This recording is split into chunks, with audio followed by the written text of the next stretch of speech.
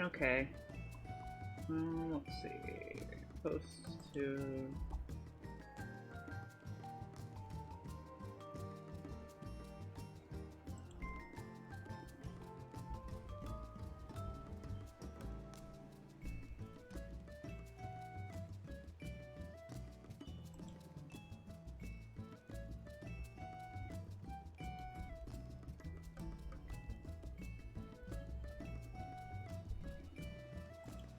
Thanks. It took me literally all day.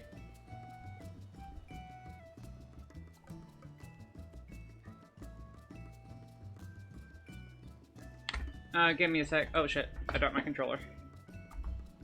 I'm just posting some Go Live announcements in a few friend servers. See, like, I tried logging it at the same time I did yesterday, and it just was like, it kept constantly giving me 202 errors.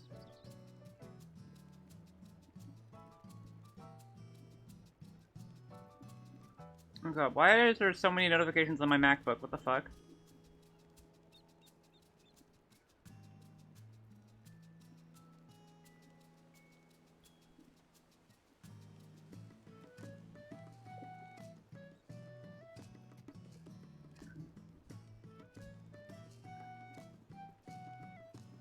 No, I'm not tethered.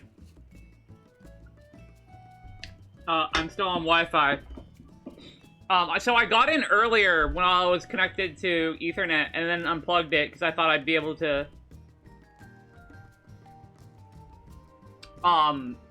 It wouldn't disconnect me for long enough, but it did, and so I have been in queue ever since that. But I finally managed to make... I'm not a fox, Etrum. Okay. Where were we even? I want to say we were in... Thavmere?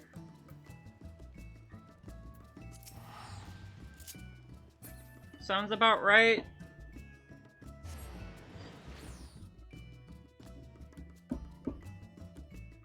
Okay.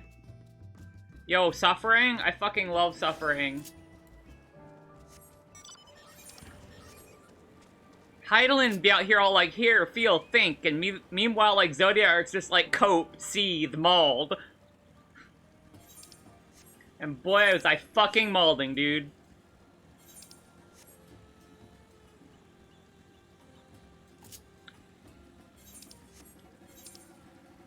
I might do a funny audio post sometime later if I feel like doing it.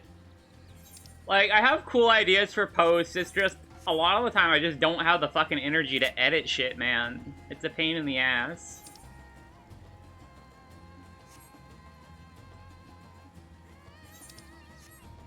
I have that terminal sleepy bitch disease.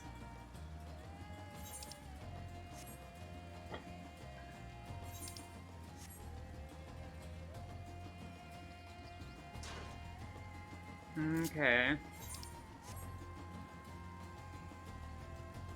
I at least made sure to, like, get something to eat before stream. I was, like, didn't know if I wanted to get up to, from, like, watching my queue. To, like, get something to eat, but thankfully I didn't get booted when I went to go grab food. And when I came back, I was logged in.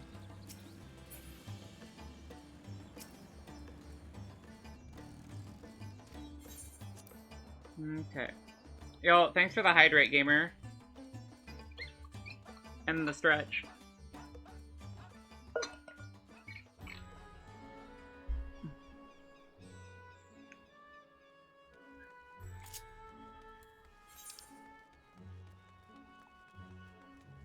Yeah, this is where I thought I left off, was there.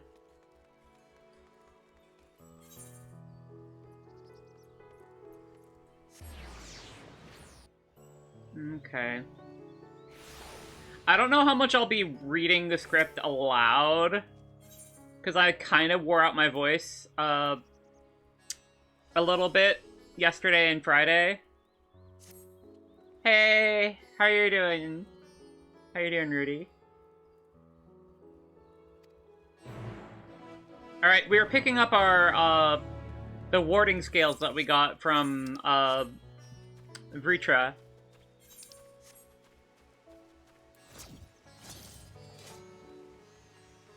Cause we went to the tower and, like, did a George Bush on it.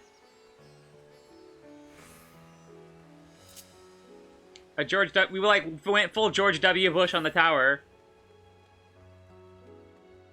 I'm vibing. I just was able to log in after being in queue all day. Supposed to follow the path left past the mulberries.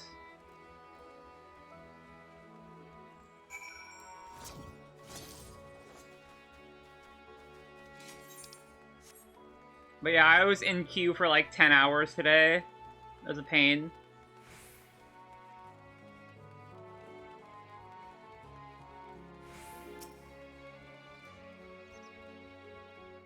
Oh, you kept getting 202'd? Oh, I'm so sorry.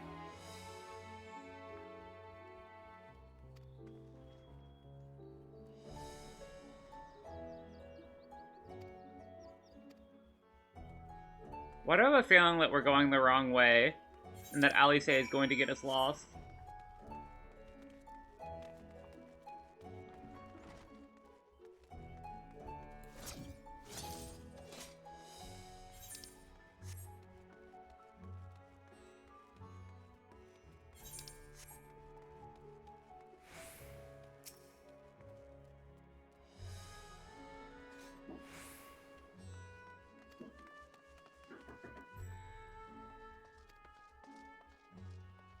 Can I attune to the Aetheryte here yet?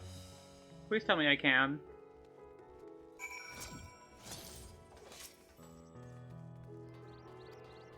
Not yet.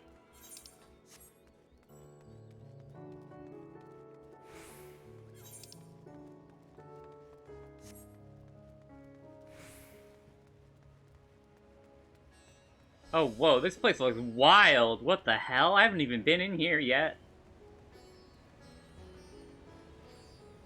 This is probably where, they're gonna sell the endgame gear, I presume.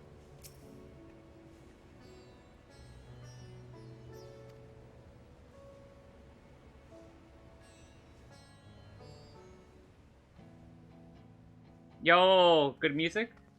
These are the talismans we were promised. Yes, and I made a quick count. There are far more than we could have hoped for.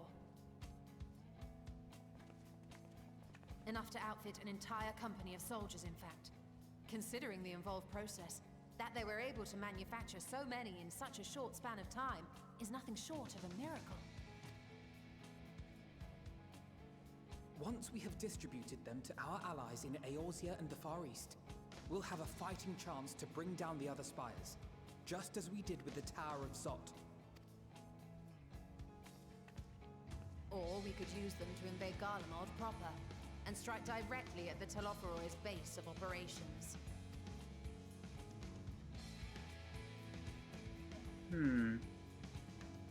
Of course, we would need to consult with various Alliance leaders before such a drastic measure could even be contemplated. True! To which end, I could set out forthwith and present the idea to each of our allies in person. Oh, we're gonna have to go to all the different places now. To undertake some few of those journeys. Oh, thank God, I don't have to go be the errand girl again. I can head eastward. Bosnia and Dalmasca are just a short hop from here. And Doma's shinobi network should come in handy for passing on the word. We shall share the burden then. Meanwhile, I think it best that you and the others take the talismans back to the Baldessian Annex. We must keep them safe and secure until we've decided upon a course of action.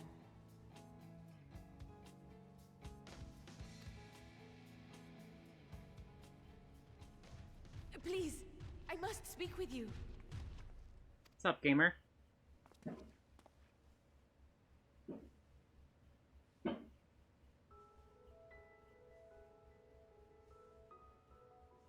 Nidana, you're awake.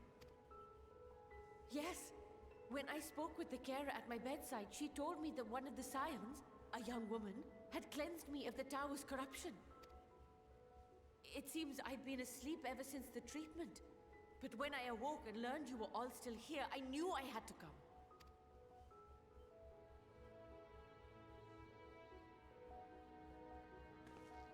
As you said, Nidana was captured only recently. Such a brief exposure is swiftly cured, so I tended to her before we gathered at Megaduta. And I am truly grateful that you did. I cannot thank you enough. All of you, for everything you've done. Destroying the tower, rescuing our people. You've saved Thavnair from an awful fate.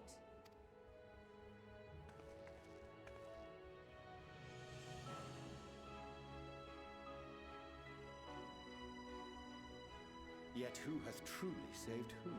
So true. Due in no small part to thine inspirational courage, the alchemists were successful in reproducing warding scales of proven efficacy. Replications of thy work now stand ready to travel across the seas unto the hands of those who might wield them against this rising evil. The talisman? Is this true?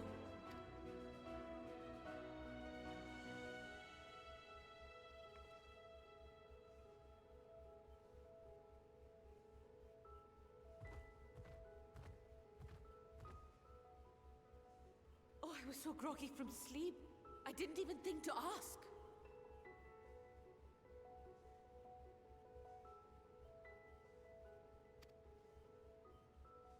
Oh, our great work sent across the seas. It was worth it. Oh, it was all worth it.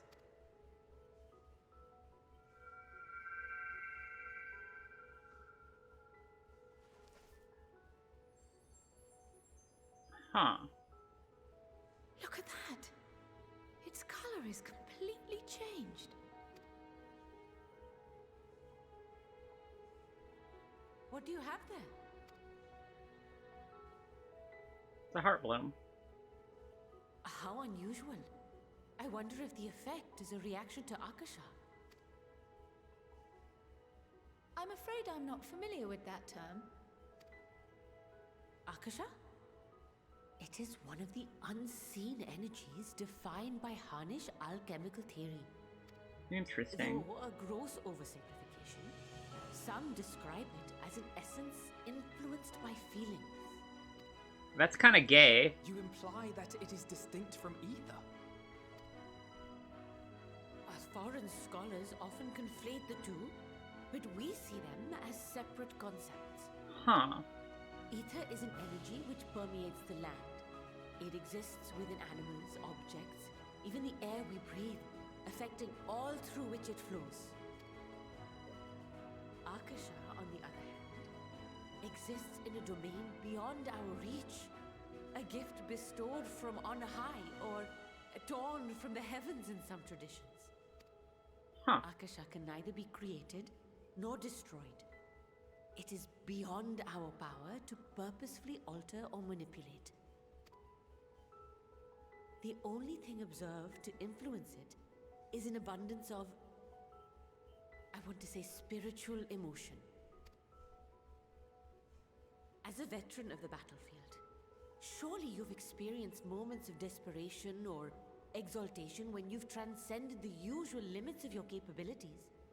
Like a limit break? That is a manifestation of Akasha, the invisible essence harnessed by heart, mind, and unyielding spirit. So is that like mean we have like some canon explanation of limit breaks now? That's kind of neat. I really must hear more about this theory. Our disciplines are based entirely upon the idea that ether is the fundamental form of all energy. I'm glad my haphazard explanation has piqued your interest. But even for us, Akasha is a somewhat abstract field of study. A lack of practical application lends itself poorly to formalized research. Which is why my analysis of your flower can amount to little more than idle speculation. I am sorry. Nonsense! You have nothing to be sorry for. Your insight is much appreciated.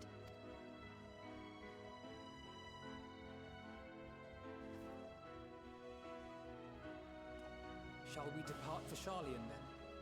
I will see to it that the talismans arrive at the annex. Well, back to Charlian then. And we will be in touch once our talks are concluded. I suggest you rest while you can.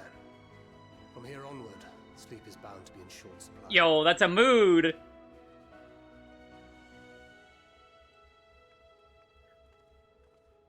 That is such a mood, Thancred.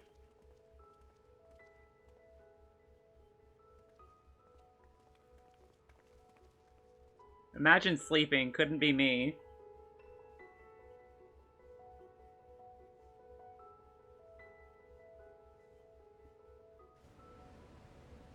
Okay.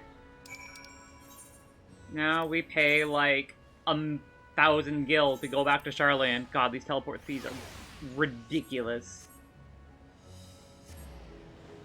Do we not have the teleport fee FC action active? I'll have to...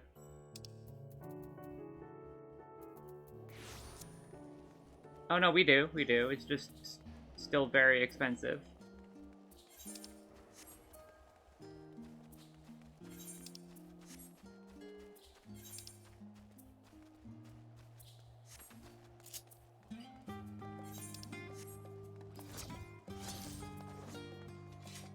I should probably use some of these priority Aetherite passes. How long do they last? Oh, 120 minutes. That's actually quite a long time.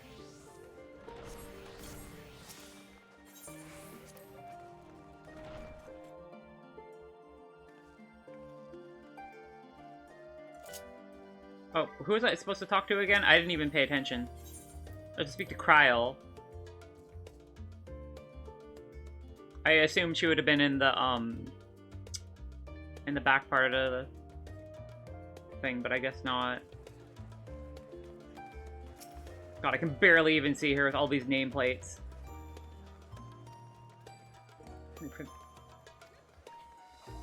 Get some rest in the meantime.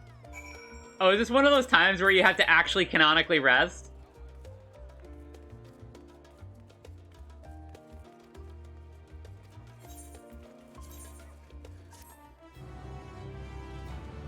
I always thought that was cute in Shadowbringers. They're like, yeah, you should go get a rest, and you actually have to physically rest at the inn, and it's kind of adorable.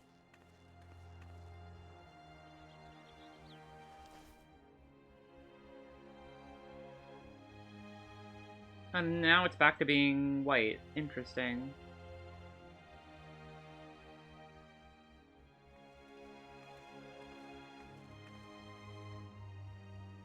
Take heart and protect them well.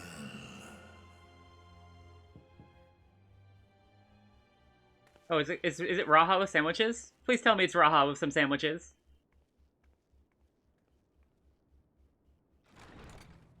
Eh? Good, you're here. You haven't eaten yet, have you? We've bought quite a spread if you're interested. Only the finest dining from the last stand.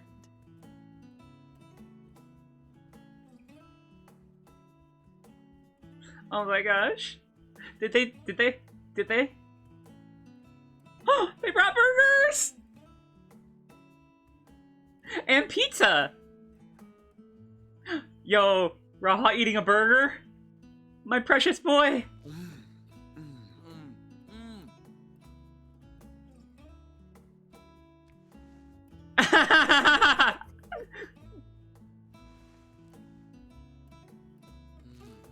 God, I want a burger. Oh my god, the cheese even has physics! These engine upgrades are insane! We invited Estinian as well. But he refused with a rather grim-faced, "No, thank you." I suspect Charlian cuisine is not to his liking.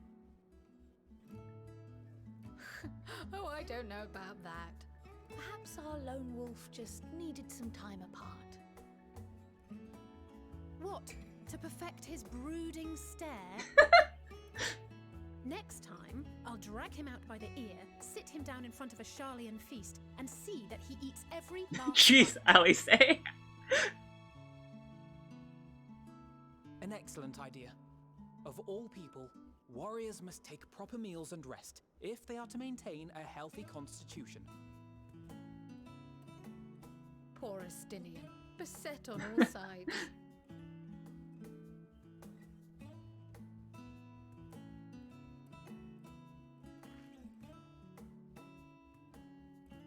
Speaking of one's physical condition, Mistress Cryle, I hear you recently played literal host to Heidelin herself. And what an experience that was. Tiring, yes, but no lasting harm done. If anything, I should have liked to speak with her longer. I've not felt a hint of her presence since. God, we've come so far from NPCs handing each other invisible Heidelin items. instructed you to carry that flower, yes?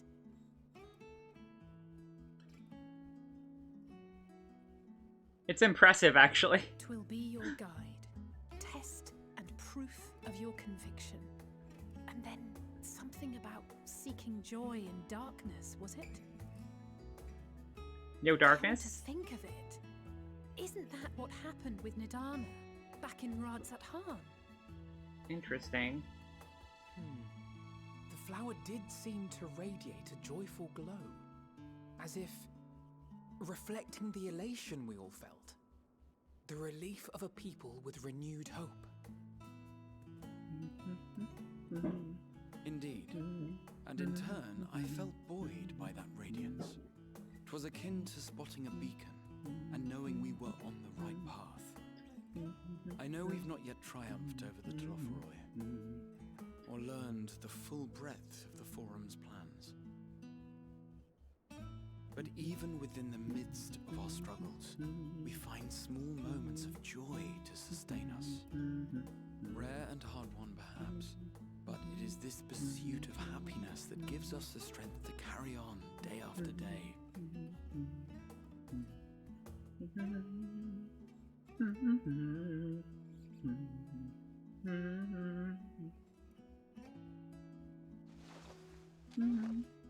Hey!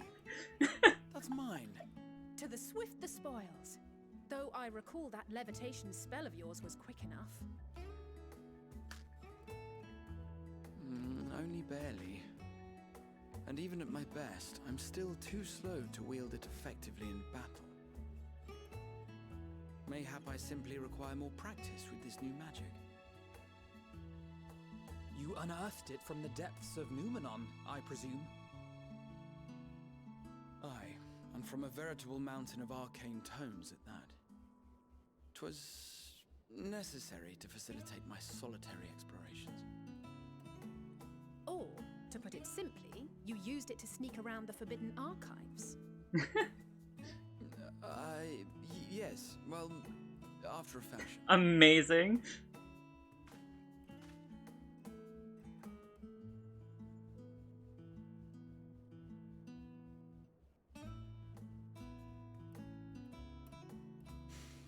They're tall, you see. The shelves, they're too tall for me. And I could hardly move the library's platforms without attracting attention. Oh my god, he's so cute. I love him. Raha, you're so adorable.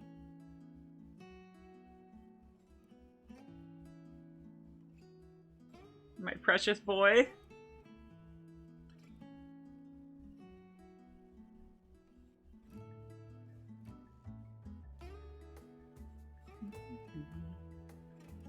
Right? Pizza and burger are real. Y'all do know these are my quarters, right? Why else did you think we were here? Surrender to thy fate, O champion.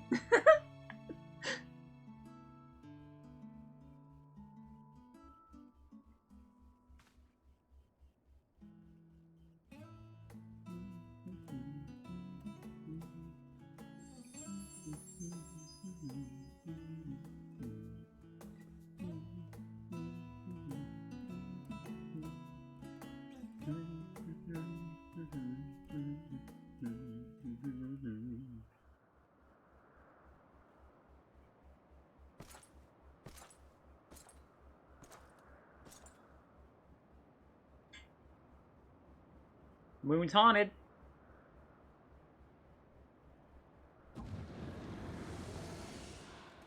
Ah! Enjoying the bracing cold, I see.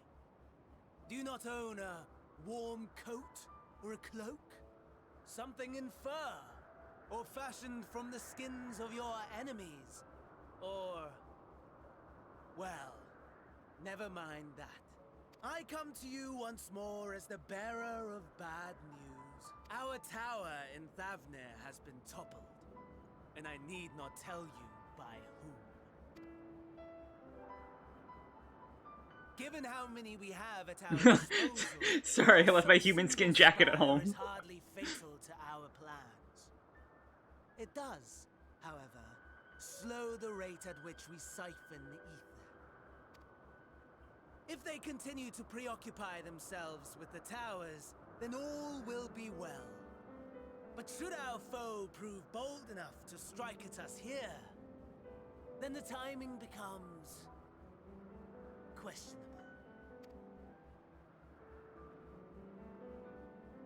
Our foe is bold enough.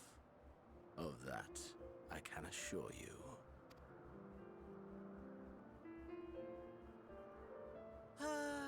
Yes, very well then.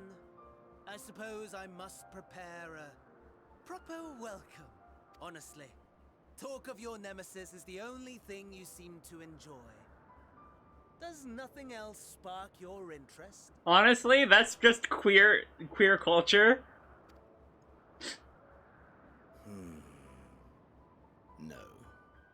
All else is equal. Equally tedious, equally disappointing. The world is a tepid bog into which we sink, too weak to thrash as the mud clings to our eyes and fills our throats till we blissfully choke.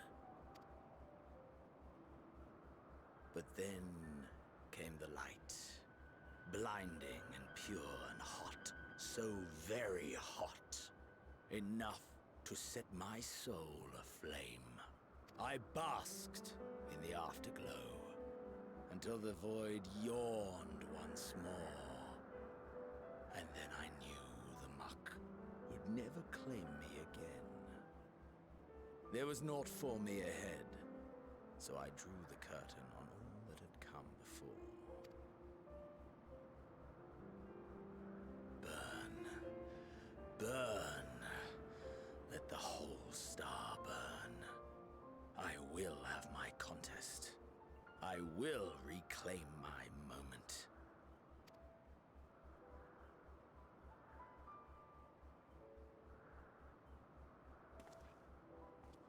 How wonderful that the emptiness of death has not dissuaded you from committing your life to its pursuit once more.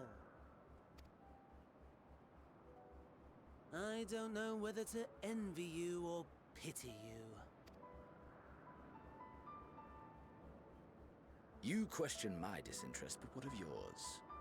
Despite your noisome antics, I sense you take little pleasure in this endeavor. Mercy, my lord.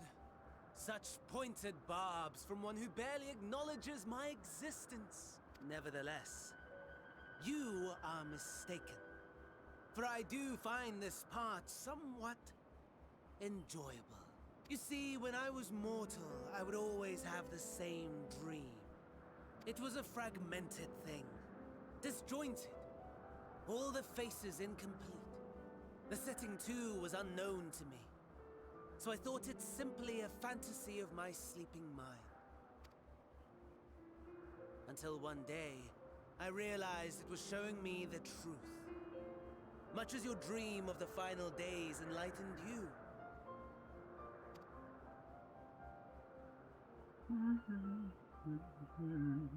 And soon, very soon, the rest of the world will see the truth of my dream too. Yes, I think that is something we can both enjoy. God, these cutscenes are so long now.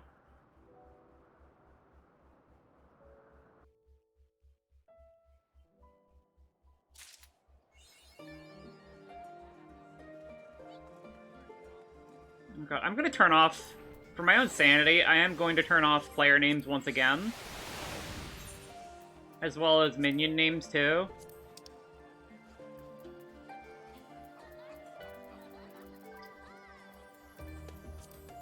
When targeted. NPCs.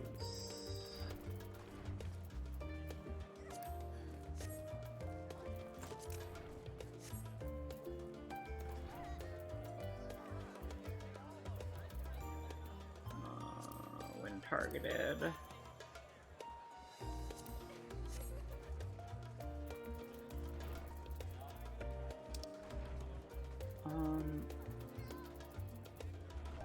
Is there no way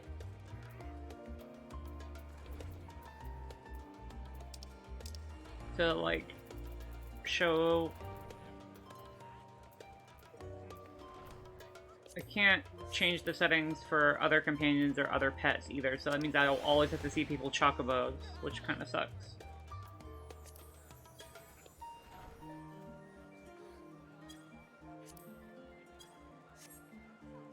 Okay. That's much better already. Oh, a new weapon.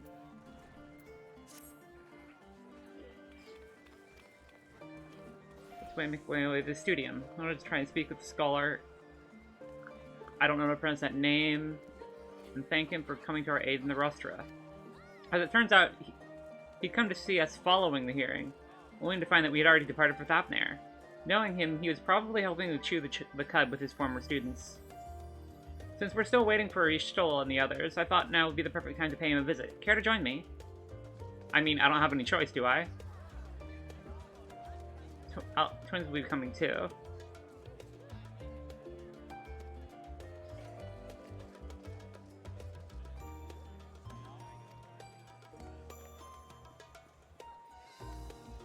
Okay.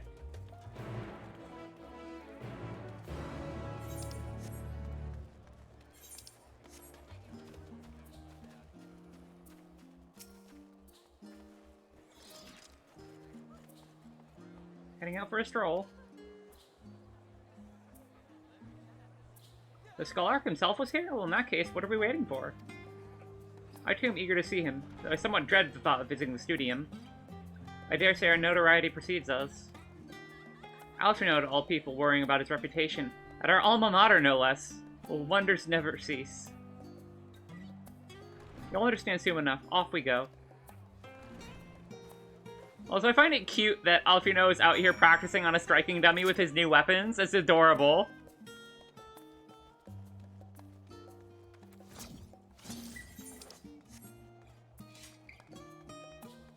Ah, thank you. Hey, Logic, how are you doing? How far did you get? I just managed to log in like 30 minutes ago because I was in queue hell for almost all day.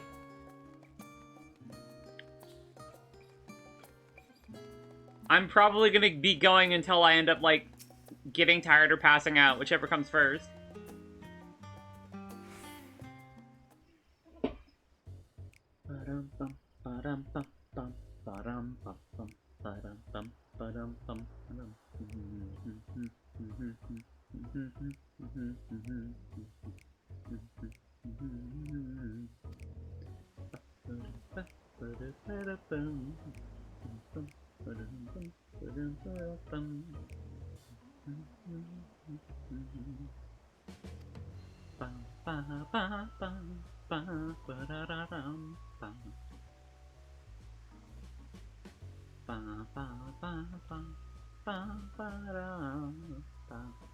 Been playing for a while at the level 86 quest. Nice, nice.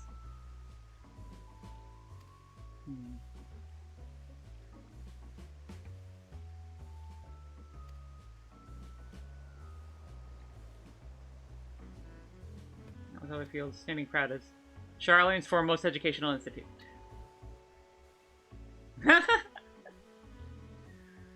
You always did enjoy giving the grand tour to new students. Indeed, I've long since lost track of how many times he recited the same foppish speech. Such undying love for his own stomping ground. He was in top form back then. Youngest to enter the studium, graduated with the highest honors in magical arts and aetherology, undisputed champion in the debating chamber. Hold on, you both joined the studium at the same age, yes? And from where you stand, you're equally prodigious scholars. Nice of you to say, but Alphinaud actually entered half a year before me. Nor did I do so well enough to graduate with honors, and I'm certainly not the studium's most notorious. Okay. I see what you did there, Koji. Koji Fox. Uh-huh. Thought... I hate it here. I hate it. Also, what the hell? VTube Studio.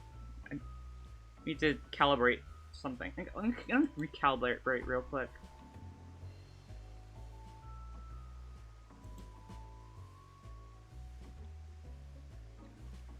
Okay, well, that was weird. I don't know. The calibration for like eye tracking sometimes just is whack, and I don't know why.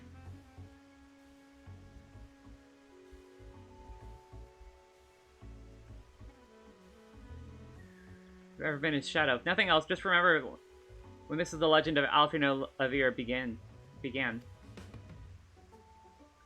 We should expect everyone to be fully aware of our recent escapades, however. Hopefully we'll be somewhat more welcome here than we were at the last stand. I know better than anyone the adoration for the student body has for Alphinaud. And with a bit of luck, it might work to our advantage. Oh, there's no time like the present. Alright, let's look for the Scholarch. Other faculty tend to frequent their offices, but unfortunately for us, he's fond of wandering wherever his whims take him. It's my camera. Is there something wrong with it?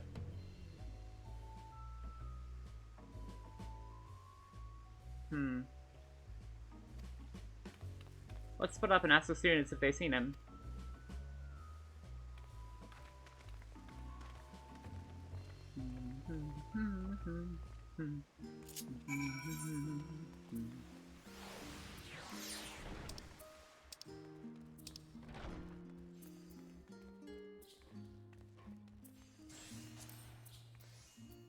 Now, what level's my current weapon? 515? Mine's better.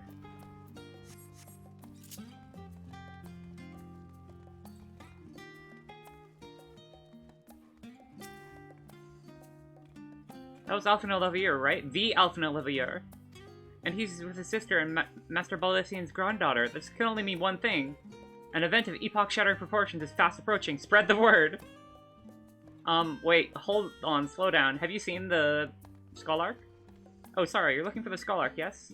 Knowing him, he could be anywhere.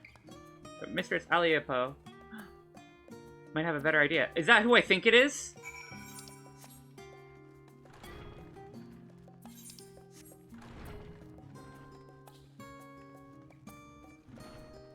Oh, different Aliepo. That makes me sad. I was hoping she would be here. Like, see her again. Like...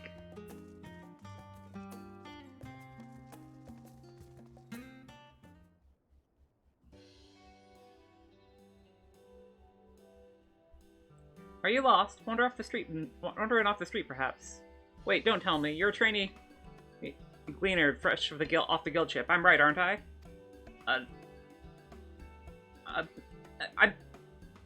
Oh, how silly of me. I guess orientation is in order. Allow me to bid you a warm welcome to the Searcher's Meet. Let me start with the question. What's the most important thing you'll find in the studium? That's right, books! The second most important? Well, it's simple. Everything else. That's what we deal with here at Searcher's Meet. Whenever the students at tutors find themselves in need of equipment or materials, they come to us. If we don't have it in our stores, we send the gleaners off to find it. Honestly, you wouldn't believe some of the requests we get. I have a Paisa this, tongue of a Gigantoad that, enough to make your hair stand on end, which is possibly what some of our students are trying to accomplish, this being a school of magic and all. As our newest gleaner, you'll have your work cut out for you, but I think you'll find it quite rewarding. Oh. Okay, I've tracked down some curious knickknacks and strange oddities, but I'm not a gleaner, I'm sorry.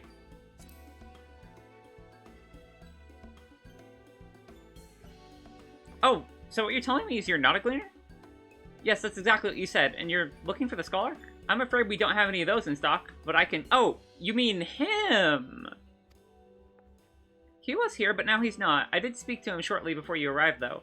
He said he was on his way to Maker's Meet. Go back in the way you came in, and you'll see it on the opposite side of the entrance. It's a laboratory of sorts, home to many rare and expensive curios, not to mention alarmingly frequent accidents. If you lose your way, just follow the blood-curdling screams! Holy shit. In the time it's taken for me to tell you all this, the scholar has probably already left. Best luck in finding him. I have a feeling you'll need it.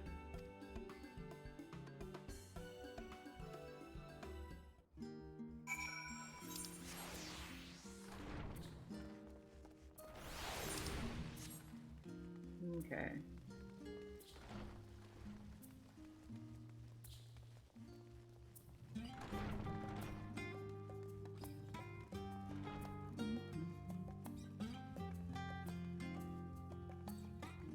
Oh. Yes, the scholar was here a short while ago. He offered me advice on my current research project. Though we spoke at length, I don't recall him mentioning where he was planning to head next. When we parted ways, he went down the corridor. Perhaps one of the auditoriums. Oh, boy. This guy is incredibly annoying and difficult to track down.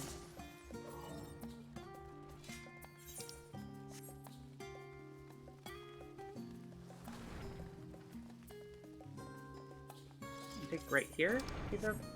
There we go. There he is.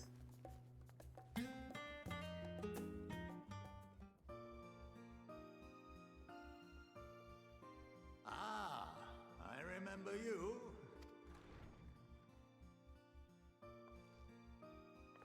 I pray we have not caught you at an inopportune moment. We wanted to offer our thanks for your kind words in the forum.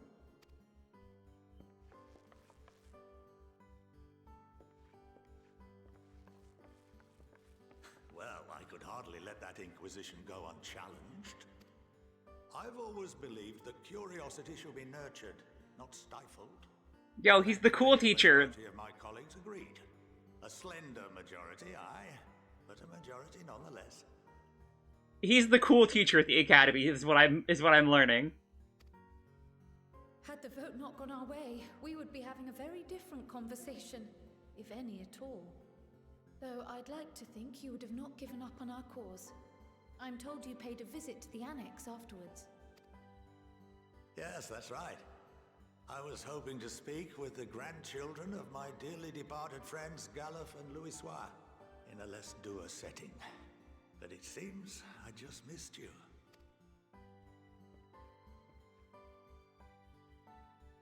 I still can't believe how much you've grown. If only your grandsires could have seen the way you presented yourselves to the forum. Why, it fair brought a tear to my own eye. You must have the patience of a saint, putting up with this lot and their antics. Never mind Montoya's prize student. Luckily, I know a thing or two about managing unruly younglings. If you ever need advice, don't hesitate to ask. Will do. I'll keep that in mind.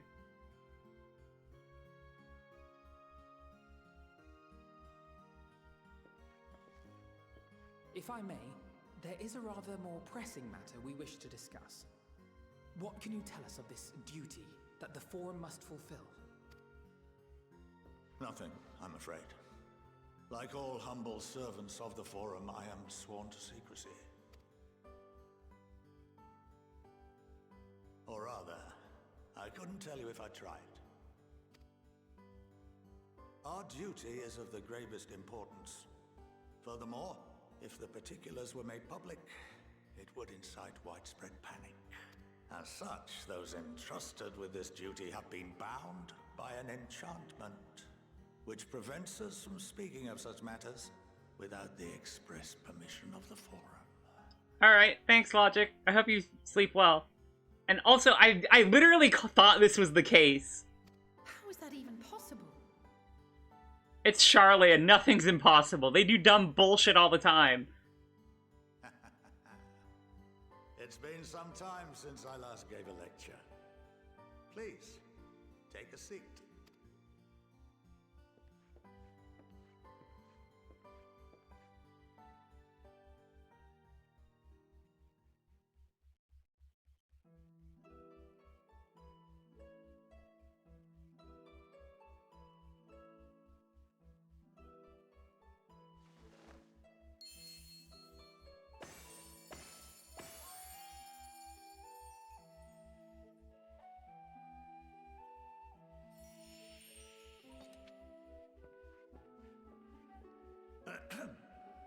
We shall begin by reviewing the fundamentals of etherology.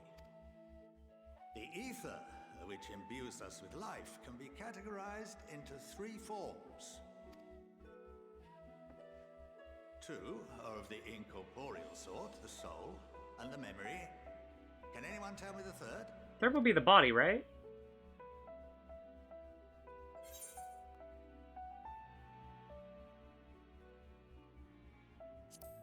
The corporeal aether. Yes, very good. This is the form with which the layman is most familiar.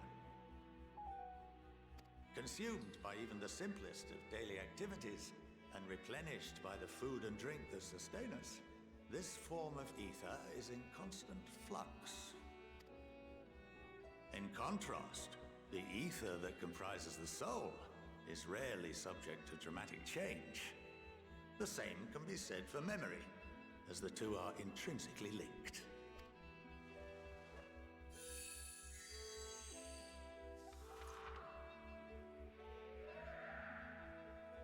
Picture the soul as paper, and memories as words written upon it.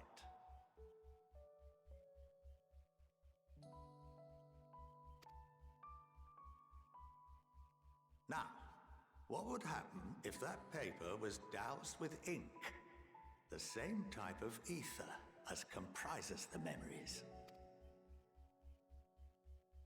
Well, you wouldn't be able to read it.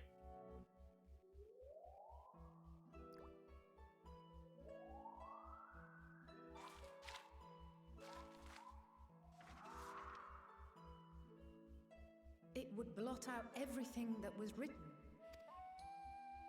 Precisely.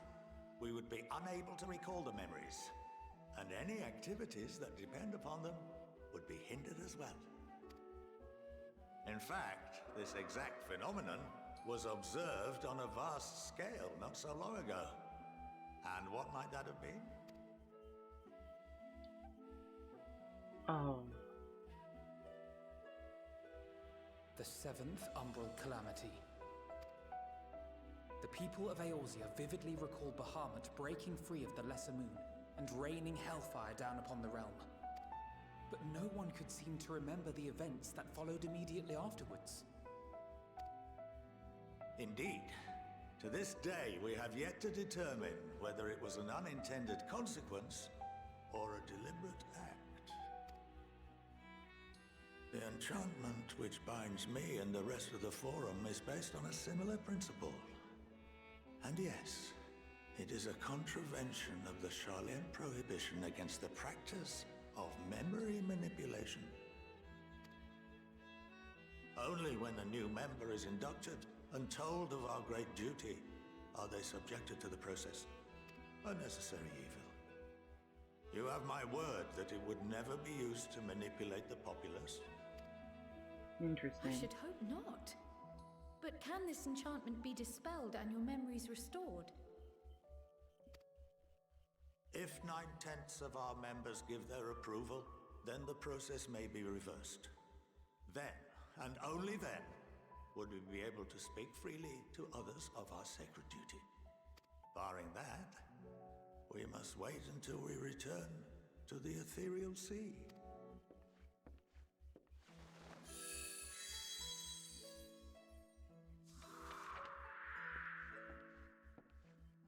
For there we will be purified, the blots upon our souls washed clean.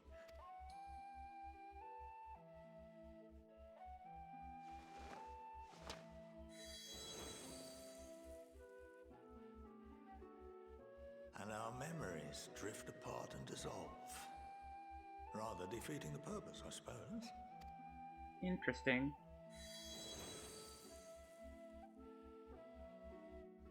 But there are those memories that are indelibly etched upon our souls, some believe. What happens after that? We are reduced to pure ether, coalesce with that of others, and create souls anew. Alternative schools of thought assert souls remain whole and return to the corporeal world, reborn into another form. Both theories have their proponents. Personally, I consider each equally probable.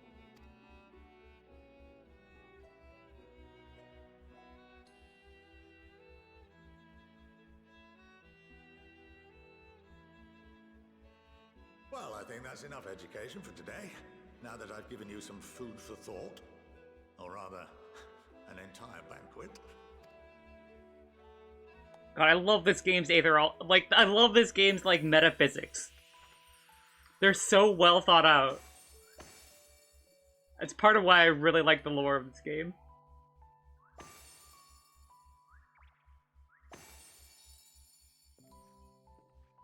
I would remind you that although I'm unable to assist you with certain matters, the resources at my disposal may still be of use to you. I'll arrange for you all to be given the run of Phenomenon. Of course, as associate to our alumni and the students of Baldessian, this privilege is extended to you as well, my friend.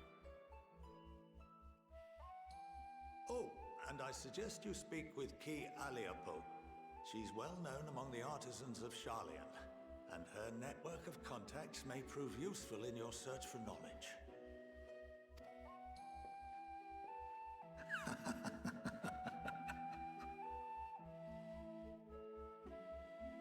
What a cool teacher. I love teachers like that. It reminds me of some of my,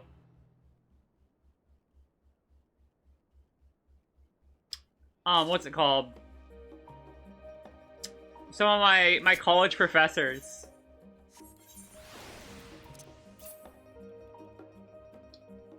So quick story time. When I was in college, right? During my game design classes, while listening to lectures, I was actually coding a game. A lot of the time. And when I asked if I could present the game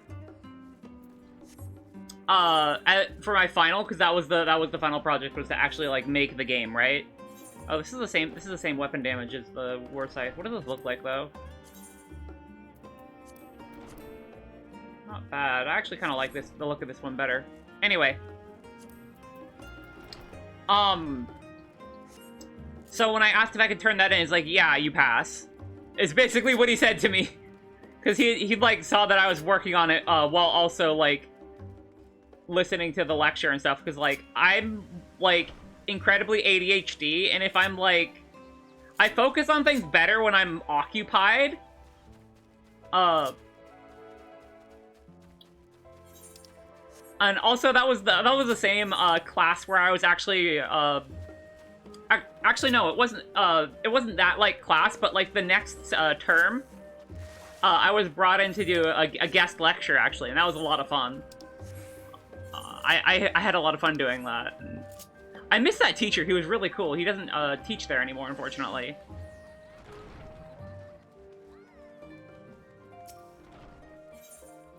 But yeah, for the guest lecture I did, I basically walked everyone through, creating a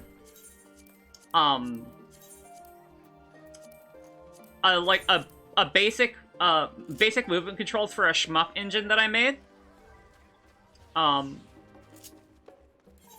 And that was really cool. And it was a really fun experience. See how this looks with our current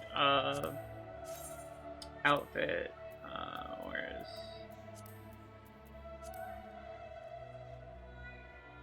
Right, that's the deep gold one, right? That's 380. Oh, that's 385.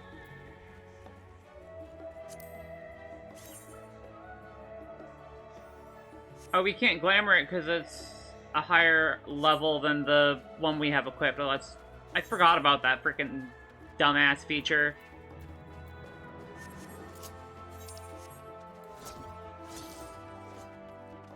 Oh, whatever. The scythe we have looks really cool. The Lakeland one.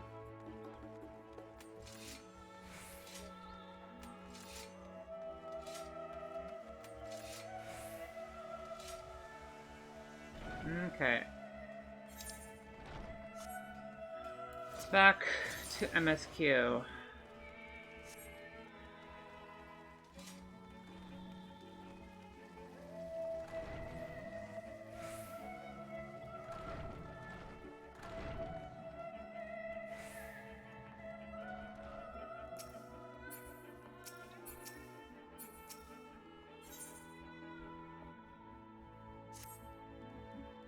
Well, it's given me much to mull over. I feel as if we're one step closer to understanding the forum's true motives, and the mysteries of life itself, for good measure.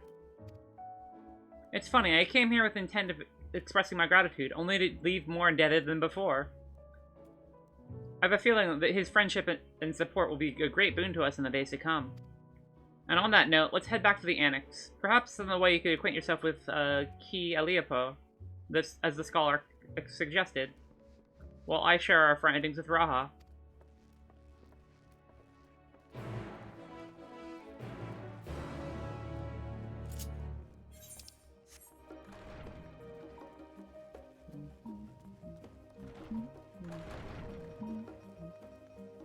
God, it's...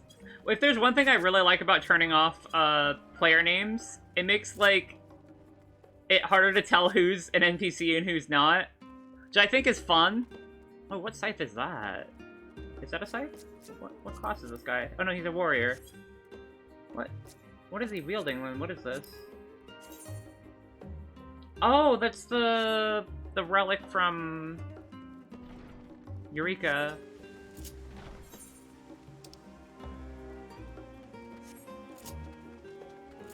I thought it was a scythe for some reason because of the little pointy bit I had on the end. Okay.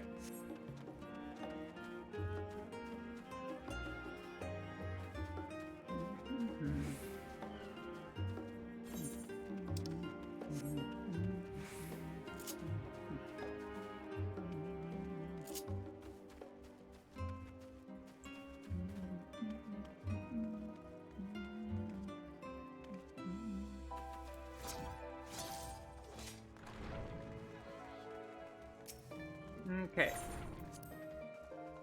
Hey, Yuzu, good evening. How are you doing?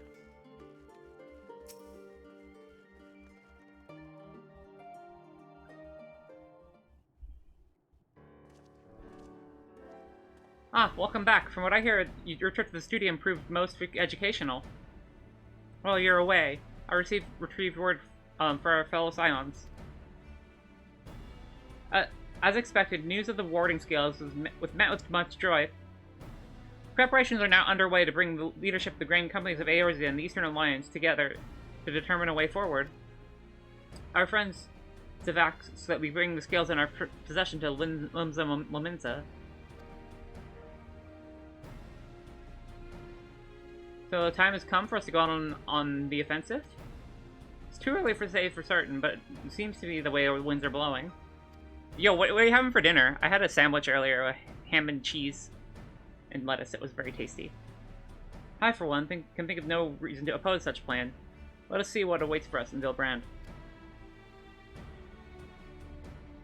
Let's start by getting the scales out of storage. Give me a hand, would you, Estinian?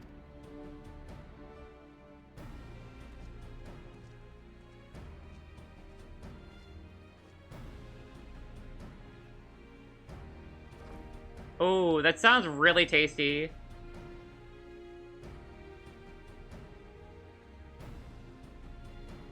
Phew, didn't even realize these crates were so heavy. I shouldn't complain though. Vritra and the alchemists of the great work put their heart and soul into every one of these scales, so you must treat them with the utmost care. Are you not coming with us? As much as I'd like to escape the Forum's watchful gaze, I've little choice but to stay behind. We're already on thin ice, and if I, in my capacity as our official representative, were found to be consorting with foreign powers, well, you can imagine how well that would go. So I'll remain here and do my utmost to remain ruffling any more feathers as I await word from Master Matoya and our other allies. With luck, we'll have some good news of our own to share. The tide is about to turn. I can feel it. Tilimza Lominza. Ligma Lominza, send tweet.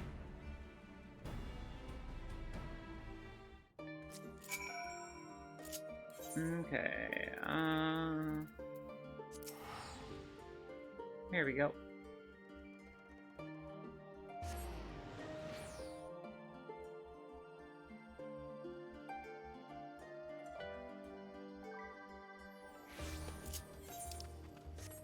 Yo, I haven't been to the Bulwark Hall in... When was the last cutscene we even had in the Bulwark Hall on FF14? I can't even remember.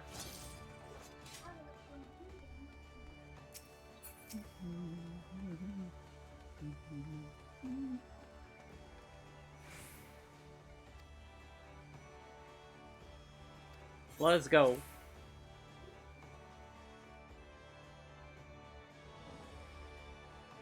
I think this is probably going to be a voice cutscene, I think. Yeah, that sounds about right, Yuzu. Oh, really? It's not voiced. My apologies for calling you away from Charlie on such short notice. On the contrary, we're very honored and grateful, and pleasantly surprised to be joined by such esteemed company. So it's only the right that decision be conducted in person. We are locked away in a war of attrition. Our forces struggle to contain the threat posed by the towers, and it is only a matter of time before we are overwhelmed. Victory will be claimed only through decisive action, and we have taken the initiative to set the wheels in motion. It's reassuring to learn that we are all in accord. But might I ask what your plan entails?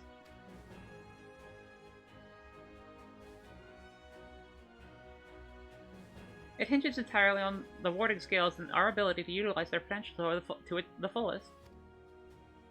During our time in Charleon, the allied nations have been engaged on separate fronts, with no end in sight.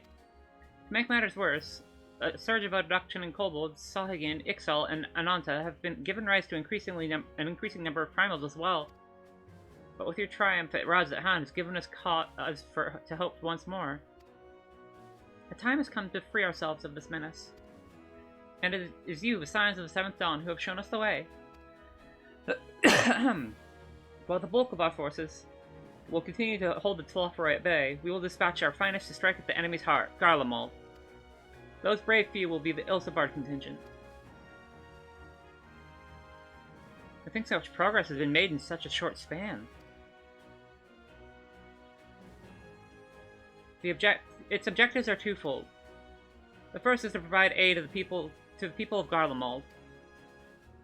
As previously reported, countless Imperial soldiers and civilians have been tempered. Robbed of their free will, they serve the Telophoroi's every whim without question. They too are victims, and it is our duty to deliver them from their suffering, not for strategic or political gain, but because it's the right thing to do. I did not ask that we set aside decades of conflict and conquest, that we simply choose to forgive and forget. I only ask that in choosing to remember that we do not also forsake our compassion and morality, for without that, there can be no reconciliation, only death without end. Aye, and that we can all agree. Our second objective is the colossal tower that Thancred and Urianger observed at the capital. Through its those purpose remains unclear. There's reason to believe that the smaller spires are merely a precursor of what's yet to come. Until the Tower of Zolt was toppled, we failed to make any headway. Though same could be said of the Telophoroi, there's certainly no rush to press further into our lands. I'd wager that the Spire's primary purpose is to divide us and keep us occupied, while they work towards our annihilation. That would be substantiated by Y'shtola's analysis of the Tower's influence on ethereal currents. Based on her observations inside the Tower of Zolt, the Spires siphon aether from the land, consuming it to maintain their form. However, they draw forth far more than is required for this task alone. The excess of aether remains unaccounted for, but we can be sure it's not being harnessed for our benefit. It wouldn't surprise me if the least of it is being redirected to the larger spire in the capital. There's larger logic in that. Regardless, once we have uncovered the truth, we'll bring their schemes crashing down along with those infernal towers. That's all well and good. But what did you have us do? I assume it's more than handing over the scales and being on our way. We want you and your scales to join the Ilsabard contingent. Consider it an official request from both the Grand Company of Eorzea and the Eastern Alliance. Do you accept? Well, perhaps you should be the one to answer that.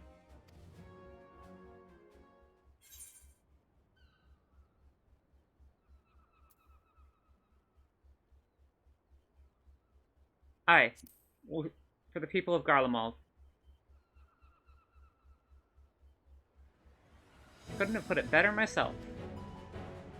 Rishola, Thancred, and Urianger have already pledged their support and on their way to meet the rest of the contingent. They were very positive you would come to the same decision as they did. Luckily for all involved, their prediction was correct. Once you've delivered the warding scales to Alamigo, the contingent will embark on its journey to Ilsabard. Gralbon and Lord Amaric are overseeing preparation, so I suggest you make yourself known upon arrival. Pack warm clothing, furs, and the like. Without it, the cold will do you in before the Telefroid so much as draw steel. As for us, we'll keep the enemy busy while you're gone. They're not the only ones who can create a diversion. Now go safe, in the knowledge that Eorzea will be as you left it. Or better, upon your return.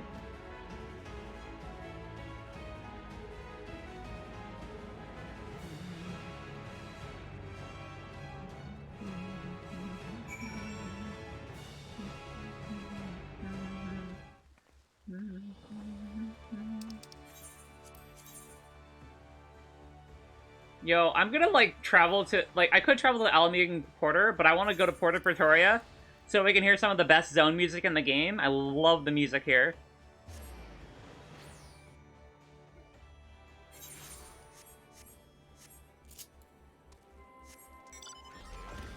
Just listen to this music. Once we get out of the settlement.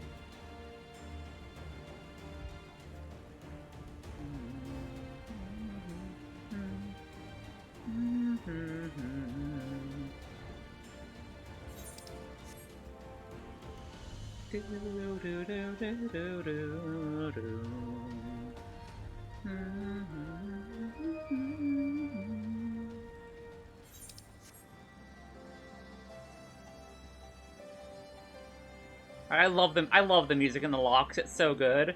Both the day theme and the night theme.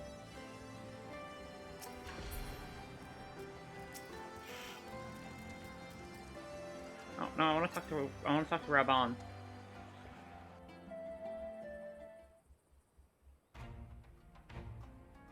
Ah, the Wanderers return. You've been busy bringing down a tower and producing the keys to destroy the rest of them. You should be proud. These boarding scales of yours are what's made this whole venture possible. Will you and Lord Emmerich be leading the contingent? Regrettably, no. Our role is to organize the various delegations into a cohesive unit. Once we've seen you all off, it's back to our respective posts. We dare not neglect our duties for too long, lest our defensive efforts fall into disarray. And just between us, there's a fair amount of direct opposition to the formation of the Ilsabard contingent. The very suggestion that we send some of our finest troops behind enemy lines to render aid to unto the Garleans has made me rather unpopular in certain quarters. Can't please them all. Sadly not, though I do my best. Truth be told, I'd much rather be at your side charging into the fray. Alas, I've got my own battles to fight, where words might serve me better than any blade. That's gay. I hate to say it, but Lord Emmeric's struggles mirror my own. For the time being, the best we can do is offer you peace of mind from knowing that Eorzea is in safe hands. As you fight in the good fight in Ilsebard, I and the other commanders will do what we can to convince the naysayers that our cause is just. Thank you, both of you. We meet again.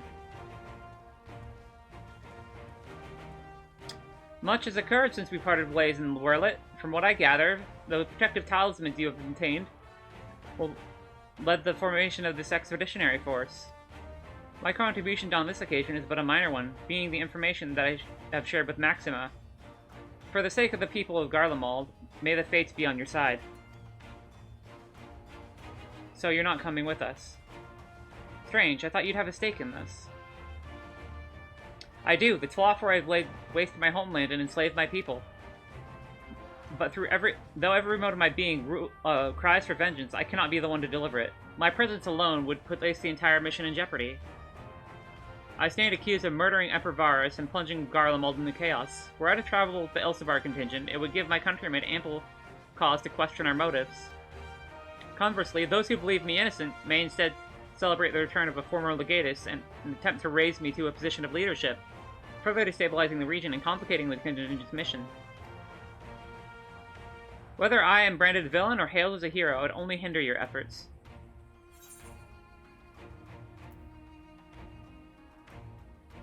Well, Delta will be pleased to see me step foot on Garlean soil.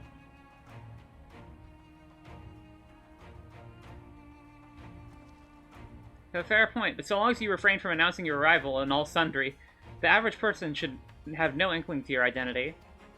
Although your titles and deeds are common knowledge, only a select few would recognize you on sight alone. Perhaps one day they'll learn that the Warrior of Light is not a demon to be feared, but a woman deserving of their trust. So true, Breasty. In light of Gaius' rather unique circumstances, I instead will assume the role of your guide. Though I may have defected for political reasons, my love for Garlemald endures. I wouldn't stop at nothing to protect her and her people. Well said. Might I ask that you escort our friends inside? You might even bump into an old acquaintance or two, and if I don't see you, again ere we depart, may the Fury guide and protect you. All of you.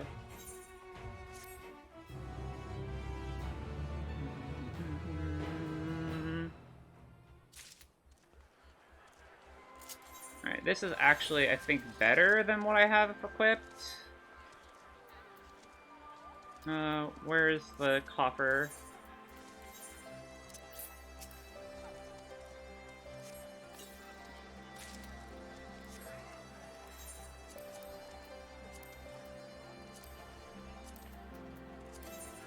Yeah, this is just straight up better.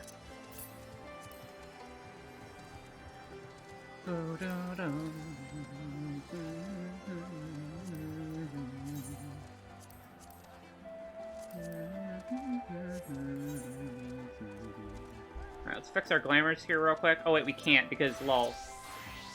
Whatever. We should be fine. Alright, let's talk to Maxima and get this party started. The other members of the Ilsebard contingent are gathered at the Royal Palace. I shall inform you of their arrival, so please make your way inside as soon as you're ready.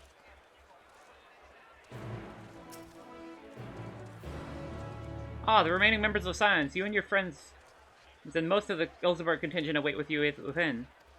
Would you like me to see you through? Let's go.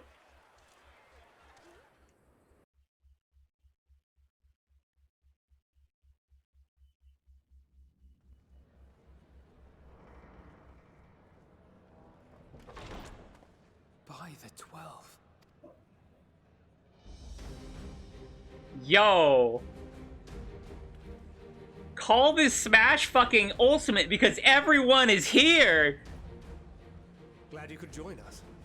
I hope you don't mind, but we went ahead and started without you. As you can imagine, our traveling companions were eager to become acquainted. 'Tis a rare thing indeed to see such a diverse and talented group of individuals assembled for a single purpose. We fight not only for the sake of Eorzea, but for the entire world, including the people of Garlemald. Much rides on the efforts of the Ilzabard contingent. Okay, so I can spot right now one of the white mages from the white mage quests. I think one of them is the person who accompanies you from either the Lancer or the Bard quests. Or, I also see the Thaumaturges, obviously. I think I see Emmanuel in here too, as well. Of course, Lise. And, oh, that guy's from the Marauder quest. That's who the big row is. Indeed, which is why I am glad to find myself in the company of many trusted comrades. Yo, long time no see.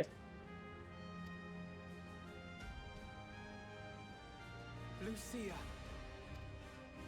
I have come at the behest of Lord Emmerich, who has honored me with the role of Ishgard's representative. Yo, did she get a new model? What a glow up! Not least my former homeland.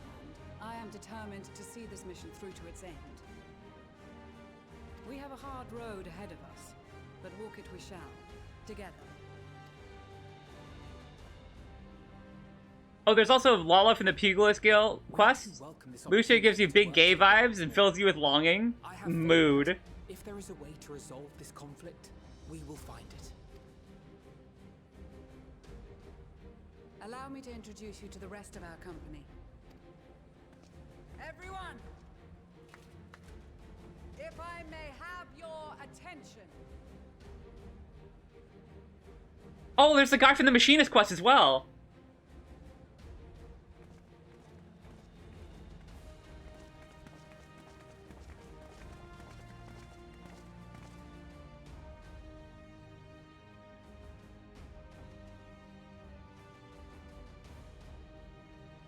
Might I ask you to speak first?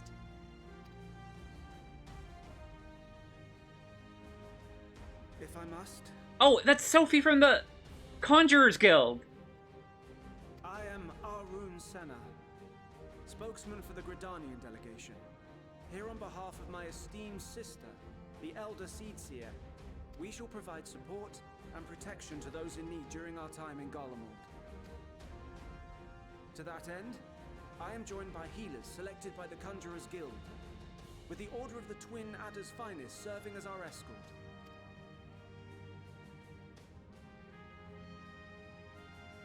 Of course, with an experienced white mage such as yourself accompanying us as well, those requiring more involved treatment will be in safe hands. Raya O sends her regards, by the way. They're acknowledging. So they're acknowledging this because I used to main white mage, and I've done all the white mage quests. Suppose I'd better say my piece. Wait, I know you. The name's Sicard, in case you've forgotten. Truth be told, I'd rather you had forgotten.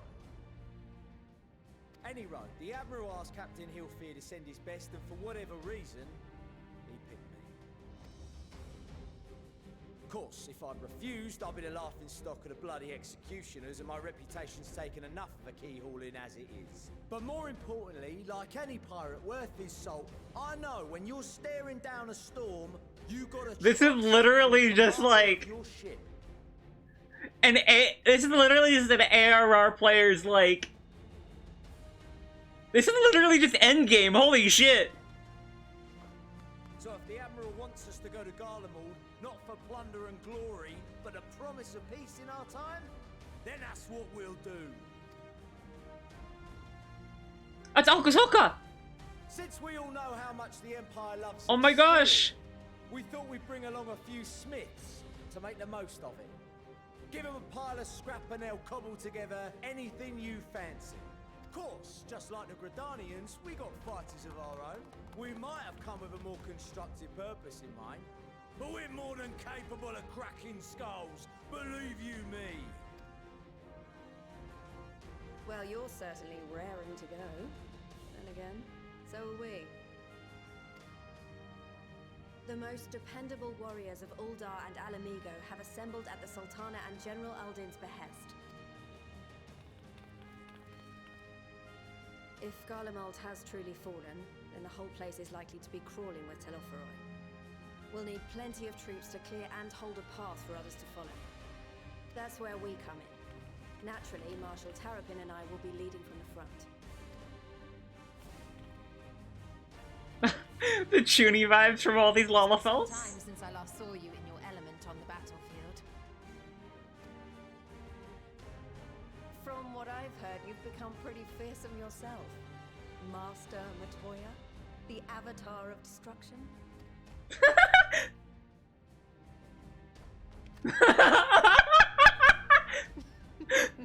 Amazing. With comrades like these, I know we'll succeed, no matter what awaits us. And then we might finally get a chance to enjoy a good long rest. But Until then,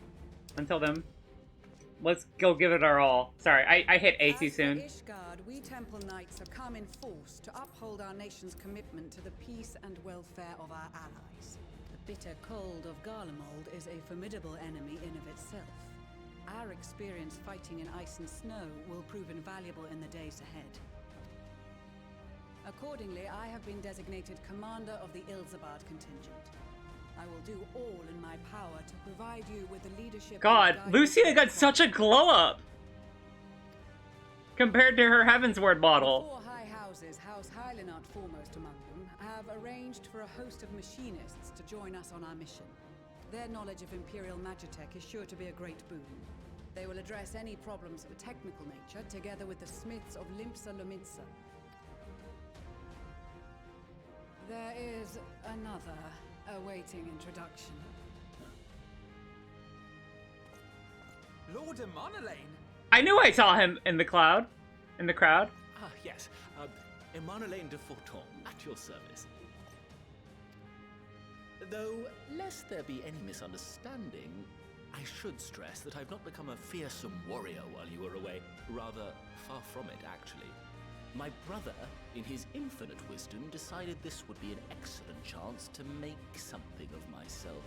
Oh, and fight for world peace and all that. But, should the opportunity arise for a spot of ballroom dancing, I will be your twinkle-toed gentleman of light.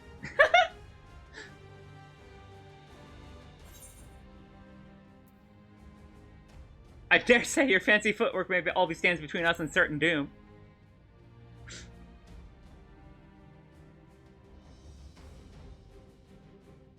Huzzah! I cannot wait to regale Honoroa with my tales of daring do. I believe that concludes introductions for the Grand Company of Eorzea. Our allies from the Eastern Alliance were due to arrive some time ago, but it would appear they have been delayed. Would that be the Shinobi of Doma? Actually, they've been tasked with relaying messages back and forth between the various Eastern nations. According to Lord Hien, however, an equally capable company of warriors. Oh, we're gonna get the warriors from the steppe, aren't we? Out of my way, you preening fool! Sadu!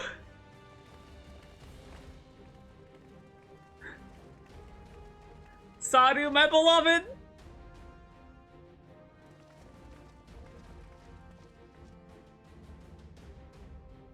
Forgive us for coming late. We are the delegates of the Eastern Alliance.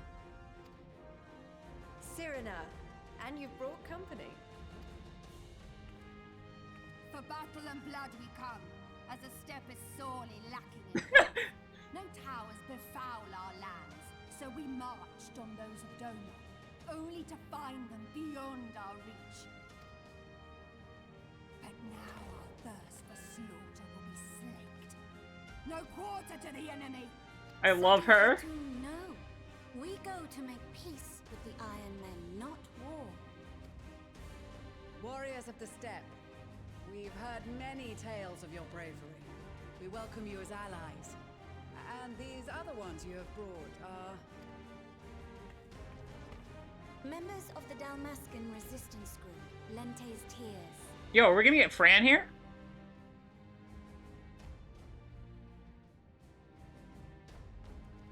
and the Bosnian resistance. Between them, they have a wealth of experience in espionage, and are particularly adept at infiltrating Imperial facilities, which is fortuitous, since Garlemald's domain is so vast that I could never hope to handle reconnaissance duties all by myself. Dalmasca, Bosnia, Alamigo. All lands which have suffered the tyranny of the Empire. I would never presume to question your motives. Nevertheless, I must reiterate that our goal is to aid the victims of the Telophoroi, the common folk of Garlemald. And they are victims, make no mistake. Though I understand that many may struggle to see them as such. You're more right than you know. For every one of us that answered the call, there were a dozen that refused. Not only in Alamigo, but everywhere we went. And who could blame them? The Empire's always been the enemy. But after seeing what we've seen, fighting and working against and with Garleans, there's no denying the simple truth. They're just people. No different from you or I. They've got their share of liars and murderers, but so do we. So do we all. Yo, we lying and murdering? I love murdering. Fordola, who once swore herself to Garlemald, has proven herself a trusted ally time and time again. Every Eorzean here knows Cid Garland, the Imperial defector who shared with us countless technological wonders. Gaius bloody Baelsar himself is working to help rebuild Werland, a nation he once conquered. So you can believe me when I say that every fighter here understands and accepts that the Imperials are not monsters and are deserving of help. Or at least that they were able to put aside their feelings for the greater good. It won't be easy, but we're all determined to make this world a better place.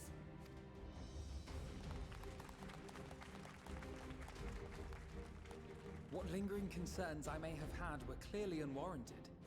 I agree with everything you said wholeheartedly. Then we are in accord. Now, let us review our strategy.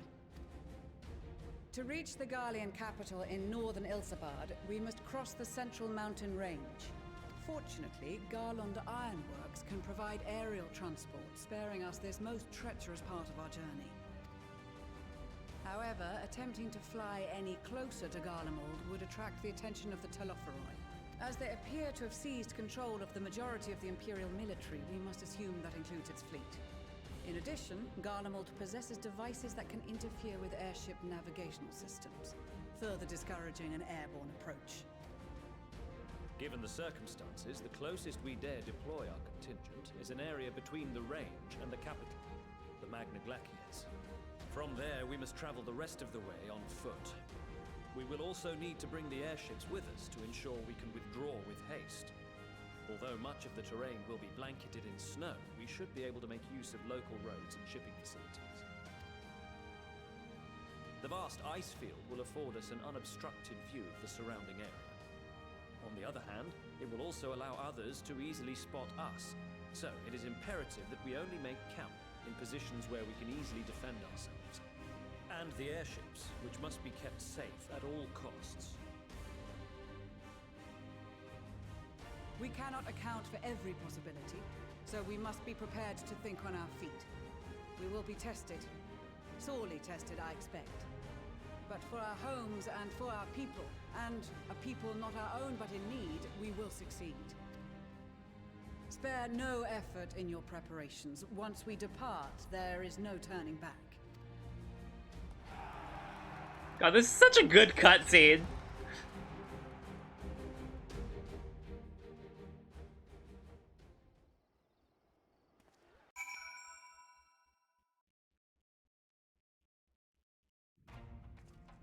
Alright, first things first, before we go, I need to fix my glamours.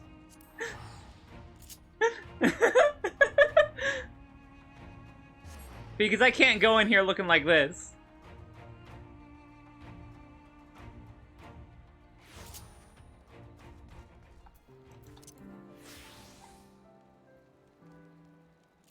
Okay.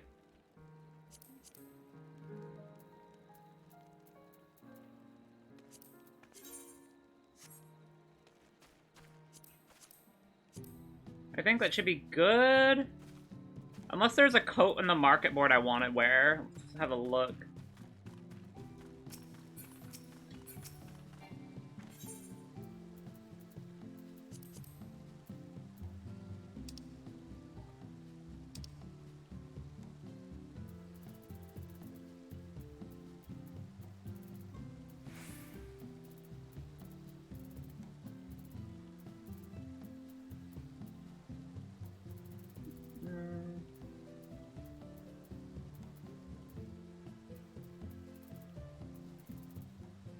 What's this look like?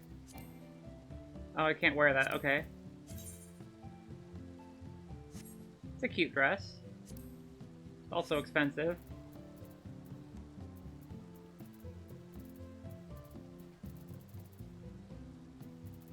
Okay, I think we're good for now. Let us head back to Alamigo and get this shit on the road.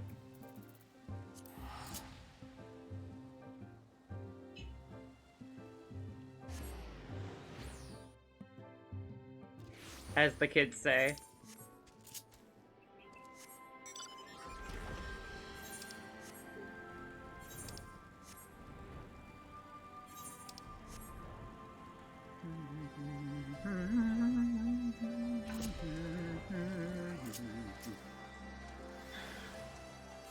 Let's go.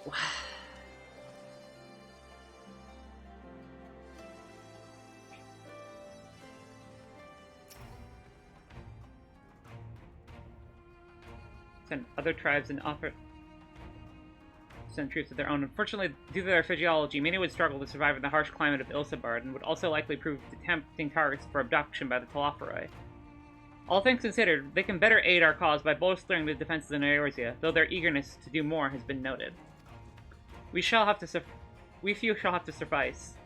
Ere we embark, we must distribute our warding scales to our comrades. Care to do the honors?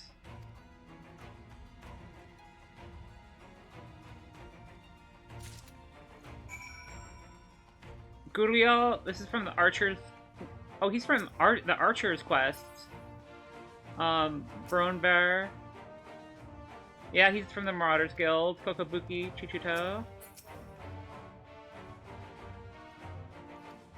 And Stevinian. I don't know how to pronounce.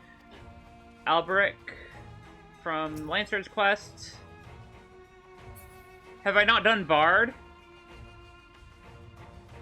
I have Bard at level 50.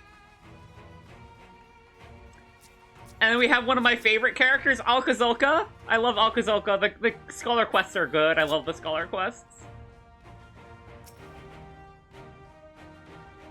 You heard it would be cold in Garlemald, so we came prepared. Here's your scale. Sanson and Gulio are 51+. Yeah, no, I remember Sanson and Gulio. I have Bard at level 60-ish. See, we'll make sure that no one misplaces theirs. And before I forget, I have a message from Hien. In distant lands, in times of strife, together stand, together fight. In darkness shines the light of life. I hope I've done his words justice. Doma, much like Othard, has been plagued by the towers, yet while he could not be here, he wished to express his shared conviction. Hien and Yugiri labor without rest to unite the people, and with their aid, we will keep the enemy at bay. And we of the Steppe in the Eastern Alliance will repay their efforts by ending this war.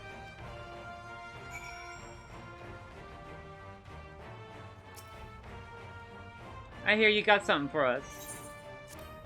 I just wish they could have brought the Rogues Guild NPC. That would have been dope. Them scales are the ones everyone's been talking about. Pretty little things, ain't they? Reckon they'll be worth a gil or two when this is all over, but we'll hold on to them for now. One more thing, I know you're thinking, why didn't they send Ainzar instead? Buggered if I know. All the old Captain Hilfear told me. He said they need someone to help safeguard the future, and here I am. Can't say if they haven't gotten the sense of honor, of humor. Of course, some of you might be wondering what good a pirate is on dry land, in the middle of the sodden snow of all places. Oh, you're true. You're right. You're right. Everyone here is volunteer. Well, me and the crew will do whatever needs doing, so let's set sail, or however the saying goes on airships. Yes? Here you go. So these are the famed warding skills. Enough for me and my men, I see. I myself am grateful for this opportunity to visit distant lands. I wish to follow in the footsteps of Master Etoa and learn all there is of this star we call home. Indeed, the primary reason I volunteered to join this expedition was to journey outside the 12th Wood, much less enter Imperial territory, is a rare privilege afforded to a Pagel. Not that I'm tagging along to see the sights. The Garlands would benefit from my healing magics, as would our comrades should fighting break out.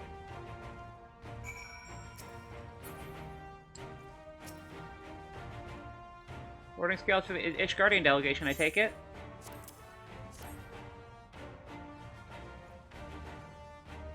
Many thanks. These talismans may prove to be the deciding factor in the battles to come. I find myself conflicted by this foray into Garlemald.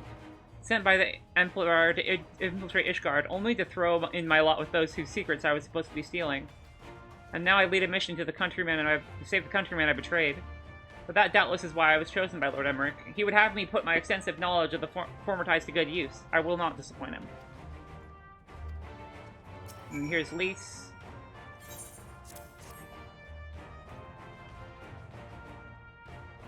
Wow, look at that. Even a layman like me can tell they're bursting with Aether. All the better to fend off tempering waves? Is that the right term? Anyway, this will give us one less thing to worry about, which just leaves the mountain of whatever else is waiting for us in Garlemald. Only one way to find out, eh? And nervous or not, I'd march up through all the 7 hells that would give me a chance to put Xenos back in the grave where he belongs. Where's Maxima? There he is. Good warding scale for me too. Yep, here you go. Thank you for this, and for going to such incredible lengths for the sake of my people. Though I've little to offer in return, I would impart some advice, if I may. You have been told by many to wear the cold of Ilsabard, and I cannot stress this enough, that this is no token mourning. I will be distributing specially made tinctures, courtesy of the Alchemist's Guild, but understand they are no substitute for proper protection. I leave the provisioning of said protection to your discretion. Now let us proceed to the Alamegan Quarter. While you make your final preparations, I will have the pilots ready the airships.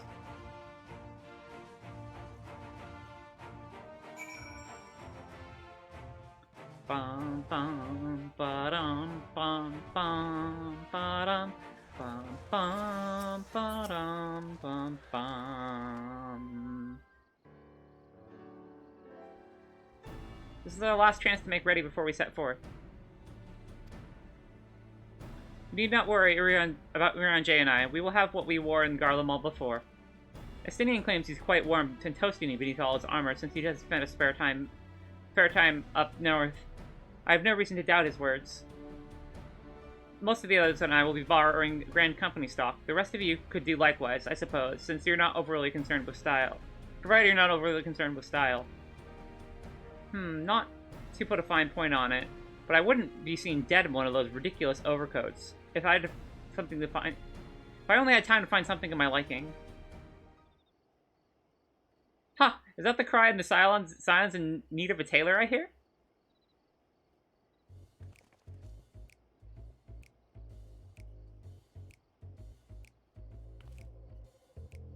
But how? I have my way, so yes indeed. Thought you could sneak off to Ilsapar without telling me. Nothing escapes my notice. Ah, cute! Now, you will wear these garments I've made for you, whether you like it or not. You never cease to amaze. Well, why do you need a new outfit too? Wait, are you coming with us? What? No, of course not, silly. It's all in the name of fashion. Rather the pursuit of the highest quality fashion. Besides, how can I expect others to wear my creations if I've never worn them myself? Ah, and I did have one other thing to share. Artemis and Blormwida have finally returned from their assignments in faraway lands. They'll be staying at the Whiting Stones for a while, so to keep an eye on events throughout Eorzea. Since they'll be running things back at headquarters, I was wondering if I could lend a hand to Charlian. Oh, why not? You can keep Crowd company in the Valdesian Annex. Yes, we'd love to have you there. And I heard that Armgus and Bloomweeda did a fine job of carrying on in our stead when we were lying comatose. With them in charge of the Rising Stones, we've nothing to worry about. My thoughts exactly, and so while I'm confident that you won't go collapsing again because of a certain someone, who shall remain nameless, isn't in a position to transport your souls in another world. If anything similar disastrous were to happen, I'd be well positioned to do something about it. Anyway, I've got a few... Bitter? Yo, fucking... I thought they removed Shadewalker from the game, because Tataru's throwing massive shade right now! God, that's such a boomer reference that only, like, a handful of people here will get.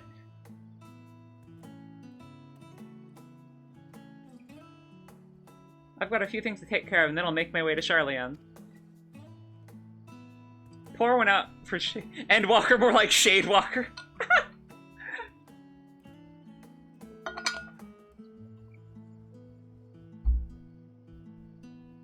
Part of me kind of misses having to do enmity management, but it was also just a pain in the ass.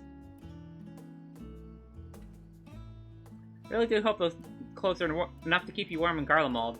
If it's not too much, but it's only the thing I can do for you, other than pray for your safe return, which I will, every day. Well, let's not keep the contingent waiting any longer.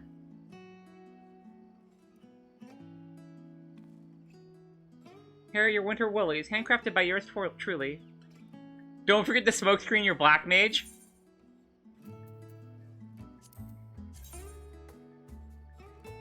Or your astrologian if you're playing pre-enmity changes.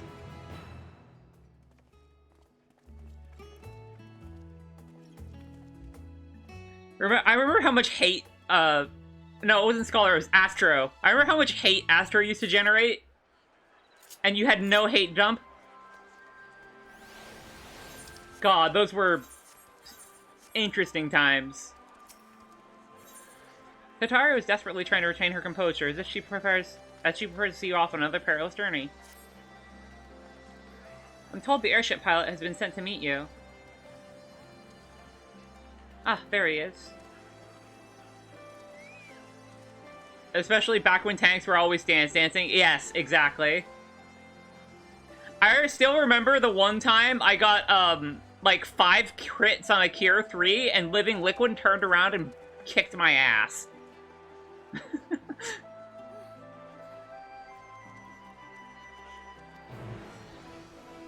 Those were the days. Where's the Ironworks pilot? I don't see him in this massive crowd of people. Oh, here he is. He wasn't rendering for some reason. It's an honor to finally meet you. We of Garland Ironworks will be ferrying you and your contingent across the mountains into Garlemald. For many of us, it's something of a homecoming. Our illustrious founder was only our most notable imperial defector. For that reason, this company is committed to the success of this expedition. Our resources are at your disposal. If there's aught that we might do to be of further assistance, please don't hesitate to ask. If you're ready to depart, I will ready the engines. What if you wanted to go to heaven, but God said, upon boarding the airship, several cutscenes will play in sequence. It is recommended that you set aside sufficient time to view the scenes in their entirety.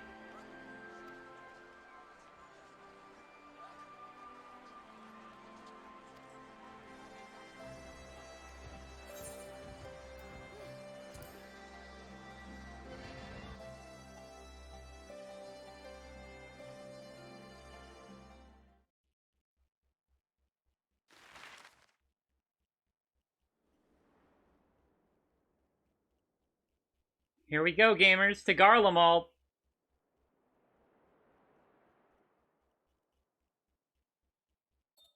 Ilsabard, divided in twain by a vast mountain range. Those who would traverse its jagged peaks face peril at every step. But why go by foot when one can simply fly?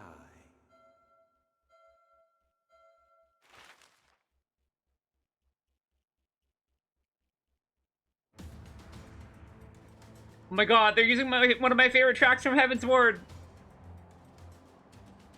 on the outskirts of the Imperial capital, in the frozen wastes of the Magna Glacius.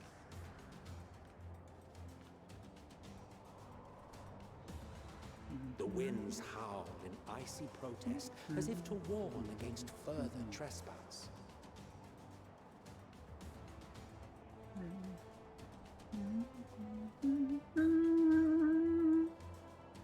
Heaven's Word is some of my favorite leitmotifs out of all the expansions.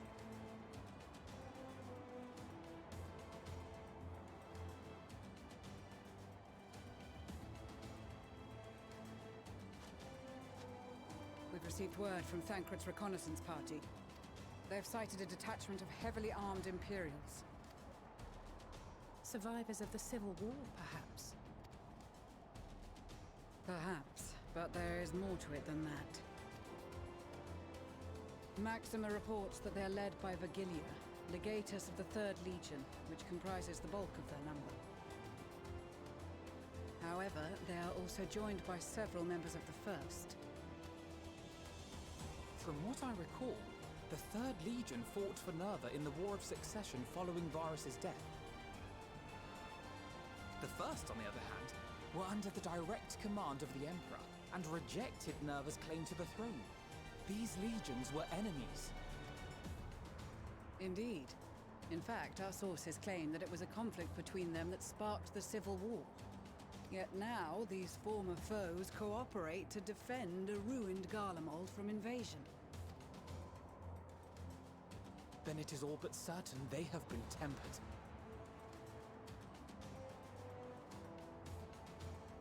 So, what's the plan?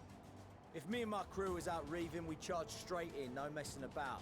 But that ain't what we're here for. Quite right. Soldiers or no, they are people of Garlemald. The very ones we have come to aid. Direct confrontation is unavoidable. Nevertheless, we must make every effort to limit casualties on both sides. Rather than kill them, I would remove them from the field. But removing them from the field, killing them does remove them from the field. What are you on about? How so? Savage beatings, disarmament, and imprisonment?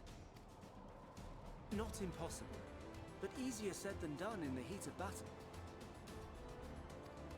No, what do you mean murder bad? Having observed the opposition, I imagine Thancred had something to suggest? But I want to murder. That's like the one thing I'm really good at. He did. He and the other scouts have already infiltrated a supply depot some distance beyond the Imperial detachment's current position. I want to murder. I want to commit war crimes. Stored within is a stockpile of Magitech armaments, and once we give the signal, Thancred's team will destroy them all. In so doing, we will deprive frontline troops of materiel, and likely force the detachment to send men to investigate. Divide and conquer. Not a bad idea. Once the scouts have finished their preparations, we will split into 2 groups. The first will form the vanguard, while the other brings up the rear with our supplies.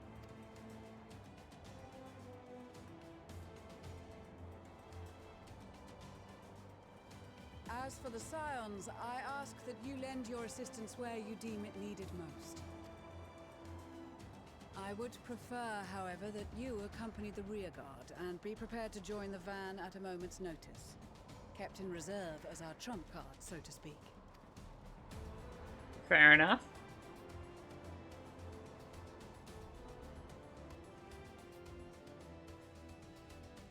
Hey, wait a second.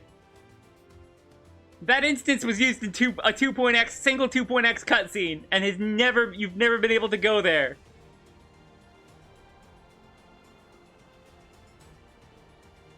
Hey, Mana, how are you doing?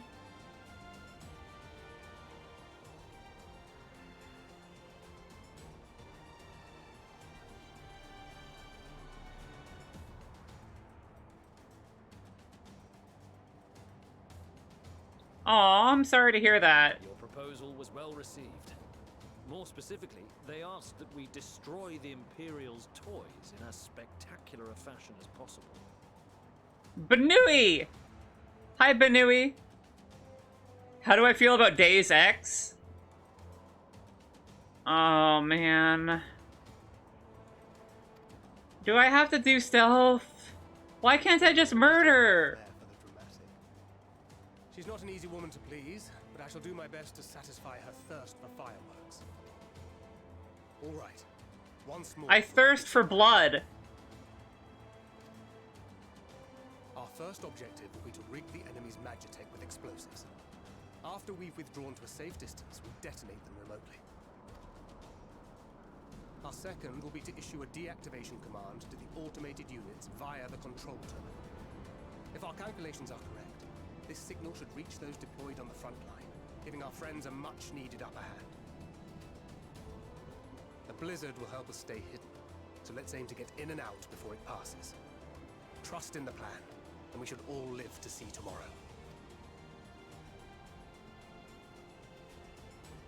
In the meantime, I will relay messages back and forth as the situation unfolds. You'll forgive me if I ask again, but are you certain you wish to play the lone wolf? Noble works as a team. You leave the lone wolf stuff behind. Wouldn't have it any other way. Call it foolish and reckless if you like, but I'll get the job done. I always do. Very well. I wish you the best of luck.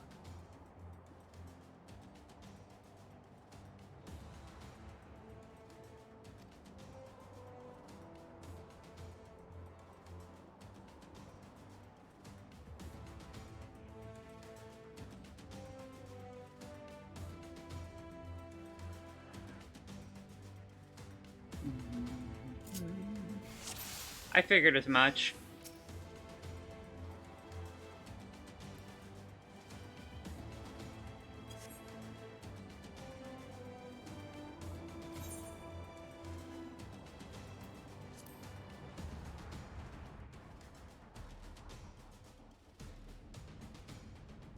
Following points. Swift assassin renders Thancred invisible and increases his movement speed. While active, the enemy soldiers and magitech will be unable to receive Frank. However, has no effect on the guard dog's acute sense of smell. They will be able to detect Thancred regardless. Moreover, this attack can only be used outside of combat. It is unavailable when certain other options. Okay. Thancred's silent takedown will instantly render a soldier unconscious. It can only be used while swift deception is in effect. Though it cannot be used on magitech or guard dogs. Using silent takedown whenever possible is essential in clearing your path to your objectives. Guard dogs can swift deception is bewildered onto the bomb to distract them. There's no effect on magitech or soldiers. Take care of this. Okay, I'm glad I took the chance to read the tutorial.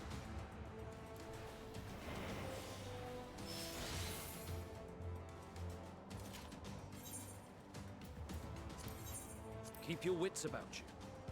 It's time. We only have one shot at this, so let's make it count.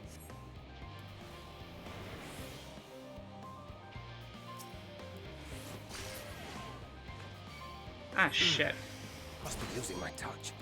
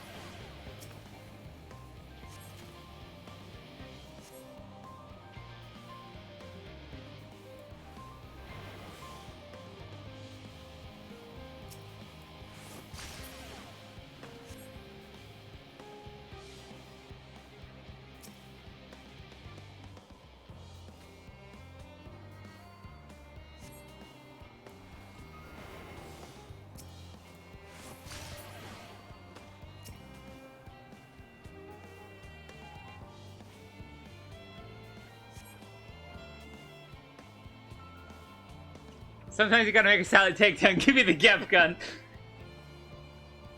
God, Deus Ex's recut. The recut is great.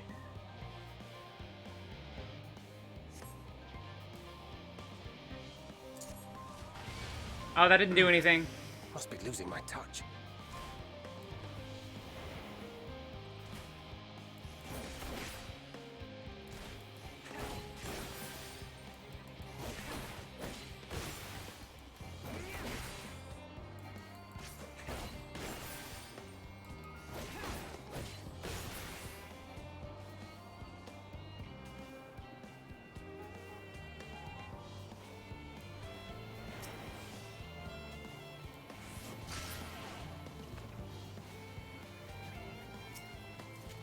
Shit.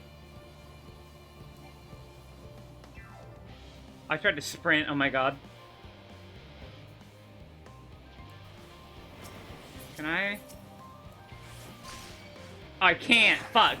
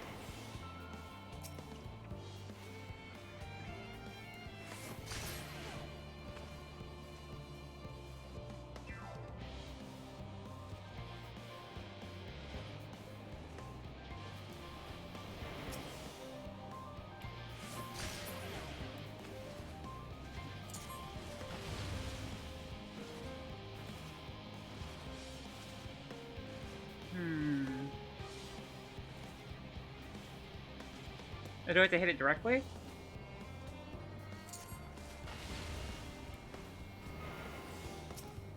Guess I do.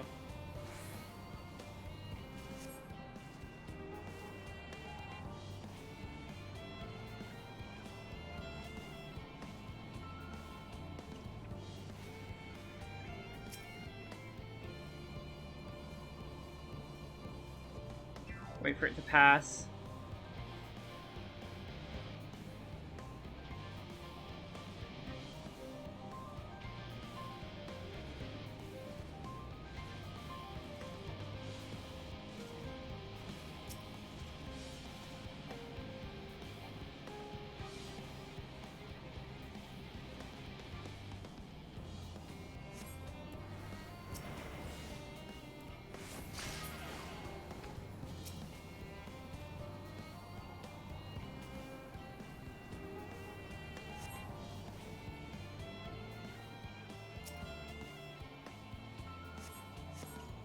This is Thancred. The explosives This is are Snake. in place. The explosives are in place. Very good. All is proceeding as planned. Head to the control terminal. It should be to the northwest. Understood. Have the others wait at the rendezvous point. This is so dope.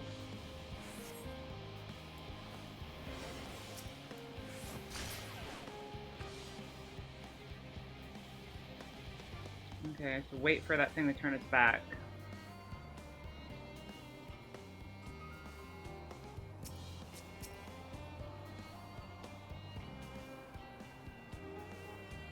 Now.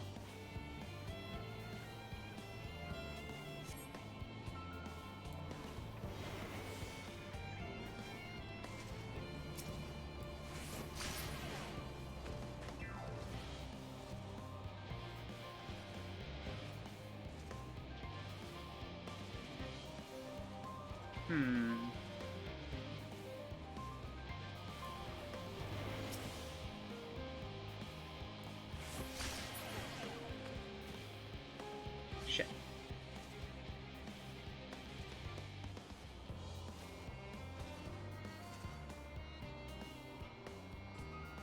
I'm gonna assume that the bomb doesn't work on people.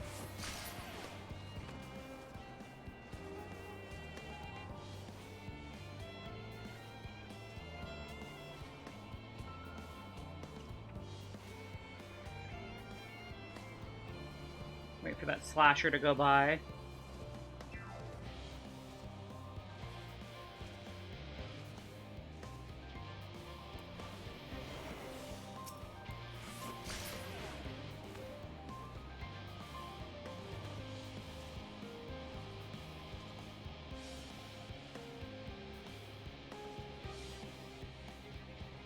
Slashers are certainly a nuisance.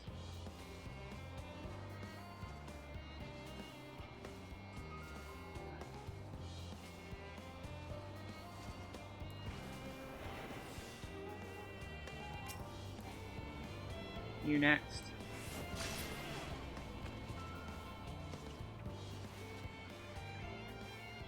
Back to safety over here.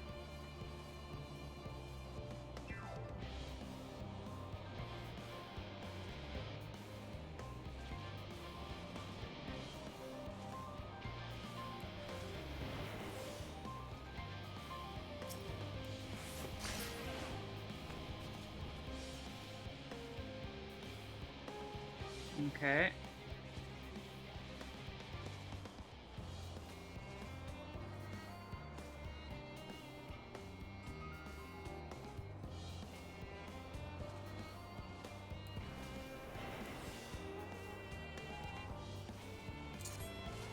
Shit. Damn, spotted.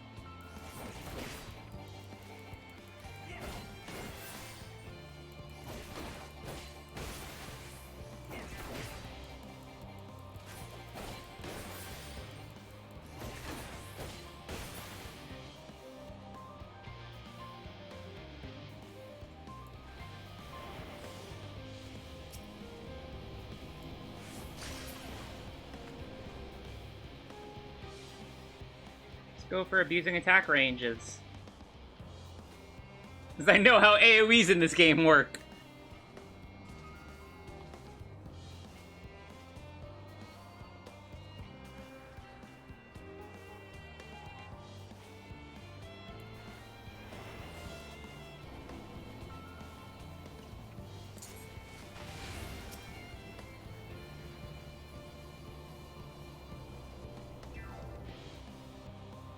Wait for the slasher to go by.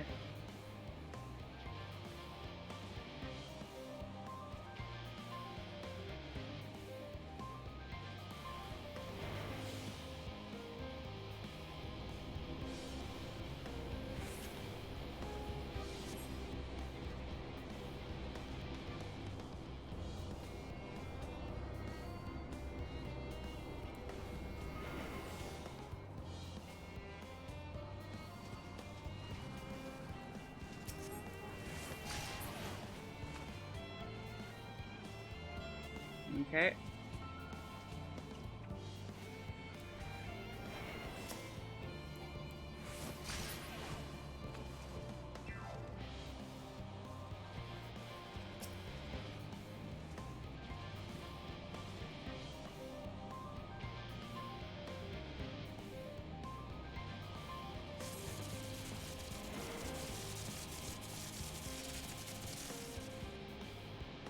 Poggers. That was fun. I had a lot of fun with that.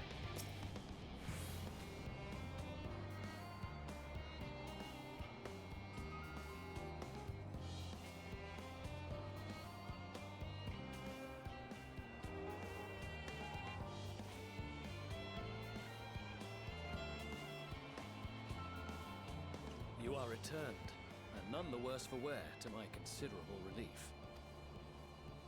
What news from our comrades? They stand at the ready. Excellent. Then let the fireworks begin.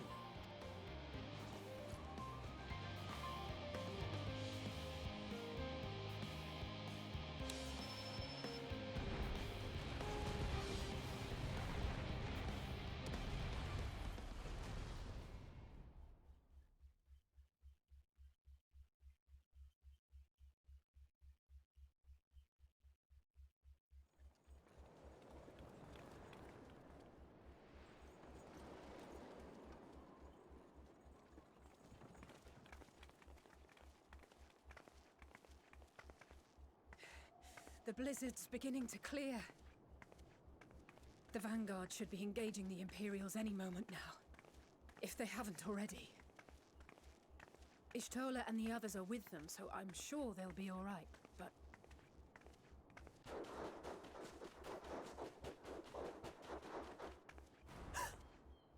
Wait!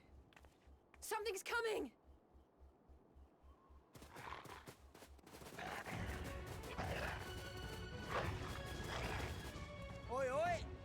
Looks like we ain't the only ones who sent out scouts.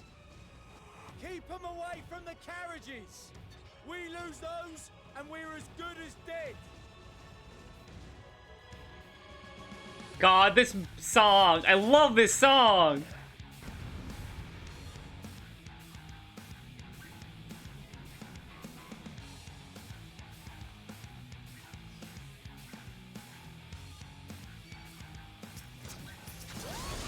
Fighters! Protect the others!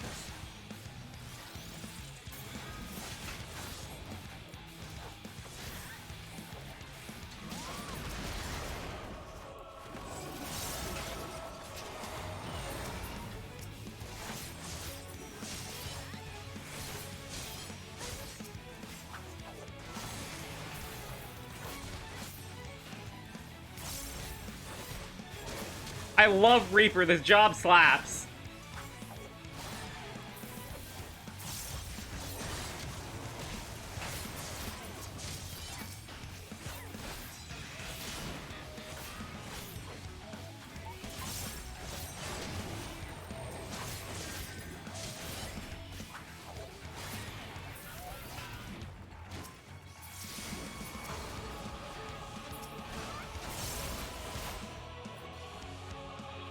A brief respite, but stay alert. Keep the carriages safe.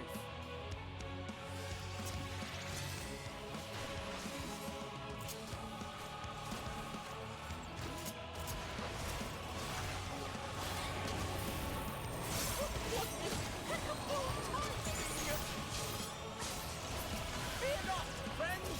The savior of Ishtar is here!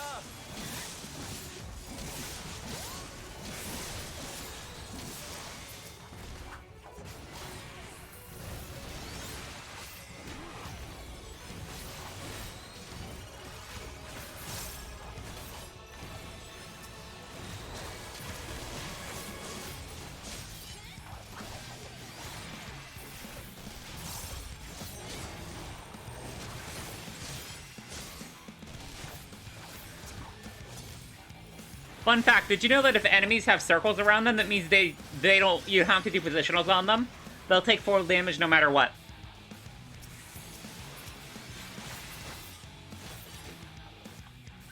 A fine display, but the other carriages are still in danger. Go on ahead. We'll hold the line.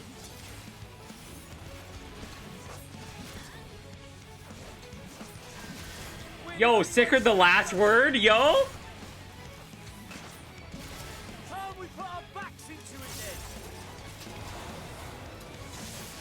That's such a sick title, actually. I've been itching for a good scrap.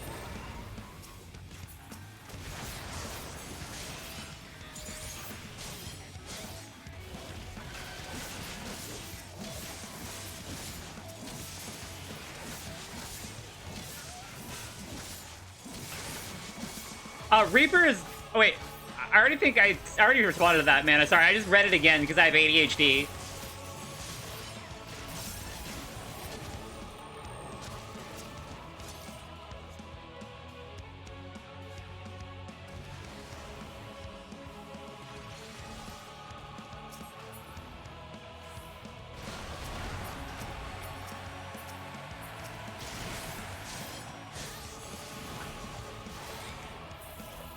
Reaper is fucking amazing. It's so good. Yo, Algosoku the Supreme Slayer. Oh god, I love these. That all my boys and girls are gotten new titles. It makes me so happy.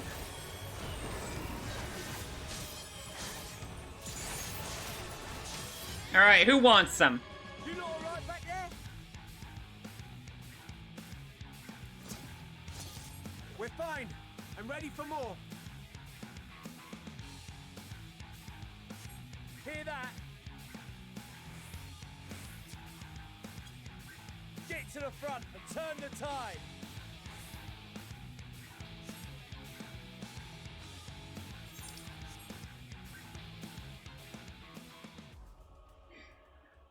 One time in a conversation with your partner, asked her the same question 3 times in a 2-hour span. Yo, that's a mood. A massive mood, might I add?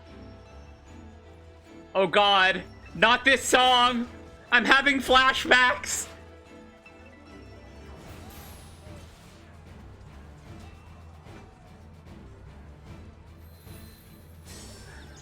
Somebody quick, man the Dragon Slayers! Removed from the field was not a euphemism for enthusiastically murder. Yes it is! What are you talking about? It's nothing that won't heal in time. Yo, the Lily Dusk answer. The trouble is, their tempering has made them utterly fearless. Subduing them would be easier if they had the capacity to submit in the first place. God, I'm actually a defender of Steps of Faith's initial difficulty. Because I feel like it's better for the player base. And that we all agreed to follow. You knew it would be hard, yet still you pledged your lance, did you not?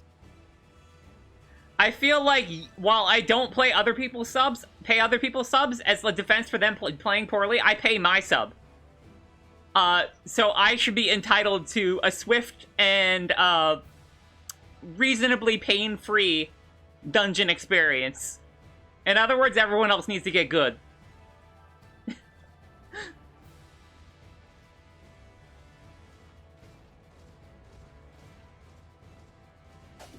I did.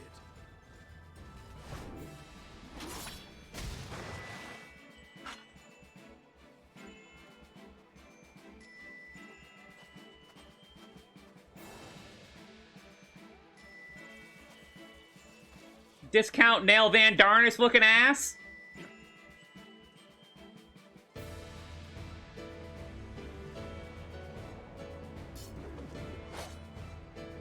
Yo, when are we getting gun spears? Damn it.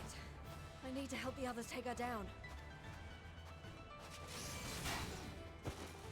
There's no end to them.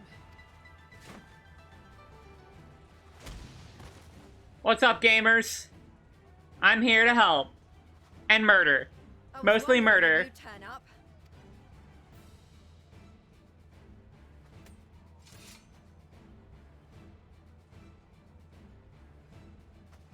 There's no stopping us now. Come on.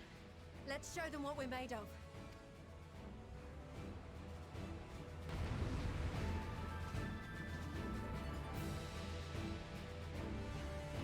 Please tell me it preserved my meters. It would be cool if it did. It preserved my meters. Time to have some fun.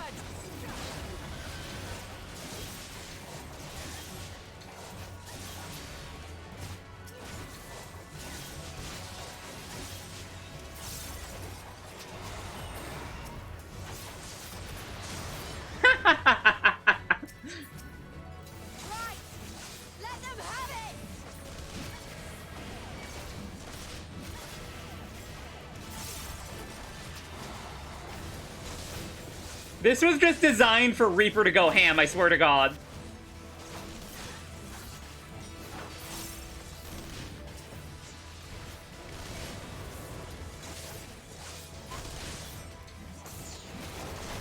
As a raising bull!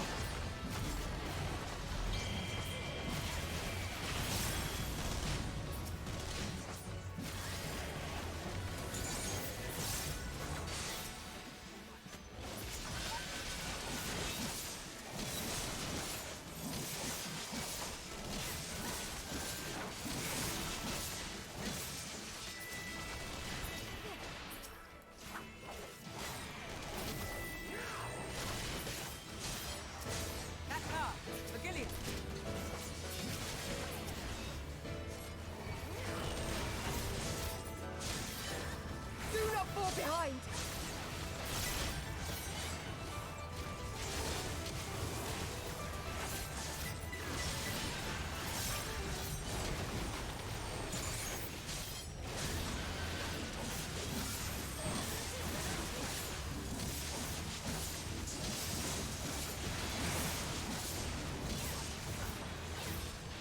Oh, this one actually has positionals.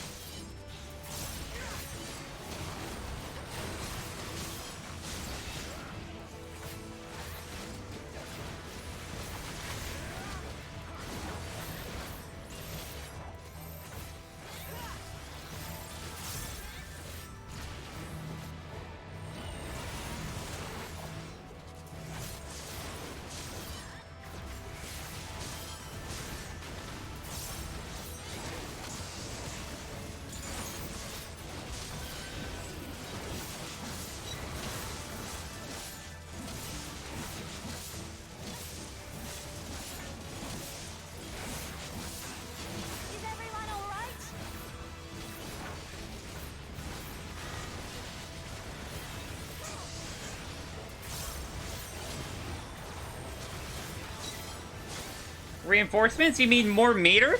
Why, thank you.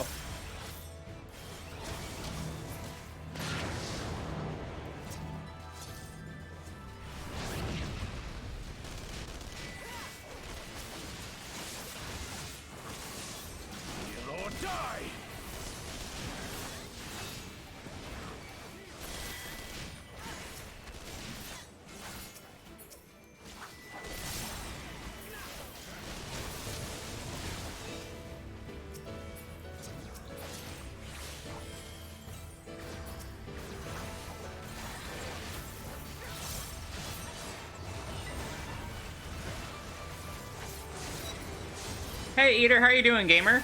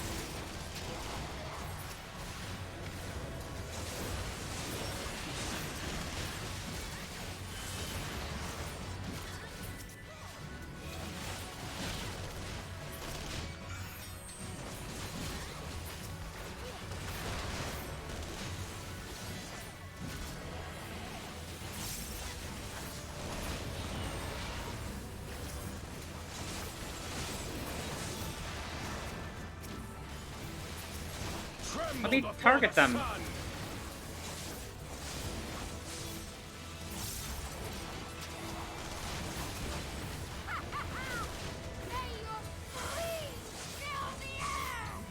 Yo, it's metal?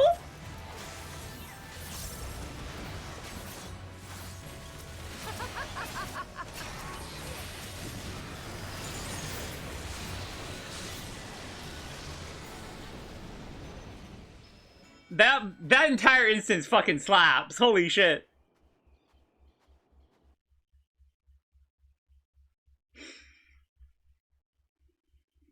Yo, Eater, you suffering? We love suffering here.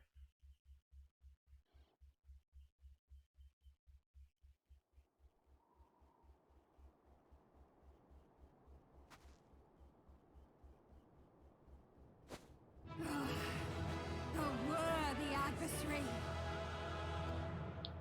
Rest, recover, reclaim yourself. Then we will fight again, to the death. Sadu Hatun. Magna. That was the last of them. The day is ours, thanks to your timely arrival. What of the supply caravan? I murdered everyone that tried to stop us. Outmaneuvered, but not outmatched. Good. Let us take the Imperials into custody and rejoin our comrades. And soon we shall arrive at the capital.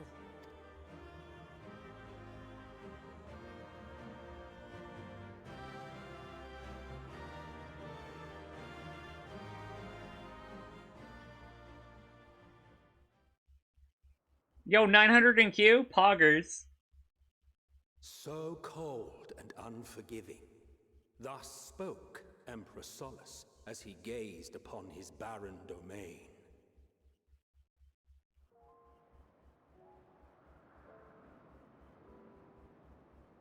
"800 years it had been since the Garleans first set foot here. Bested by the Kavosi, after centuries of war and driven from fertile southern pastures into the blasted northern wastes.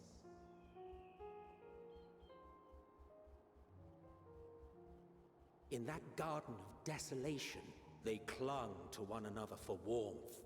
That's an oil rig. Hungry, desperate, hated.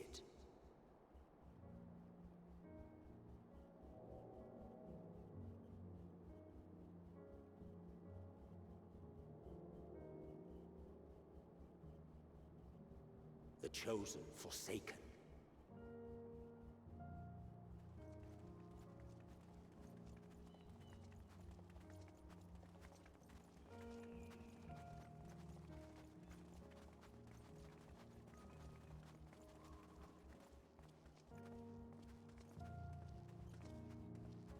In the year 1513 of the 6th Astral Era, a young legatus named Solace single-handedly sparked the Magitech Revolution.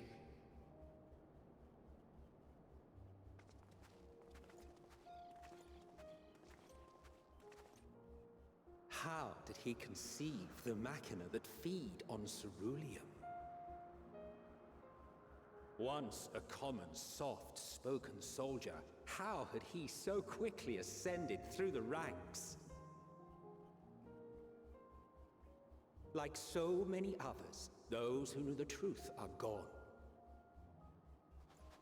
Taking in the capital with his eyes for the first time, I recall thinking to myself, far colder on the earth than in the heavens. Yes, far colder indeed. Bitterly so.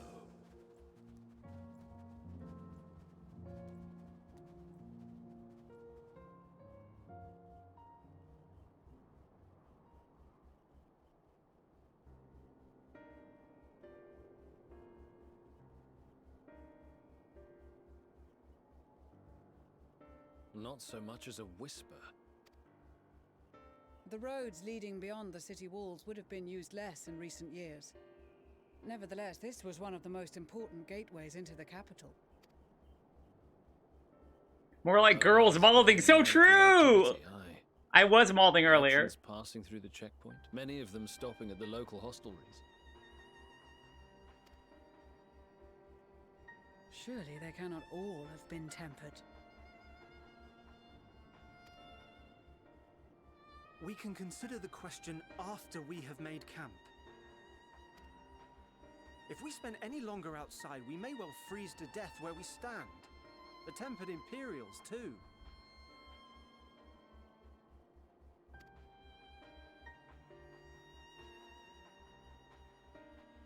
This will be our temporary base of operations. Secure shelter for ourselves and the injured, and dispatch scouts to survey the surrounding area.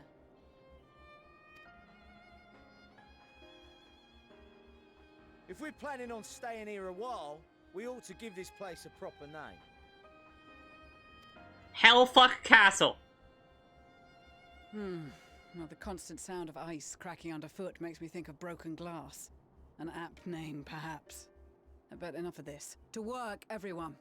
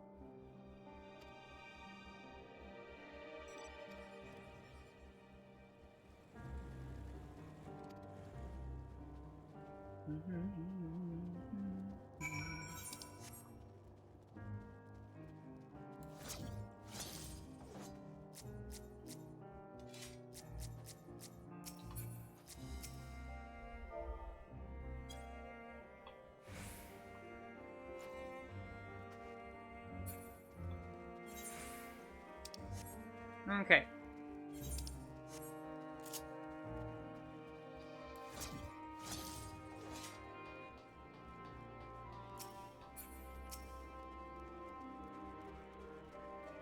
God, Y'shtola looks classy. A meeting?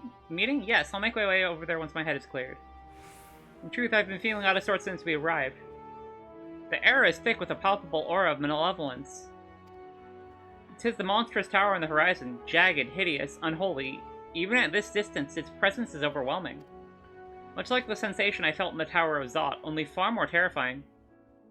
Aether flows to it unceasingly, converging into a swirling mass of unfathomable power. for a blessing. The constant chill in the air is helping anchor my senses in the here and now. Tell the others I shall be with you in a few moments.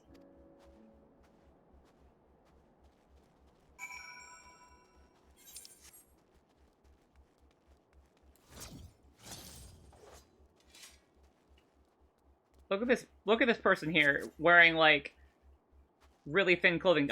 Bitch, you must be freezing. Put on some clothes.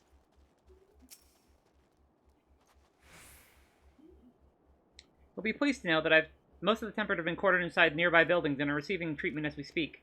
I do, however, feel no small amount of guilt commandeering civilian homes. The occupants may have been long gone, but everything here is exactly as they left it. Considering the length and time has clearly passed since, one would expect to find them ransacked. Strangely, there are no signs of anything having been stolen. It's possible everyone fled at the first sign of trouble, though it seems to me that they left far too many useful possessions behind. Although there is no conclusive evidence, I strongly suspect that they were tempered. Sorry, I was merely thinking aloud. You mentioned a meeting? I'll make my way there. Excuse me.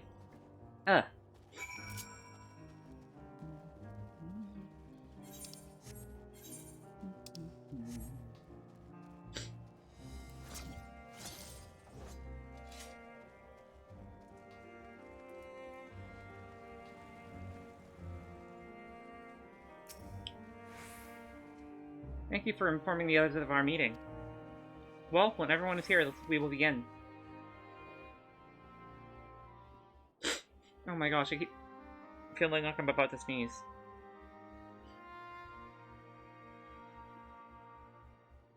Our present situation is as follows.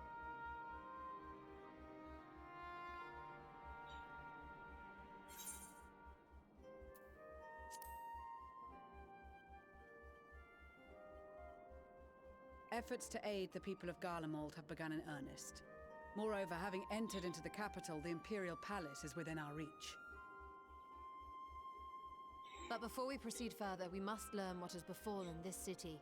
For therein lies the key to understanding and combating the Telophoroid's designs. Excuse me. I have a suggestion, if I may. Several of the Imperial soldiers we captured on the Magna Glaciers are members of the Populares and acquaintances of mine. Once we have cured them of their tempering, they should be able to give a reliable account of the events leading to the capital's downfall. A promising idea. I will assist the healers and their ministrations. Of course, I will require a proxy of my own, assuming you can spare one. Would you like a hand? No, I am sure we will manage. Better that you take my place in the field. The noxious ether of this place disagrees with me, and as I shall need to draw on my own for the treatment, 'twill be prudent for me to remain within the camp. This talk of curing the tempered is all well and good, but I reckon the cold is a more pressing concern. Please don't tell me they made them a cold mechanic. With ceruleum eaters that could keep us warm and toasty. Problem is the machines seem to have given up the ghost, and if we keep sitting around, freezing our asses off, we'll be next. My smiths reckon that with the right parts, they can have them working again, but it won't be easy. Understood. The machinist will assist them in the repairs.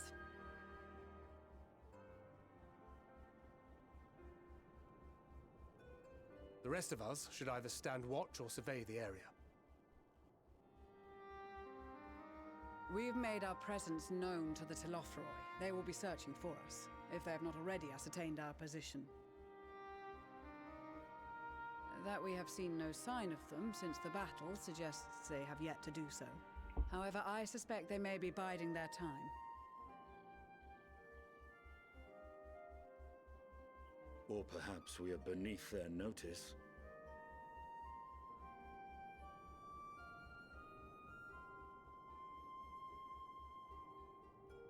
In any event, we'll find no answers standing around here. Urianger, Estinian and myself have visited Garlemald recently, so we'll lead the reconnaissance efforts. Perhaps bolstered by a few Bosnian and Dalmatian scouts from my previous excursion for good measure.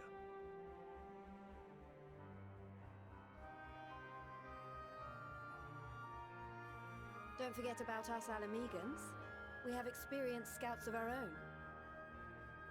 Well now, this is turning out to be a rather sizable team. With such numbers, we should be able to cover a wide area with relative ease, including that surrounding the Imperial Palace. How about you, Graha? I have a feeling we'll find a use or two for that vanishing spell of yours.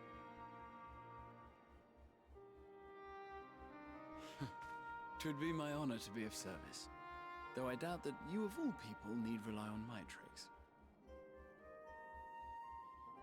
That leaves us with guard duty. As a matter of fact, I have something else in mind for the two of you and Alphino. Between here and the center of the capital lies the Eblan Rhine. I would have you search the area for survivors. Search and rescue? Got it. Your keen sense of direction, honed in your extensive travels, should prove useful in navigating the ice fields.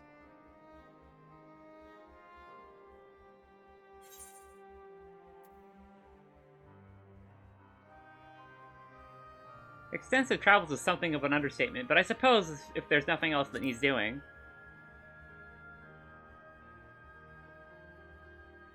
This too is a vital task, and I appreciate your willingness to see it done.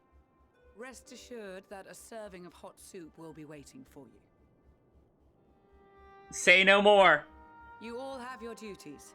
Let us make haste. May the Fury bless and keep you.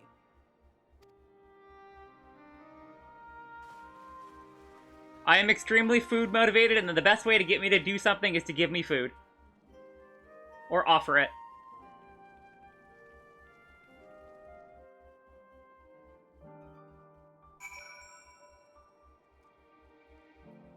Alrighty, let's see if we can find any survivors.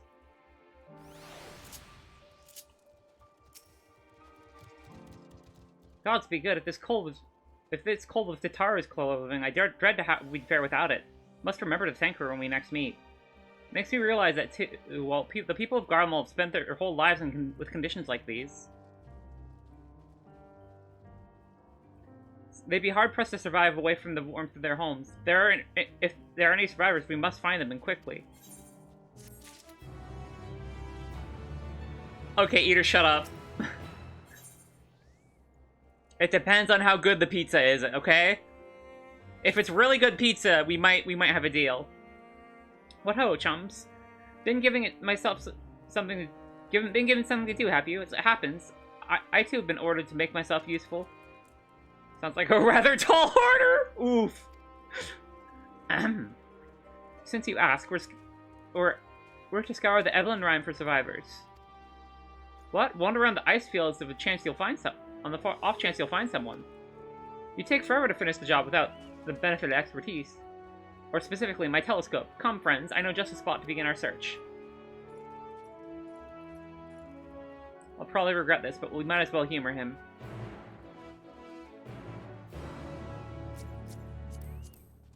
Oh, someone glamored the new the coat that they give you. That's cute. I would have done that if I didn't already have a really cool drip already. Let's talk to the gemstone trader.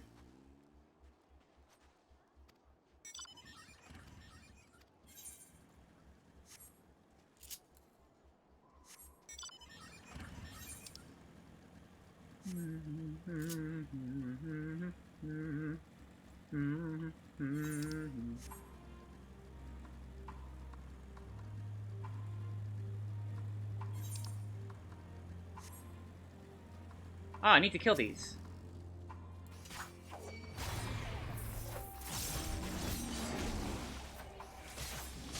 Yay! Welcome Yuzu, welcome.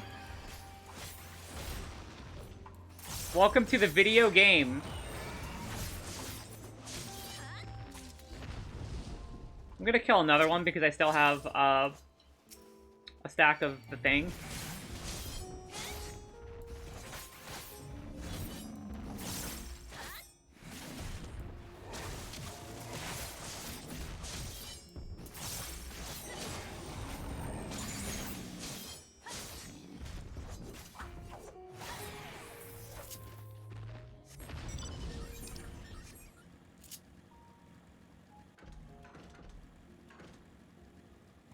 Alrighty. You glammed it because you'll wear anything Tatara gives you? That's fair. But I think you can get the coat off the market board, can't you? I spy with my little telescope. A massive sheep thing? Or maybe it's a cow. Not what we're after either way. Is that an aether current? Ah, no, just a wind sprite. Other than that, snow, snow, snow. What do I see over yon hillock? There's no mistaking it, that's a girl. Women? Women? Women? Women? The survivor, show me.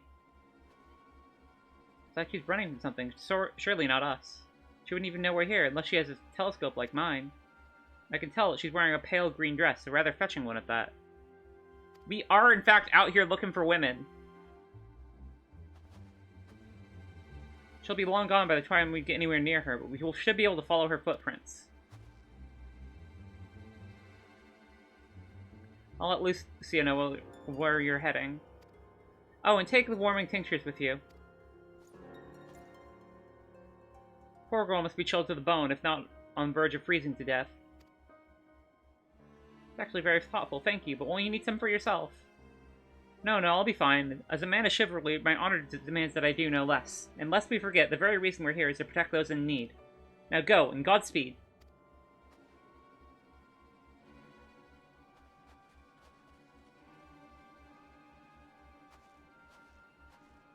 We're looking out for women, and any women? Any women in the chat?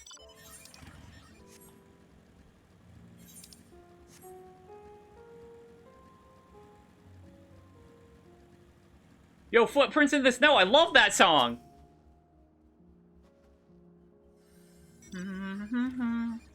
Yo, hey Eater, how you doing, gamer?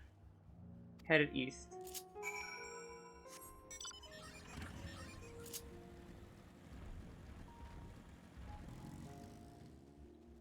What in the ever-loving hell is that over there?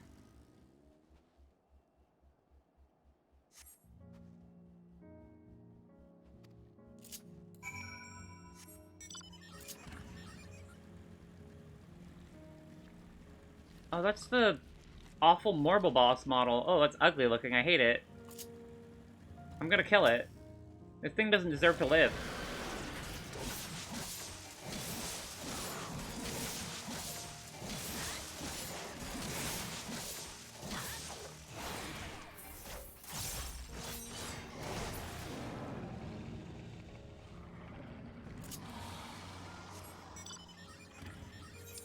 Yes, I killed it because it's ugly. Wouldn't you have done the same? We're getting closer, I'm sure of it. First we thought she'd gone inside the building, but the door doesn't look to have been opened in some time. She might still be nearby, so we'll keep looking around here. Then again, it's also possible she ran right past this place. Would you mind searching ahead? It'd be... yeah, it would be suffering more if I let it live, you're correct. I see how everyone's glamoring the coat. It's so cute.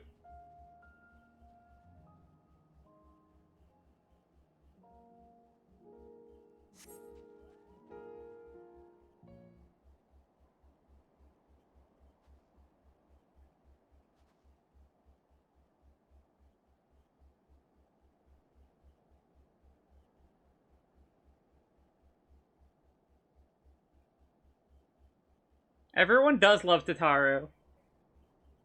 Girl in the green dress surveys her surroundings.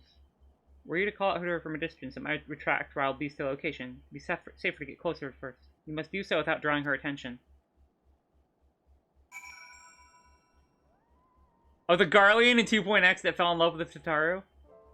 Okay, if you notice. Make sure to use cover such as rocks to approach her without being seen. Similarly, the objective will end in failure if you fall too far behind. Should you fail to complete the objective, you may try again by returning to the designated location.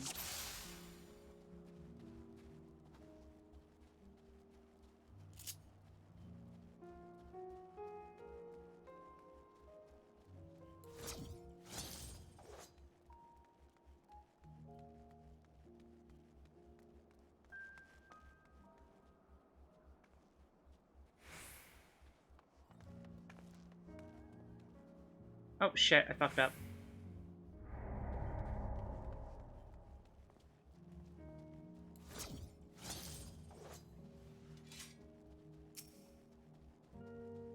I didn't know how far her sight cone extended.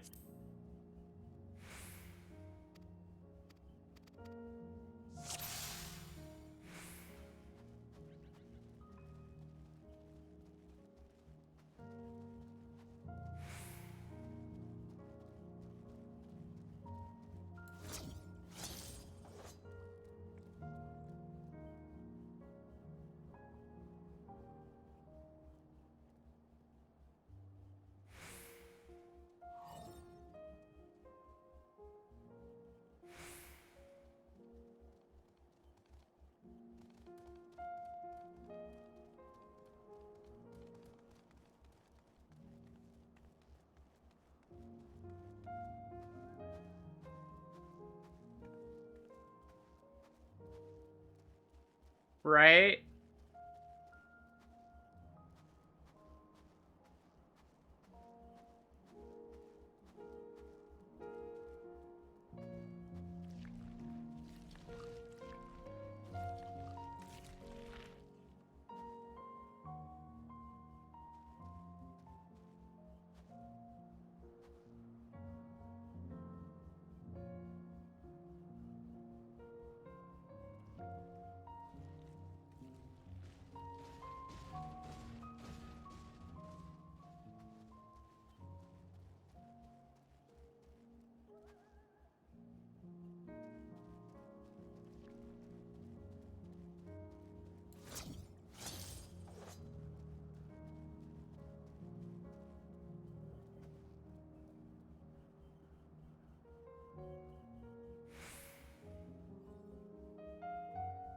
God, playing Reaper makes this so much easier because I could just teleport everywhere. With Metal Gear music, just to get behind the cone of vision, like a Chad's, instead of hiding. Oh my god, that'd be funny.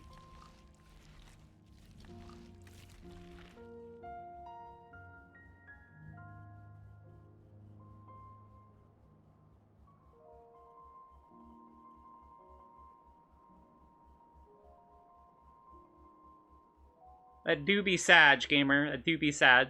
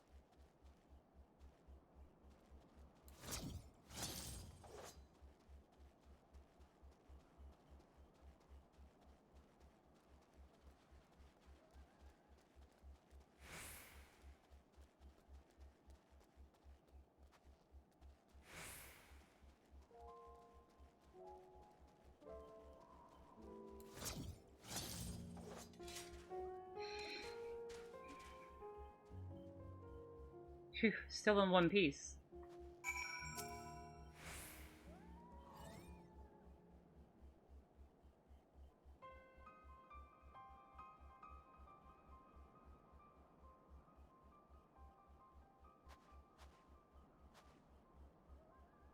Who are you?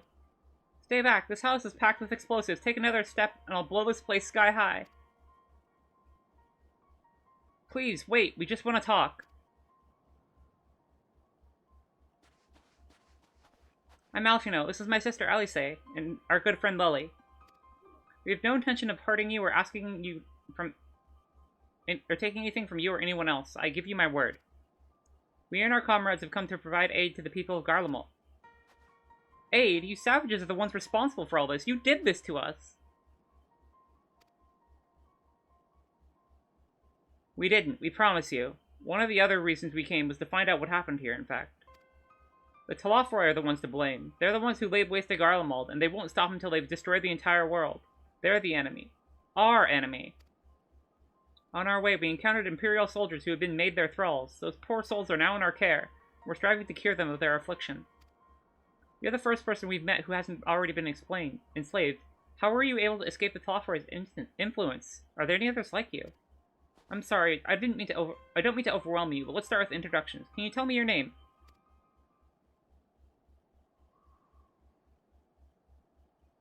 My name is Lucinia. And as for how I've managed to stay sane, I've been asking myself the same question. Ever since that night, and that roar, that terrible roar, and the screams. I was screaming too, I think. I'm not sure, I can't remember. I'm calling it now, she has the echo. Then came the silence. Everything was still. It was like waking up from a nightmare. I thought that maybe the fighting had stopped, so I stepped outside.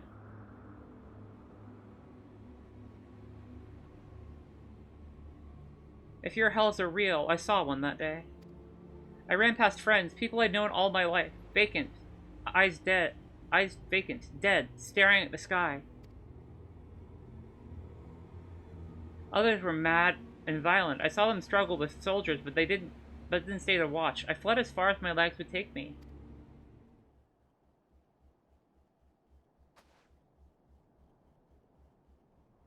Do you have family here? Is this their home?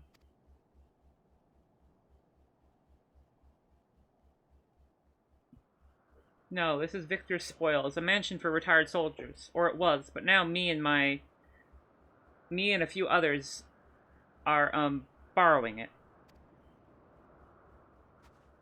As for the explosives, I made that up. I just wanted to keep everyone else safe. I didn't know if you were... The truth is our supplies are running low. You said that you're here to help. Can you?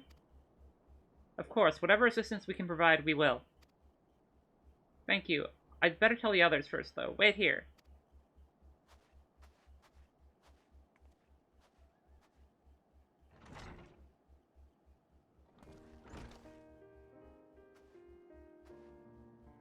This is everyone. Lucinia says that you can be trusted, but these are such desperate times. We'd be fools to let foreign troops into our home. Having said that, were you to provide us with means of heating the place, a sign of goodwill, perhaps we could take you at your word. If that's too much to ask, then leave us be.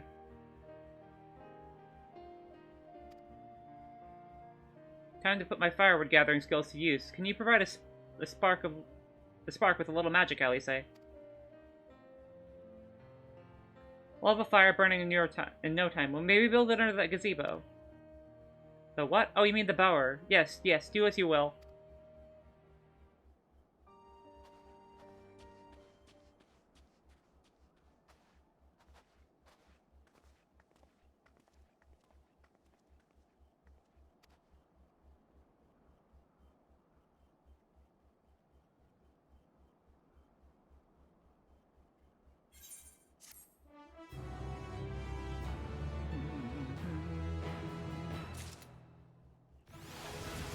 Hey, level 83.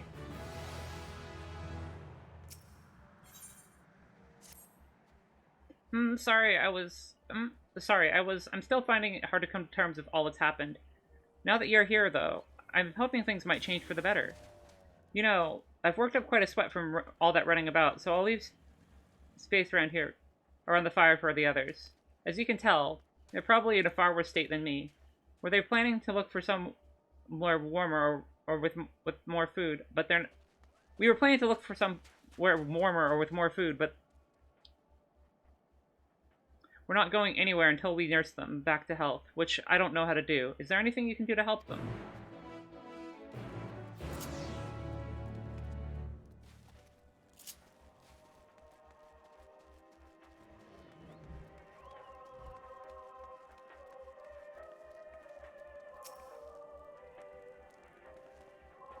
I can treat their frostbite and their wounds, but it'll take time for the fire to do its work. Now it would be a good occasion to make use of Emanuele's tinctures, the ones that we can warm the body from the inside out. Would you make sure that everyone gets one?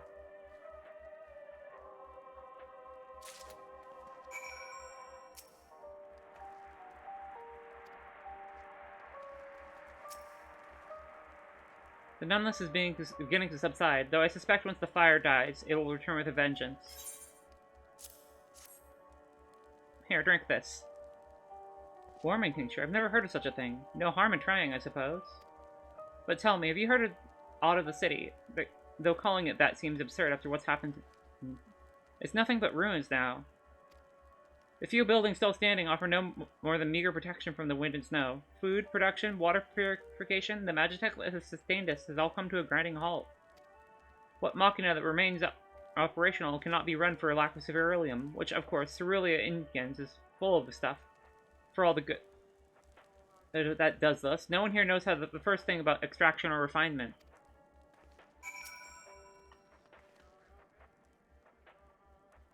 All is well. Yes, never better. Here, drink this obviously suspicious-looking potion. Oh, what sweet libation is this? Is it poisoned by any chance? Ha! 'Twas a joke. If I laugh, 'tis that I may not weep, so said the poet.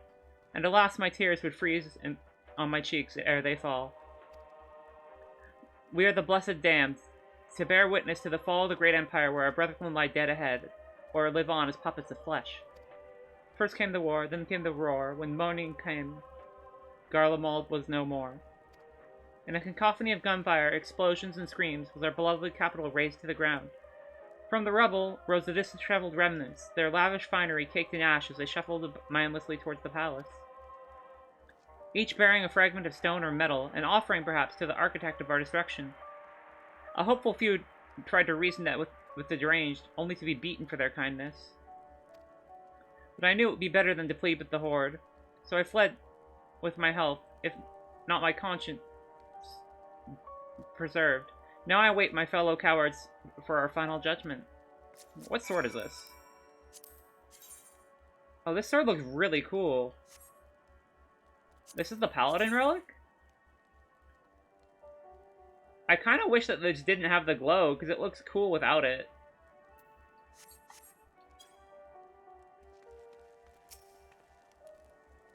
What do you want?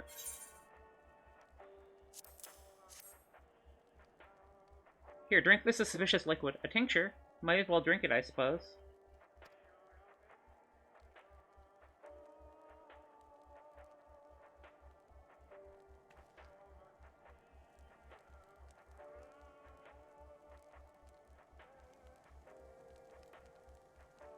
It's a radio. You don't have them where you come from, I take it?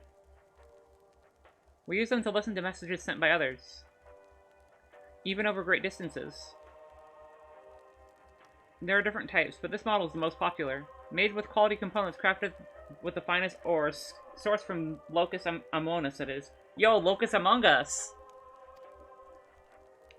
Not all that useful since the capital fell into ruin. The people are all at the broadcasting station must have either fled or ended up like the others, because all we've been hearing is the same music, being played over and over again. Home beyond the horizon, an ode to the brave men and women sent to the realm to reclaim our ancestral home of Locus Amonis.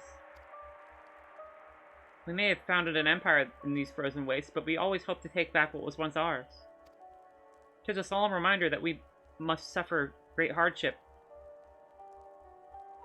That though we must suffer great hardship, better days will surely come. Despite everything, I believe that Emperor Varus yet lives, and that he speaks through us through our radios. It was a cunning strategy, faking his murder. He must have foreseen this catastrophe and chosen to conceal himself, that he may one day make his triumphant return. Yes, I'm sure of it. Emperor Varus would not be defeated so easily.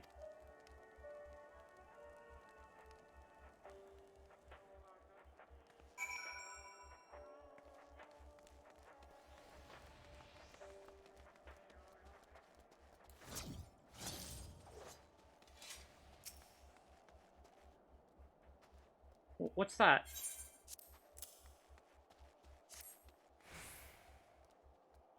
Locus Among Us, home of the Grahatia. So true! So this is what you gave the others? Thank you, I'll save it for later. Actually, I've got a few things to ask you. Are you part of the group staying in the Laterum? I saw Legatus Virgilia's troops heading towards Magna Glaciers a few... Yo! Hey, System, thank you for the follow. Welcome to the Coven. I hope you enjoy your stay. A few days ago. Are you the ones that they encountered?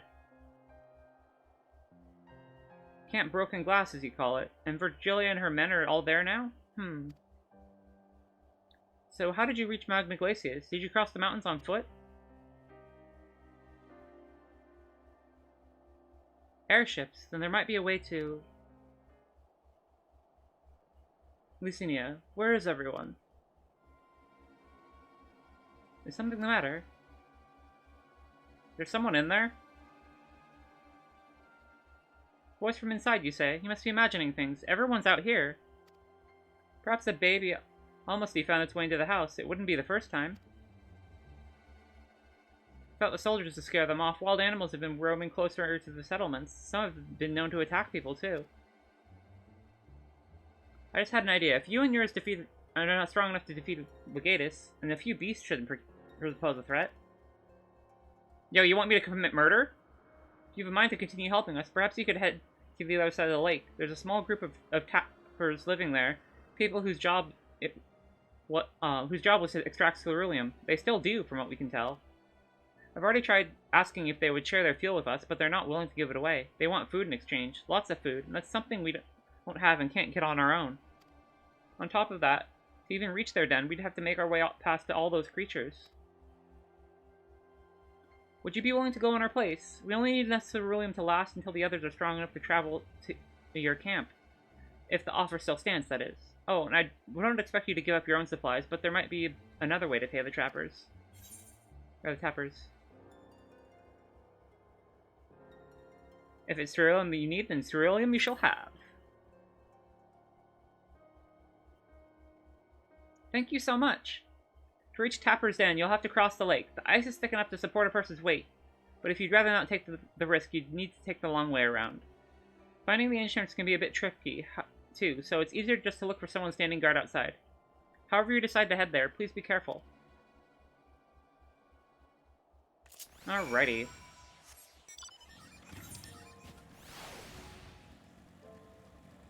I'm going to explore around here a little bit so I can unlock more of the map, because having a map that isn't complete bugs the crap out of me.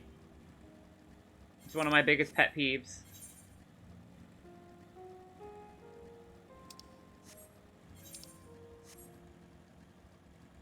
I wonder if I can attune to the Aetherite here yet. I love it when the Dead Emperor tells me things through the radio. So true!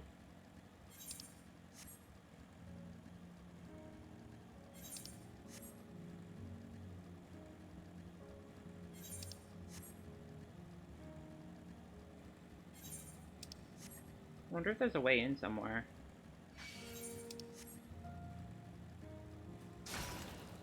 Doesn't seem to be one. Maybe I'll find one later.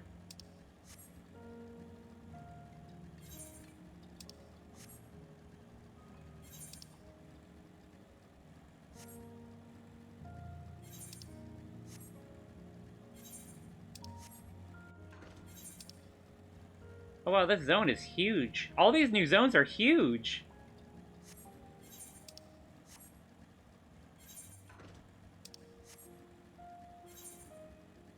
Absolutely massive.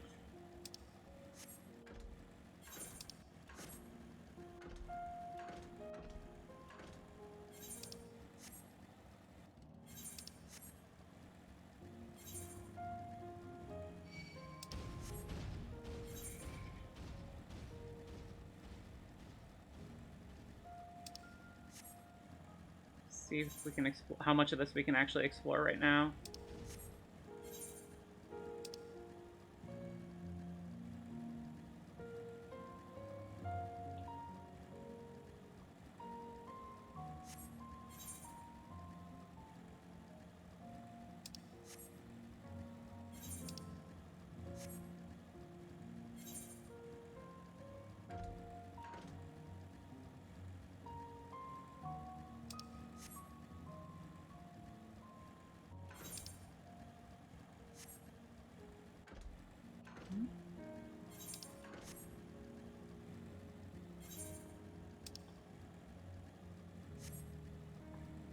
Make it this way, I wonder.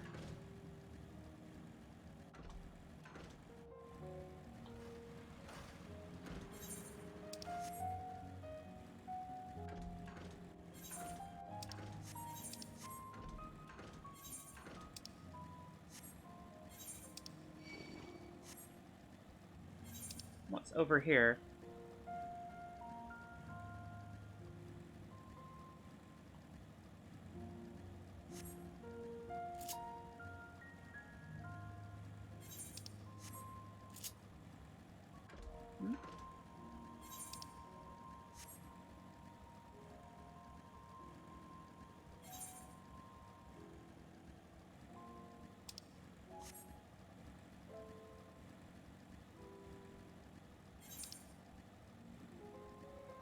Such devastation. I'm sorry. I couldn't help it.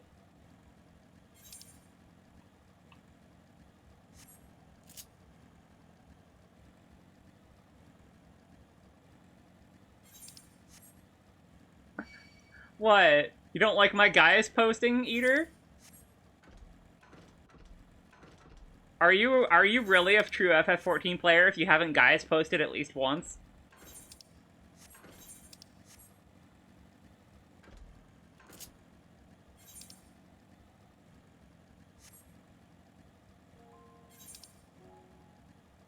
God, this place is massive.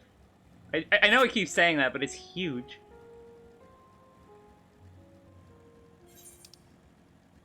And we haven't even been to the moon yet.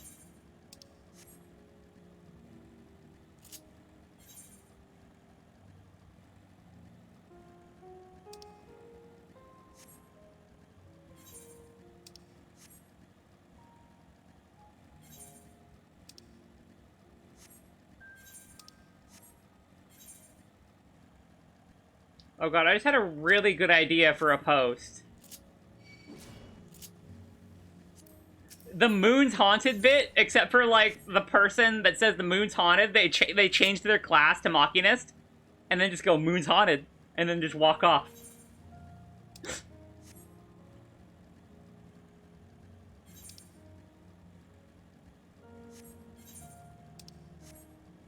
I need to do that. I need to find someone who'd help me with that bit, though. That'd be funny. What? Moon's haunted.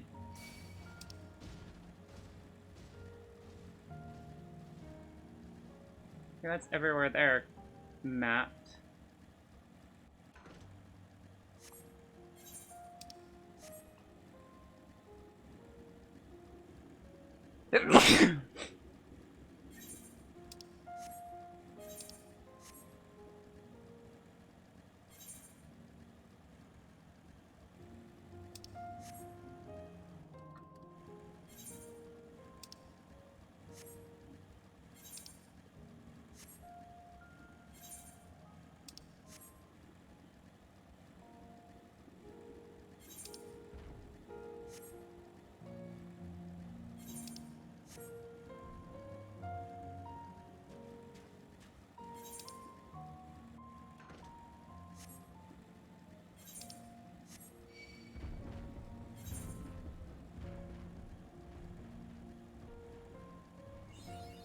There we go.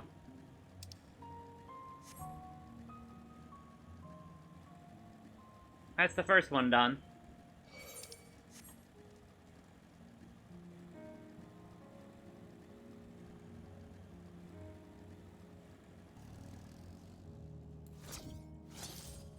Just imagine, like, you see into the blizzard and then someone just fucking teleports at you. What do? Who goes there? How did you find us? Video games. What do you mean I stick out like a sore thumb? If the purebloods over the Victor's spoils hadn't given away our location, you'd never have found us. Those stuck-up arseholes, so they come waltzing and demanding ceruleum with nothing to offer in return. Looks like the boot's on the other foot now that the capital's gone to shite. So they've resorted to sending you to negotiate? I know your game, Sellsword. If you think we'll give in to intimidation, you've got another thing coming. Well, time to commit murder.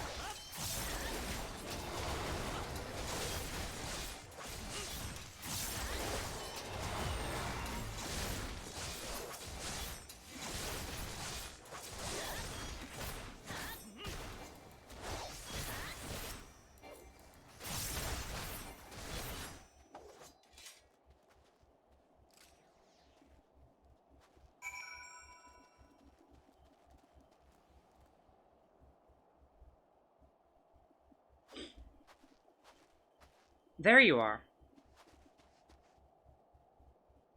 Just after you left, Lucinia asked me to catch up with you in case you needed a hand. Someone must have let slip. I have a little experience in transport. Airing barrels of ceruleum.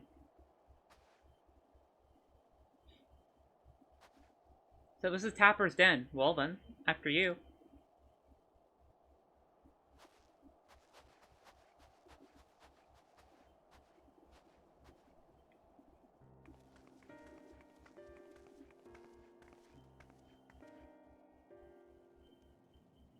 Who are you? What happened to the guards? Oh, I killed them. Eorzea and the rebels here to save the people of Garlemald?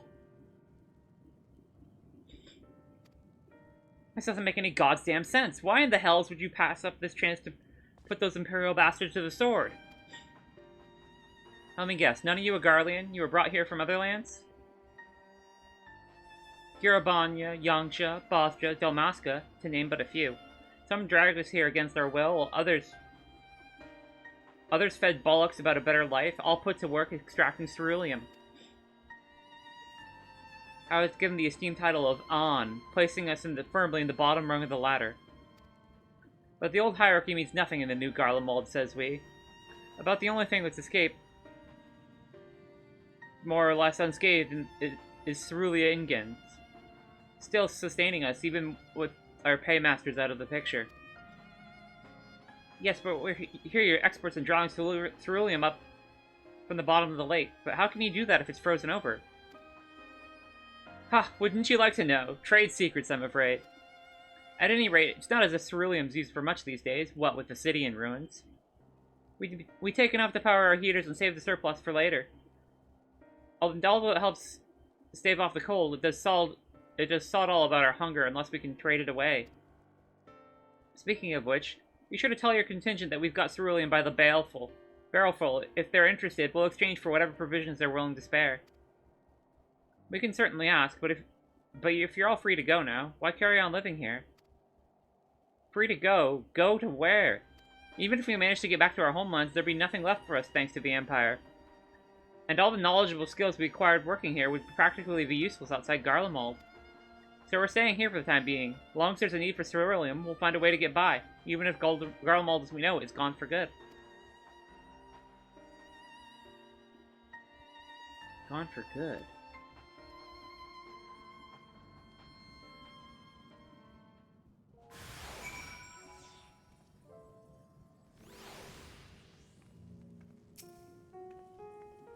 Regardless of what the ill-supported contingent does for the people of Garlemald, the Empire itself is already a thing of the past.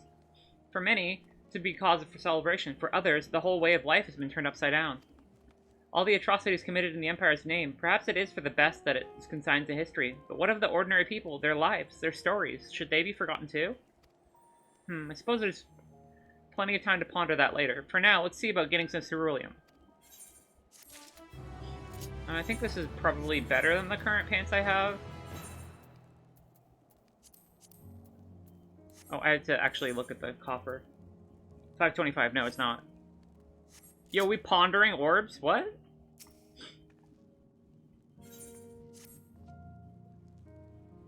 So you've come here seeking ceruleum, have you? What, those purebloods up at Victor's Spoils sent you? To turn to their enemies for help. They must be more desperate than I'd thought. Then again, Lysina's got her little sister to think about. A sister, but we only saw Lysina and 3 men. It's possible she died from whatever was ailing her. If she needed treatment, I doubt there'd be a way to get it around here. I may have refused Lysina at first, thinking she'd come back with something to exchange, but I can spare them a bottle's worth of ceruleum, considering a reward for introducing me to the rest of your contingent. Be sure to send them our way, you hear?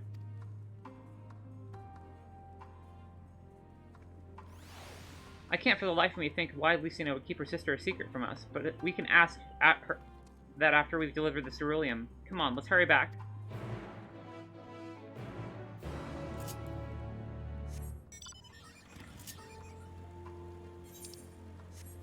Wait a second.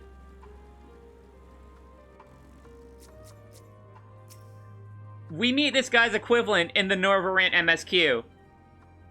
In Shadowbringers. The guy that helps work on Talos? All the Talos? That's that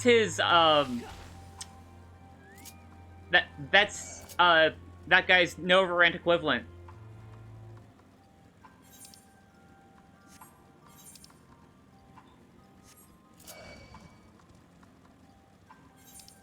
Because we've already established that everyone, in all the different shards has a doppelganger, in the source, right? I wonder if they did that on purpose, because they even look similar.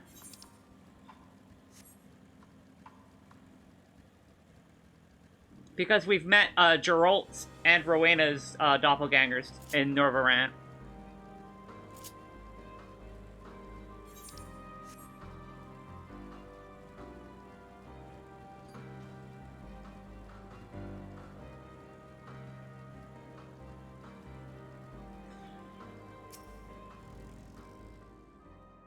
This isn't right. It's too quiet.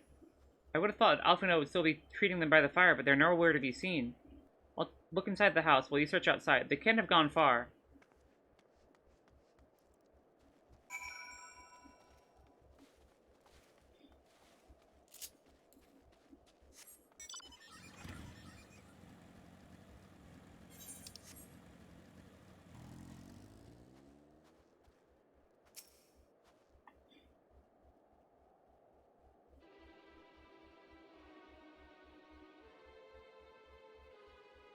They asked me to help carry supplies, and when I followed them back here, they attacked me, caught me off guard, forced me to defend myself. I fear they fared rather worse than me. You can't fool us. We know what you're about. Vultures is what you are, waiting in the wings for us to show weakness, and then in you swoop. Here to help? What a rot. All a ploy to make us lower our guard. Let you in. Put ourselves at your mercy. Put us in chains. Steal our land. Get your revenge. You're wrong. That's not what any of us want. Save the arguments for later. We've got bigger problems. I found empty medicine bottles and a bed that was still warm. It's true. Lucina was hiding her sick sister inside the house. But now there's no sign of either of them. Where are they? Where did they go? Away from you and yours. If you think I'll tell you, you're a fool. I'd never give up my people. We're trying to help them, you idiot. Her sister's ill. The empty bottle proves it. So the medicine ran out, or she put it in her pockets to make it easier to carry. Or to avoid the sound of clinking glass. There are beasts everywhere. How could you let them go alone? To protect them from you.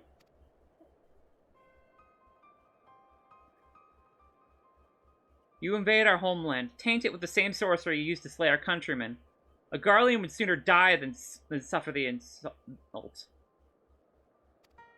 Better than to flee and keep their purity intact and be corrupted by your vile magics. We were waiting for a chance to free them, since the moment you arrived.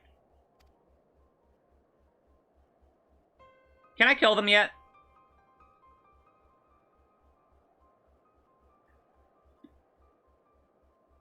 This is getting us nowhere. What do you mean I can't kill them? Look, it'll just be one... It'd be fun. I cannot say how Lucina and her sister will react when we find them, but find them we must. Go on without me, both of you. First, I need to tend to my injuries and theirs. I'll join you in the search after. Alright, be careful.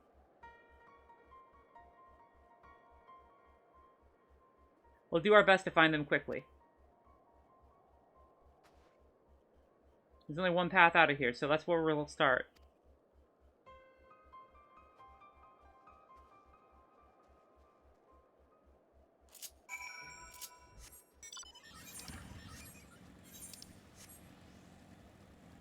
Okay.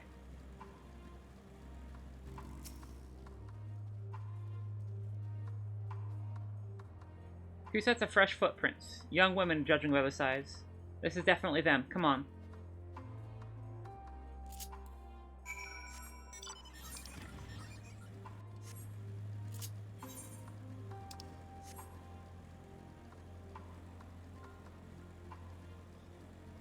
Ooh, a fate.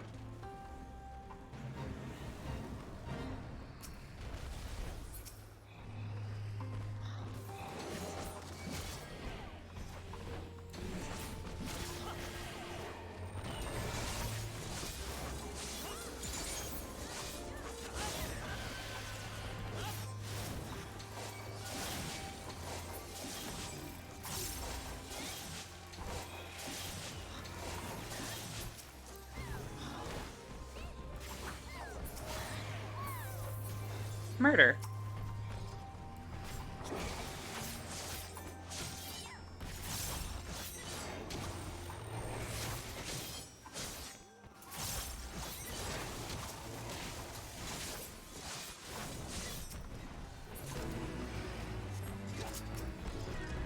Okay. Now with that murder taken care of, let us continue.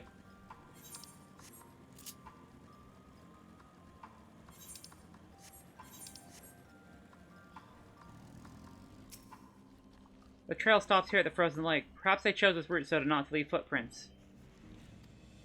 I can't think of any other reason. Look at this place. It's crawling with beasts, and I can only imagine how hard it must be for her ailing sister to cross the ice. We could really do with Alphino's help, but we can't afford to wait for him. Let's split up and look for clues.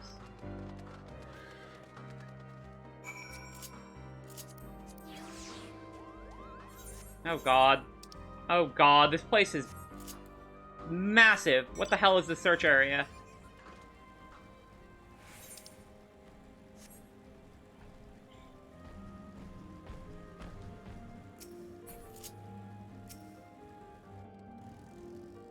This wet, half-buried piece of paper appears to be a flyer for a theater group.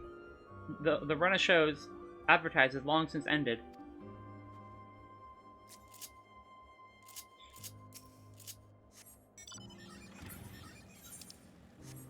Well, I wonder if we can get on top of the pipeline. Can we?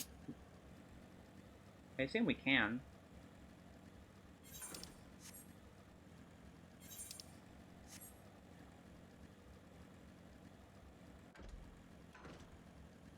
Let's see. There's something at the end there?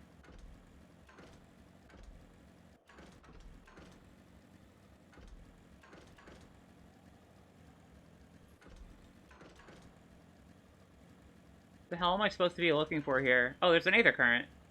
That's something, I guess.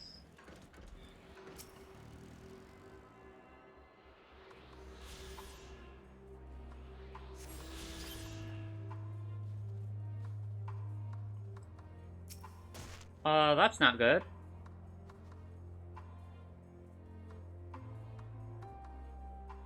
The blood staining the snow appears to be fresh. Judging by the amount, the victim may have been severely wounded. The trail of blood leads southeastwards.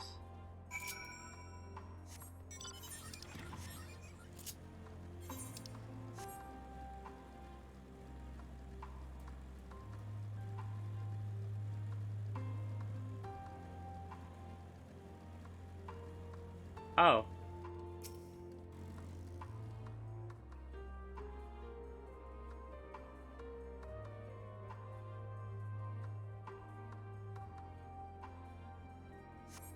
The two bodies are already cold.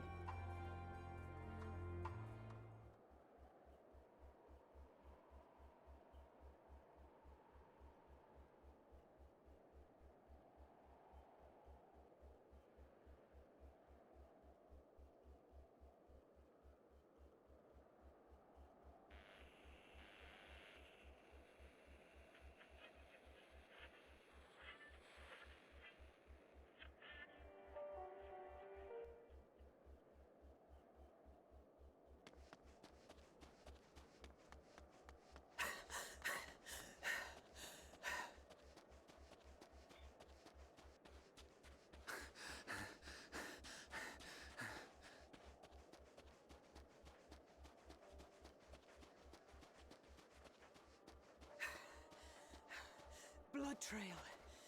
We found one. They were attacked.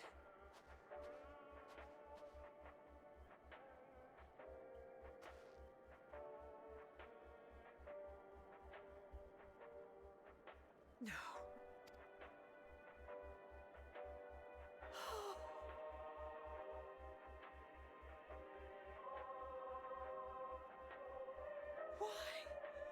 Why wouldn't they?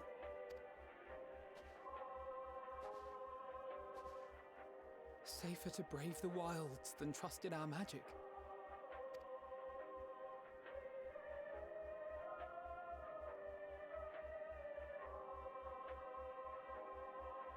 We should have... I should have...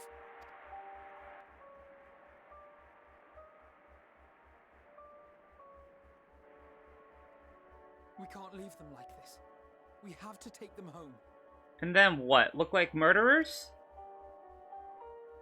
What good does that do us? What if we're only making it worse?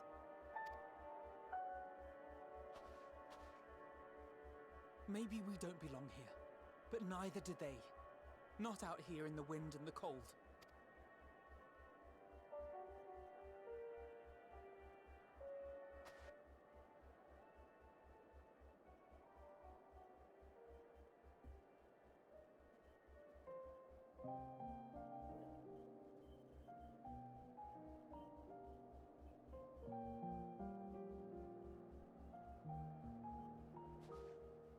I heard the story about Varus's voice from beyond the grave.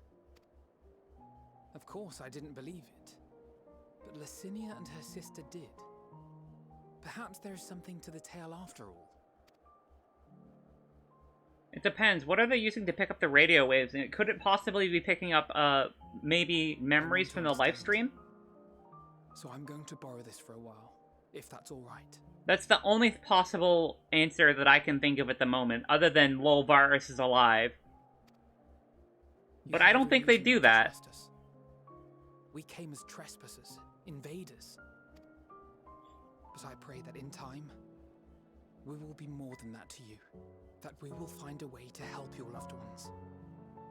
And see that no more children are left to freeze alone in the snow.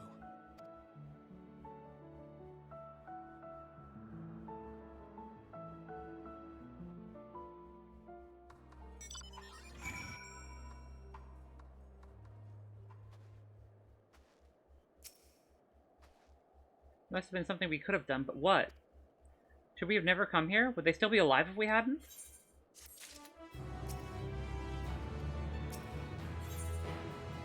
Alfino's resolve may be shaken, but he's not forgotten his duty. We've already caused enough harm here. Let's return to camp before we cause any more. And for those inside the house, we should someone to take care of them. Someone who isn't us. All we can do for now is make our report to Lucia, and do everything in our power to prevent further tragedy. So let us linger here no more. Come.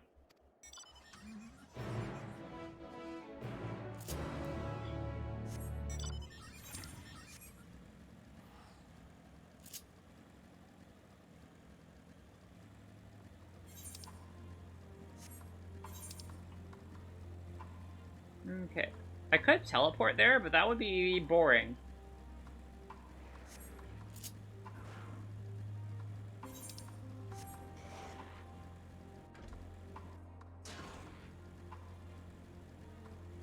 This zone just like, it feels like Heaven's Ward 2 Electric Boogaloo.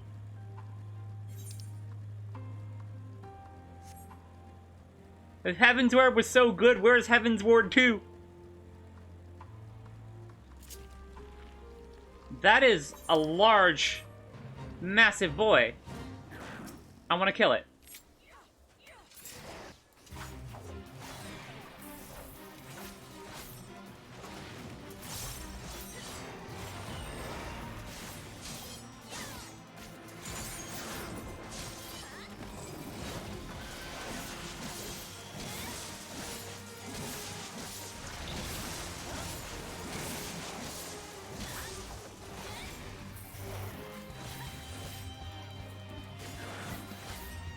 Me getting ADHD distracted, like, by fates, like... Wait, what's the guy's tanking? What's his name? Oh my god, his name's Family Guy. I just noticed that, too. Amazing.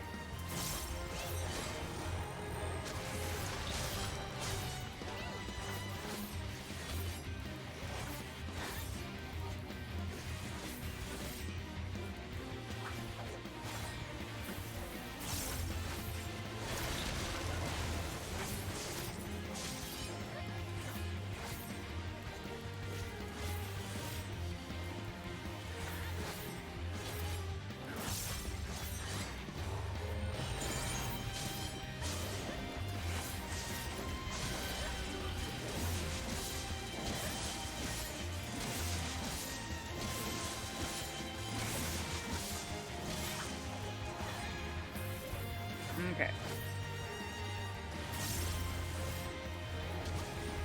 God, I love this job so much. It just plays so fluidly.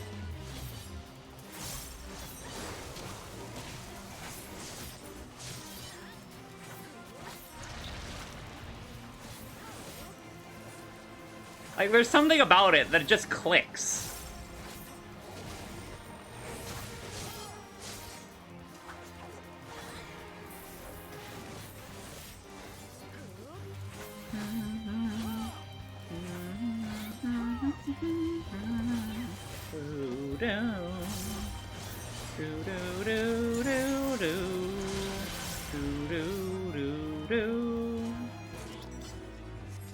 I don't want to waste this, so I'm gonna murder this thing.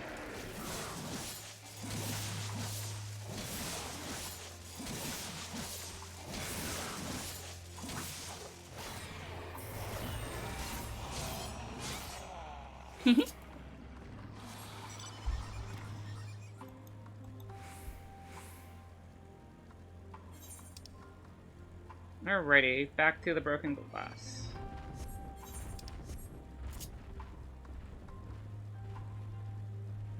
Bum, bum.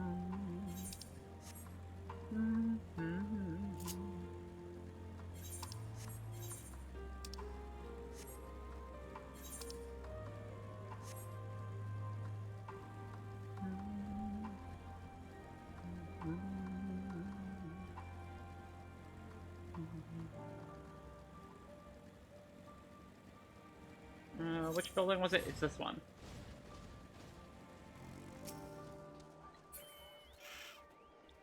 Look at these people just standing on the table. Pretty much, but refrained from saying much more than that. Clearly, they were reluctant to provide details. May I ask for your account?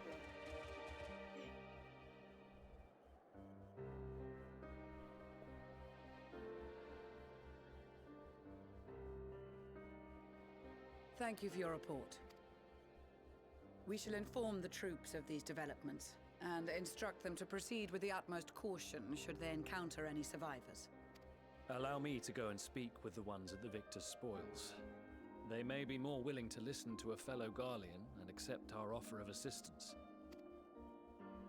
I pray you are right. And though I am loath to burden you any further, should there be an appropriate occasion to speak of Licinia and her sister, please do so.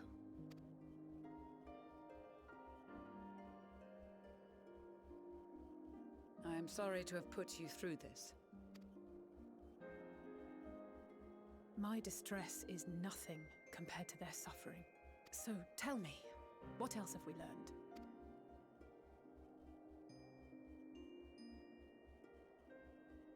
As you may have already heard, we have succeeded in curing the members of the Popularis, Maxima identified. Oh, Pog. They have provided us with some intriguing insights into the current state of Garlemald.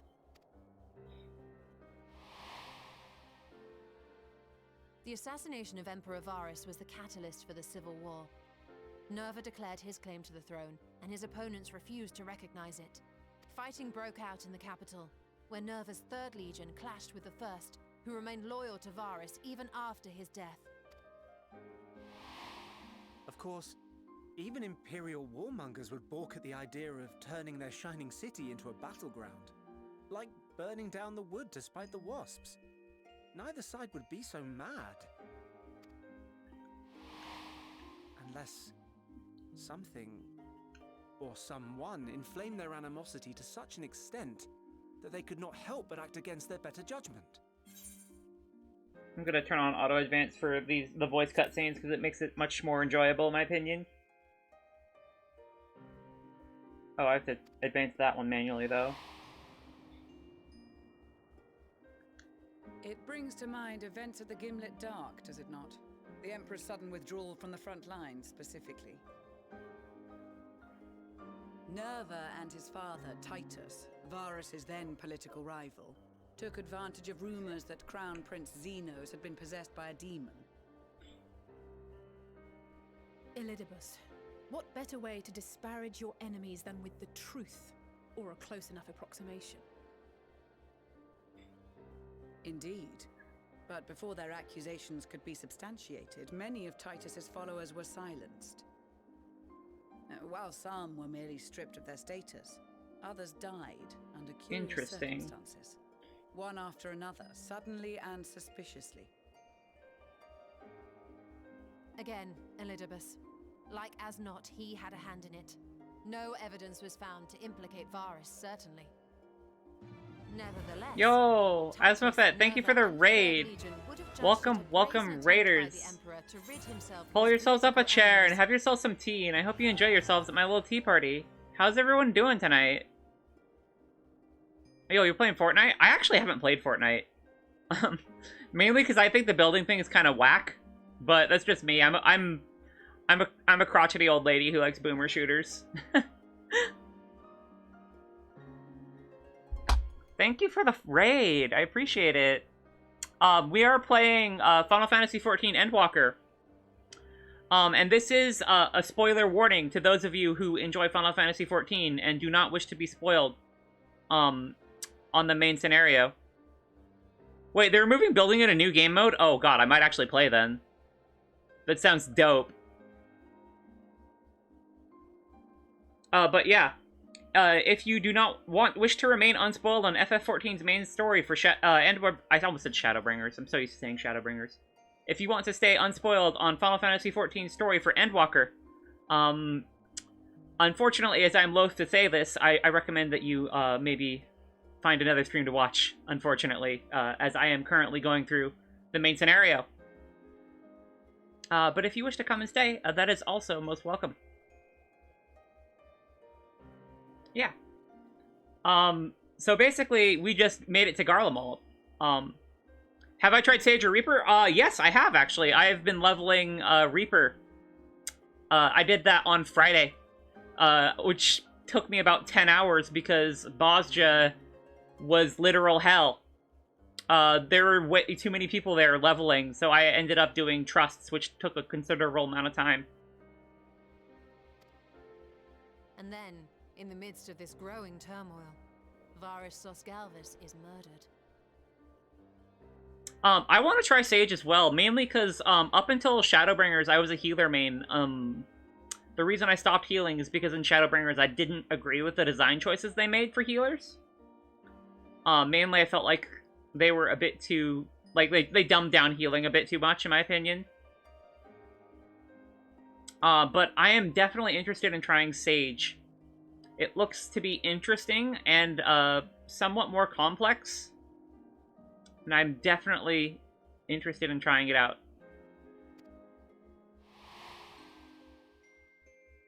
And Garlemald's own prodigal son, Gaius van Belsar, is named the murderer. Yeah, Astro used to be my favorite too. My favorite gimmick about Astro though was in Heavensward. When you could extend the buffs, the duration of your own buffs. I thought that was a really cool concept and led for a really interesting skill ceiling for the class. Because you could extend things like potions and sprint. And that was kind of dope. I fell off it in Stormblood because I felt like the two new card types were a bit too much to keep track of. Along with the what's it called, the Earthly Star AoE, even though it was kind of a set and forget thing, I have ADHD and I often would just forget to use it entirely.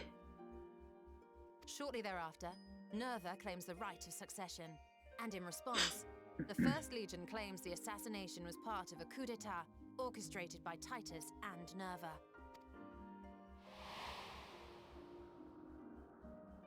So no one is at fault? And everyone else is to blame. Yeah, no, I played Astrologian because I've basically been a healer main. Like I said, I played Scholar and White Mage in ARR. I really liked how Astro felt in Shadowbringers. It's the one healer like I didn't dislike because there's some actual like mechanical depth to using it. Interested into seeing how the changes in Endwalker feel, though. Oh, you got 202'd? Eater, if you can manage to get back into the data center and queue again, you will keep your place in queue. So don't fret. That is something I had to do quite a few times. Just keep trying to log back in. I should add that both parties received substantial financial backing. Oh, your place wasn't held? With the means and Oof. encouragement to pursue a swift victory. And that these contributions came from the self-same benefactor. It didn't bump me back in the queue when that happened to me, though. Just interesting. I'd heard House Brutus had been filling the Third Legion's coffers, but the First as well.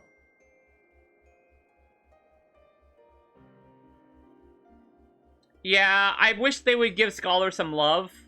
Because Scholar was my main in Heavensward. Heavensward Scholar fucking slapped. I miss Heavensward Scholar so much. It would seem so. Though the Popularis determined that the First Legion received funds from a variety of organizations, all had connections to House Brutus. So Fandaniel, in the guise of Asahi, was playing both sides against each other the entire time. The information we gained from my friends does not end there. One night, shortly after fighting broke out, the capital was shaken by an immense tremor. From that point onward, they have no memories, no recollection of any events, Interesting. including our clash on the Magna Glaciers. But when asked about the Imperial Palace and its bizarre transformation, they somehow recall Emperor Varys giving them orders in their dreams. May the Tower of Babel stand as testament to the glory of Garlemald. Is that a Symphogear reference? This sounds awfully familiar. We have something to show you all.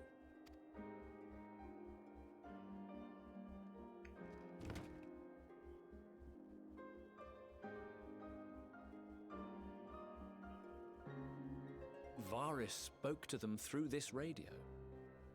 Perhaps it was a recording, but if not, that would be inexplicable.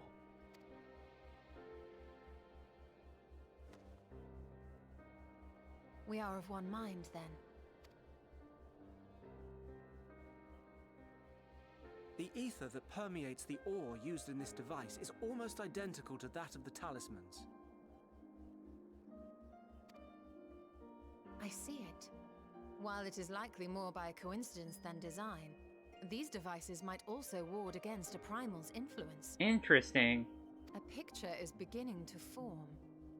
If the tremor felt throughout Garlemald was a wave of ether emitted by a primal, then while those within range would have been tempered, those huddled around a radio desperate for news concerning the Civil War would have been spared. No wonder Licinia kept it close. My friends, I must speak with you. What's up, Serena? A young man was caught trying to steal our supplies. He is a soldier of the Iron Men, we think, but one who has not been made thrall. Thankfully, Magni restrained him before blood was spilled. The stranger is outside, if you wish to ask him questions. I think we do.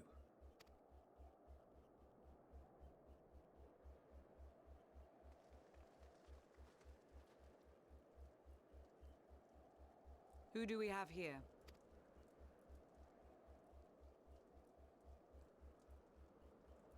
Garleans? Traitors to your homeland! Have you no shame?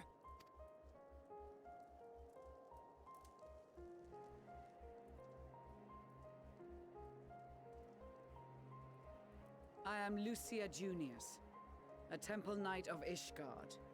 And you are? Julius Pier Norbanus. And that's all you invaders will get from me. God, this asshole. We are not here to invade Garlemald. Far from it. Like you, our allies in Eorzea and the Far East fight in defense of their lives and their loved ones even as we speak. But it is the people of Garlemald who have suffered most. This we know. And that is why we have come to offer you our aid, that we may unite against our common foe.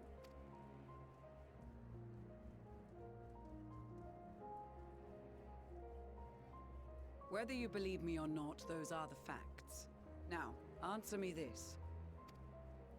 Why would a proud soldier of the Empire be reduced to stealing?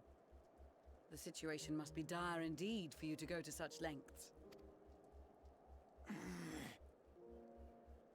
If it is supplies you seek, we would gladly share ours, or turn a blind eye while you leave with your spoils. I will not negotiate. My commander will determine how to deal with you and yours. If you wish to treat with him, I will take you, but no more than 3. I don't much like the sound of that. But if we do accept his proposal, I suggest the 2 of us and...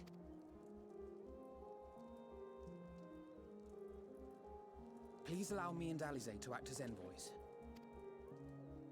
May I ask why? We have seen with our own eyes the hardships the Garleans face. How their futures and lives hang in the balance. It's not the warmest invitation, but it's an opportunity to prove our intentions true. Maybe not a chance to make things right, but a chance to make them better. I'm not letting you idiots go alone.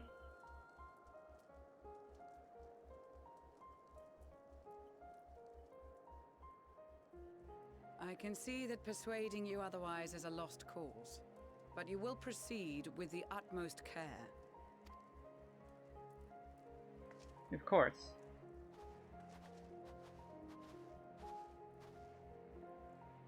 A couple of children and what? A sellsword? Is this an insult? Not in the least. You will find that they are more than qualified to speak on our behalf. There are many dangers on the road ahead. I will need that back.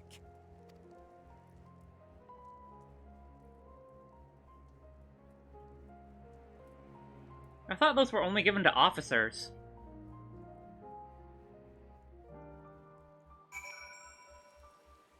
Or like legate.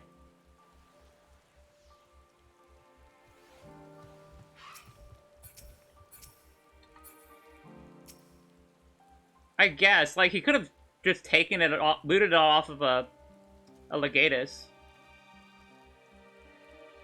You will be received as invited guests, so I urge you to observe proper social etiquette and conduct yourselves accordingly. Your safe return takes precedence over all else. Remember this. Thancred, in particular, would be worried sick if you're gone too long. May the Fury watch over and keep you. Are you and the children ready? I will explain the route once we are outside your camp. If anyone attempts to follow us, we will judge it as an act of hostility. Will not hesitate to take appropriate measures. As I expect nothing else. Wes, you have our full cooperation. And if this guy tries anything funny, I'll just cut off his head. Sound like a plan? Sound like a plan.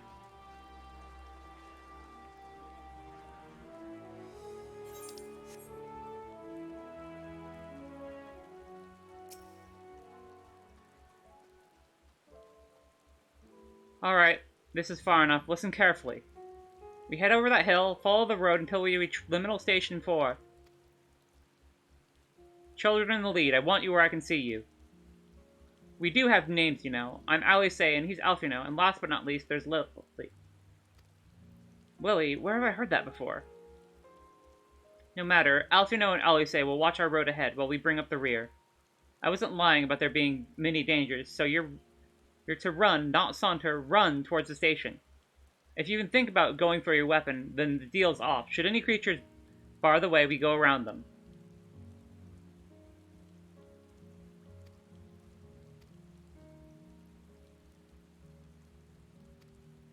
Ready to make the dash for the station?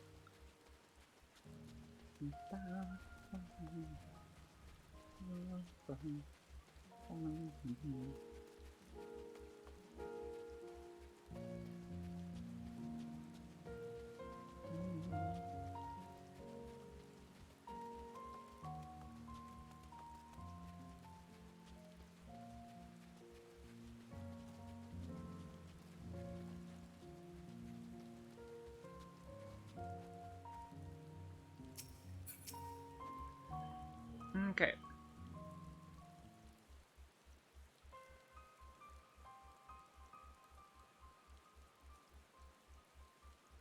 This is it. The first stop, that is.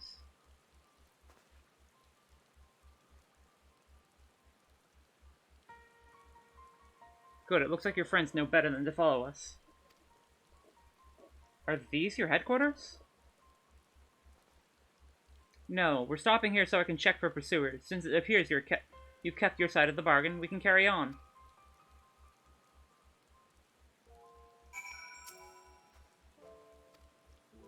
Look to roam the streets in packs. We'll tear us to shreds if given the chance. No wandering off. Understood?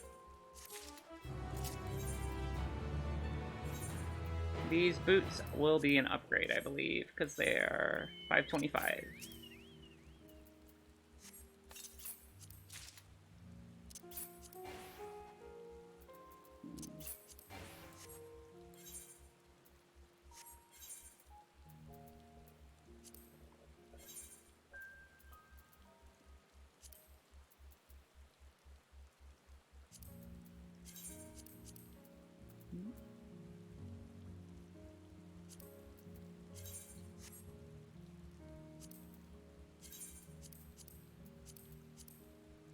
Okay.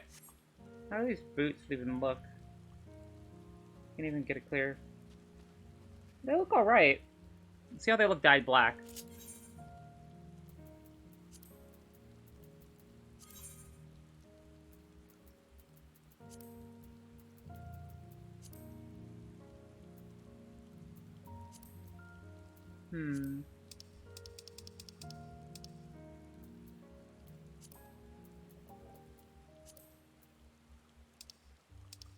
Wish I had more jet black, but I'm not... Even if I did have jet black, I wouldn't waste it on stuff like this.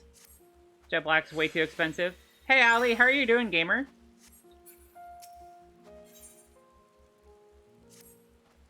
From here, we'll be heading northeast, keeping to the left of the railway. While the route itself is straightforward, getting past the hordes unseen is anything but. Keep your weapons at the ready. They would attack their own countrymen? Aye, they spare their own, but slaughter the rest without hesitation. Though we'll try to avoid detection, the chances of sneaking by completely unnoticed are slim. I'll lead the way, but in the event we are seen, you're to fight them off. Those two will follow us, provided they can refrain from drawing their weapons. While I doubt that they will be foolish enough to stab their guide in the back, I will not take up that chance. With that, let us proceed.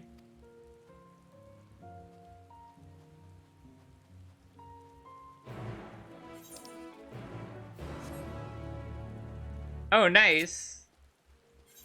I'm still working on MSQ, because I spent, like, literally all of today in fucking Q hell. And I blame all the people that fled WoW for this game.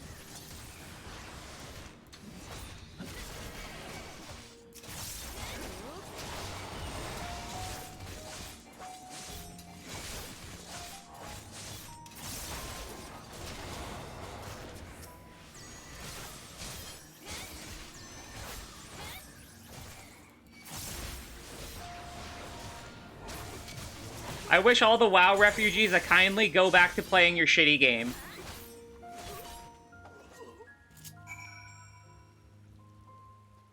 There's nobody on at 7 a.m. ET. Yeah. I logged in at frickin' 10 a.m. Pacific. And the queues were ridiculous. I see why your comrades chose you. Our contingent has been a cure for the afflicted, or tempered as you called them. Your people will need to be taken into custody, that way we may administer the treatment, but they would eventually regain their sanity. Is that so? For all I know, this treatment would simply force them to forsake one master for another. As for I and my legion are concerned, they are no longer our people. They are beyond saving. Those who thought differently and tried to reason with them were butchered for their bleeding hearts. We have to keep moving.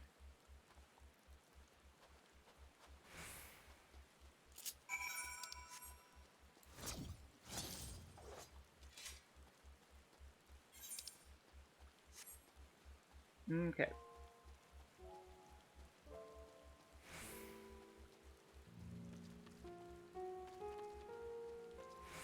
Oh, is it time to commit more murder? It is.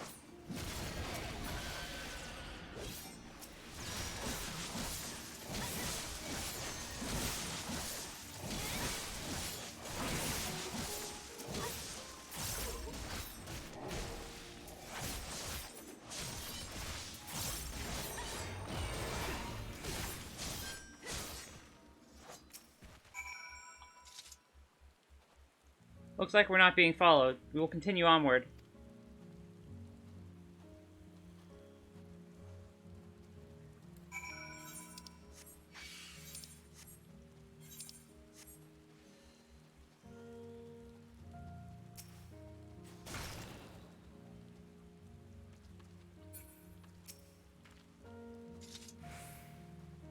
I meant what I said. These people deserve only death. I stayed my hand before, but only had a desire to remain undiscovered.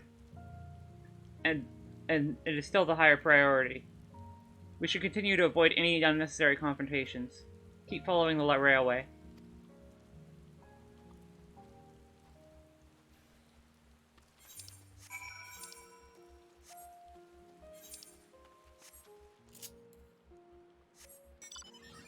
I'm so glad I have the pay-to-win mount from attending FanFest in Paris.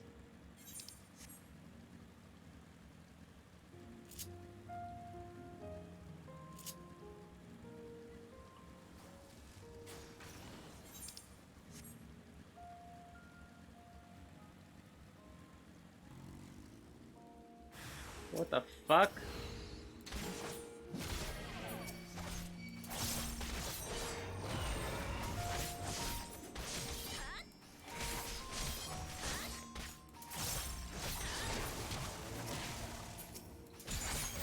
How's Reaper? It's fucking amazing. I love this job. It's the best DPS job ever made.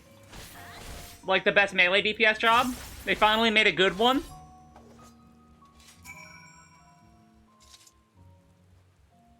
Look at what they've become. Can they would you still stand there and claim that they can be cured? Those exposed to a vast quality of Primal's Aether may suffer severe corruption. Even with treatment, such victims are beyond salvation. Then you admit it. Now that you've seen those monstrosities for yourself, perhaps you'll think twice before speaking of a cure. I guess Ninja's good, but like... I don't know, I haven't played Ninja since, like, Heavensward, so I wouldn't know. However, Reaper is the best melee DPS, I'm sorry. It's an objective fact.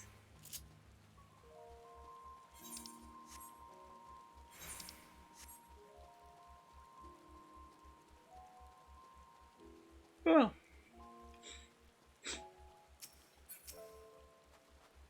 We're almost there. You kept your side of the agreement, so I'll keep mine this way. If you try Reaper and don't like it, then you're wrong. You're wrong that you don't like it.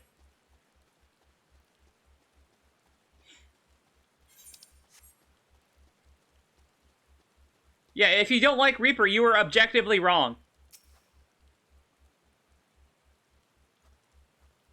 This is Tertium, one of Garlemald's largest stations that now serves as our headquarters.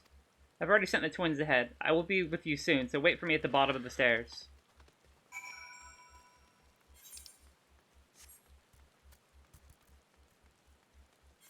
Oh.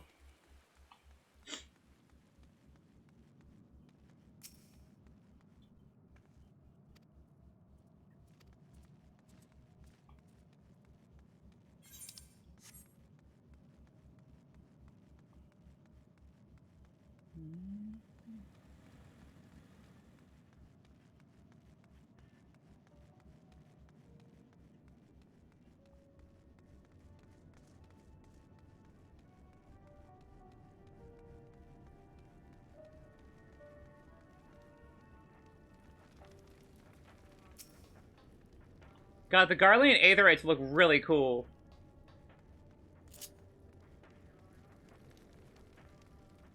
Oh, that's actually kind of neat.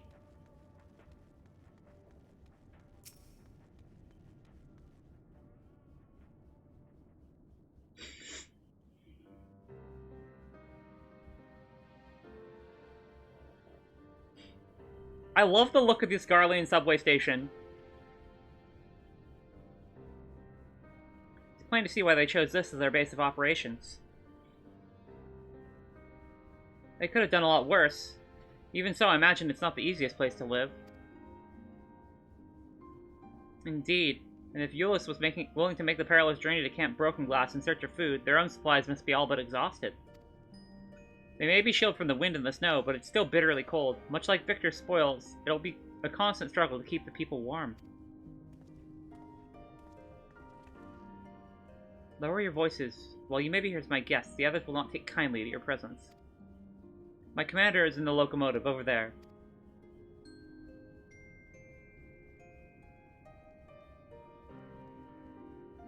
Oh, you know what these trains remind me of? They're like the trains from Final Fantasy VII, holy shit. Especially like the ones from FF7R.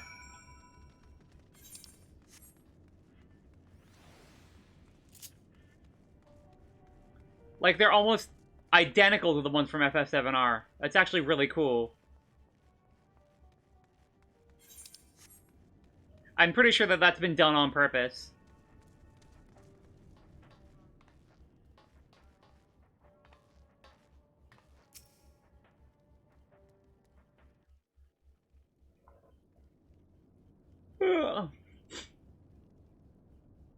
These are their chosen representatives. Very well. Hey, JC, good evening. Let's hear what they have to say. Yep, more FF14. Yes, sir. Oh, this is gonna be Granth, isn't it?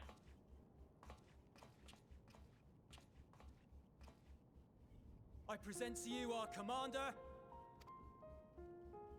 Lord Quintus Van Kina, Legatus of the Or First not. Legion.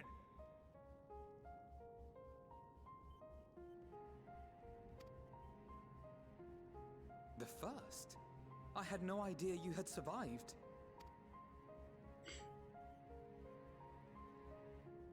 We lost our emperor, our city, more than half our troops. For my wounds, I may never take the field again. But we survived, aye. In a manner much to your liking, I dare say. We have no intention of adding to your misfortunes, nor do we bear you any ill will. Spare me. Though you children may speak in earnest, overtures of peace ever ring hollow in my ears. So long as man stands to profit from his neighbor's suffering, war is inevitable. Driven from our ancestral homeland into this blasted waste. Yet still you yearned to rob us of our paltry scraps. 'Twas only with Magitech that you learned to keep your distance. Though we knew it was only a matter of time before you regrouped and returned. Conquest and empire were our only defenses. Emperors Solus and Varys understood this, and through their campaigns saw us grow and prosper. Much blood has been spilled in Garlemald's name, aye. But if it is a choice between yours and mine, then it is hardly a choice at all. I do not deny that a great many conflicts throughout history were driven by the desire or necessity to gain by another's loss. That is not why we are here. Nor have we come to petition your aid in the war with the Telophoroi, grave though that threat may be. Our purpose is simply this. We wish to help you. Let us help you. If there is aught that can be done to ease your plight, we would be glad to do it. Perhaps you would.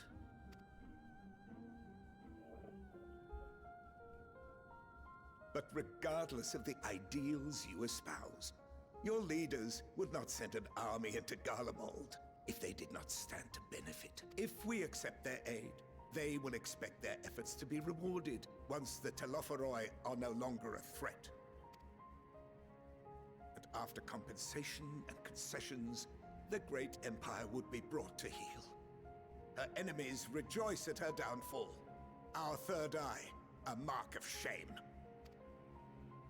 We won't stand idly by and let your people be humiliated. And we're not alone in that. We only want to make a difference, to make this world of ours better. Surely you can understand that.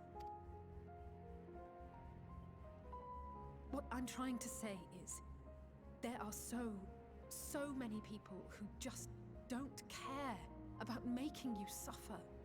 And maybe that's almost insulting after all the suffering you feel the world has subjected your people to, but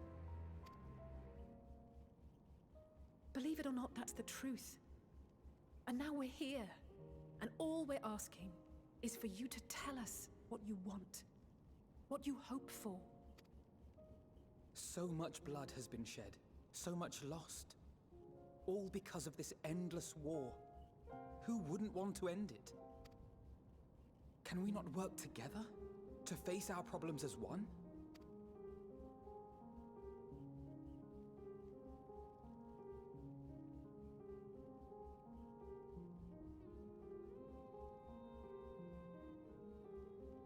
Answer me this, young peacemakers. If a world without conflict is your desire, why reject the unity and prosperity of Garlemald? Is it because we do not share your faith? That we do not share your heritage? That our ideals and virtues differ? That we cherish and hold in the highest that which you do not?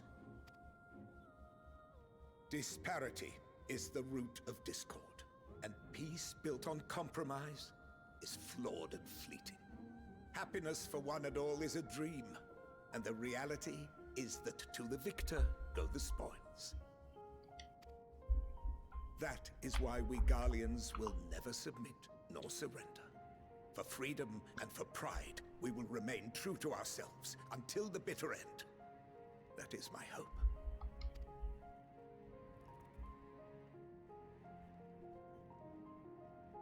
It seems there is nothing more to say on the matter. Fucking boomers, am I right, gamers?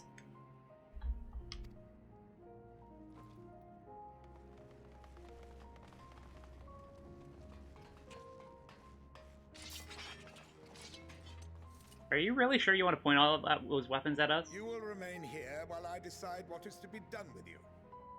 Do not be alarmed. No harm will come to you if you cooperate. Okay, but can I murder them all?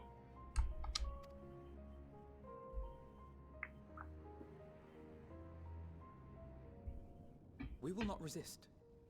However, as your guests, I ask that we be allowed to speak with the other members of your group. As you wish. I had no intention of locking you up, as by dawn you would be frozen stiff and you're no good to me dead. You are free to move about the encampment, but there is one condition. Oops, I didn't mean to do that. Collar them. Hey yo, Allie would be into this.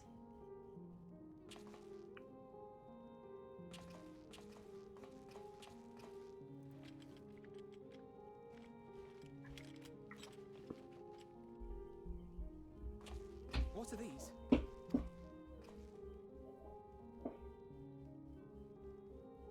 Incentive. You'll be watched at all times. Stray too far or act suspiciously, and we will administer a rather painful shock. Stop. Keep away from that one. Oh, they said, he said color them, and I was like, The champion of Eorzea is not so Allie would be into that.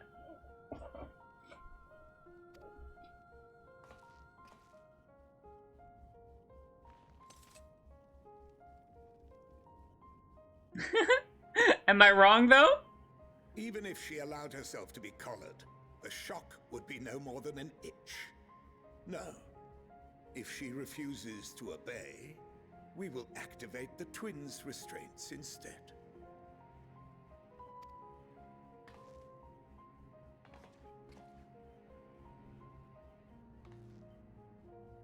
You needn't worry about us. We'll forget we're even wearing them soon enough. Even now, you still... Why go to such lengths? What is it all for?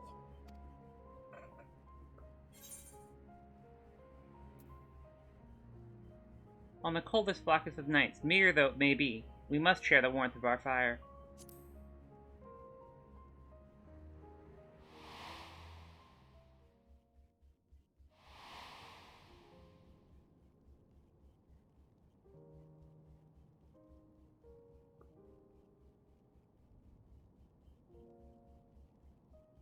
You are a curious one. A far cry from the merciless barbarian others paint you to be. I mean, I can be that too if you want. You will be their warden. Take them away. Yes, sir.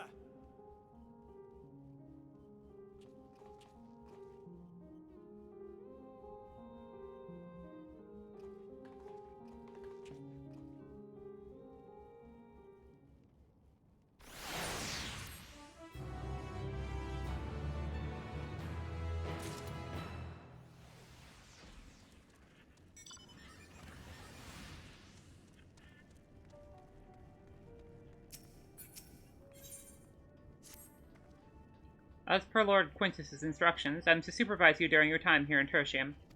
Before we ask, no, I don't have a key or anything, or any means to remove your collars, nor would I tell you if I did. And if you try anything, you'll soon wish you hadn't. So if you truly intend to speak with the others, or is that merely just a ruse? We're in no hurry to disobey Lord Quintus, if that's what you mean. Or perhaps you would doubt the wisdom of his decision?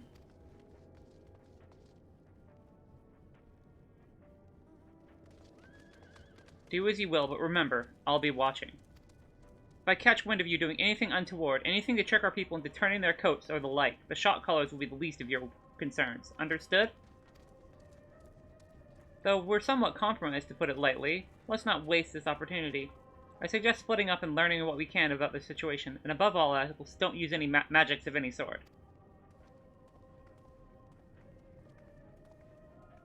You, on the other hand, you may go wheresoever you wish, even outside the camp. I know full well I couldn't stop you if I tried. Do not forget, if you do anything to endanger our interests, Alfino and Alice will pay the price.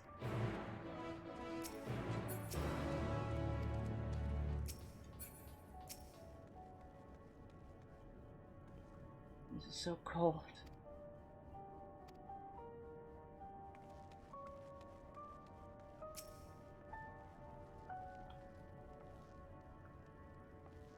Hey, wait, this is one of the people from the Ninja Quest line.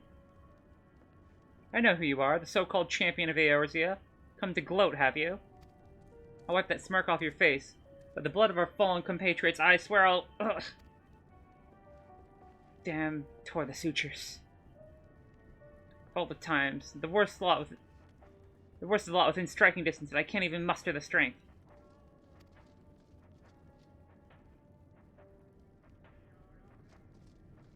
If it weren't for the third bleeding us, we'd be the end of you. Virgilia's treachery nearly cost Lord Quintus's life, but we made our escape, took shelter in the mansion, tended to the wounded as we prepared to strike back, and then... Night fell, we gathered around the radio. Then the roar, the terrible roar. The capital was in chaos, but we were spared. If you can call this a mercy. Mind intact, but body broken. A soldier in name alone. Cut you down where you stand if I could, murderer.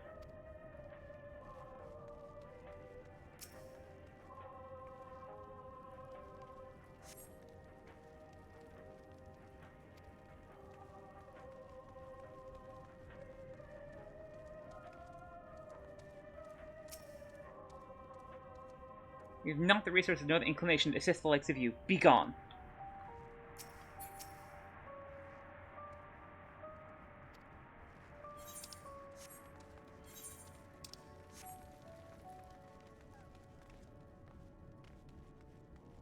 Maybe there's... No, probably too far out. Let's see.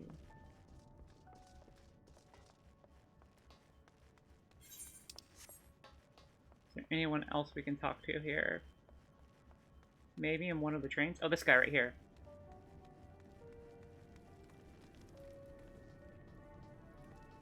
You came with Euless, didn't you? Well, whatever your business you've brought here, you best keep your hands off the Aetherite. It's deactivated, but I'd rather you didn't mess about with it. There are others throughout the city, built by Garleans, for Garleans. Could teleport all over in the blink of an eye, provided there was a terminal nearby. These days, however, we just use the Aetherite's power to keep the place lit, but that comes at the cost of its normal function.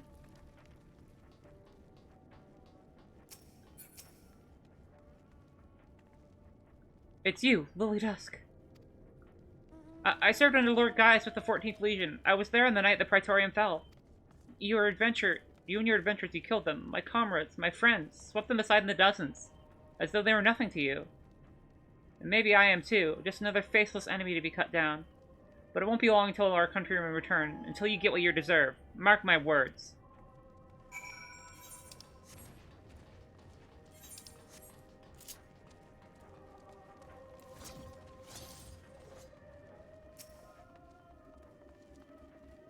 Did you learn anything of note? Yeah, they're all pissed off at me. Your findings are consistent with my own. Their plight is desperate indeed. The sick and injured are at the greatest risk. Without warmth and proper nutrition, I fear they will soon perish. Realize there's precious little we can do for them at present, but I cannot bear to see them suffer. Please, will you help me tend to them?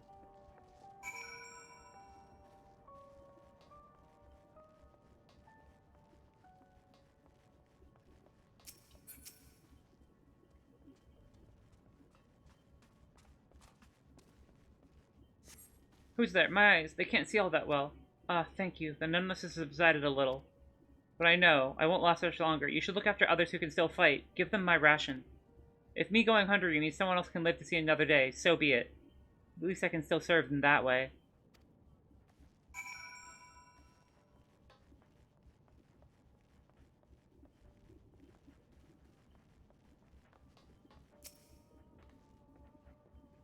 So those you met fare no better? I was afraid you'd say that. I know we were warned against meddling in their affairs, but we can't leave them like this. Perhaps we might gain the permission to have the contingent to deliver supplies? Quintus may have made his feelings on the matter quite clear, but even he must recognize that they are not in a position to refuse our help. Maybe Euless could persuade them? Though we need to persuade Euless first.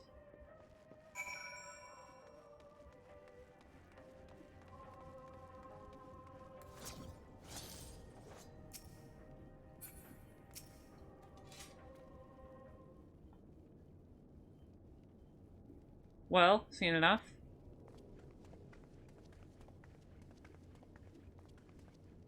Euless, the people here have barely enough food and fuel to survive. Have you and the other soldiers been able to procure any more supplies? We've been scavenging provisions from the nearby houses, as most families kept some stored away in the event that they were snowed in. Still, going out and getting it is dangerous work, and we've got a lot of mouths to feed. Fuel is a greater concern. We had some ceruleum set aside until it was stolen.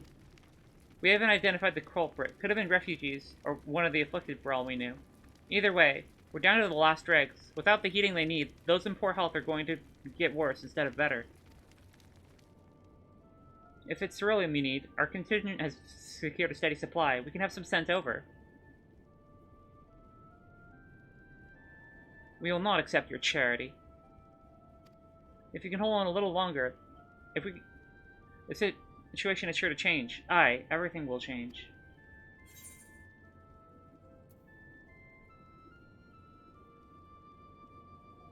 Those mysterious countrymen of yours, I assume. Heard something of it, have you? From what I've seen, there's little you could do to interfere, so there's no harm in telling you. One of our scouts spotted a hooded man and issuing instructions to the afflicted, or in the bastard's words, loyal servants of the Telophoroi. Then he made his way inside the Imperial Palace, or what stands in its place. We'd identified the seat of the enemy's power. We realized Lord Quintus dispatched a messenger to the 10th Legion saying as much, instructing him to join forces with the Provincial Legion to prepare for a combined assault on the Telophoroi. Once our allies arrive, your contingent will be sent running for the hills. Then we shall reclaim the capital by our own hand. And how do you intend to survive in the meantime? At this rate, many of your countrymen will perish long before reinforcements reach Garlemald. They need help now. Say the word, and we'll bring you the ceruleum.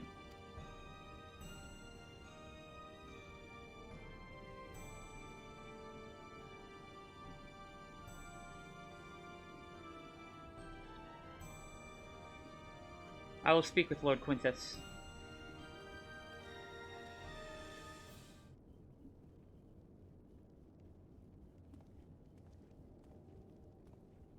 So, did he agree to it?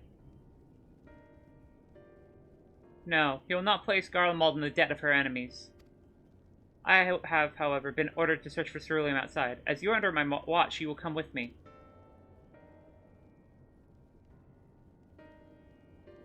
Very well. After all, many hands make light work. You lot are more trouble than you're worth.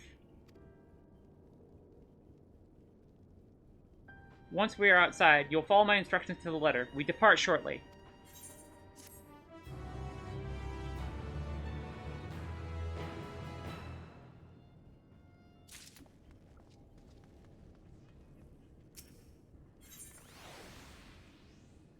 Tends to find himself in bizarre position of leading ambassadors of an enemy contingent on a salvage mission.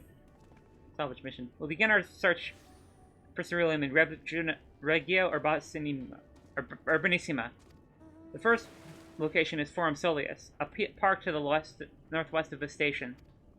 You are to remain close at all times and only act as ordered. Follow me.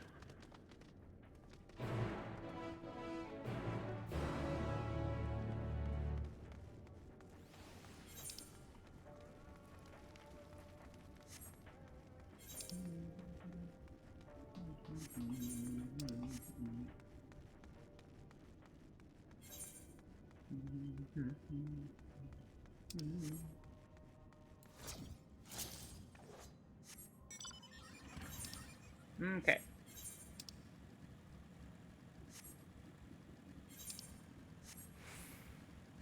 Let's go to this Forum Soleus place.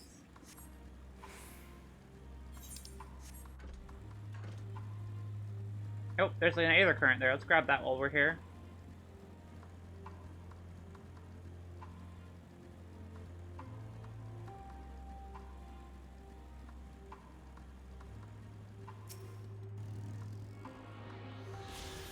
There we go.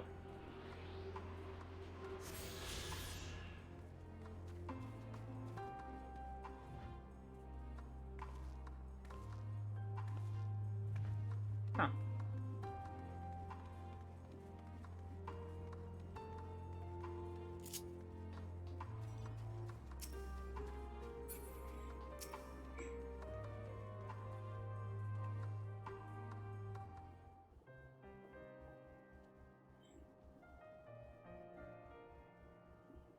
So this is the park. I'm surprised they found space for one amongst all these buildings. Actually, the recreational areas came first. The houses were later built around them. A healthy society requires communal spaces for children to play and adults to socialize. This park was named after the founding father of the Empire, the great Solus Zos Galvus.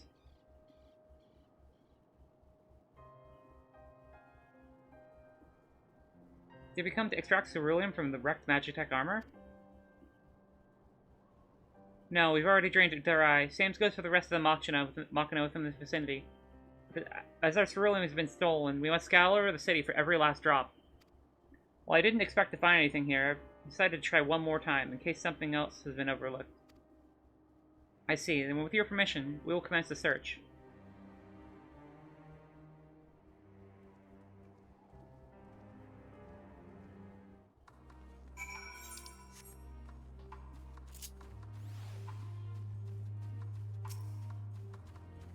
Okay. I can't even tell what some of these were supposed to be. This looks like one of their walkers, I think?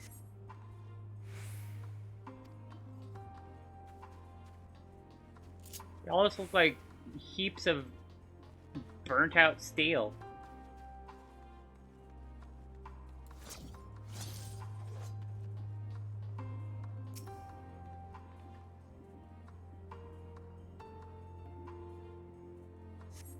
The contraption is built in the style of an Imperial War Machina, armed with a battery of weapons capable of transforming into different configurations.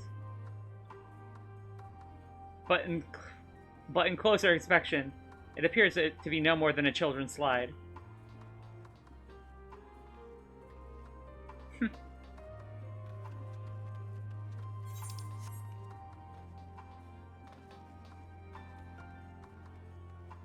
Let's see, is there anything this way?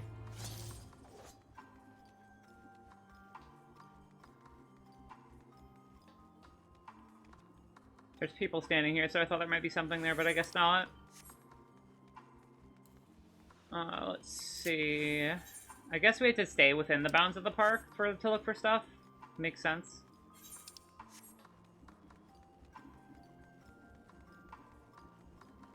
What about up here?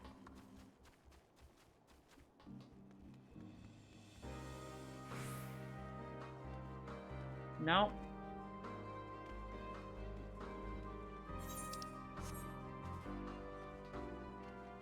Well, where the heck else am I supposed to look?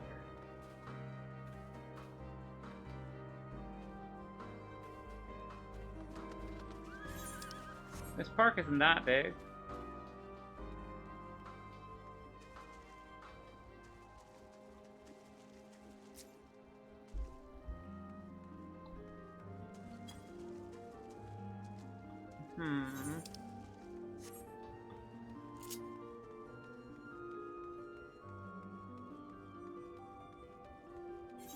Interesting. Well, where the hell am I supposed to look? In here? No? Where the hell are the other two? Like, there's two more things that I need to find. I don't see them anywhere. Unless I'm, like, blind. Oh, there's one.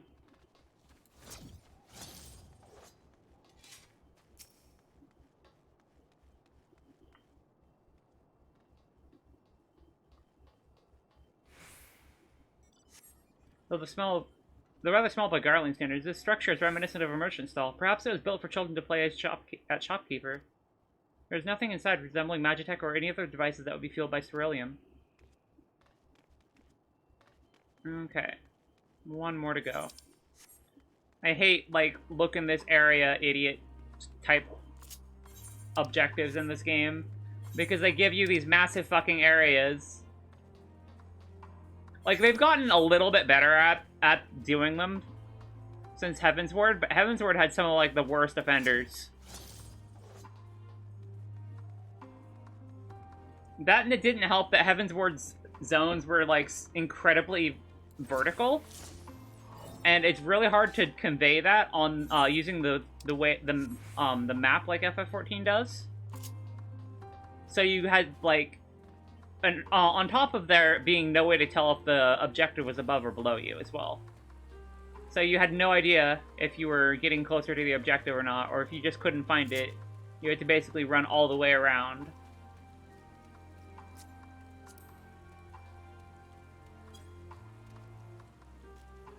Like an idiot, and just to get whatever quest objective you were looking for. It was a pain in the ass, and I'm glad they added indications on whether something is above or below you now. Probably one of the better quality of life things we've gotten. It's not perfect, but it's at least more serviceable.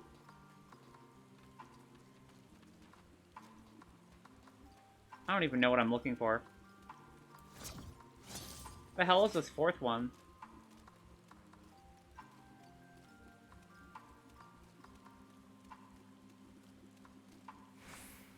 Ah, here it is. I haven't looked up here yet.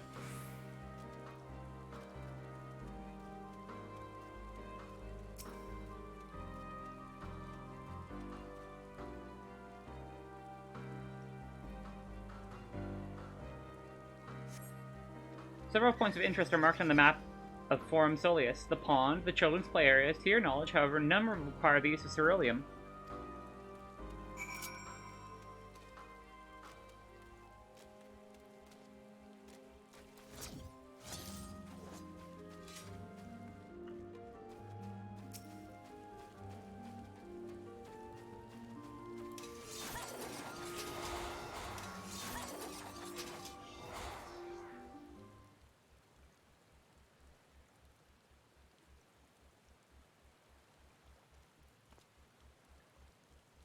Oh, it's you. Any luck? Nope, nothing.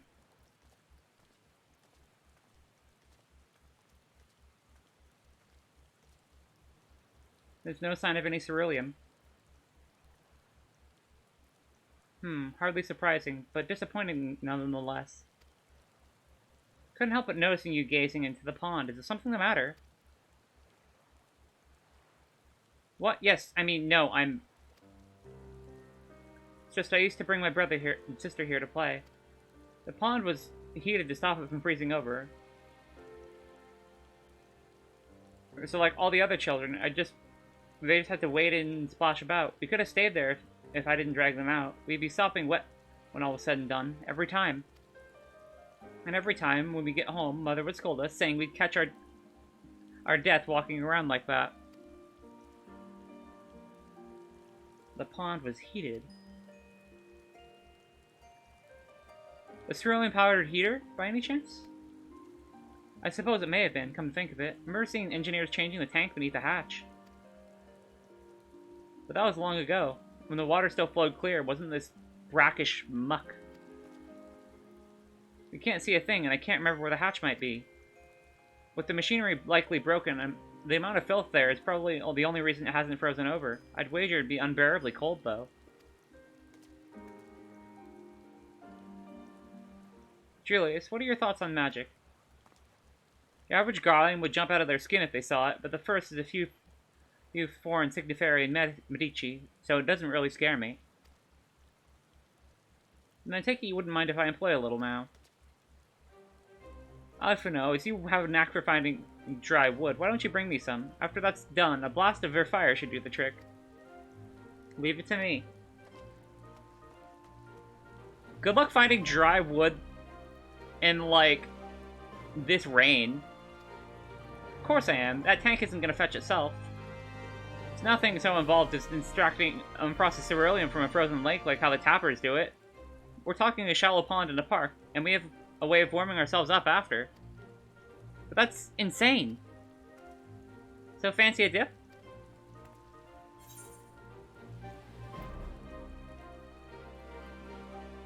The last thing we need is you catching a cold, honestly. If you're that concerned for my well-being, then you can dive in and help me look.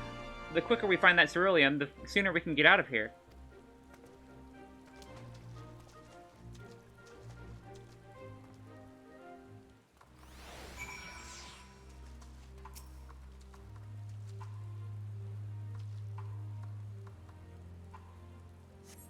Delve into the murky water, you come up empty-handed to end an intricate insult. The icy wind, knowing your damp clothing chills you to the bone.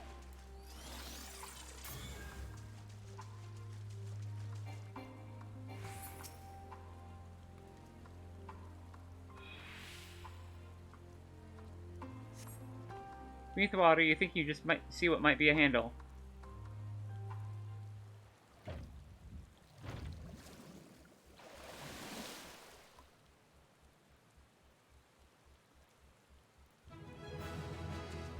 Hey! Second try, gamers.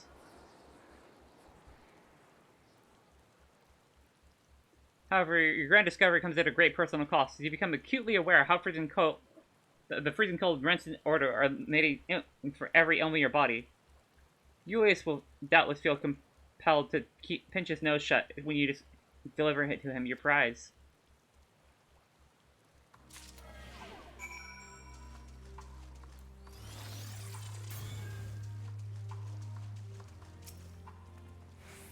You find anything I hope you did. One ceruleum tank. Also, welcome back, Eater. Sorry, I'm video games. That's it. And there's still some ceruleum left. Oh, the fire's still not ready. I'll go give Alphino a hand.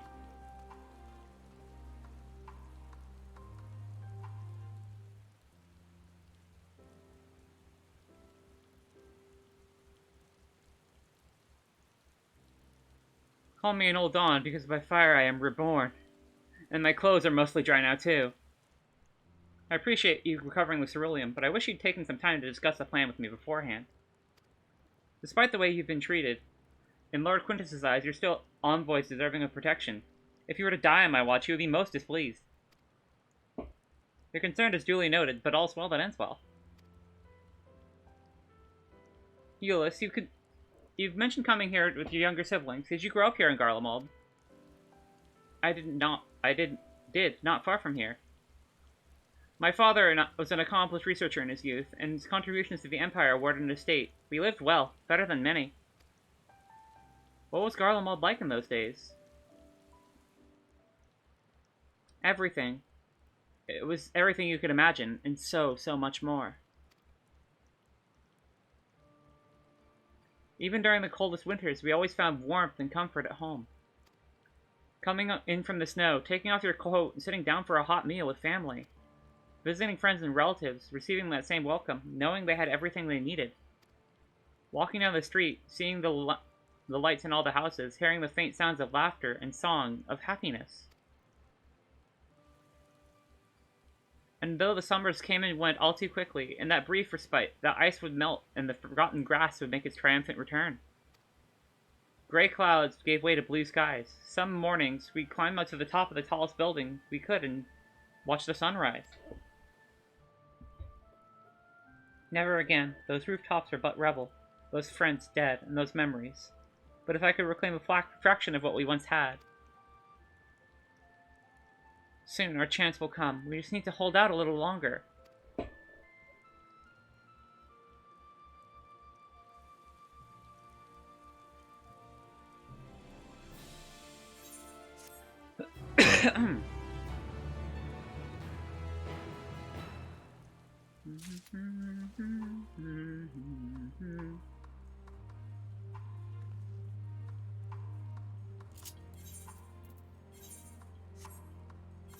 Oh, this is most definitely an upgrade. Where did I put it? Right here.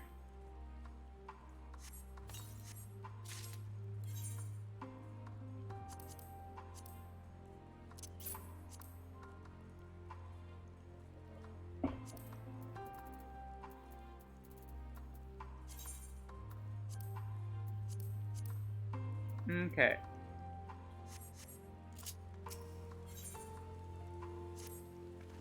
Alright, now that you've recovered from your escapades in the pond, there's another location I'd like to search, just outside the park.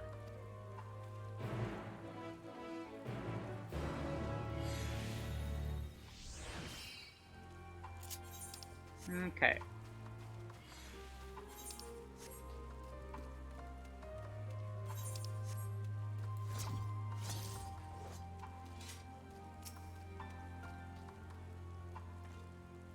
As you can see, this place is littered with the remnants of various types of war machina. While my comrades and I have already recovered the tanks from the less damaged units, those that took a more severe beating are harder to scavenge. We decided to save those for another time, that time being now. Rather than prize them apart piece by piece, it'd be quicker to remove the outer casing using compact explosives. With any luck, we'll gain access to the tanks without rupturing them. Though the force generated by these devices is relatively weak, I'd advise you stand well clear to avoid getting hit by any shrapnel. Before even bothering, though, you should check the Machina's ceruleum gauge to see if there's any at all left. It should provide an accurate reading even when the unit itself is inactive. If the gauge is broken, I'll let you decide whether to use an explosive or not. Should you need more, come to me.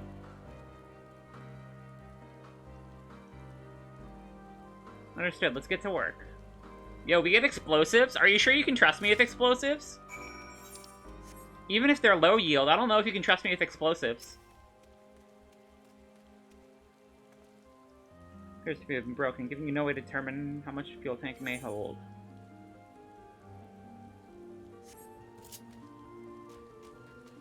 Let's check for ones that we can for sure tell if they have fuel or not. Maybe no way to determine how much the fuel tank may hold. Okay. Are there any others that do have... Oh, my controller died. Thankfully, I have batteries right here.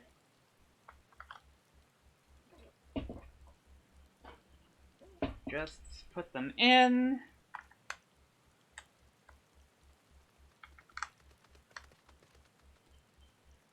And we are gaming once more. Okay. Let's have a look and see if we can find a tank that's actually in... a tank with a fuel gauge that's intact.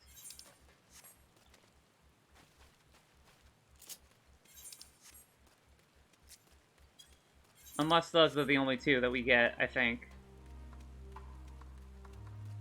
I think that might be the case, actually.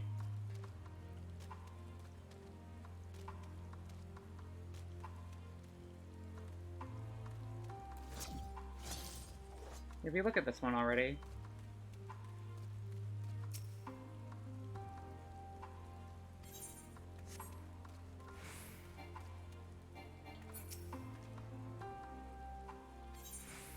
Tank is empty. Well, I guess we can try this one.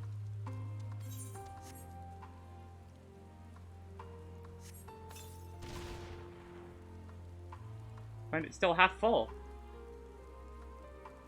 Hoggers.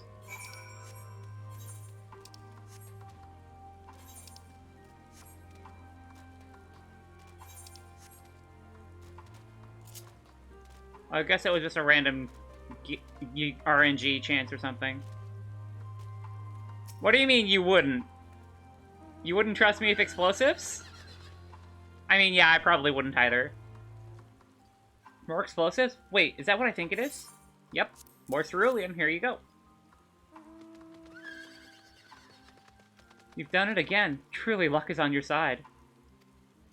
With this, we should be able to refuel quite a few of our heaters. It's time we headed back. Wait there, I'll go see how Alice and Alfino are faring.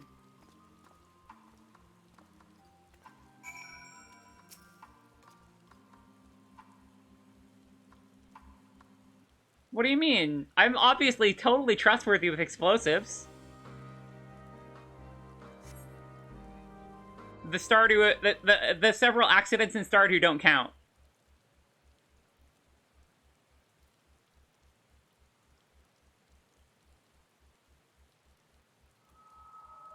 Finally escaped the watchful gaze of your keepers, have we? Don't react. You'll only draw attention to yourself. Just carry on as you are and listen. After you left with the Garlean lad, Lucia bade a few of us scouts follow you at a discreet distance. We observed you being led into the station, but decided against venturing inside. When you emerged sometime later, and we saw that the twins were sporting Magitech collars, it was clear what had taken place. Now, as quietly as you can, tell me everything.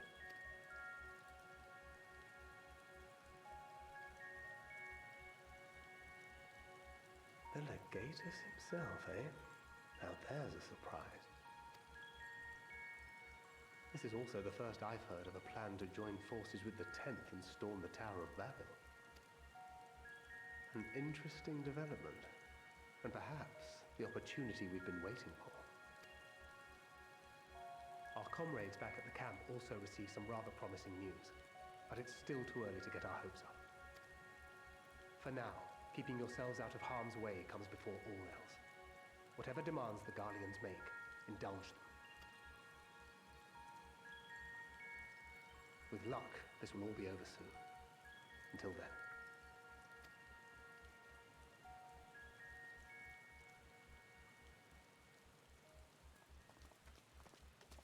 They had not gone far.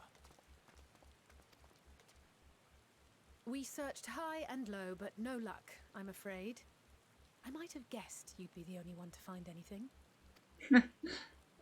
I wasn't expecting much to begin with. Eventually, there will be nothing left out here for us to safely salvage. For now, this will have to suffice. We should return to the station.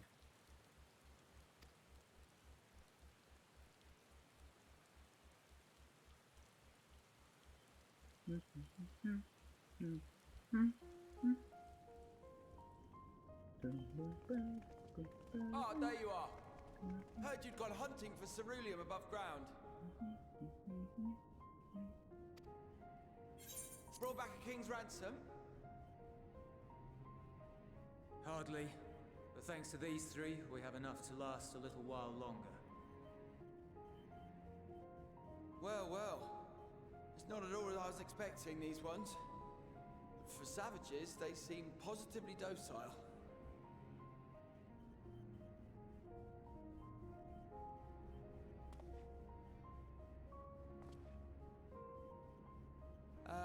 It's a poor attempt at humor. In all honesty, I'm grateful for your efforts. But even with another night of warmth, there are those among us who may not... Yo, Among Us? Tomorrow. Among Us? Among Us? I trust your expedition was fruitful. Lord Quintus! I like his beard. Use what you procured to refuel the armor.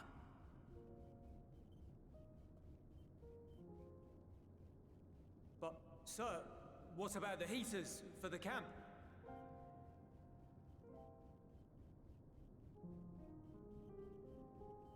The time for action is upon us.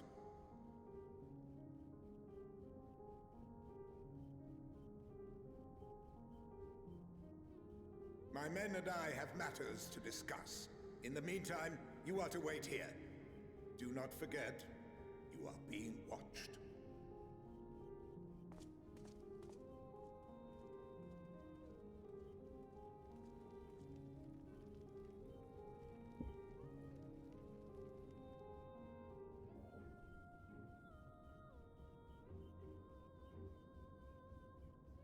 The time for action. What did he mean by that? I can only speculate. Clearly something requiring their magitech, given what we just heard. Whether they plan to utilize it now, or after they join with the 10th, is another question.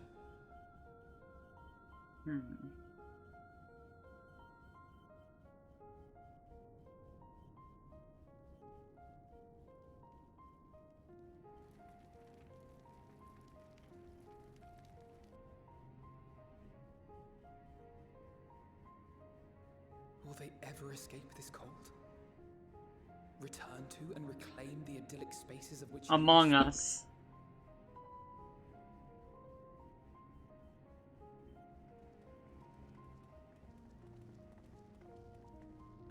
Finished your war, Council?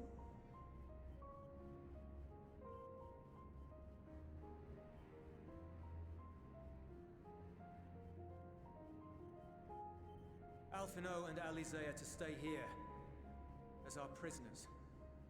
They will be released once your comrades have relinquished their supplies and withdrawn from Garlean soil. That's what I thought. Exactly what I thought was gonna happen. Until our terms are met, they will be detained at a separate location.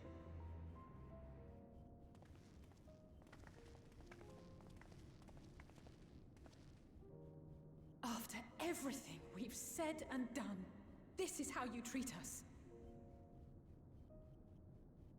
Our allies have but limited supplies. They may stave off cold and starvation for a short while, but what then?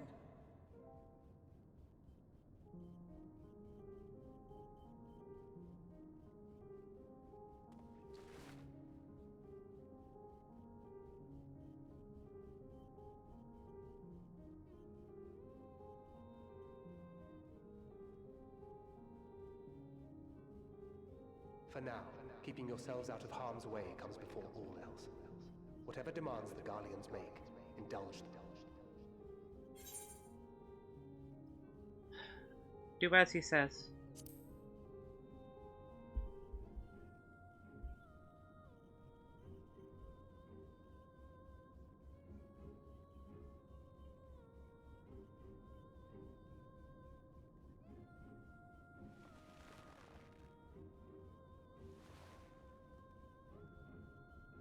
Get them out of here. Do it, pussy, you won't. So true! So true, Eater. So true.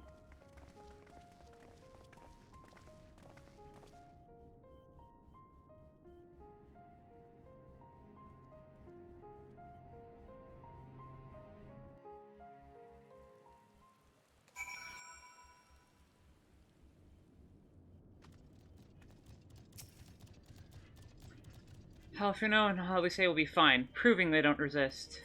Providing they don't resist. You will accompany me back to your camp, where I will meet with your leader and present Lord Quintus's demands. Before we depart, however, there's something I would ask of you. Assuming your contingent complies, supplies they surrender will need to be transported here. A task falls to Legionnaires Marcellinus and Octavia, who will pilot Magitech armor to their headquarters. You are to inform them that we are leaving shortly. Tell them to ask the Eel for further details in those words. Once you've seen to that, meet me by the exit. Yo, we performing some subterfuge, some mutinies? There is a traitor, an imposter, one might say. You again. Ask the Eel, he said. So that's the way of it. After all this.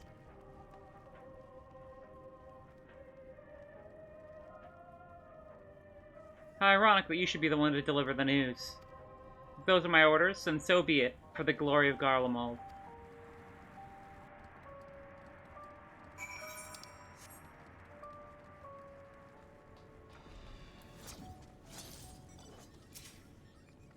What do you want with me? Ask the Ill, so Lord Quintus has reached a decision. Wait, was that one of you in chat that just pet emote at me?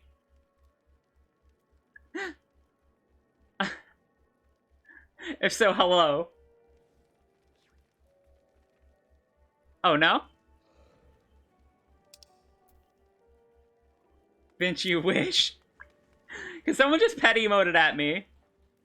Oh, wait, it was? Oh, it was you? Of course it was you. Can't be busy talking to Redacted.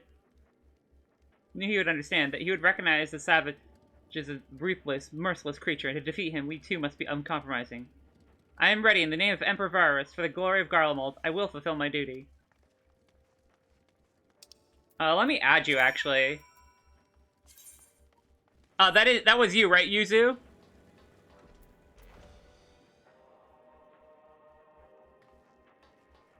Alright, I'll add you.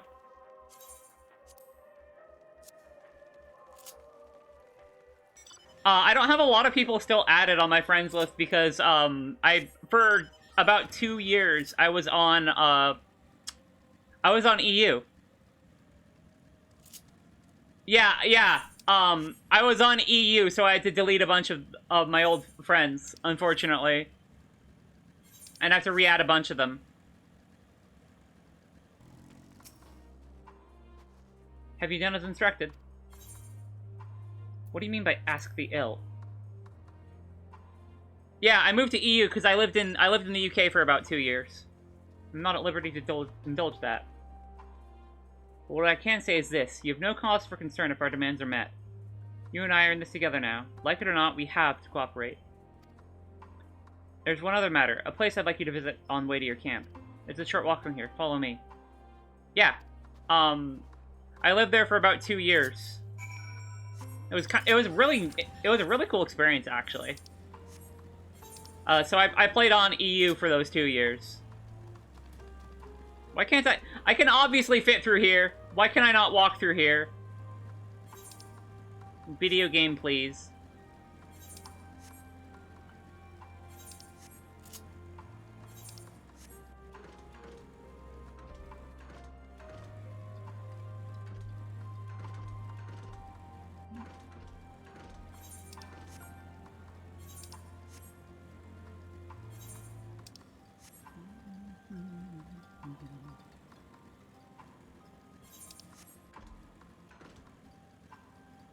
Oh, that thing looks cool.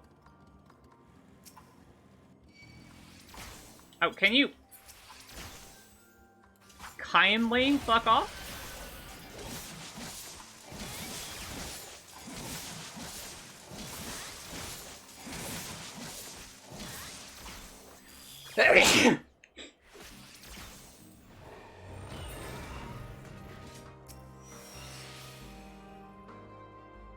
Give me a moment, please.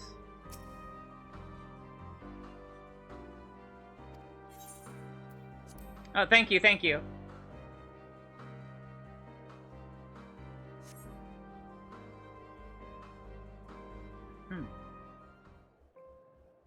The air is dusty in here since I cleaned out my, underneath my computer. Because the fans were kind of dusty.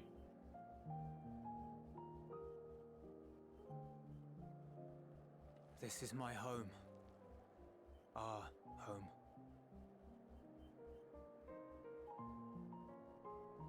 At least it was until that night. I was with Lord Quintus when the capital fell, and thus spared. My family, who did not own a radio, were less fortunate. When dawn came, I made my way here. My parents, my little brother and sister, they were still inside. But they weren't themselves, and they tried to. And I had to.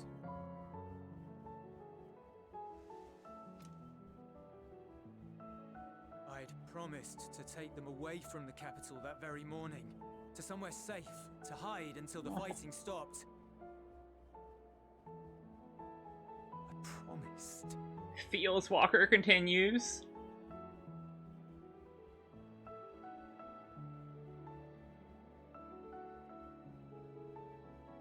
Garlean flag bears a chain, the bonds between our countrymen.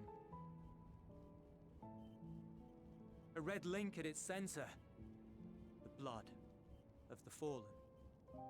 Our loved ones who lived and died for Garlemald.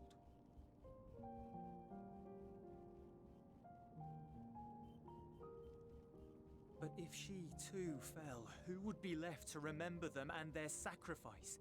What enduring proof would there be that they were ever here?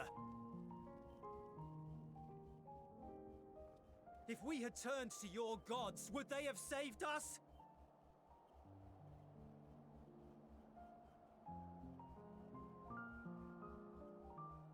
I'm sorry, forget I spoke. We should go.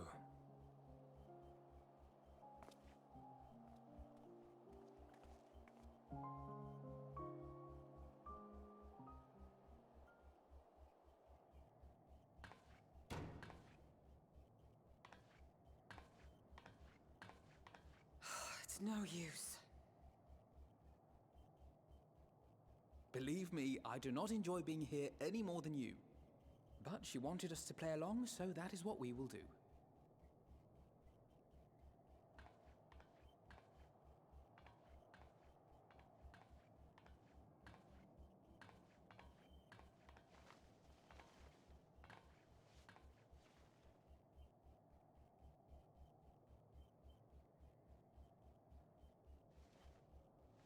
Aww.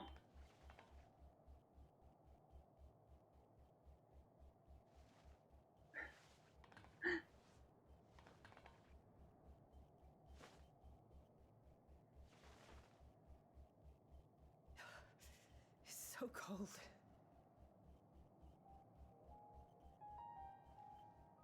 Painfully so. Unbearably.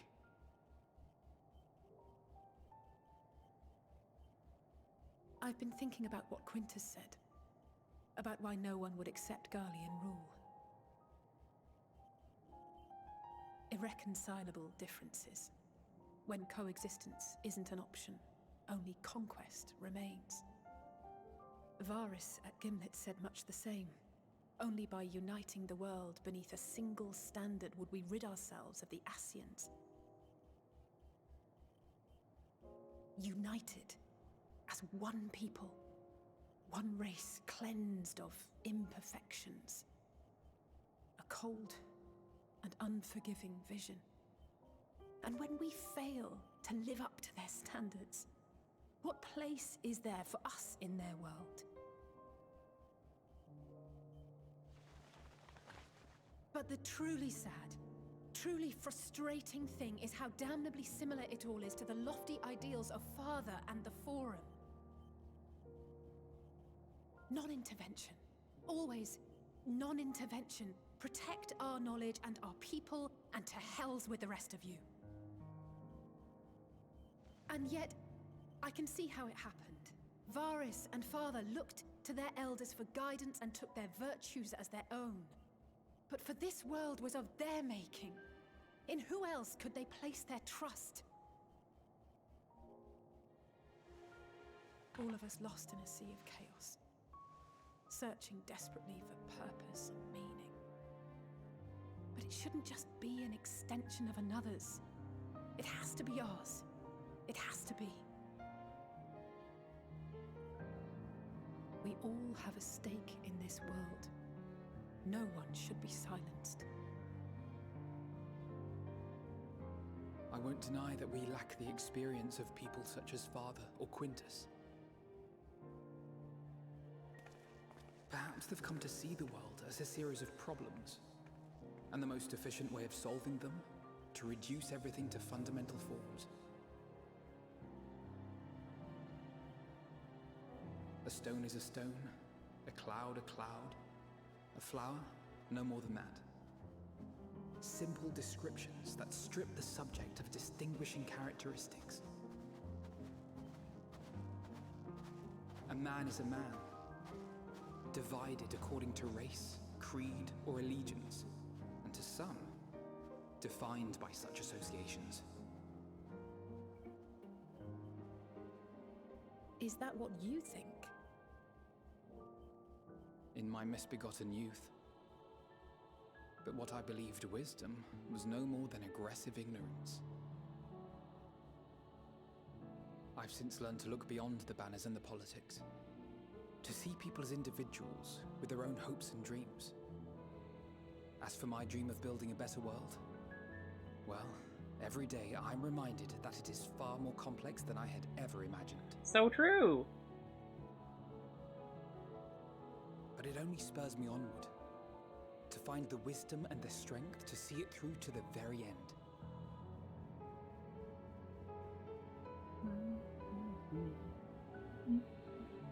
God, the music is so good.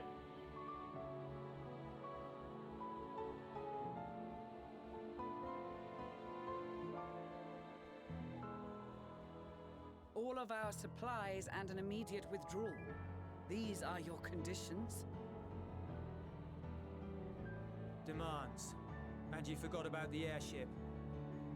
Once again, you will leave one behind. It will be used to return the prisoners. Their collars will be removed prior to the exchange.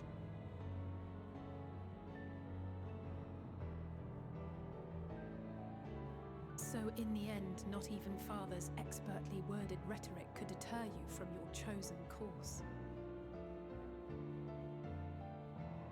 Huh?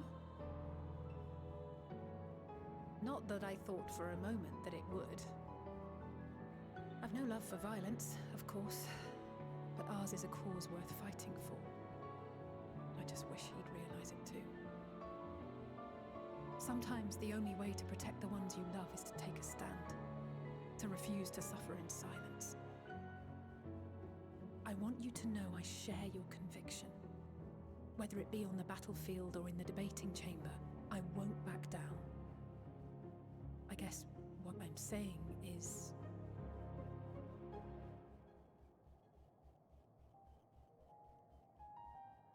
You've found your own reason to fight. Yes. Yes, I have.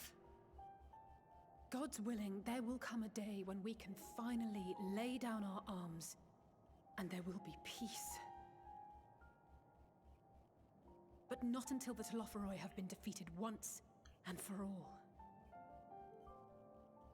And you, brother, will have a vital part to play. By your words and deeds, you'll lead the way.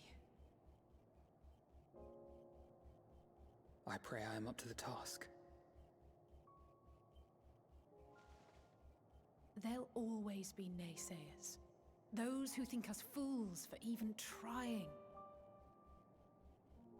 It's easy for learned elites to criticize earnest efforts and assert their moral superiority, all without offering alternatives. Not that their sophistry has ever wounded you. So stubborn and strong. Stronger than you even know. Don't ever change, you hear me? If you stumble, I'll be there to catch you. Or give you a thick ear. Maybe both. For good measure. God, Alice is great. I love her. Thank you, Alice.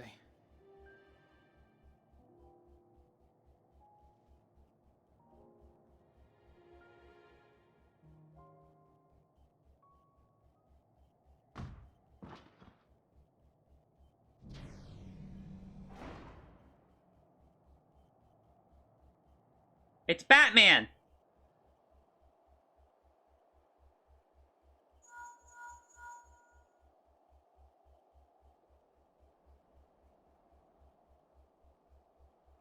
The scouts have secured Alize and Alfino.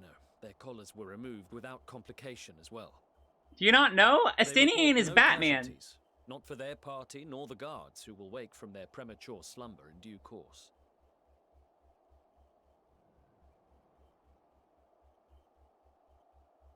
It would appear the situation has changed. I propose new terms. We have information that will be of great interest to Lord Quintus, and I wish to speak with him in person.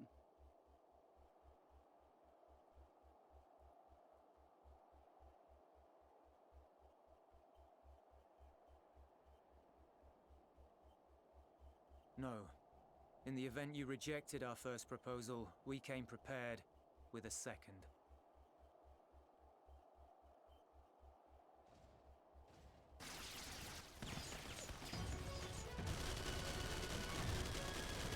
Ambush!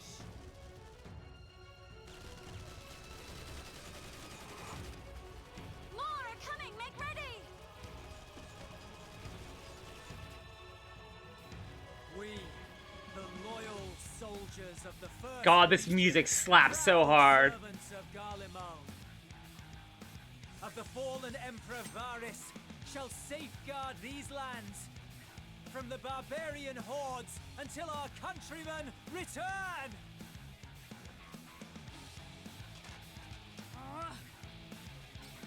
Stop! Both of you!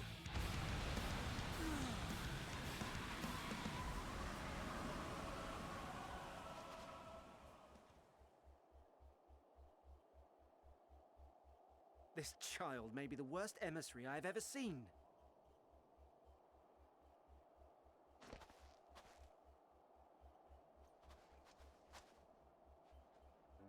We received an urgent communication from the Grand Company of Eorzea. Envoys from the Imperial Army, led by members of the 10th Legion, came to Alamigo and requested an audience.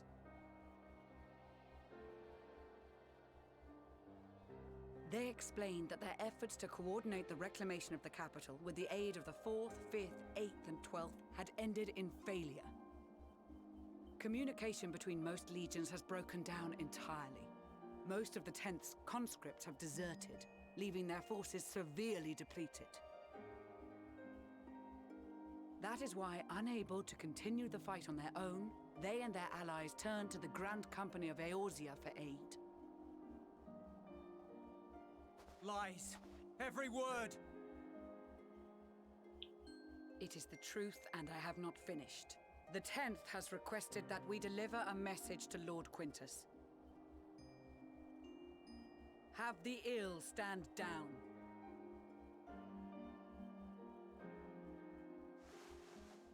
You have been listening, my lord? What are your orders?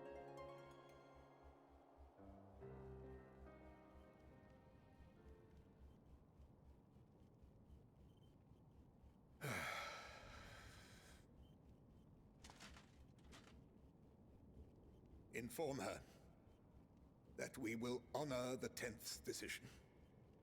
Hey!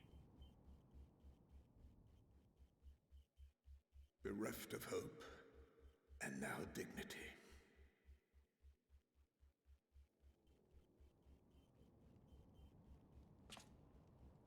I release you from your duty. All of you.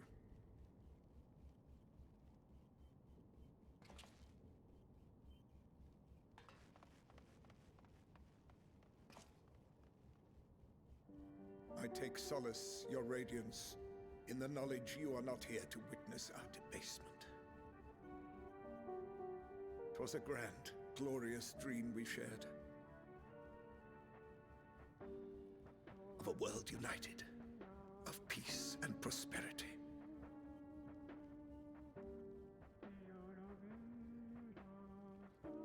We are ghosts, you and I, memories of days gone by.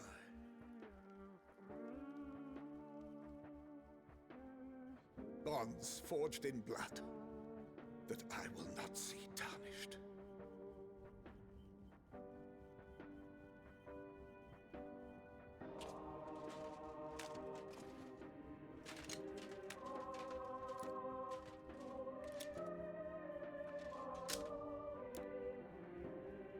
Yeah, suicide warning right the fuck now. Holy shit.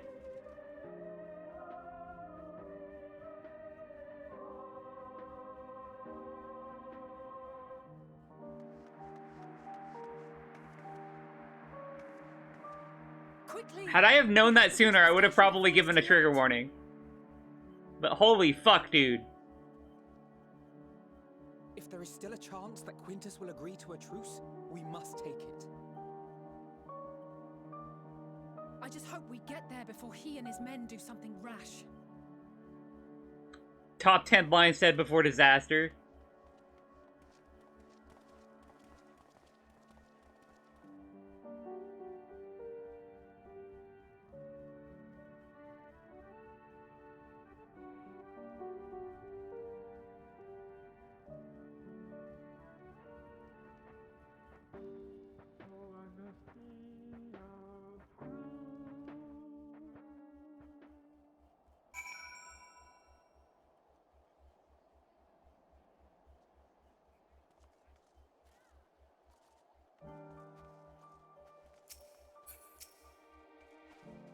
Much and more has occurred since we last met. As for determining what comes next, we must speak with Lord Quintus. about that.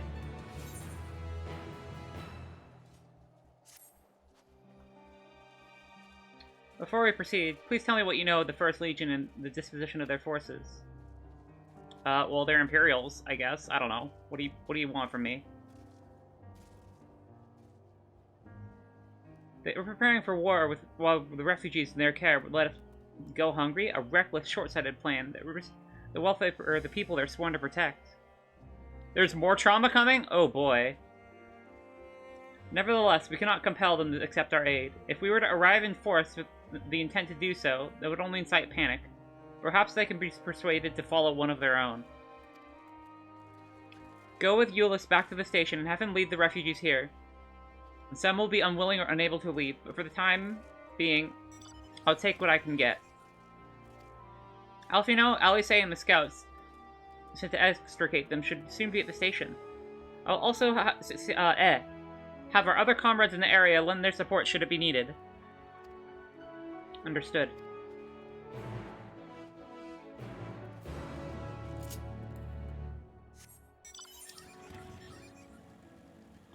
Jesus fucking Christ, FF14.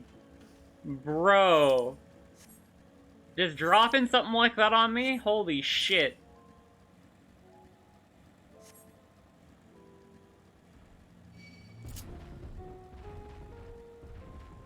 Fields Walker continues.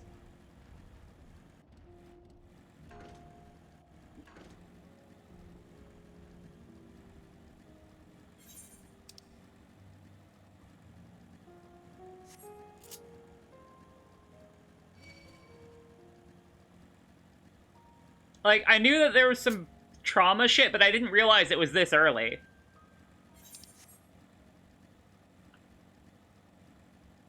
Or that it was that graphic. Holy fuck.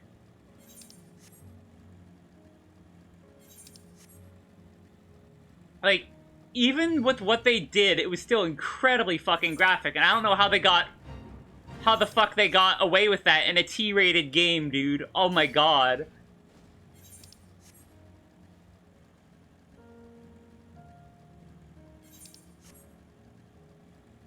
They're like allowed one fuck word or some shit. I don't even know how ESRB rates shit.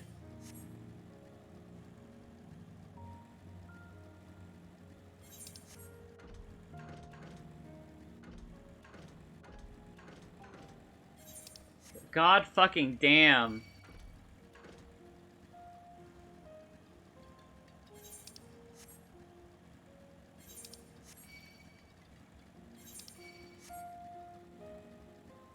Thinking I should maybe make myself some snacks here real quick, or at least grab some, like, chips or something.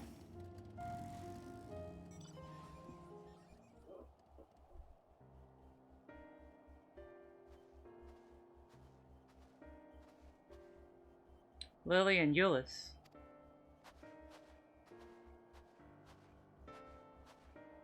We arrived just before you did, and too late. Too late? For what? What happened?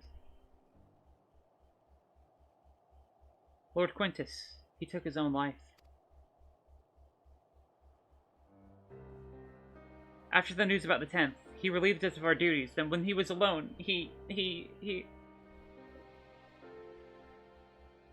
No, he wouldn't.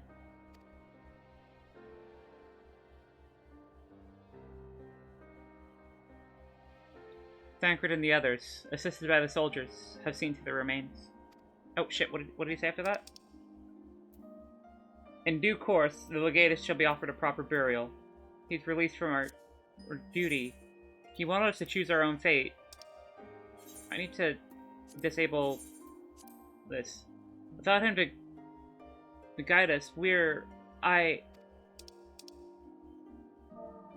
forgot I still had auto advance on from when I was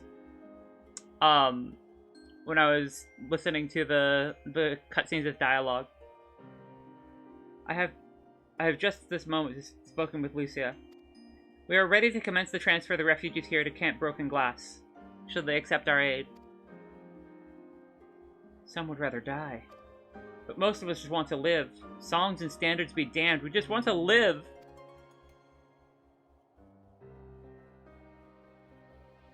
We need to speak with the refugees. They'll have to decide for themselves if they wish to come with us. If any would prefer to stay, we can have supplies brought to them. It'll be a hard journey for the others, but we'll see to it that they reach our camp safely.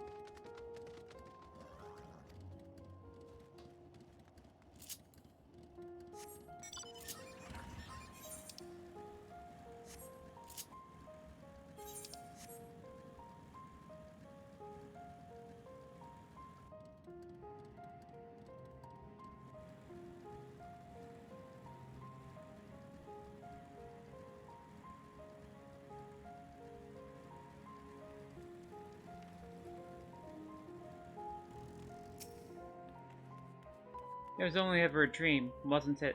To think that we could reclaim it, rebuild it all ourselves. Before this all began, I sent my wife and daughter away to the provinces. There's a chance I might see them again. I'll take it, so take me. Take me with you, please.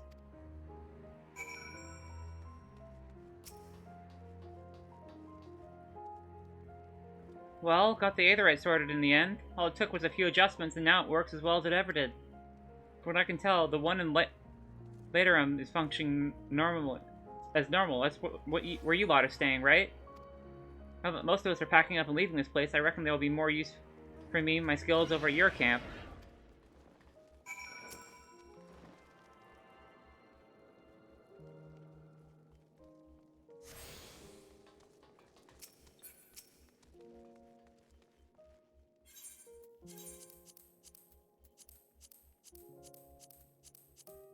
Okay.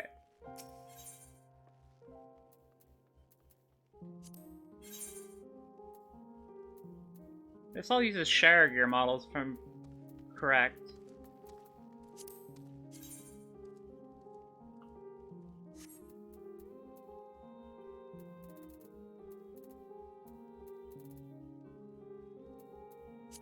Yeah, this is share gear.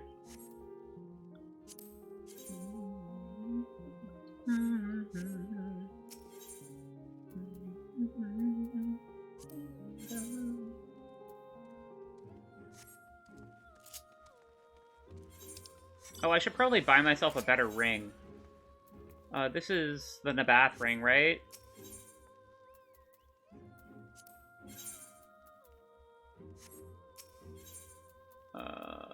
Battlecraft accessories, aiming, ring of slaying.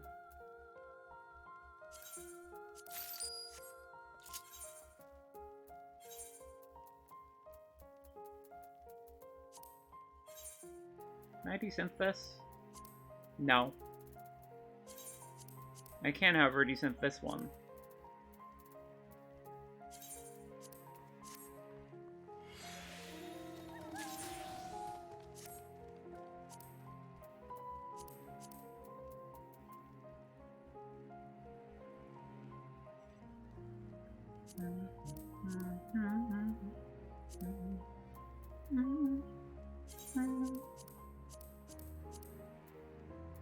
Alright, that should be good.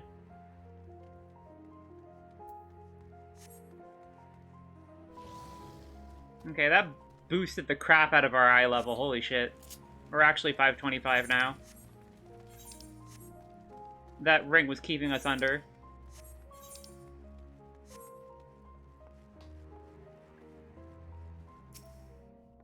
Ah, it's you. The one who treated me with such kindness. I heard from the others that you're not from around here.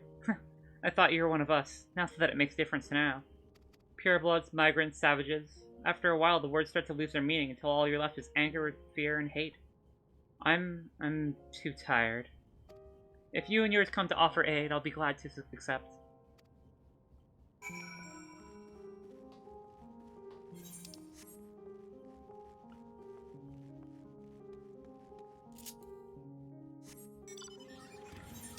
Oh wait, Alfino is this way. Why was I going out? I don't know why. Alfino is in this car.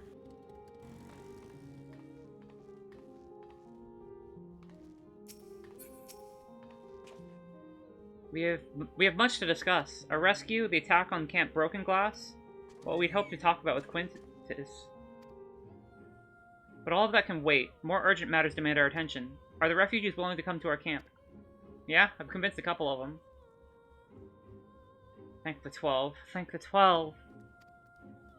You should go first and secure a route back to Camp Broken Glass.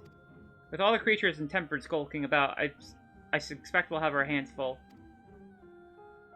This should come in handy. Conqueror's Chain, courtesy of the Leminson friends. I'd save it for Tempered, though.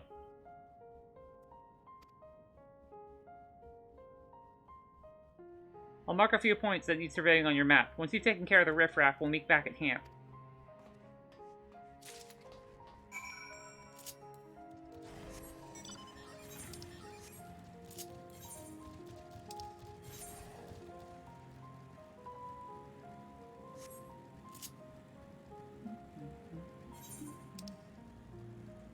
I like it. Normally it says slay, and this time it says deal with.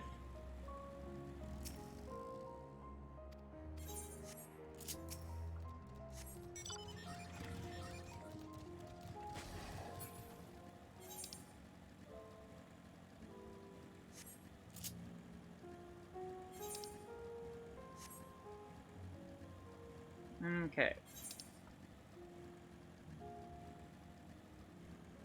Let's go ahead and secure a path for the refugees.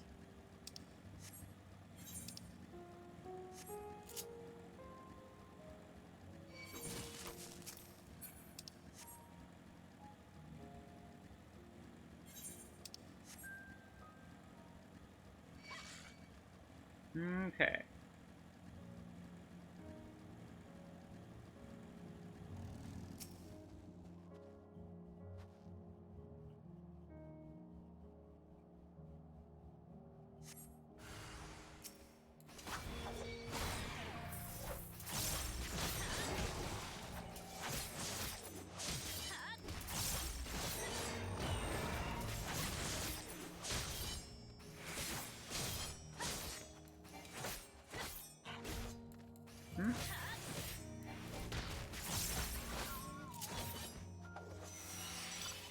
Okay, next.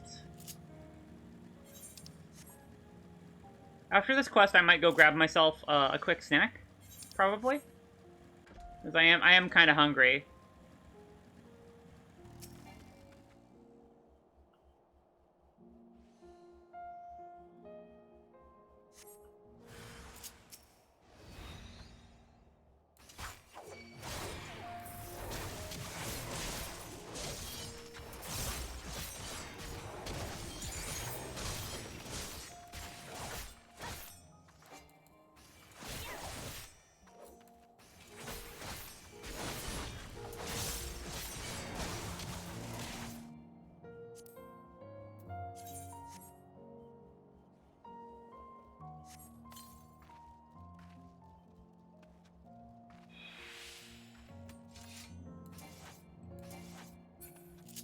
Interesting. They figured out how to make something an invalid target when it's at low health. That's kind of cool, actually. I didn't know that was something they could do with the engine.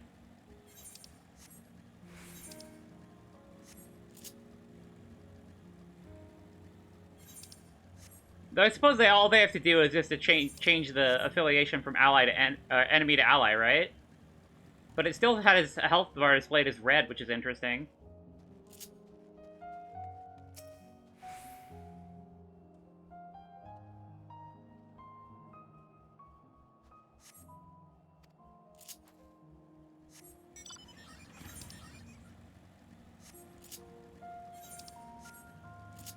Like, normally, like, after a fate, specifically some of the Heaven's Ward ones, they, change, after you beat or deal a significant amount of damage to the fate mob.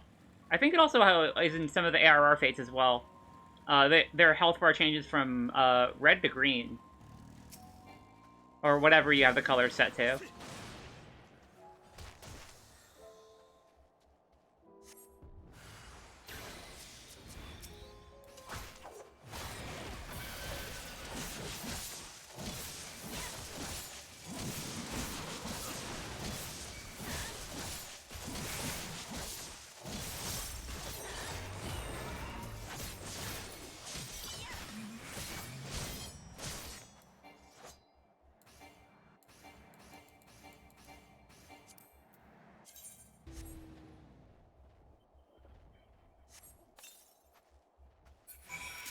Okay. Now let's go talk to Thancred.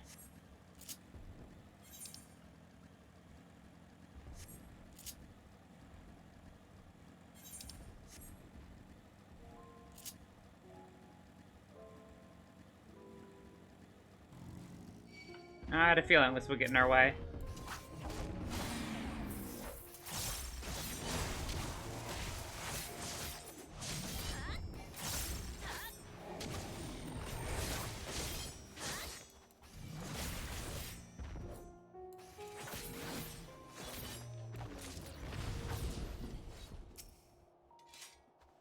Ah, there you are. As expected, I ran into a few beasts who went down without much of a fight. The temper proved somewhat troublesome, but those chains should keep them under control until our allies take them into custody. With that taken care of, I'm here to gather a few supplies and then return to the station. While I see to that, would you mind apprising Lucia of our progress? As it happens, I have some rather pertinent information from our scouting forays, but I'll save that for later. First things first and all that.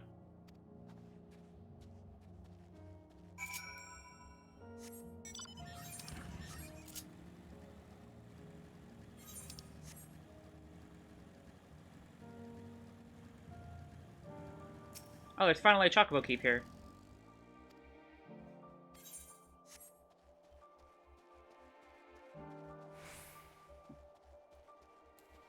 Alright, let's go talk to Lucia.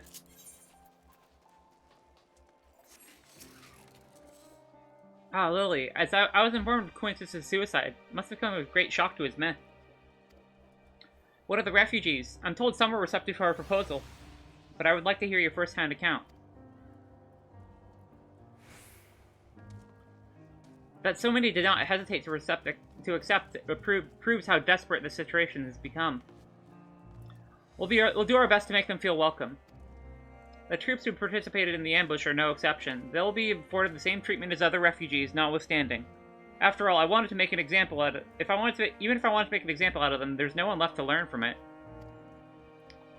We will tell our allies that these soldiers were acting under direct orders of the Legatus, and following a suicide, they offered a full and unconditional surrender. Perhaps Quintus had thought that had he lived, he would be tried as a war criminal and his men punished with him. Perhaps by taking his own life, he hoped to absolve them of any culpability. Or perhaps, like too many others, he was a true believer to the end.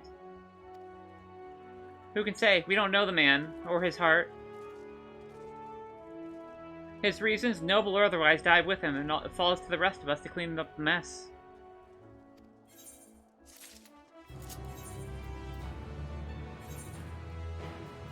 That's 500, which means this will be better.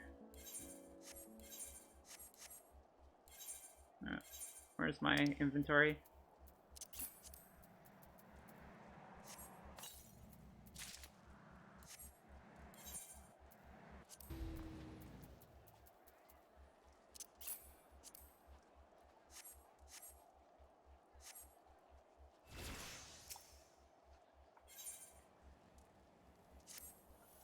I assume you're curious about how matters progressed here in your absence. Quite well, as it happens. Now that we've procured ceruleum from Tapper's Den, recently, repaired heaters can provide much-needed warmth. Furthermore, we've prepared a sufficient amount of food for everyone. Those from Tertium will find a hot meal waiting upon their arrival.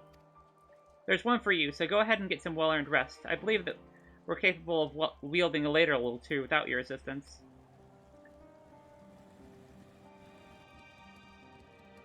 On your way, I might ask you to seek out Y'shtola. She was but recently attending to the wounded.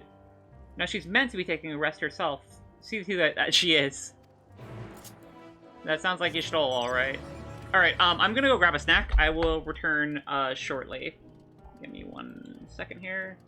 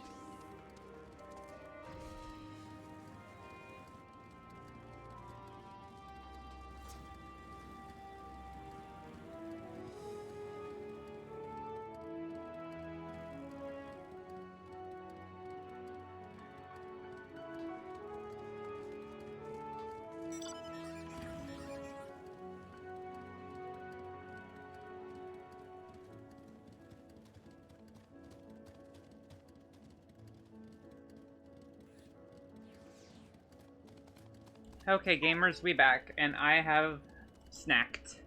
Oh, thank you for the hydrate, Violet.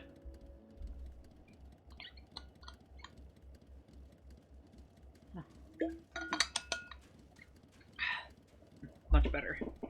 Okay. Let's continue.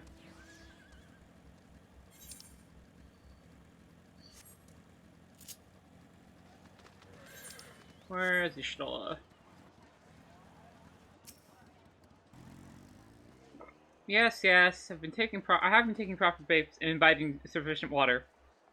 What of the Warrior of Light? You and the twins have an established history of reckless disregard for your own well-being. We're all fortunate none of you landed yourselves in my care. I've already quite enough to deal with between the tempered and the first wounded. Alas, though I can mend their bodies, the toll their experiences have taken on their hearts and minds is another matter altogether. For their sakes, we mustn't waver, but nor must we rush ahead in eagerness to see the day won. In doing so, to invite disaster. Oh boy! What if you wanted to go to heaven, but God said, I'm making this joke again?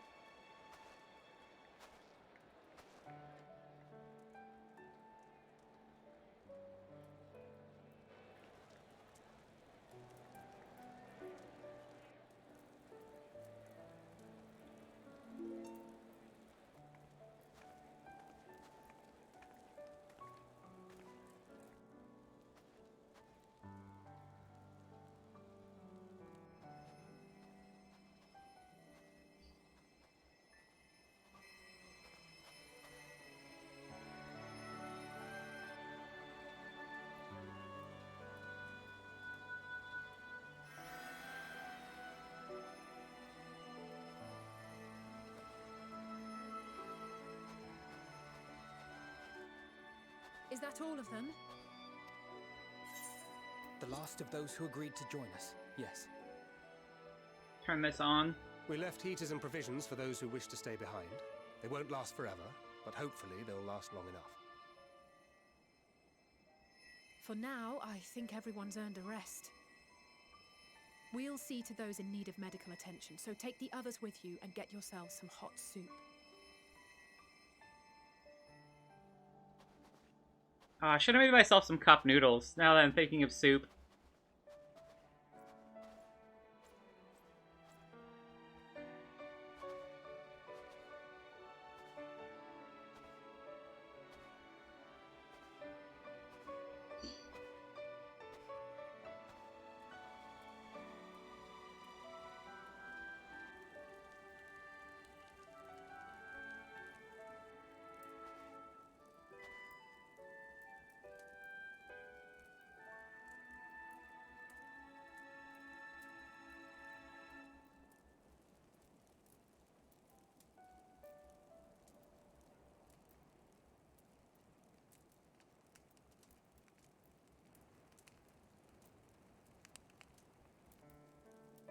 Warmth.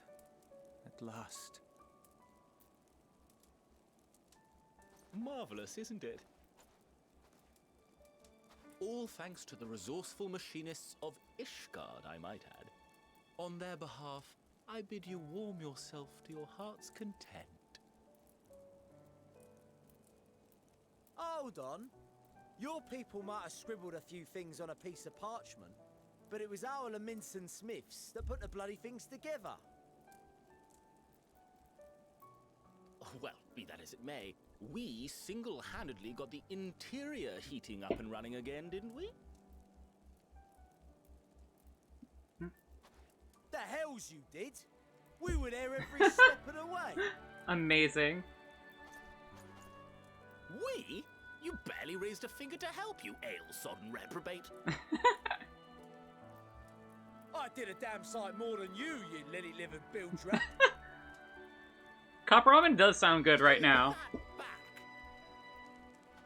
Make me. I will not stoop to your level. Here.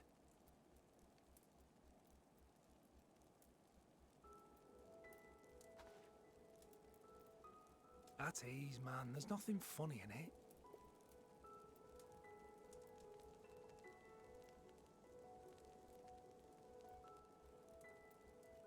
I'm from Alamigo, but was a conscript until recently.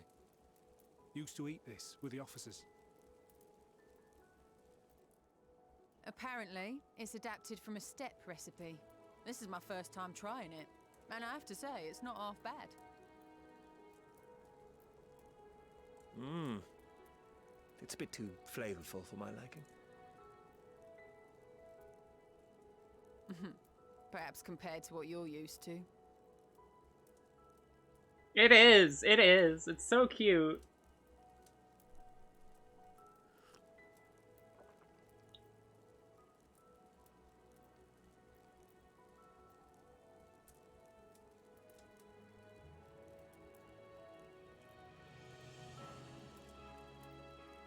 It's the little things that make life worth living, don't you think?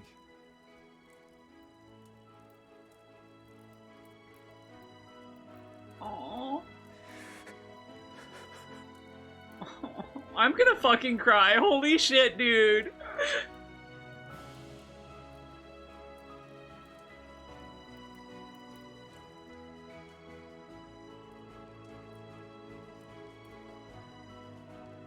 God, my glamours are a mess in this cutscene, though.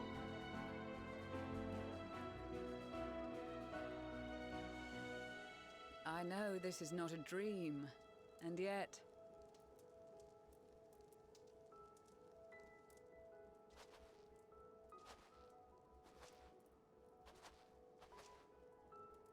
I felt the same way at the Dragon Song War's end. Every morning I would step outside and need to be reminded that it wasn't my imagination. That my world had been forever changed. Right, it's so sad my glamours are off point.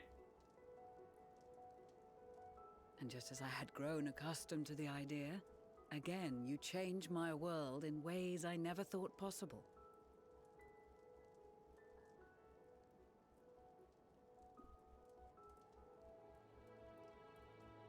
Were it not for you and your fellow scions, the rifts between man and dragon and myriad tribes might never have been bridged. The Grand Company of Eorzea, the Ilsabard contingent, we owe it all to you. We've shed many tears in recent days, of pain and sorrow, triumph and joy. I much prefer the latter.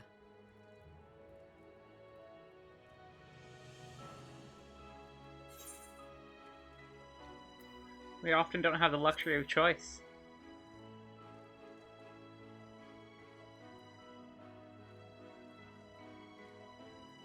Indeed, we can but do our utmost to unite these disparate peoples and lead them to victory.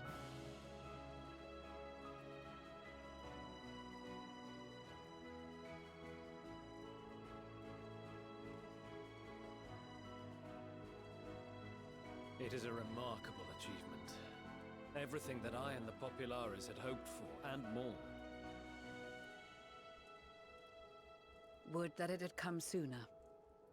Were it so easy. Indeed. Too many are not here to see it. And yet, there is a warmth in my breast. As if they still share in... Yo, what color's the flower gonna glow now? Yes, I know what you mean.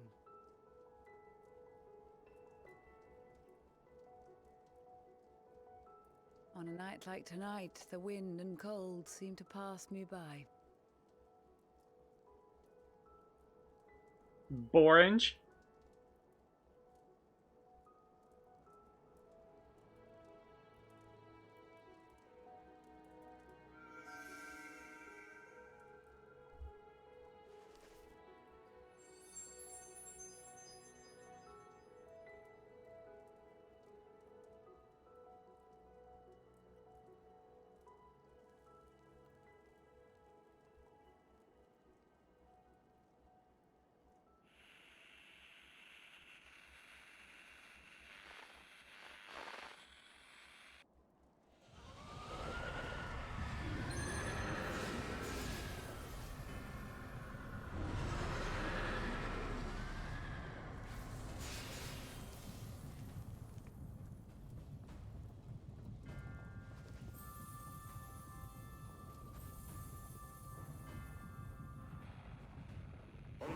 of the Gallian Empire. Thank you for inviting me today.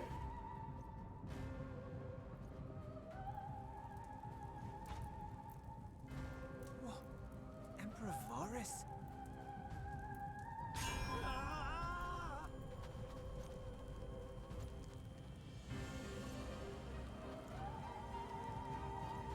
They are being tempered. The talismans. Quickly!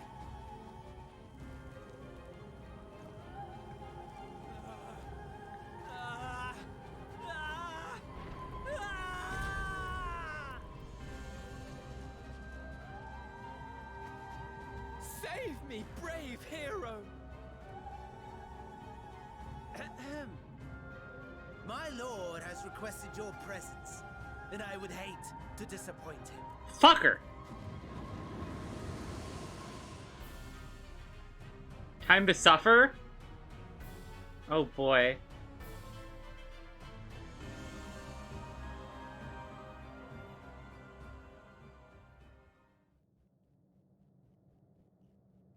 The experiment was a success, but I fear our time is short.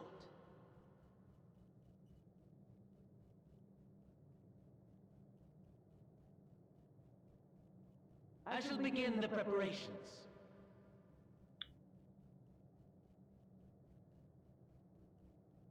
Now, it is time for you to awaken.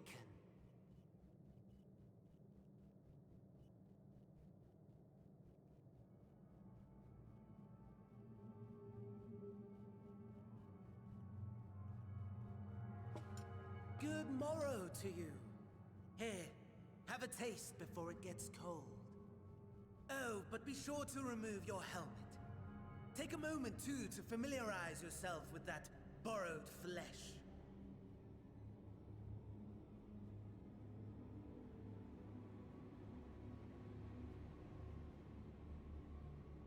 What?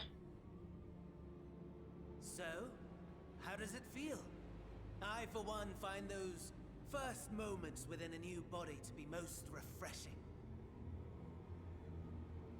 We had a Magitech engineer by the name of Aulus to thank for this method of soul extraction and implantation. I believe the two of you met briefly in Alamigo. His was a rather sticky end, wasn't it? Thankfully, he was thoughtful enough to leave behind his mind-jack technology. I took the liberty of making some improvements and selecting you as my esteemed test subject.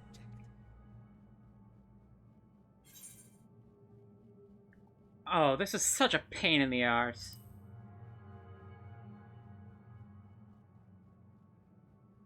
Come now. To us Asians, it is no different from trying on new clothes. Why not make the most of it by partaking in this fine cuisine? I must say, I have gone to great lengths to reunite you with my lord. When I discovered that his friend was in this neck of the woods, I suggested inviting you over for dinner. He never deigned to respond, but I took his silence as a resounding yes.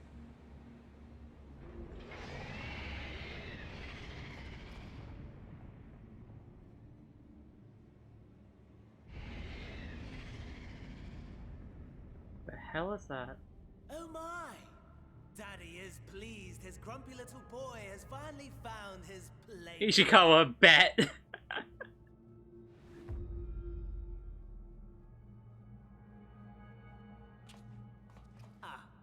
Exposition is in order. The Gallian Empire has long outlawed all forms of religion. No gods to worship, no risk of summoning. Brilliantly simple. But people being people must turn to something or someone in their hour of need. Who then? Why, His Radiance the Emperor, of course.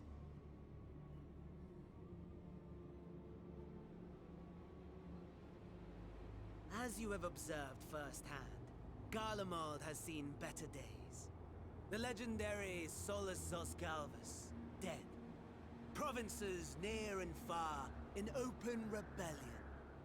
Our bold new emperor assassinated. And that last one even sparked a civil war. What rotten luck. The people cried out for salvation. Their earnest pleas, one might even call them prayers, a supplication united for the Empire to reclaim her former glory. And so their will did manifest, channeled through the corpse of none other than Emperor Varus himself. And lo, the Savior was born, the embodiment of the Garlean spirit, their anima. Oh shit.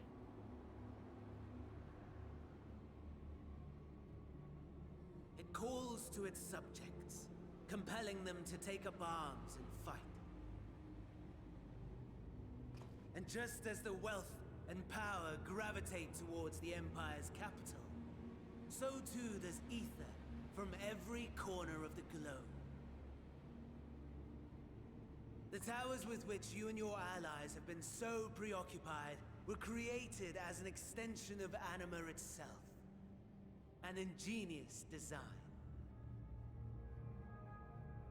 Would you not agree, my lord?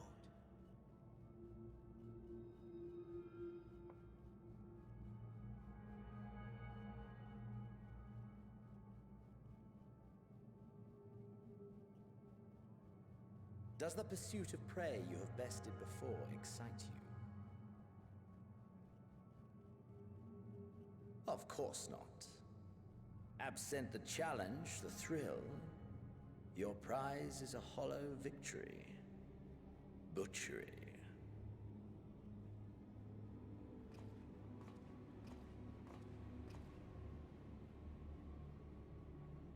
Perhaps you think that to be the extent of my promise. I have no doubt fallen in your estimation since Alamigo. Fair enough. But do not let your disdain deprive us, of an opportunity to craft an even more majestic moment of euphoria.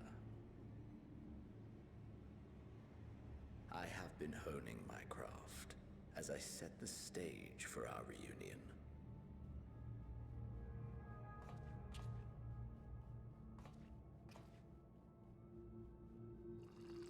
Yo, liquid physics? In my FF14? Wheresoever there is suffering and despair, you appear to fulfill your duty as defender of this star.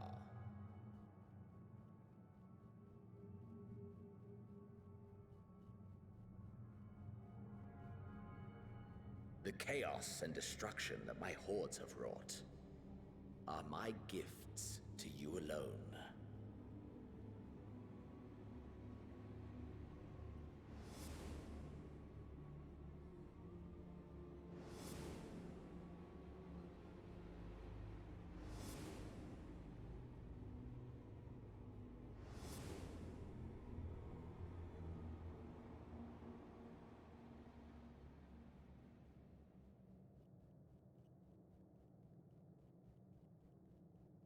At a loss for words?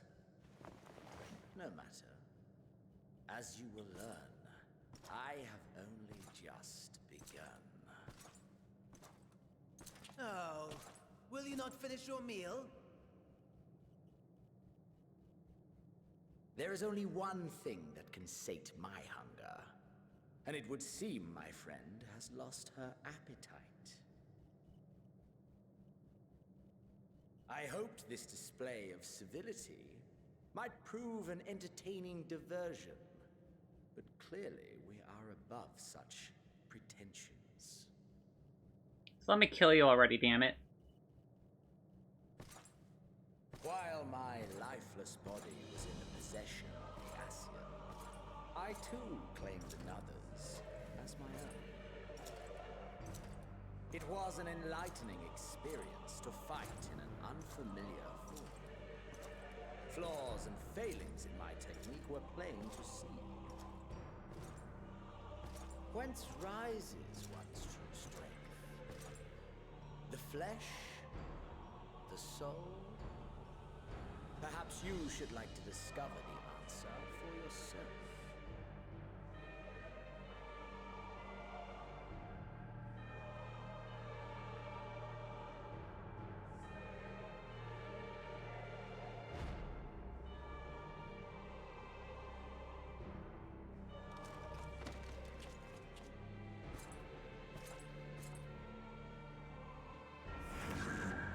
Or together.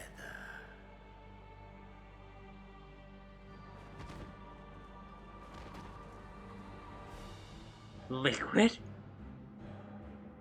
Oh shit. Oh shit.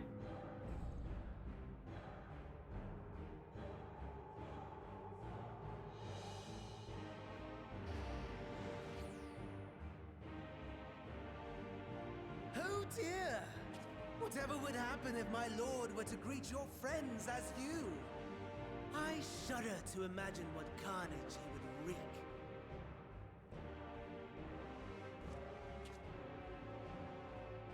We'd better hurry if we want to avert the bloodbath. You can thank me later for my generosity.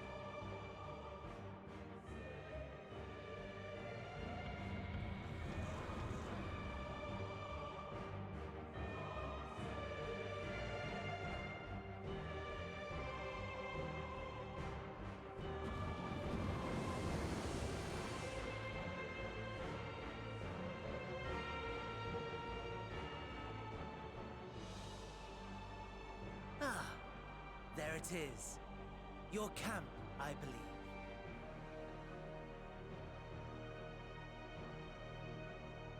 If I were to hazard a guess, I would say that you, the other you, is making her way there as we speak. Fan Daniel knows Battlegrounds. Oh my god. Alas, this you will have to walk from here. Or run, if you can manage it. My lord would be cross if I made it too easy.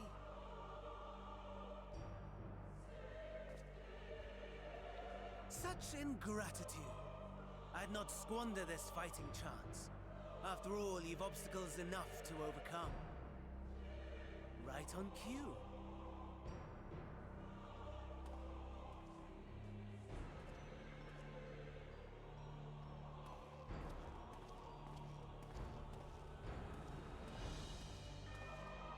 Tempered soldiers, withstanding orders to kill those not sworn to Anima.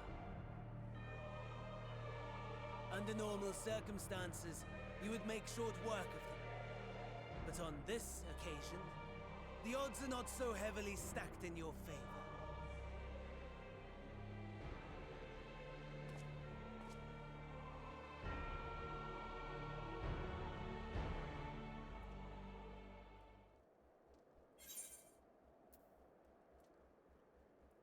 So this is what they were using the roleplay system to test.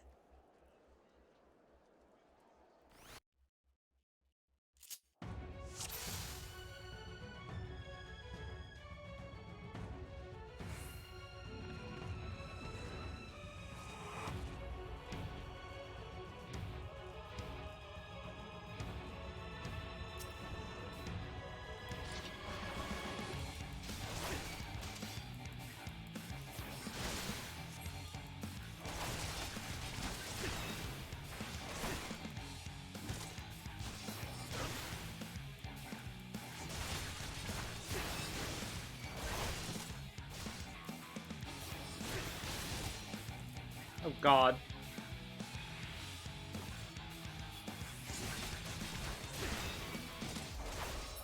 Not bad at all, given your diminished capacity.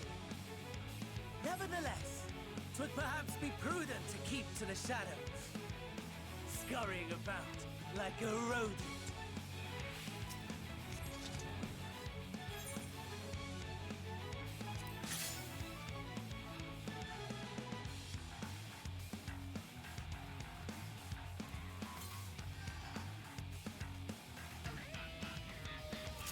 Yeah? How do I...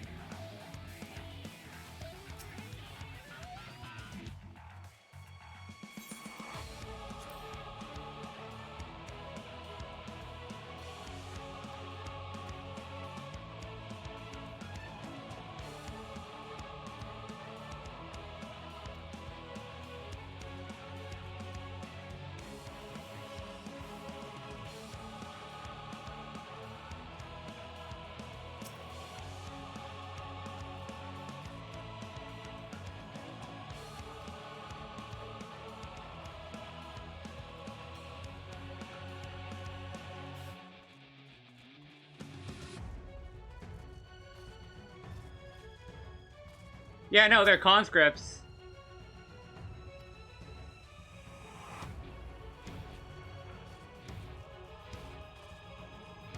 Yeah, no, you're fucking broken as hell.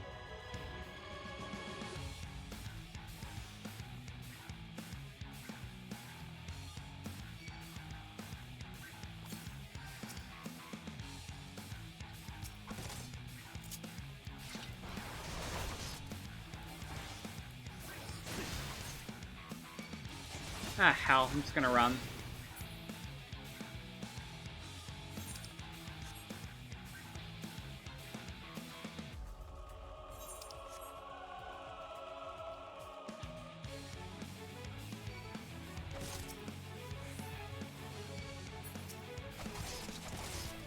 Ah, hell.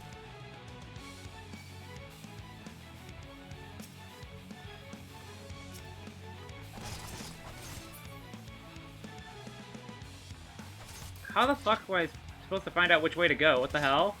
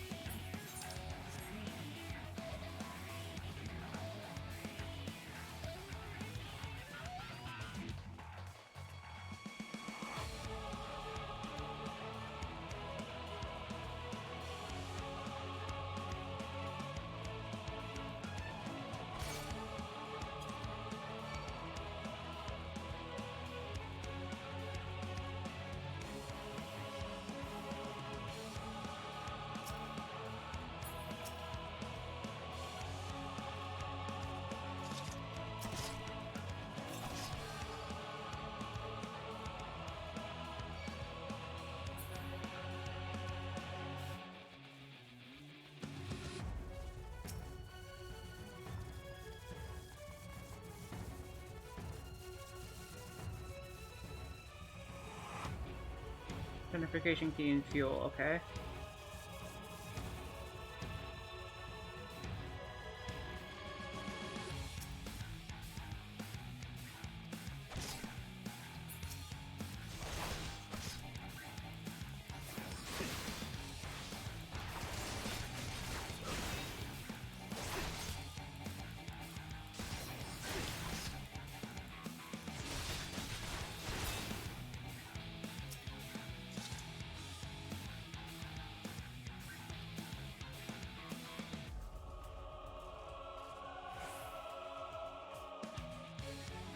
Okay.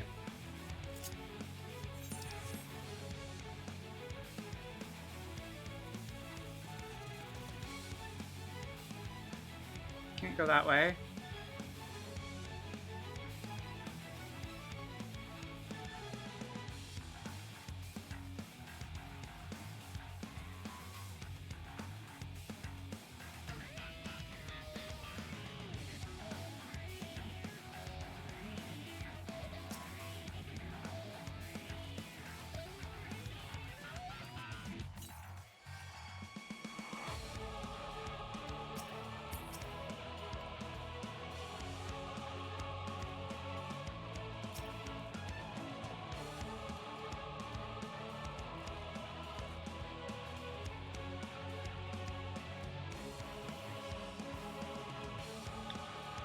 Nope, that's facing this way.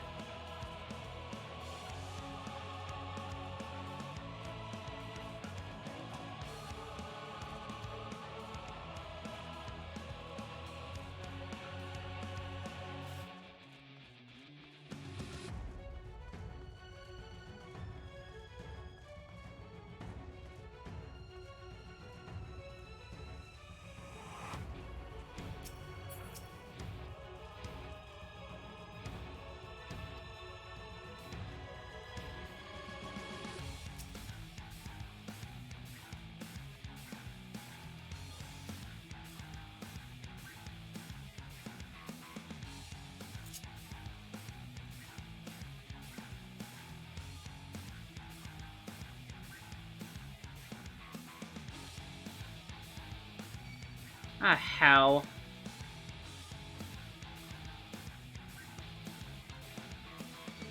Motherfucker.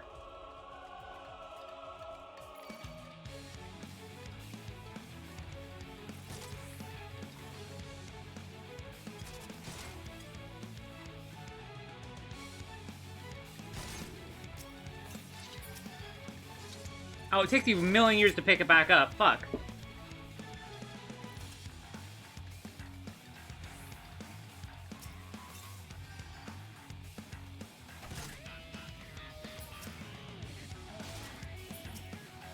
I'm just gonna wipe and reset this. This is a pain in the ass.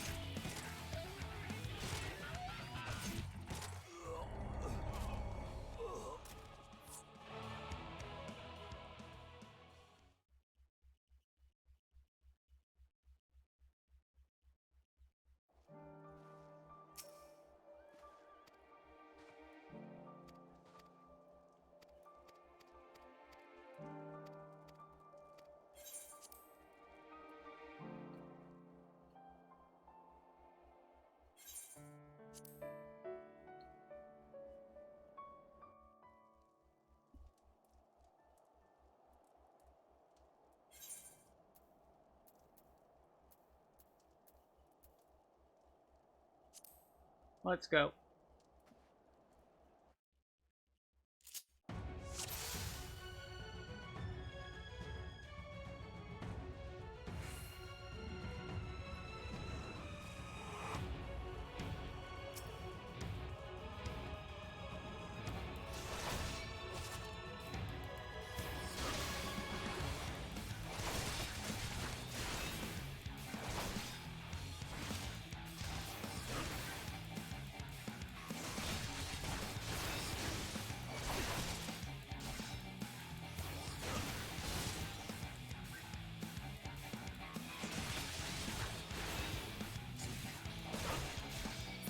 Not bad at all, given your diminished capacity. Nevertheless, 'twould perhaps be prudent to keep to the shadows, scurrying about like a rodent.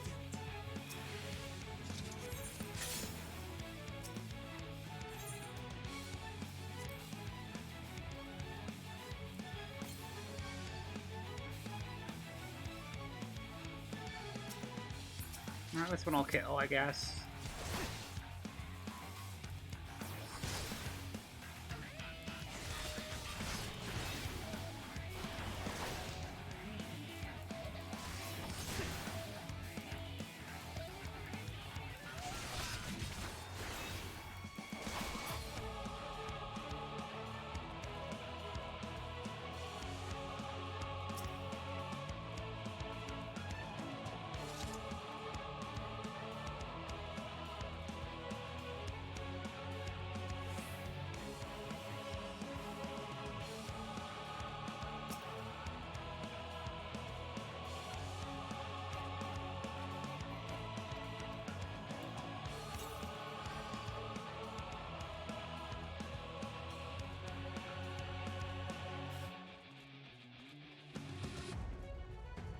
Okay.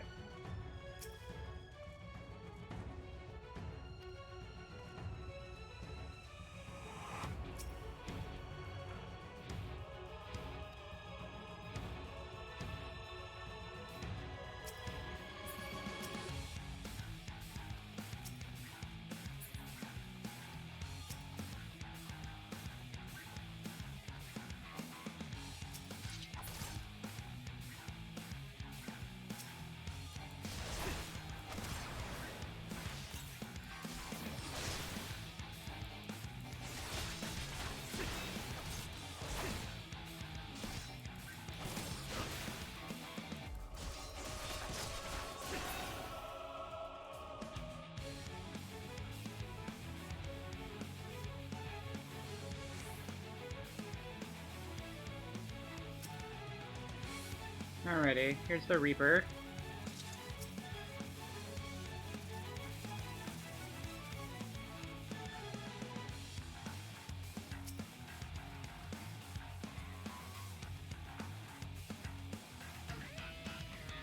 Now we have to find fuel.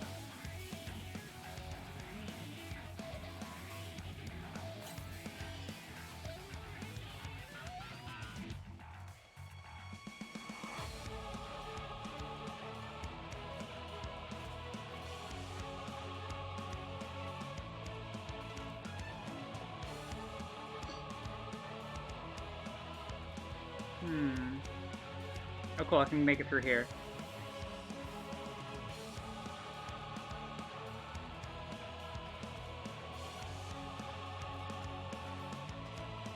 Please don't turn around. Cool. My god, game please.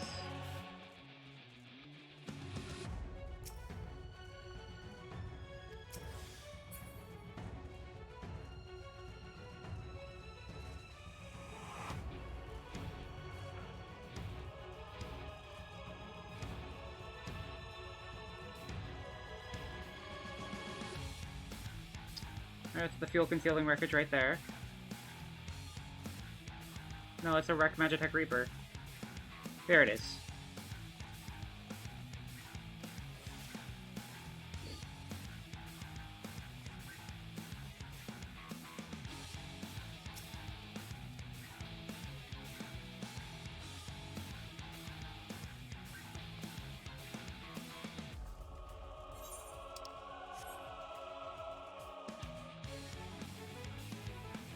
No, don't want to go that way.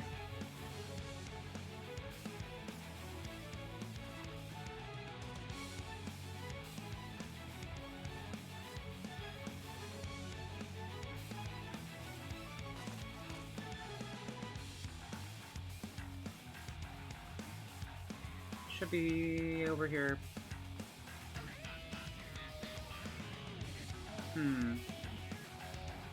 Be able to go around this way. How?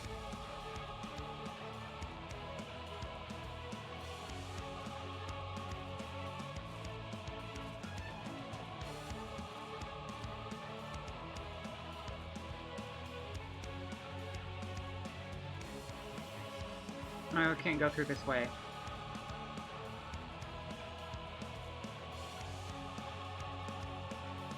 Alright, the slasher's back is turned. Let's go.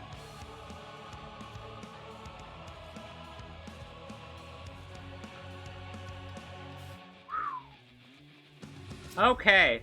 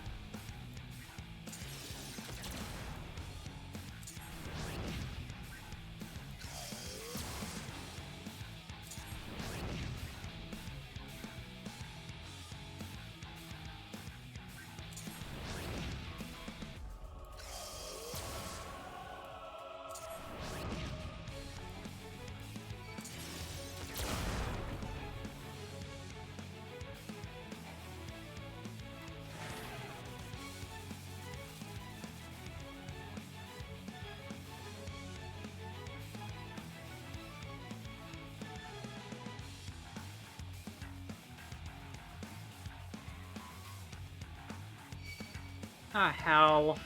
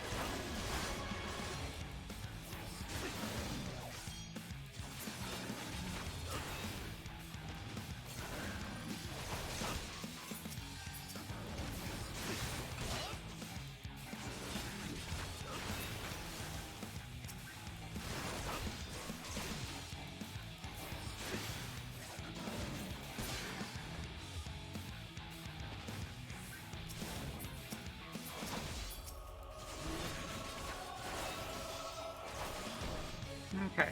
Ah, hell.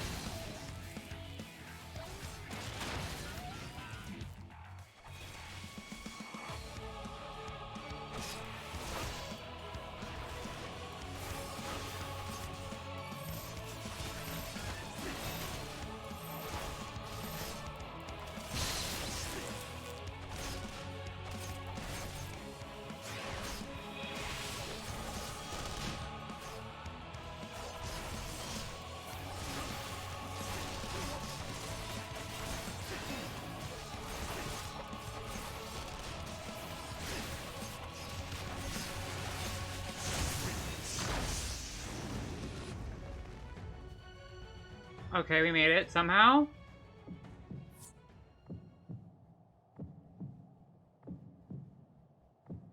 Alright. Thank you for coming by, Yuzu. Sleep well.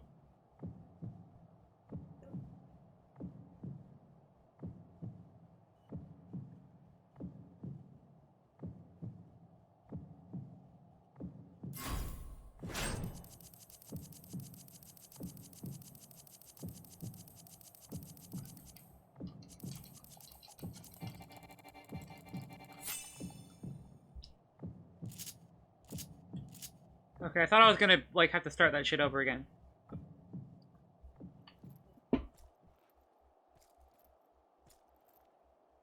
This is fucked up. What the hell?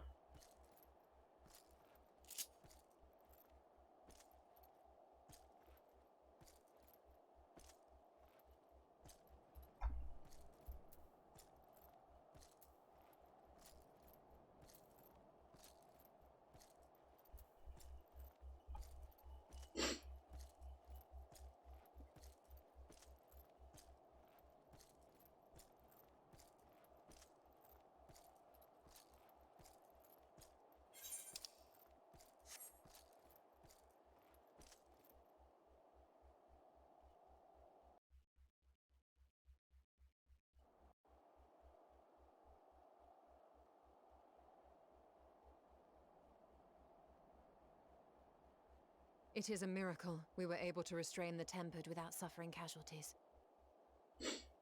A welcome one. Arun, Senna, and the others have their hands full as it is. Thankfully, there are enough scales for everyone. And what of Eulus? His symptoms were particularly severe. They were, but others fared still worse, including some brought back from the Magna Glacius. As those in most desperate need take priority, it may be a while before he receives treatment. But rest assured that he will. In the meantime, we must find our missing friend. May the Fury guide you.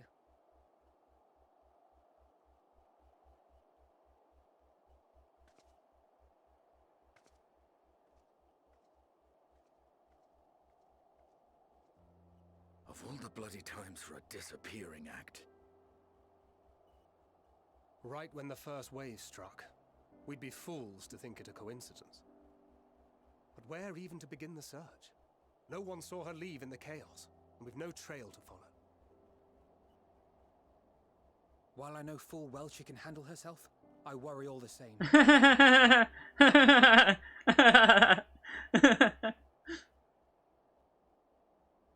Ah, speak of the devil.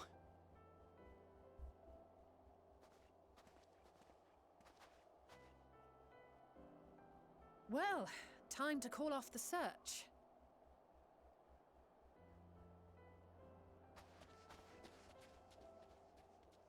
Your soul is gonna notice something right the fuck away. Case closed. That's her, over there. Aye, 'twould appear so. Thou art struggling to perceive her presence? I am. Perhaps In the aftermath of the wave, there is some residual effect interfering with my faculties.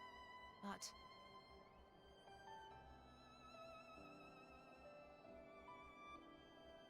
Where have you been? We've been worried sick. Now, all's well that ends well. Are you all right?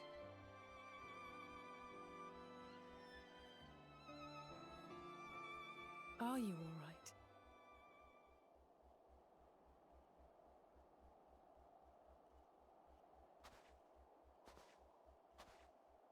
Who are you?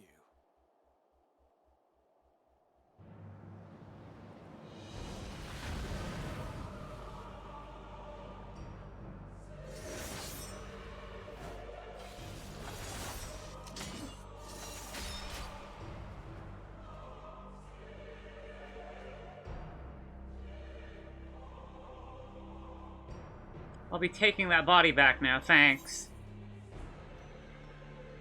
Get away from me, you bastard!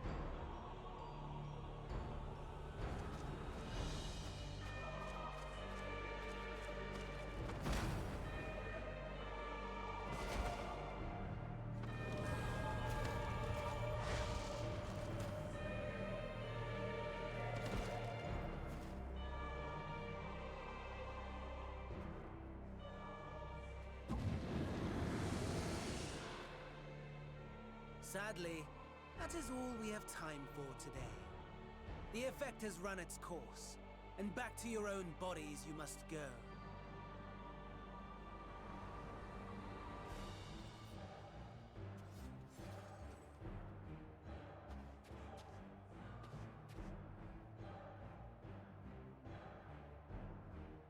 But where are my manners? We have all traveled so very far, and I've yet to pay my respects. Though in my defense, I was ill-prepared to receive so many uninvited guests. As such, preliminary entertainments were in order. A handful of tempered soldiers to hamper your progress. Refugees to command your attention while I siphon the ceruleum from the shadows. Particularly effective. Charitable souls that you are. You bent over backwards to aid them, heedless of the delay, predictable to a fault. And so my plan approaches completion unhindered. God, can I fucking kill this asshole yet? Soon have absorbed the requisite amount of evil, and then shall come the spectacle to end all spectacles.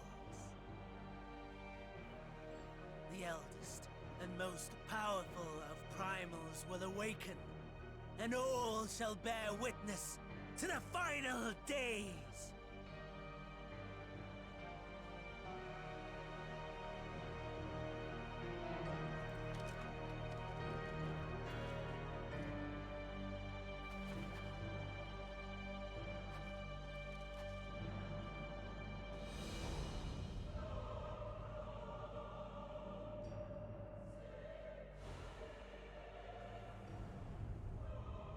The gods themselves will be my meal. Your dear companions my dessert. Upon this world I'll feast, and death shall follow in my wake.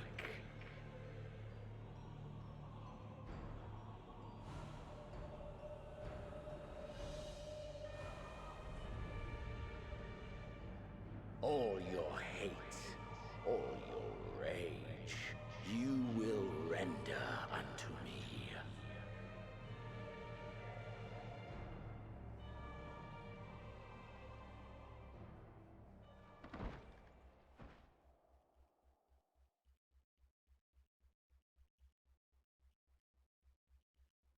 For upon thy life's reel wind too many threads of fate, power, weal enmeshed with woe.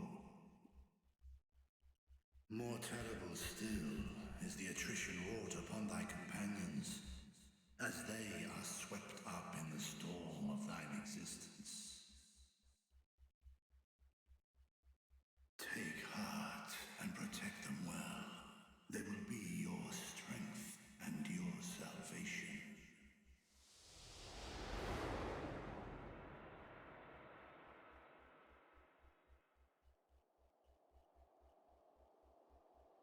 Thank goodness. She's awake.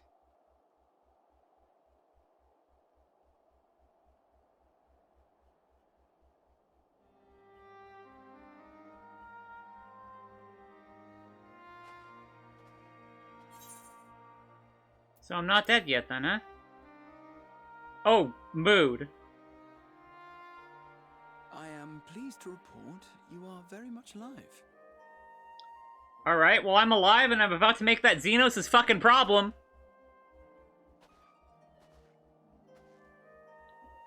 Where did the bastard scurry off to? Working order?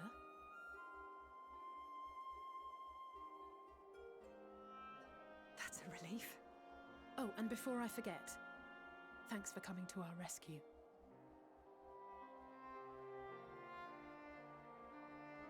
Given recent events, I would be surprised if you weren't feeling a bit poorly. A hearty meal and a long rest would be my recommendation under normal circumstances, but these are anything but. If Van Daniel's boasts are to be believed, we must act quickly. Once you've blown away the cobwebs, we can discuss preparations for our assault on the Tower of Babel. Yo, Symphogear reference? Symphogear reference?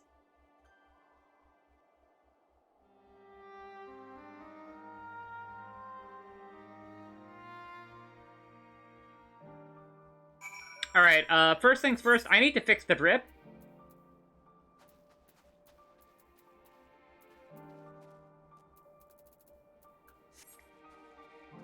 One moment here.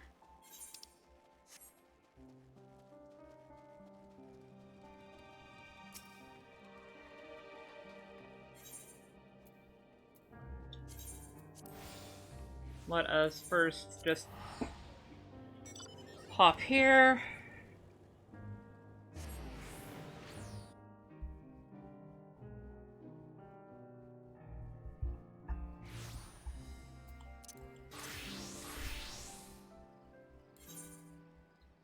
And now we can return.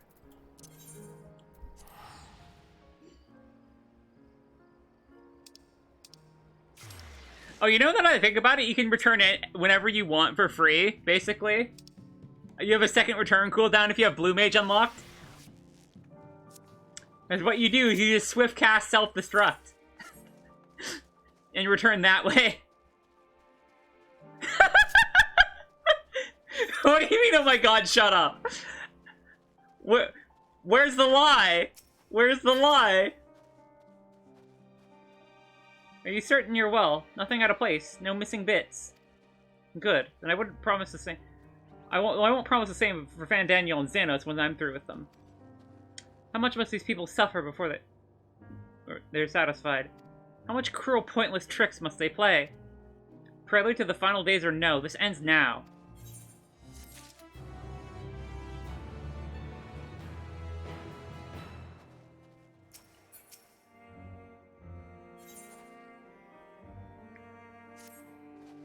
Are you well enough to make your report?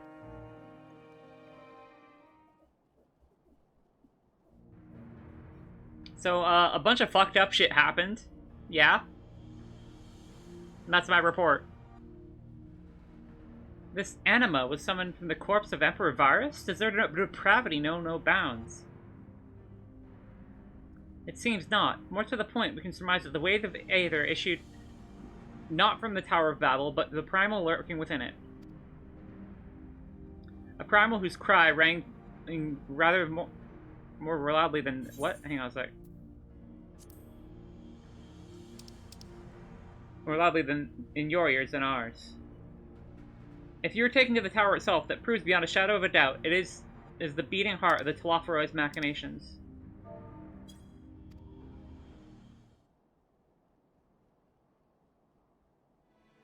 In which case, we have some highly relevant information. As many of you know, since we dispatched the troops to free the Leviers, we've been developing plans to infiltrate the tower. According to Thancred and his scouts, the main structure is lousy with tempered and magitech. Furthermore, the road leading to it has collapsed, making it difficult to approach in numbers. Thus do we propose in dividing our forces into two parties, one to distract and one to infiltrate. The diversionary force will be combined of Ishgardian Gridanian limens and delegations. They will begin construction of bridges to make the Telophoroi believe we are marching upon the tower. Meanwhile, best suited for our Alamegan, Old Dawn, and Eastern comrades, will use a different method of ingress.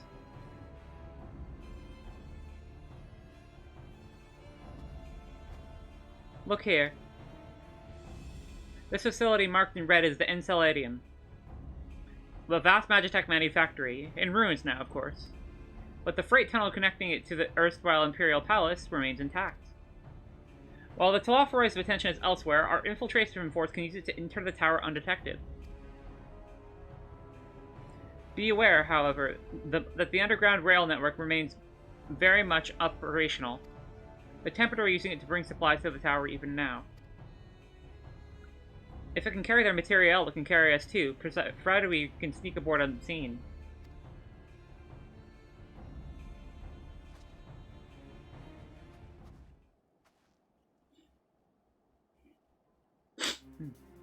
The Scions will lead the infiltration party. Once inside, you must locate and dispatch Fandaniel and Xenos. It's time we ended this, once and for all. Aye, there will be no more casualties of the Telophoroi's maniacal ambition. How quickly can we enact this plan? Fandaniel made it quite clear that haste is a priority. Of paramount concern, assuming he didn't name the Tower Babel on a whim. In Amon's time, it meant gateway to the gods. Xande used it to refer to a void gate, but in this case, it almost certainly alludes to something altogether greater. The eldest son and the eldest and most powerful of primals. All the more reason to act now. The rest of the contingent is aware of the plan and are ready to move at the moment's notice. You are to proceed north to Forum Patens. Lisa's group will meet you there.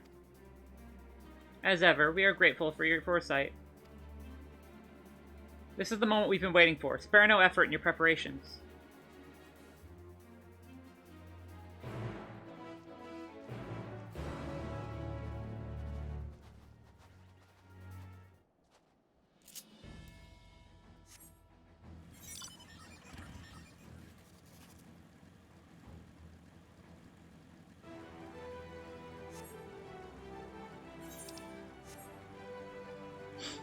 Okay. Haha, let's end this, wink.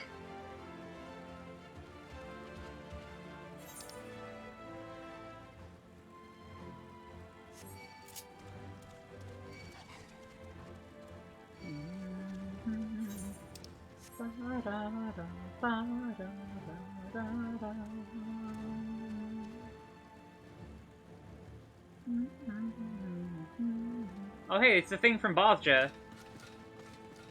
Odin animation looking ass.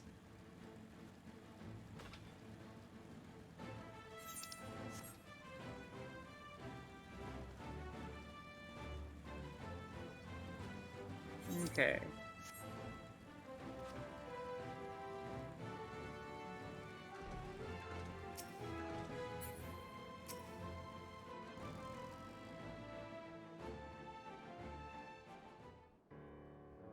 Lily, the way into the tunnel is clear. We've made sure of it. I wish you'd made sure to bring a coat instead.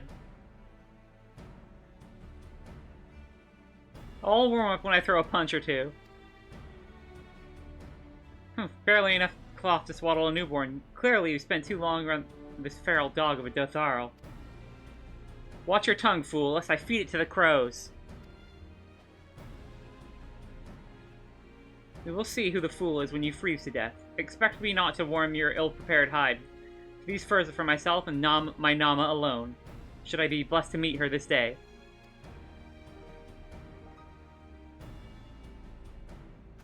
If anyone of worth would wish to be warmed by you, as if anyone would wish to be warmed by you, little son. Should we find such a warrior within, she will bask in my glorious flame.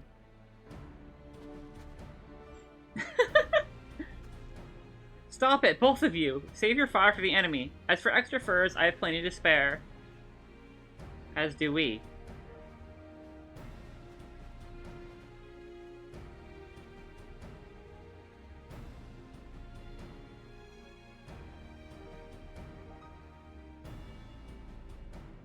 Hello everyone, all set for battle, I see. Yes, free of unnecessary encumbrances, if rather more susceptible to the cold. Let us review our strategy quickly, if you don't mind. Pippin's group has gone ahead to the Enceladium. We're to meet them there. We wait until the Temper's attention is drawn by the diversionary force. Then we sneak onto the train. Next stop, the Tower of Babel. If any Tempered included, are injured, we Zayla will tend to them. You Scions must press on no matter what.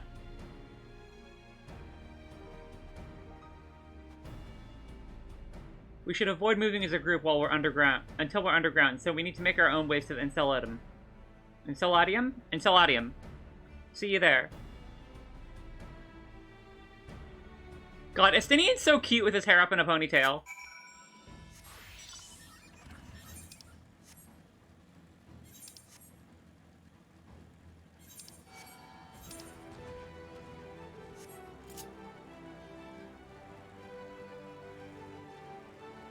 Okay.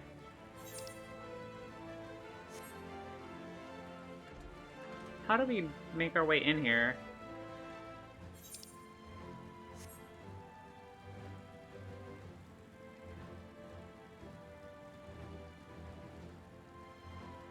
Huh. Do we just go around, or... Can we go... Oh, up through here, I guess. This probably isn't intentional, but... it works.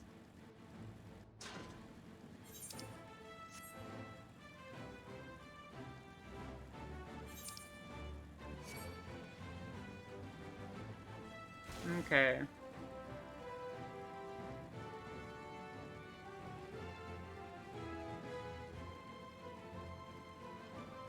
Now where are we supposed to go?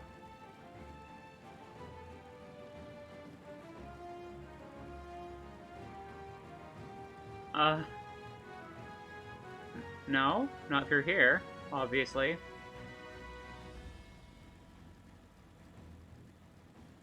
Ah! Hey Platinum, how are you doing, gamer? I am currently trying to figure out how to get to this area. How the fuck do I get here? Oh, here we go.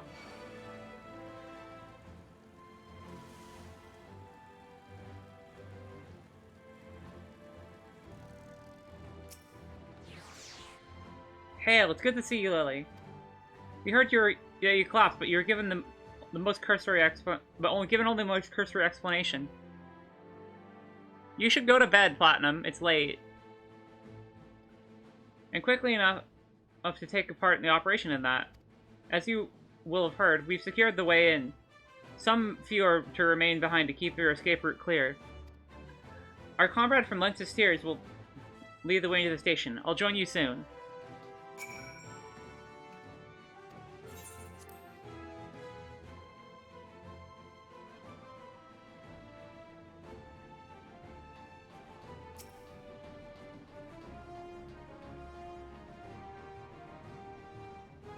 Okay.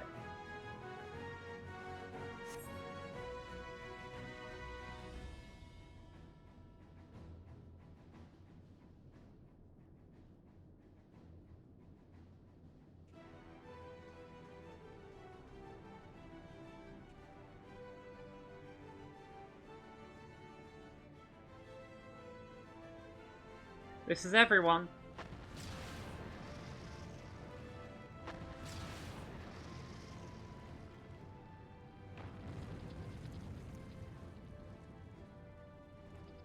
And that sounds like our diversion. Consider the enemy well and truly distracted. Time to go. Our primary objective, of course, is the Telophorus leaders, which will be presented with an opportunity to vanquish Anima. We must seize it. If it is indeed the force behind the towers, destroying it will deliver our allies from the Slothror's reign of terror.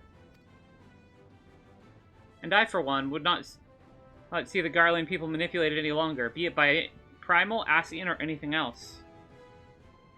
Here, there's been enough of that. We came here to help the people of Garlemald, and that's what we're here to do, together. Till the very end.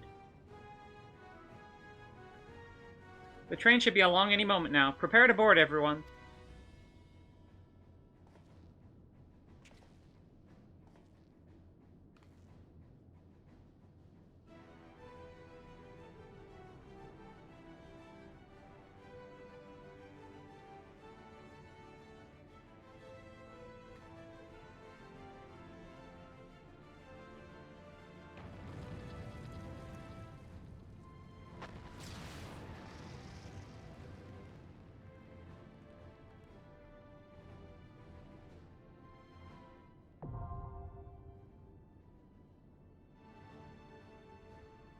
Alrighty.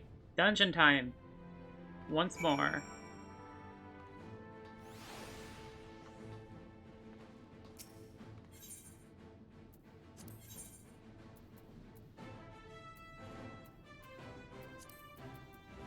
I stand ever ready.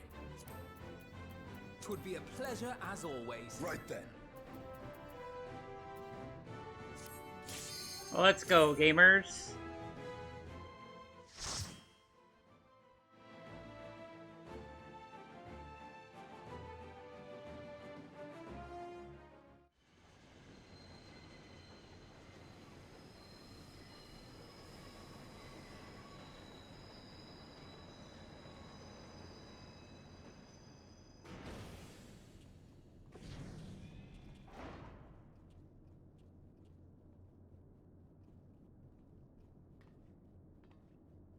Now or never.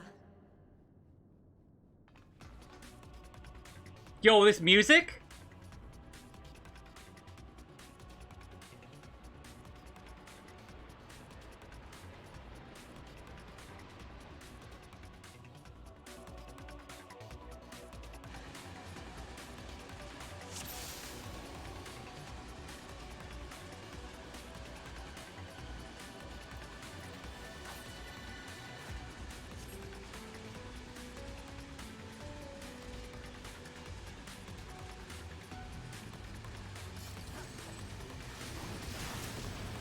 Yo! Pudgy, thank you for the raid. Welcome, welcome, raiders. Pull yourselves up a chair and have yourself some tea, and I hope you enjoy yourselves at my little tea party. How's everyone doing?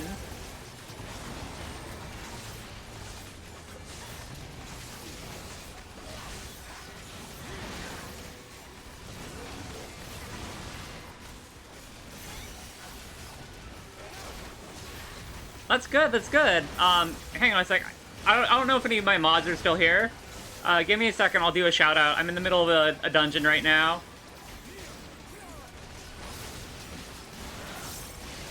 Yeah, I've been playing Endwalker, and it slaps so far.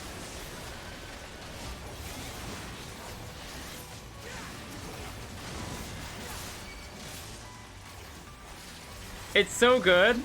You just did 7 hours of it? Oh, nice. Kitten Shop, thank you for the follow. Thank you, Xion. Thank you for the follow as well. Welcome to the Coven. I hope you enjoy your stay. Good to see you. I've been playing a ton of Reaper lately, and it's just so much fun. It's the most fun I've had with a job in a long time. Especially like a melee DPS, because I don't really play those often. Allow me. Hello, hello. It's so fun. It kind of plays like, it's got a bit of meter management to it, so it kind of reminds me of like Dark Knight or like Warrior, sort of. But like, it's like if Dragoon and Dark Knight had a kid. That's what Reaper would basically be.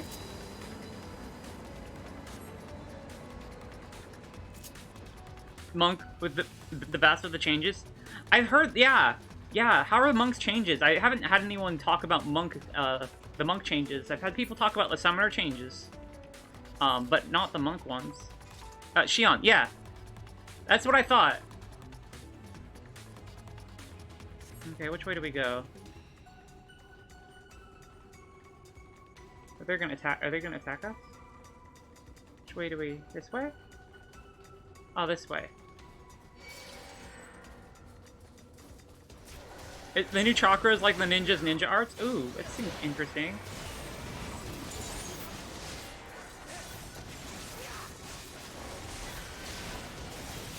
But yeah, no, Reaper's amazing. Ooh, that sounds cool.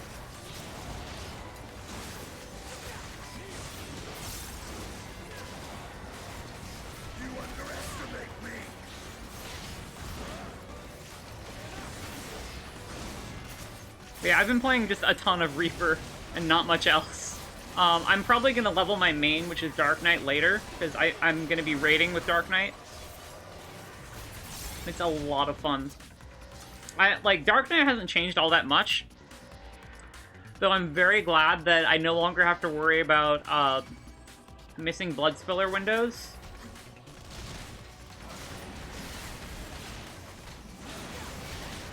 Oh, thank you for the shout out. I think it was Violet that did that. I can't tell if I have my chat really big on my other monitor, so sometimes I can't like tell who posts things in chat if they post long messages.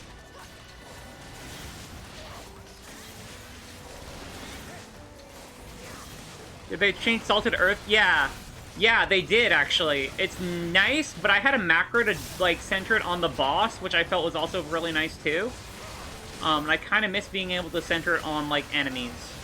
But it's not really that much of a change, honestly.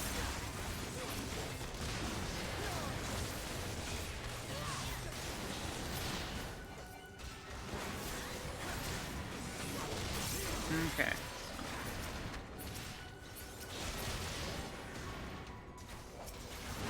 Yeah, it's nicer for players that don't use macros, that's true.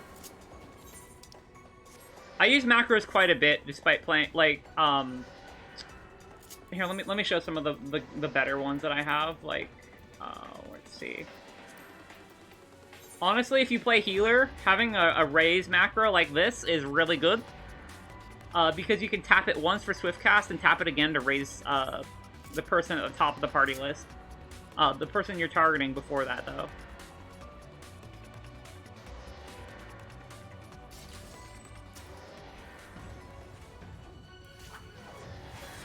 Oh god, Luge. That's a name I recognize.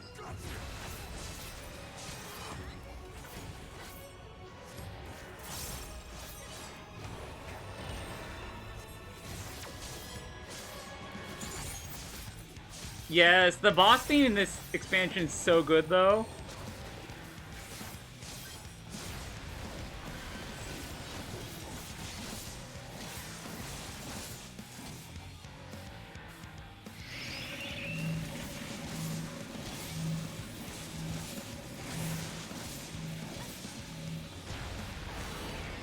Oh, okay, I see how this works.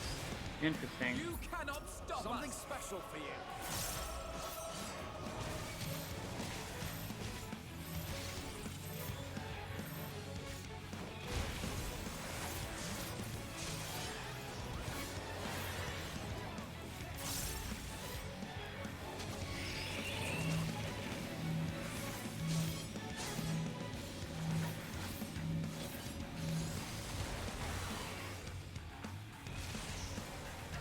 Interesting.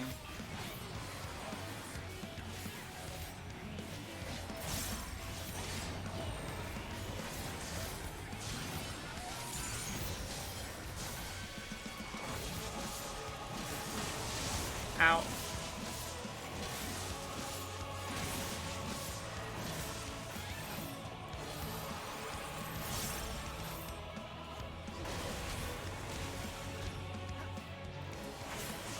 Stop turning around so I can hit my positionals.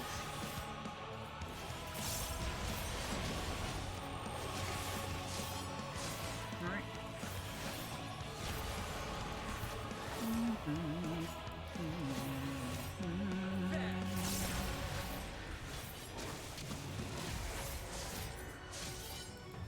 Isn't Luke one of the bosses in... What Final Fantasy is he from? I know the name.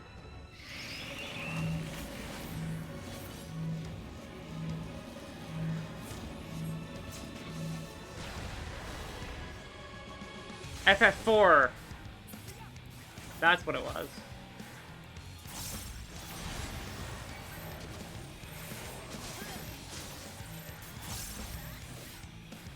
Hold still.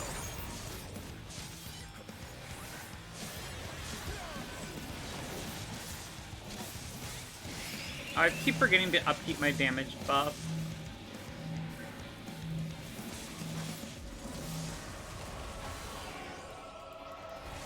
Oh shit.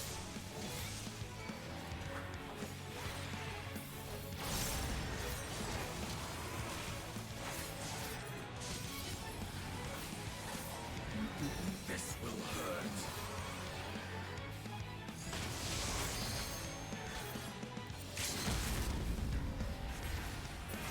A bit overkill, but...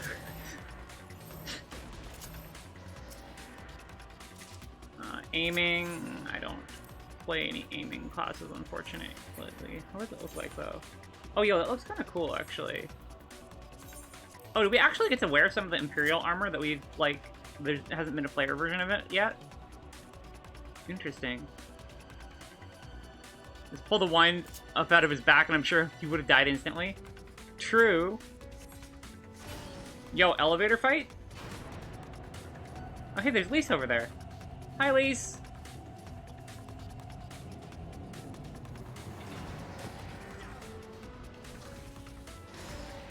Okay.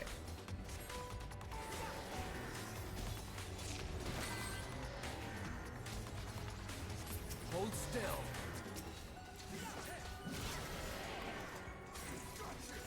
I keep forgetting to, like, whenever I'm out of combat, I should probably be using Solso.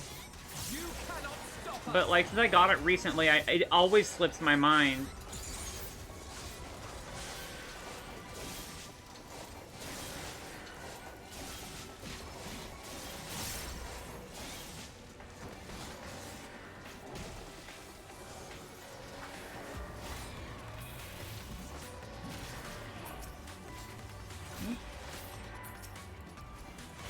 That night, I'm always forgetting to put my my party buff up.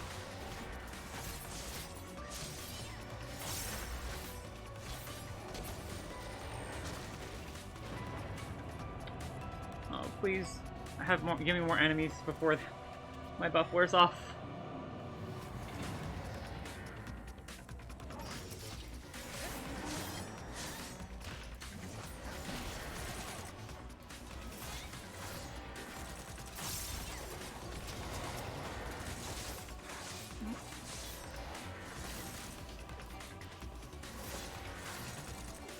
Reaper's AoE game is pretty good, actually. Especially when you're in Shroud form. This will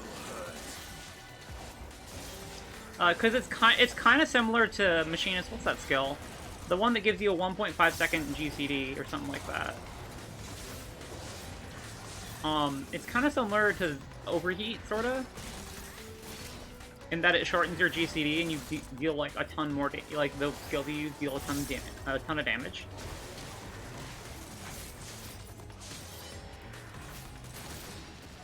Nice.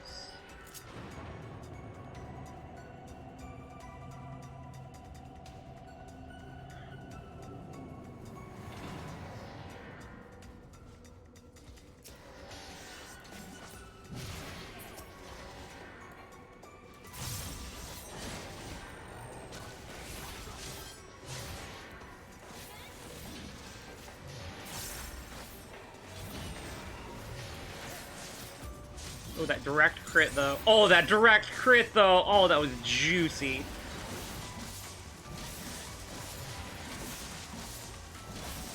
You underestimate me.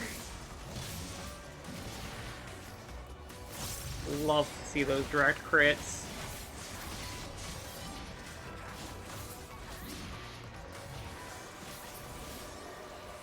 Alrighty. Who's next?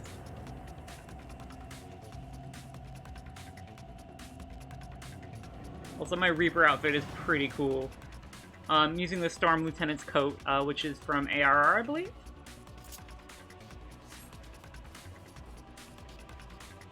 It looks really nice, and I feel like it fits Reaper really well. I haven't seen any chests yet. Oh, here we go. Sending. I could keep it, but I think I'm gonna desynth it. Oh, I can't desynth it. I guess I'm keeping it then. Oh, it's leather. Why is it leather worker? Really? It looks like a piece of jewelry to me. I think I don't have my glasses on, so I can't really tell.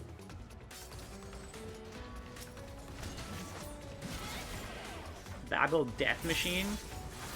Oh, I just realized that I forgot to activate Solso again. Oops.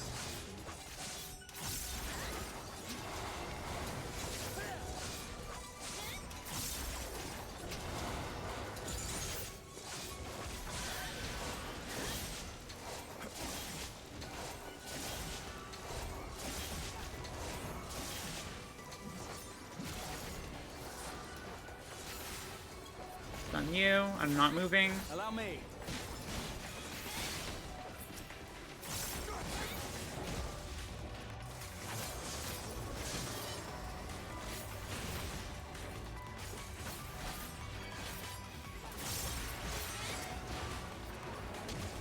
Where's his rear? There it is. Oof! That was a spicy direct crit. Love to see it. Alrighty, what's in here? More fending, huh? Is this Goldsmith? It is Goldsmith, so let's desynth this.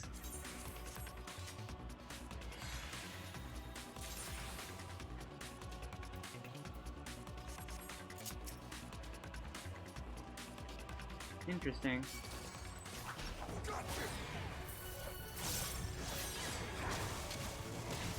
Oh, I forgot to Solso again. God damn it.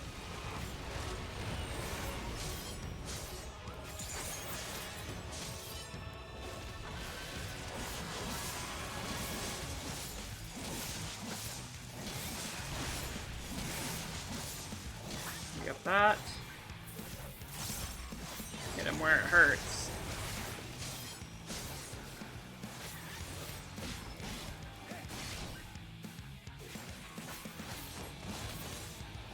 Alright, what's your gimmick?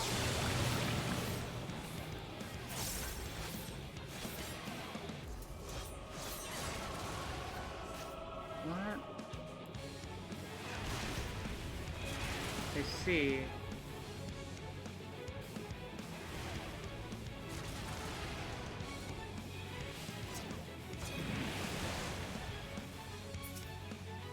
Interesting.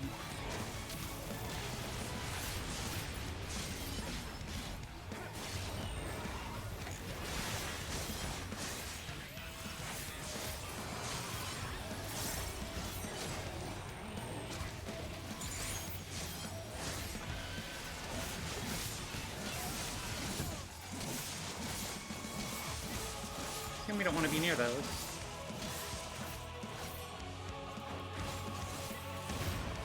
I assumed correctly. I need to hurry up my damage up. Now detect chakra. What does this do?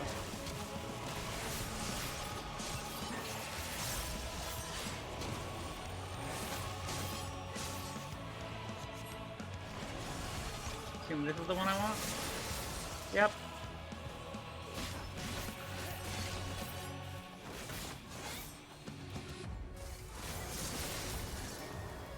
What a weird boss.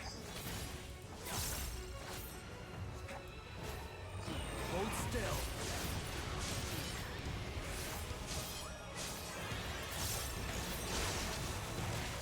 Hold still.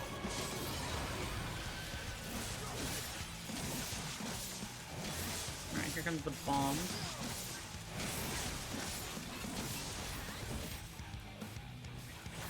I mean, the safe spot should be right here. Yeah, so either Toad or Miniature, yeah. You want to miniaturize when the saw blades come out, it looks like, and then when he, like, does this. I think it's this move right here is what you want a Toad for. Yeah, it's this one. Oh no, that's the wrong one. There we go. Ow.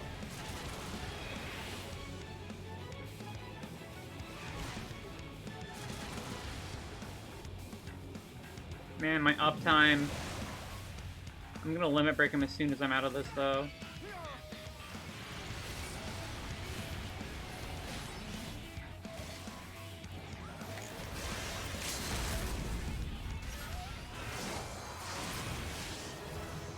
Hey, level 64 for Knight 84, enhanced arcane crest. That's scouting. What do those look like, though?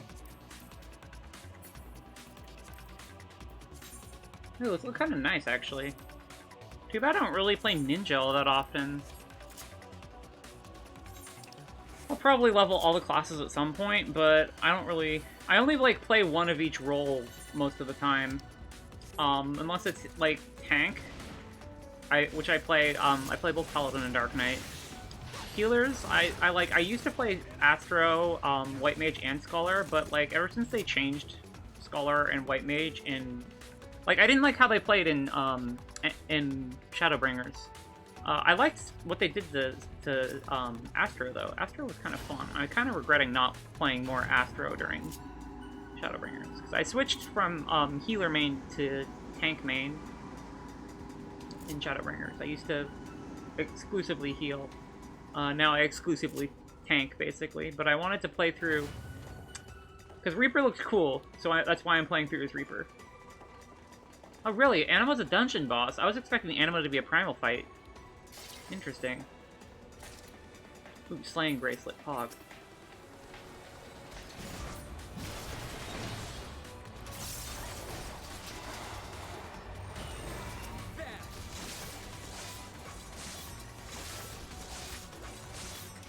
Once again, I forgot to use Soul, so god damn it.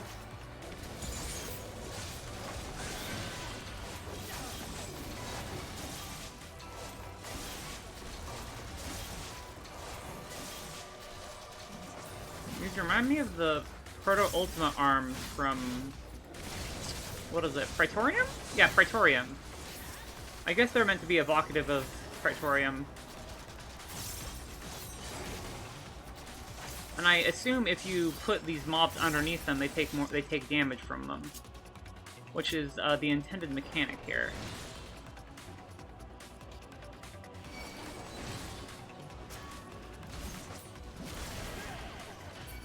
Right?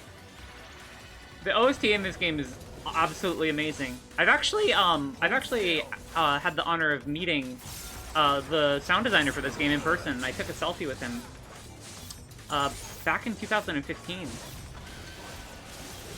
I met him at a panel at PAX West 2015. Because they were doing a panel on FF14's music. I unfortunately wasn't able to get his autograph because I was sick the next day. And, I did get a voucher for it, for an autograph though. Unfortunate that I never managed to get it.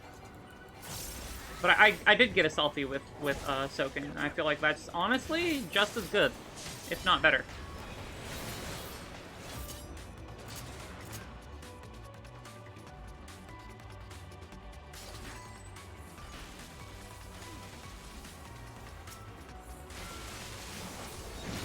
Yeah, I think they're taking damage from the environment here.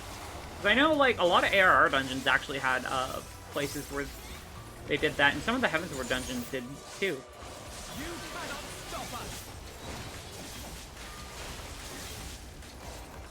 us. Some of the Heavensward dungeons had AoEs that would affect the mobs there and also give them a damage vulnerability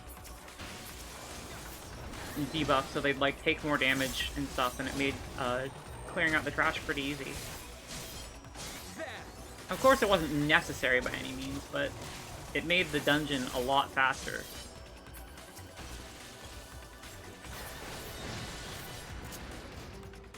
What's in here?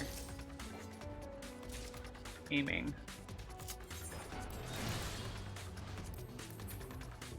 Leather worker. I'm gonna just discard it then.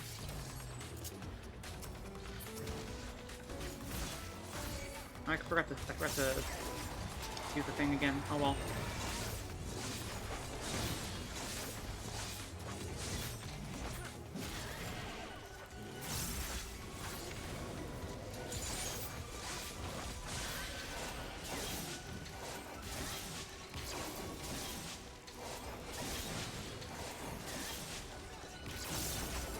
Also, one thing I like as a uniquely Final Fantasy trope is two of these mobs were reused models of a boss from Stormblood. I always like it, like, as you go further in, like, Final Fantasy games, or just some JRPGs in general, you get mobs that are just retextured bosses, which I always find is funny. And it's something they do in this game, too. And it also, like, kind of ties into the lore, too. Just neat. Allow me. Alright, time to fight Anima. Time to fight anime.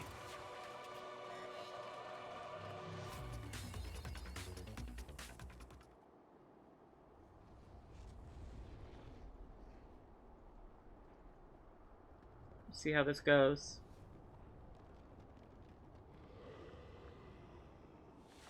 God, this thing looks fucked up.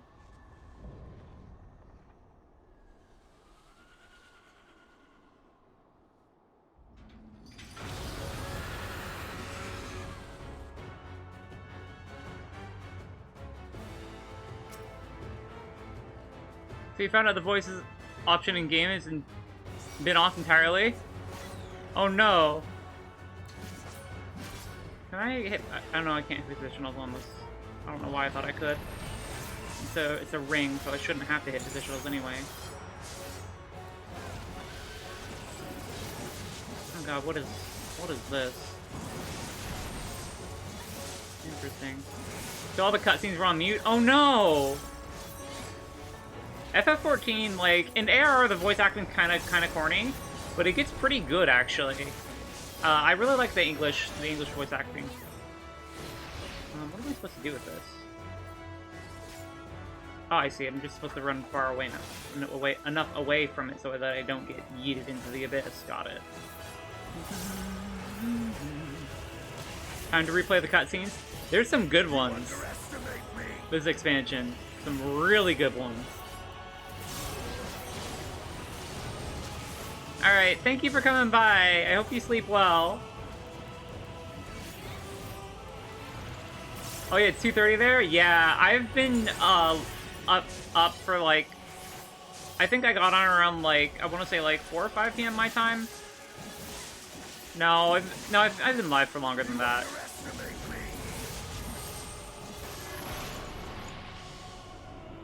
Whoa. That would be cool. What data center do you play on? I play on, Primal. What the fuck are you? Ah, you're on Aether, got it. I'm excited for the cross data center stuff. That's gonna be cool.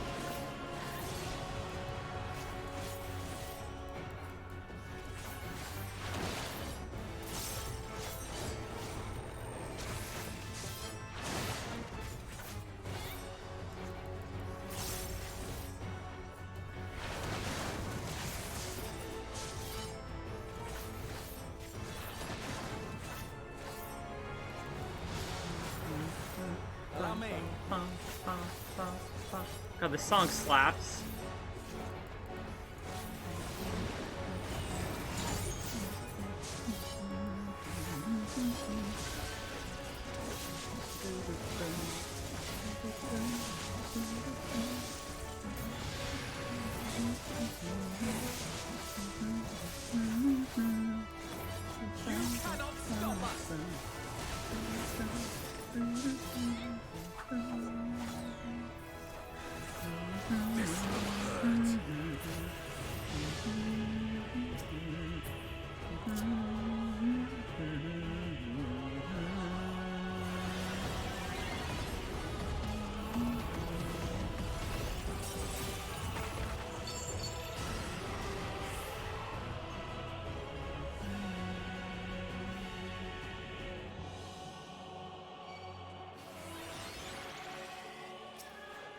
Wait, that didn't... How much... That was... It looks like it just healed a bunch.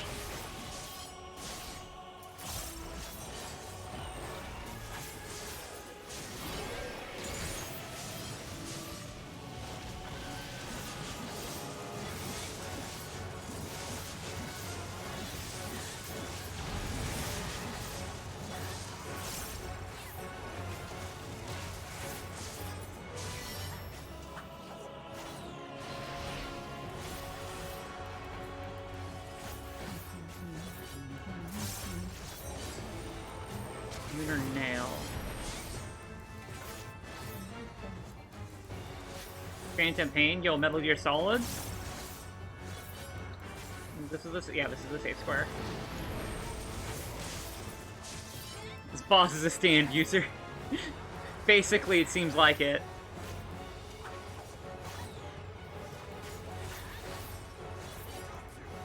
This boss is really flashy. I kind of like it.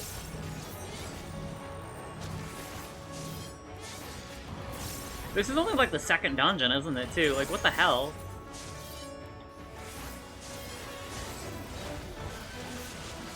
Mega Graviton? I don't like the sound of that.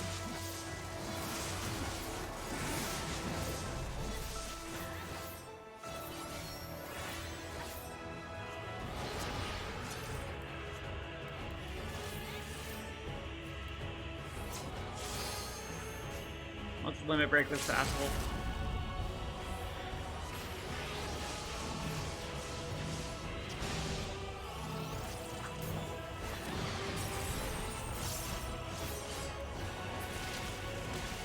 Nice.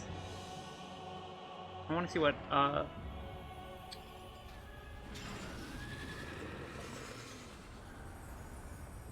what do we get from the dungeon?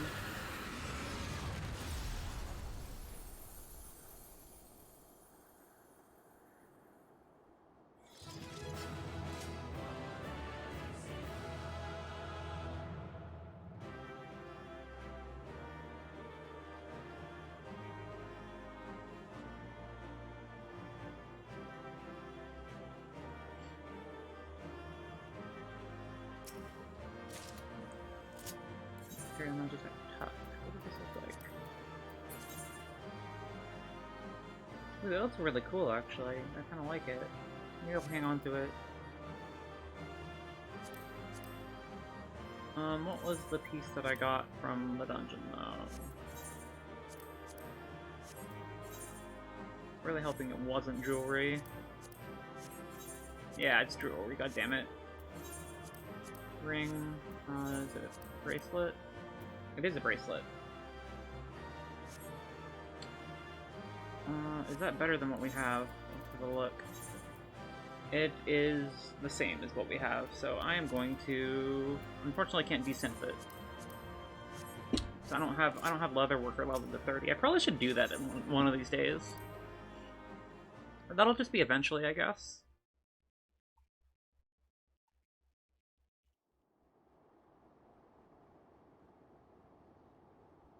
Farewell, Varus. May the gods have mercy on your soul. Why do I have a feeling it's not over? Because it's not over. The other two await.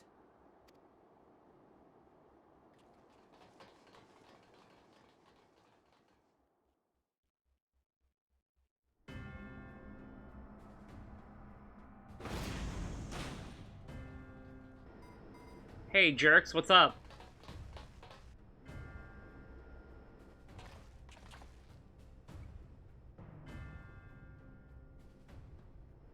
This madness ends here.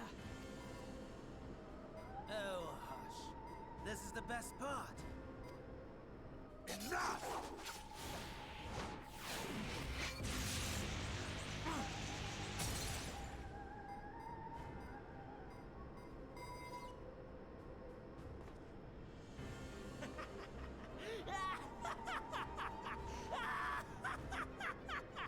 Man, it's unhinged. Oh, mighty Zodiac! Awaken from your slumber and descend! Oh shit.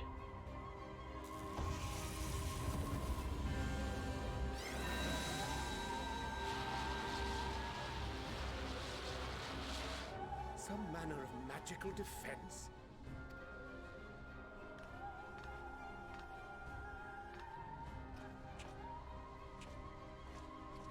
Cryle?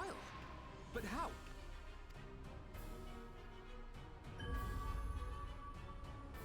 The shackles that bind my adversary will not be so easily broken. Hydrant! Feeble relic of a forgotten age! Hark! Victory is mine! This is literally just the plot of Simple Gear Season 1. Holy shit.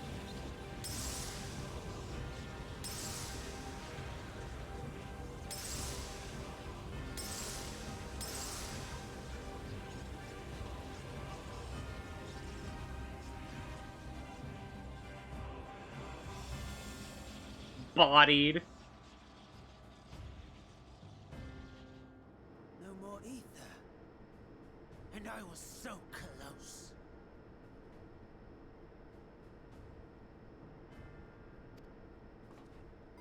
My lord, a slight change of plans.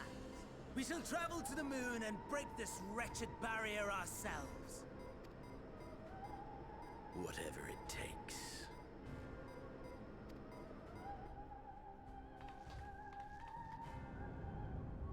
What was that?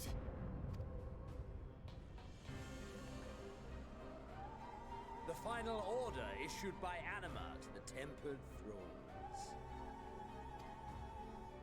Should the Empire fall, the world must share her fate. Of course. Father lacked the conviction to give such a command. Ah. The abomination. Fudnexune, thank you for the follow. Welcome to the Covenant. I hope you enjoy your stay. Good evening, good evening. The puppeteer.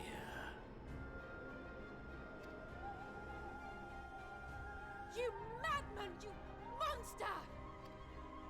There's a funny joy in watching your flailing attempts to fight the inevitable. You're all going to die, and they're powerless to prevent it.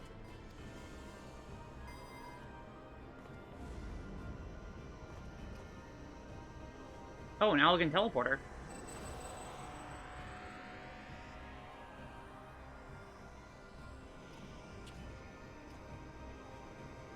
We really must be on our way. You're welcome to give chase, provided you are content to leave comrade and tempered alike to die screaming.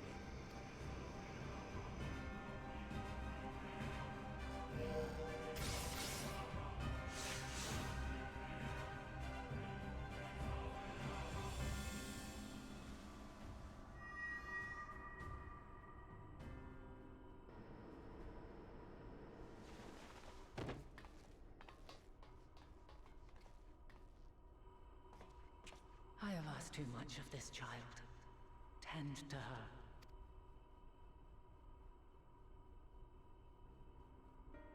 The last brand at Mare Lamentorum is yet unbroken.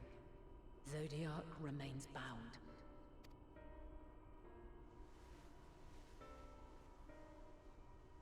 I have shifted the flow of ether and sent the enemy far from their destination. Now, I shall divert it once more. An ally awaits. An ally? And I will deliver you unto him. Seek his aid. Restore the seal. Zodiac must not be set free. Whomst the heck?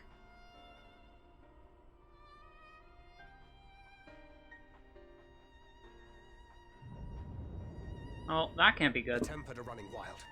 Not only those at the tower, but those back at the camp. The others are doing their best to contain them, but the situation is growing beyond our control.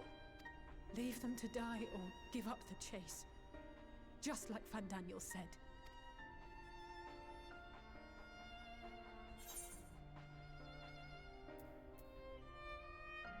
I'm the one that Xenos wants. Leave this to me.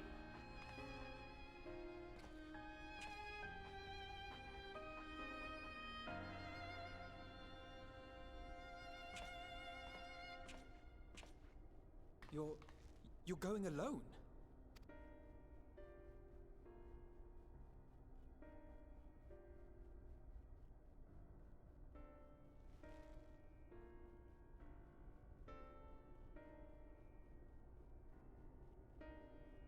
You have our trust and our faith.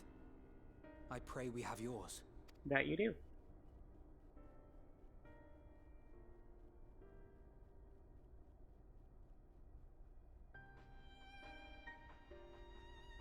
Our friends and the Tempered need our help. We will save as many as we can, I swear. Once we have matters well in hand, we'll join you on the moon. Until then, be careful. There's no telling what you'll find. I'm excited. The moon looks really cool. From all the trailer stuff I've seen.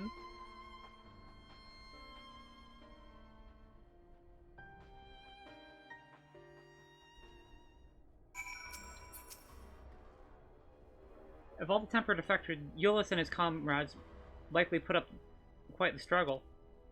We'll find a way to save them. We must. I only pray we're not too late. In the meantime, may the 12 carry you to victory.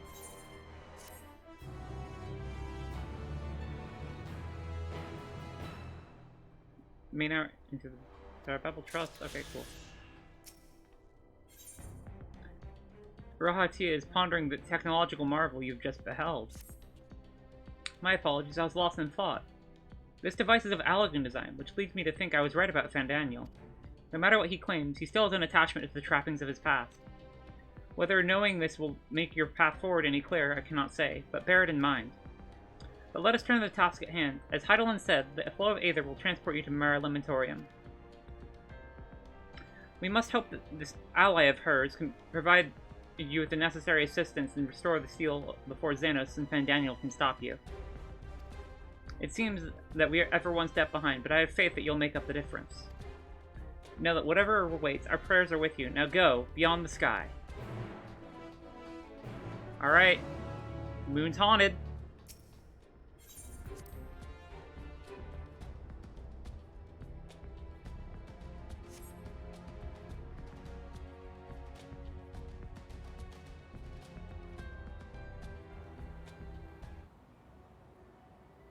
Long, long before Dalamud was forged to imprison an Elder Primal, the eldest of them all, savior of the star, was sealed within a moon of his own.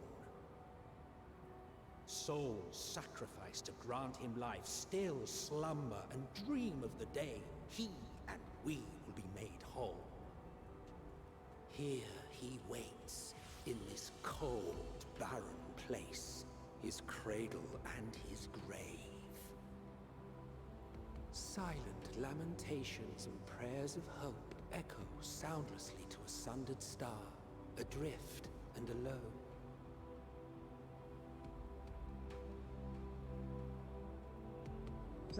That's a crystal tower. You, with me.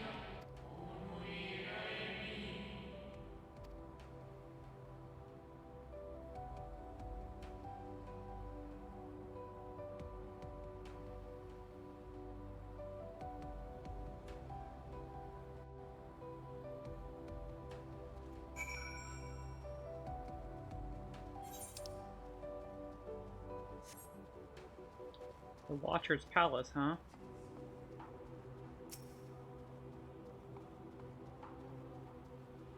Kinda, sorta. I've never actually played Kingdom Hearts, so I wouldn't know.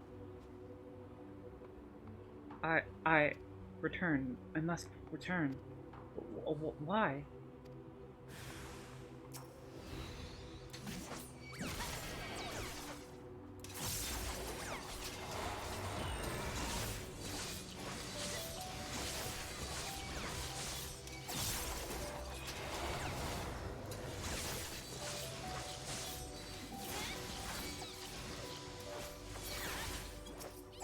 The music is really good, though. God, the moon is really pretty.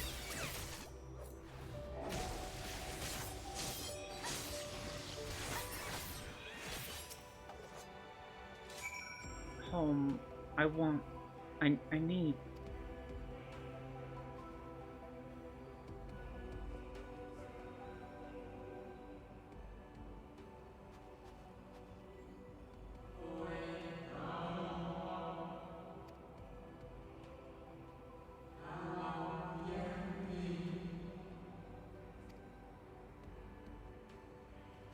Interesting.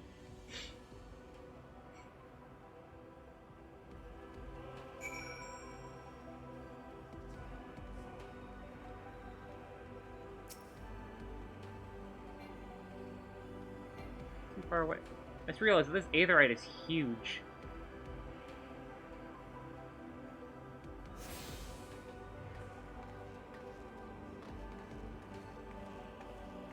Look at how big this thing is.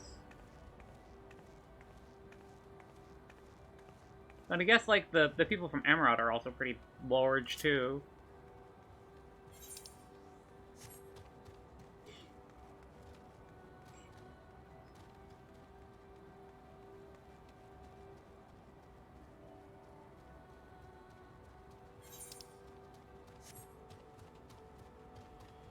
What is in here?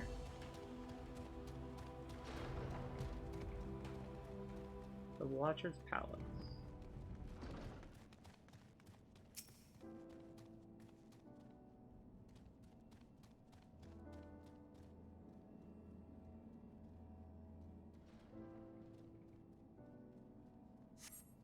No steps echo through this looming spire to save your own, but you nevertheless sense the presence above.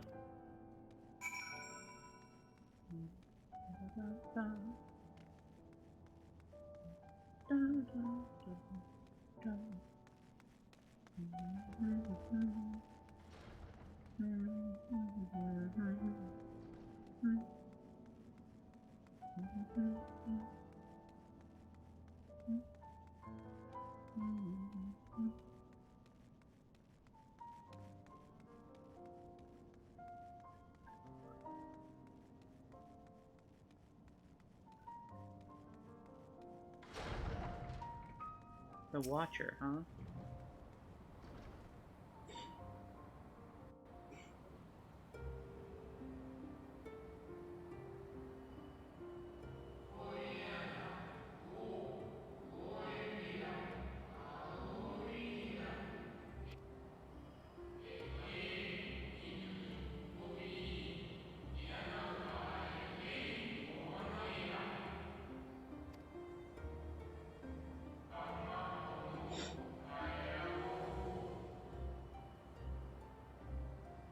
Interesting.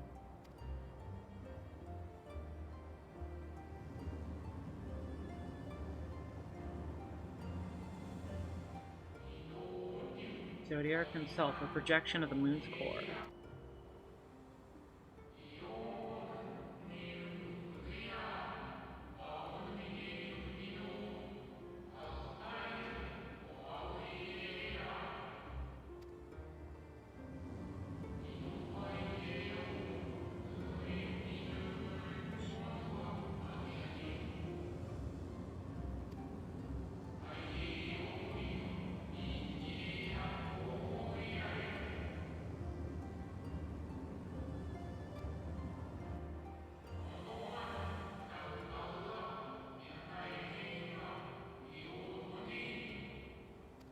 I like the robe, it's really cool. It has like a star pattern on it.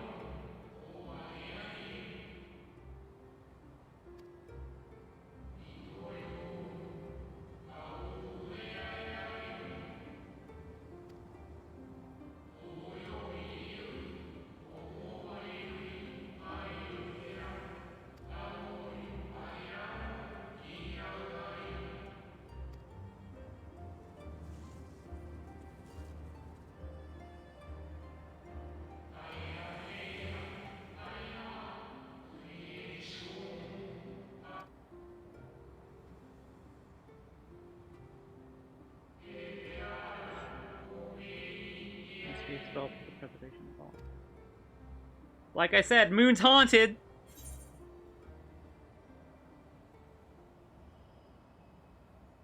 If keeping Zodiac imprisoned is the right thing to do, I suppose I will aid you.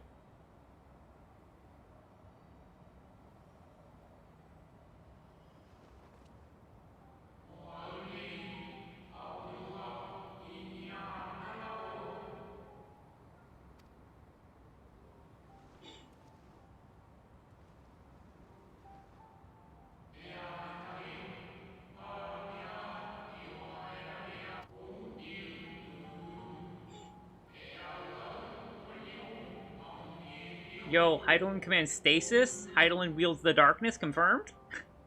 Sorry, Destiny 2 joke.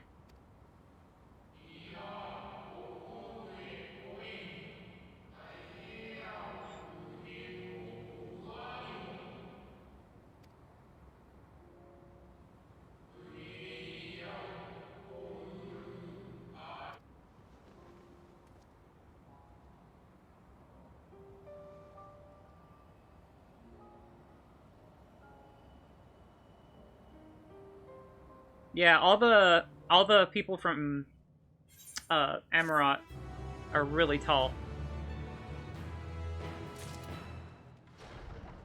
Oh, I have to talk to him. Them?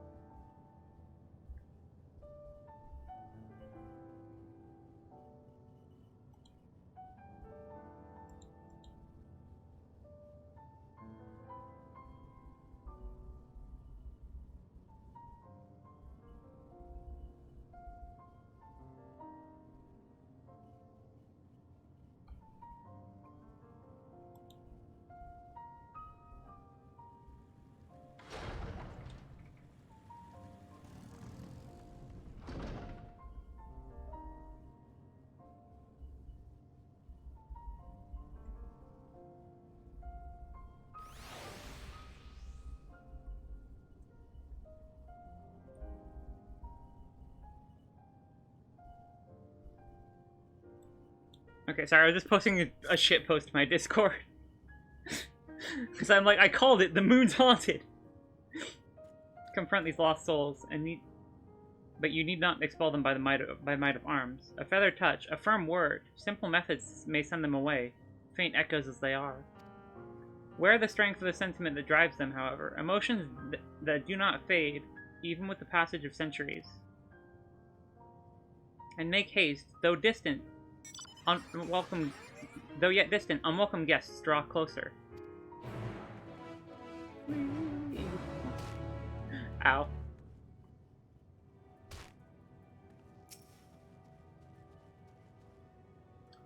Where? When? How long?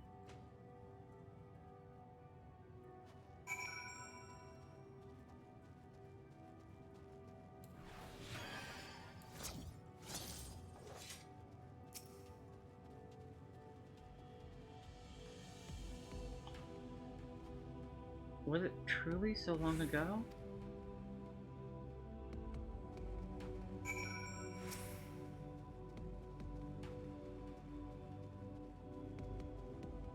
We were happy, at peace with the star. We nurtured it, helped it grow with our will, our creations.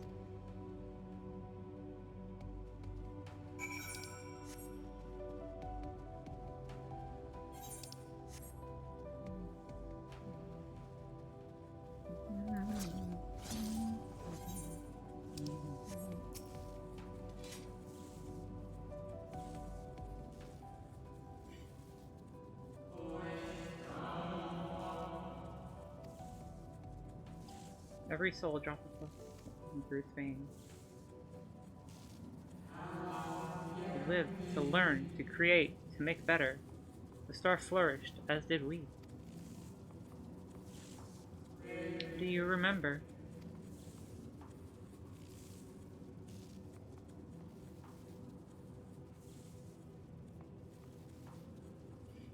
As the whispers die, the final spirit fades. No shadows of times long lost remain around the drowning brand.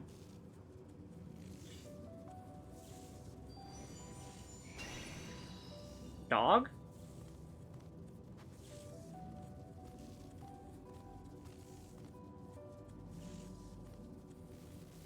What?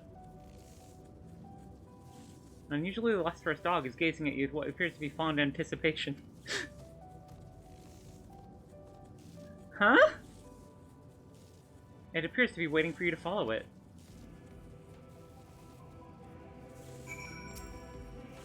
Follow a lustrous dog and try not to fall behind.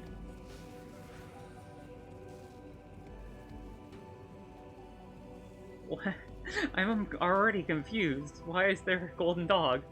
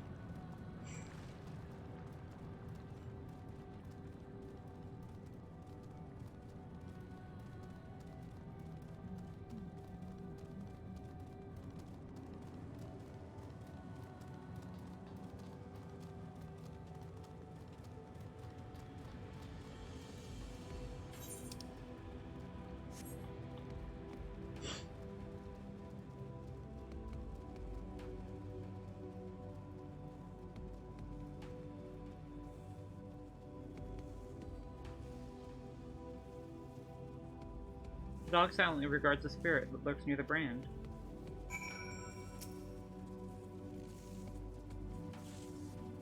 We, the star, were fulfilled. Wanted for naught, mourned for naught. So why did it have to end?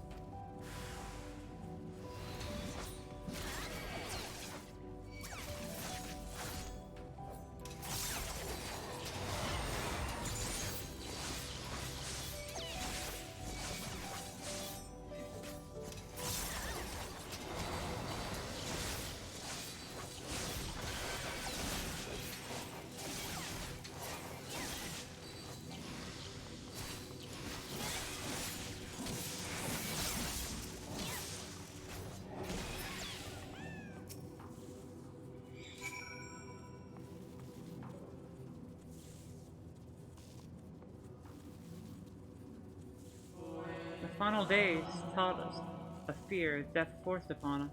To fear a death forced upon us. The injustice of duties and dreams left unfulfilled. The grief of unexpected partings. Swift as darkness, cold as ash. Such tragedy, yet no catharsis. Such truth, yet no consolation.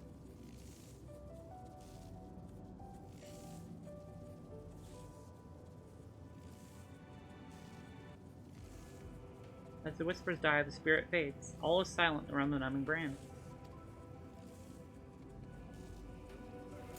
Alright, the gold dog wants us to follow it once more.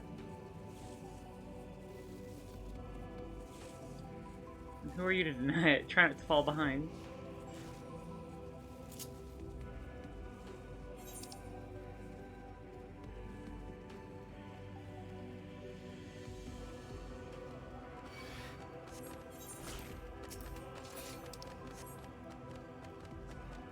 Noticing that there's one brand for each elemental type of magic in this game. Barring light and darkness, but light and darkness are more... The dog's holding a power star. Maybe. Light and darkness are more like positive and negative charges rather than elements of their own in Final Fantasy XIV.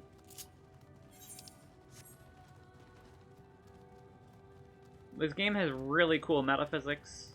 Oh god, it's the long boy cactar. What's that called? Lunatender, huh? What the fuck are you... Those are fucking weird looking.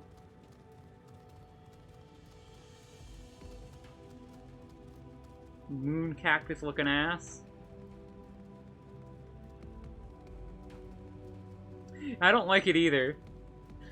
They're weird. Oh god, one spotted me.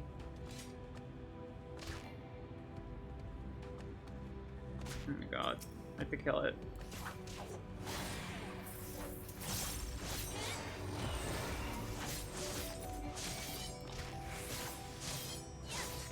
Be gone already.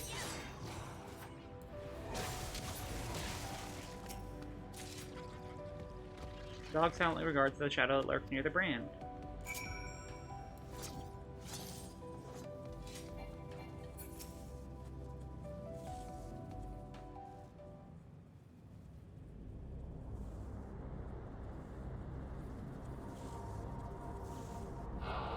Our perfection came crumbling down, such overwhelming despair. In that moment, we knew the end was nigh. The faintest glimmer of hope remained. We gave our lives so that others may live. We gave ourselves to Zodiac.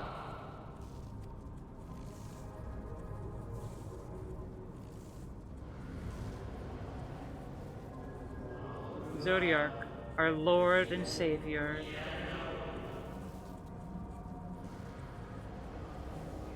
To forge our world anew.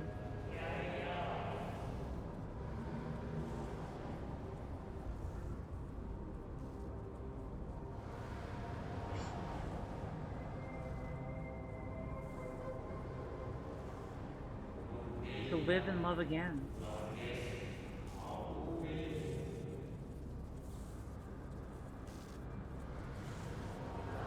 To become one with the star. Fill earth and heaven with light. Birth paradise where fear is distant memory.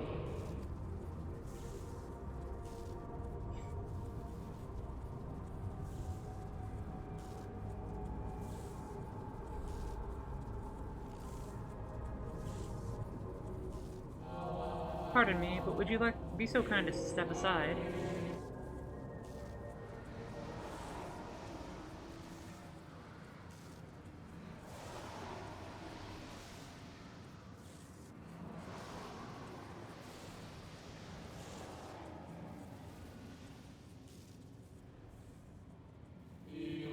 Ah, that unmistakable color, the soul of Azim. But not the friend I knew, I think. Nevertheless, you are you. So MSQ meant for you to have it.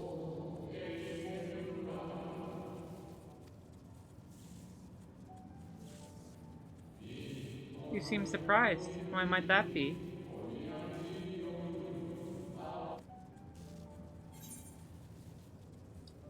We meet again, Hythlodius.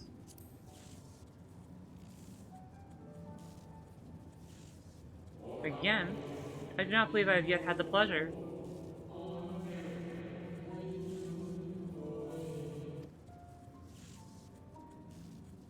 Basically, we're just telling him that we met a construct made by MSQ in the last campaign. MSQ created a shade of my likeness, and not only me, but all of Amara. How very like him.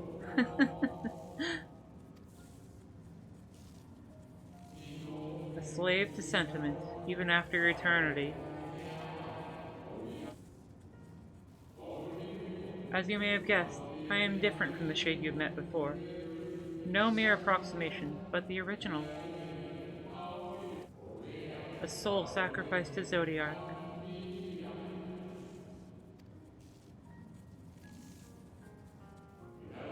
We remember in vivid detail the events leading to our purgatory.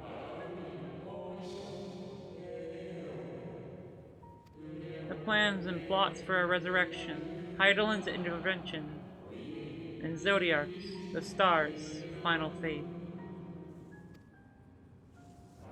And then we drifted in a waking dream, our minds steeped in thought, until you came. I know not what you and your friends intend for Zodiac or the future of this star. Nevertheless, in you I place my trust and my faith. I choose to believe as MSQ did.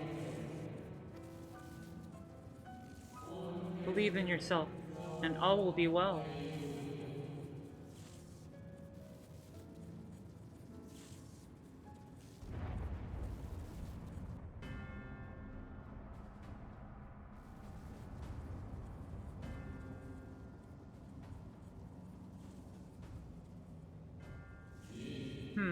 more new arrivals. Though, San Daniel, that color I know. And another I do not. An unfamiliar but fearsome being.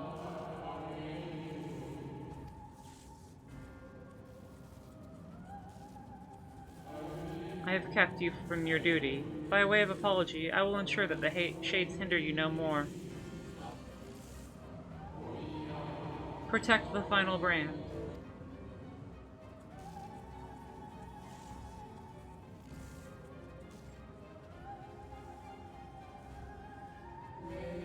Fare you well, my new old friend.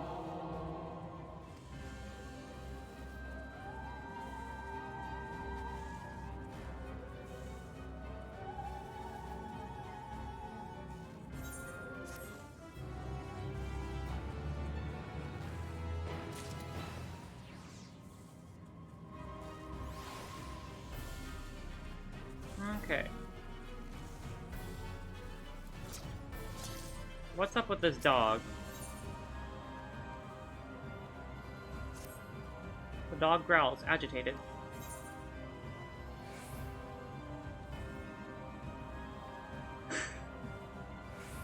Graphic and let's let the dog war. That's you, by the way. The dog nudges you with its nose. You get a feeling it wants you to hop on?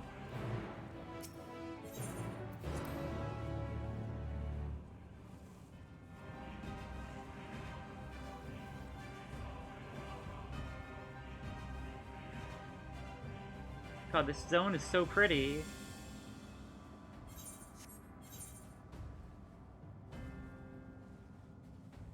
Framed all across sight. Welcome to Darling.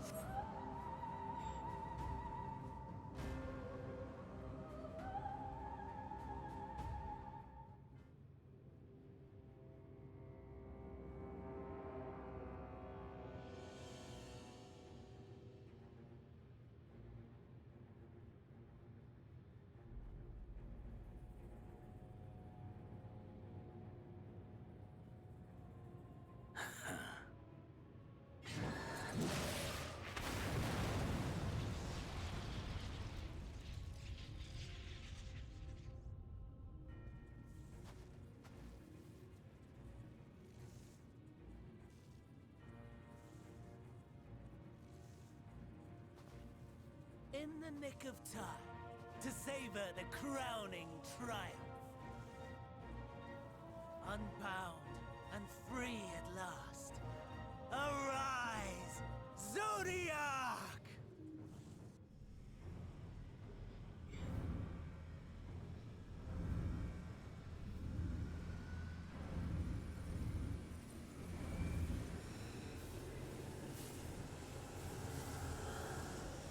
Yeah, time to blow up the moon.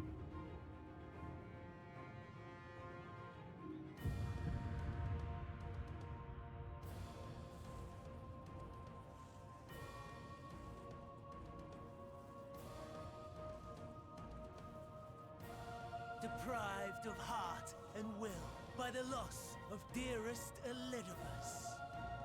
A creature of pure instinct. Wanting for guidance.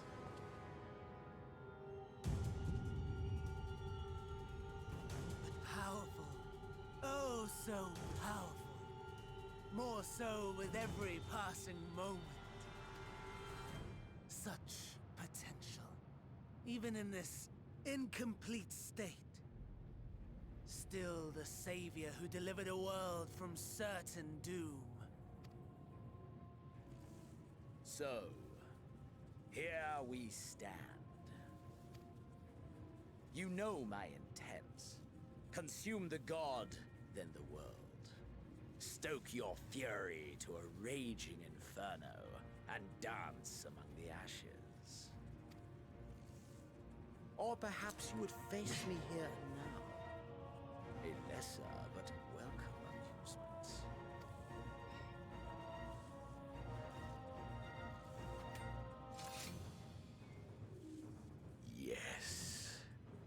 taste to whet the appetite.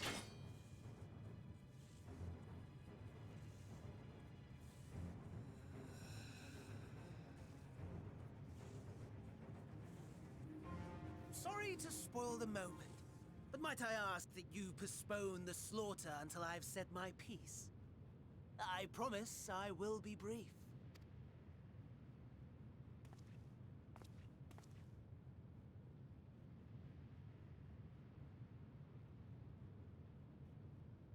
Do you remember when I told you that I wanted to die and take everyone with me?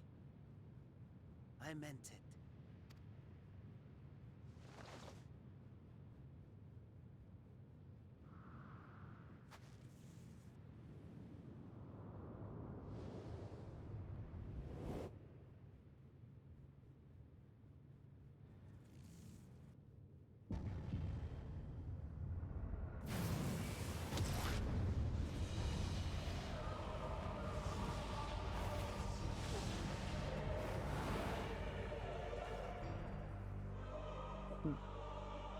Well, shit.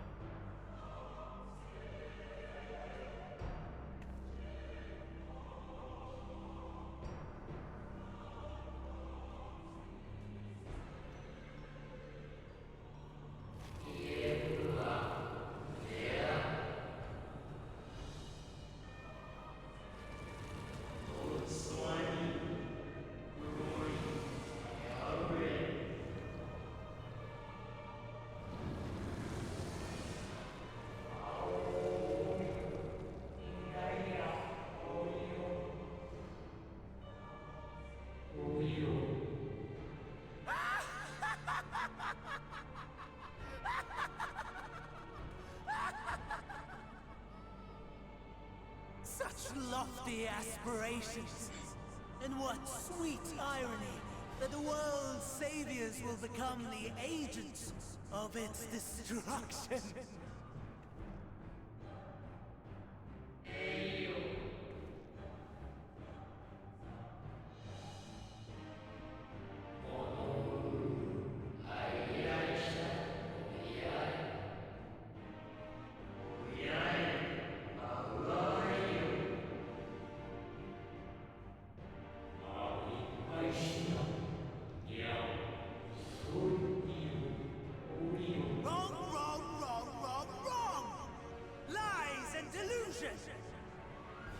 The dead have no power over me. You will be silent. Silent as the grave! Bruh. This laugh is so good. Holy shit.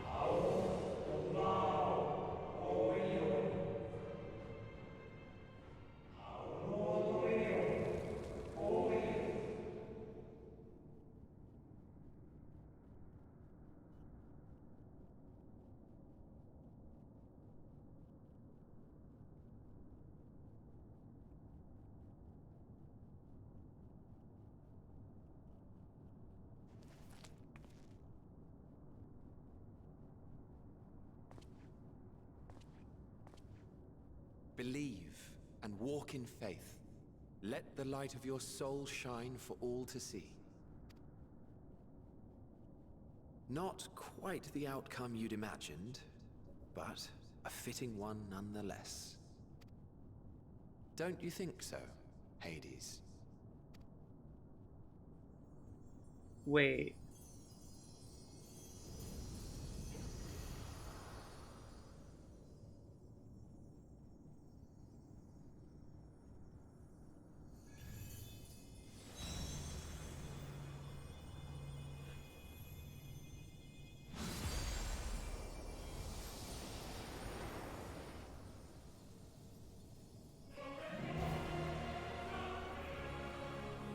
All I craved and more.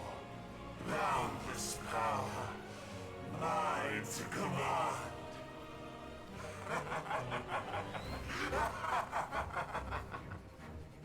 Yo. I had intended to pit my fractured divinity against Xenos.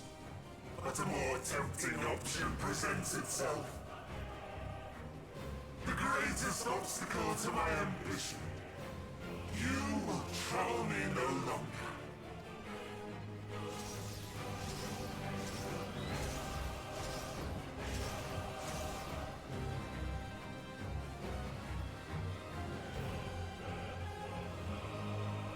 Here we fucking go.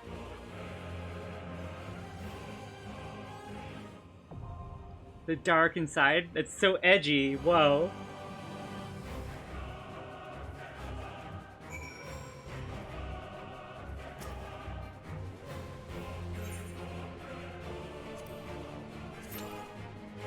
Six minutes.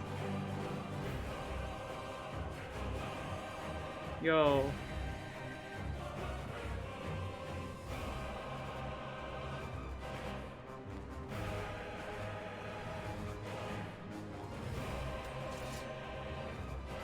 Hopefully it doesn't take too long.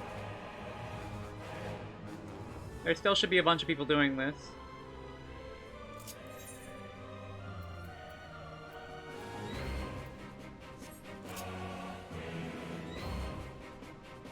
God, I love this Reaper glam. It's so good. His coat looks amazing.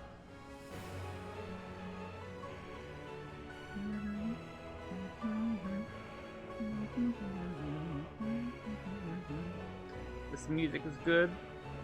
Right? Nice raid boss you got there. It'd be a shame if anything happened to it.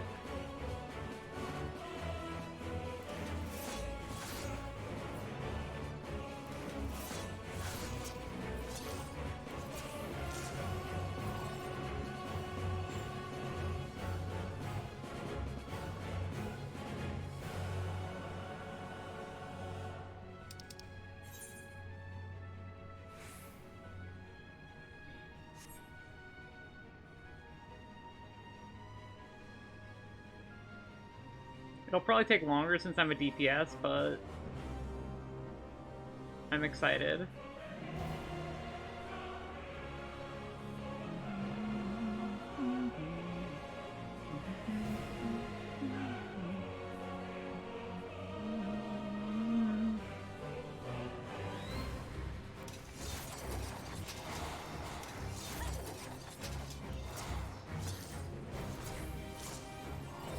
Right.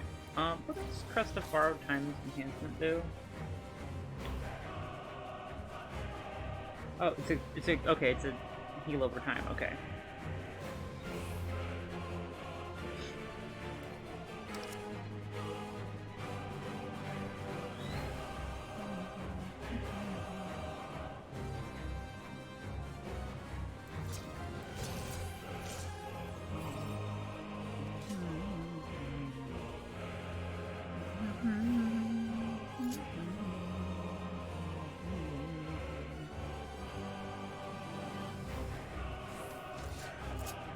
You know, what other size do I have for glamours?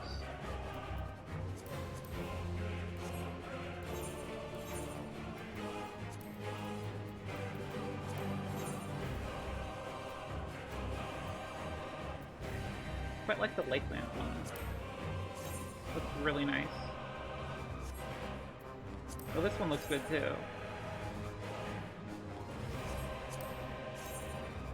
Gravel Keeper Scythe is neat.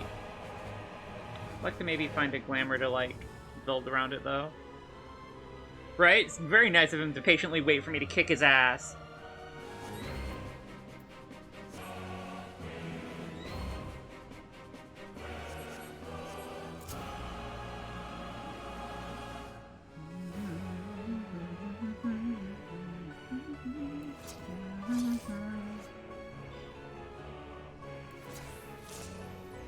Oh, I feel like I'm about to sneeze. God dang it, I hate it when this happens. Waiting on healers and tanks.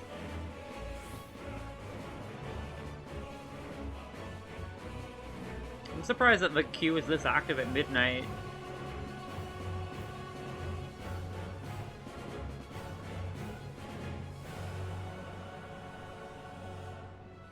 Oh, what's the weather here? Polarization. Sometimes the boss arenas have really cool, like, weather names. One of the more memorable ones being, for, I think it was Thornton Extreme. It was Oppression, I think. Something like that. I love that movement ability. It's so much fun. You can just warp around, and it has like a 20-second cooldown, meaning you can use it all the time, basically. What's my next thing that I get? I think it's 88.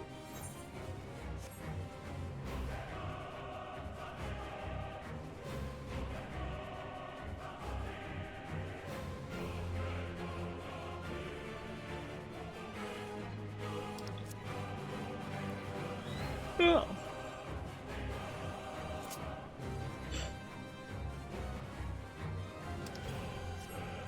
Looks like the time is getting longer, unfortunately. Hopefully it's not too long. Watch, I'm gonna be in a party and there's gonna be like 5 other Reapers or something like that, like 3 other Reapers.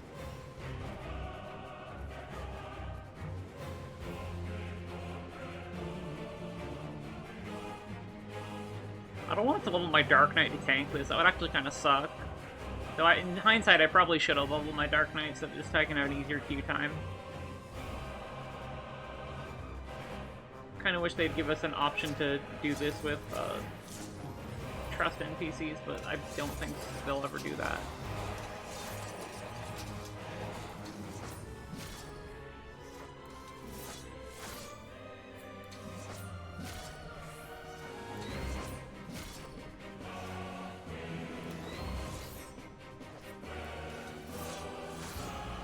I guess in the meantime I can explore the moon a little bit more.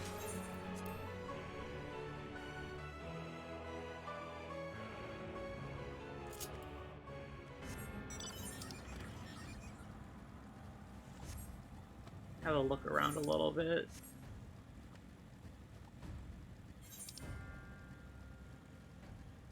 I think I'm gonna need to unlock flying in order to get everywhere, possibly.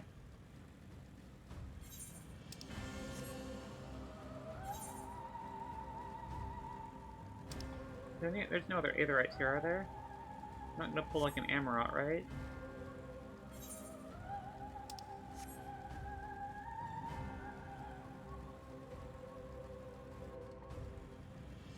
How do I explore that right there? There's probably like a cave? Ah, right here, that would be it.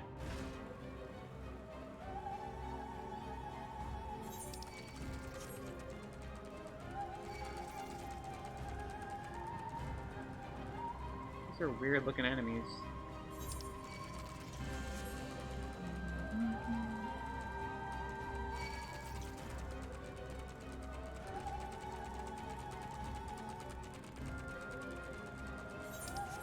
God, I love that all the stuff on the moon looks like really, really freaking alien. Like, just wild compared to everything else we've seen so far.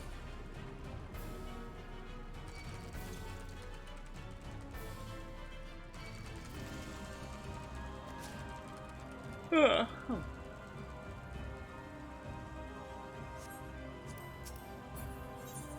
I can probably tell when I'll be able to get that. Oh, 83. Only 83? That means I should be able to... 83 and 84. It means I should be able to, like, go there somewhat soon.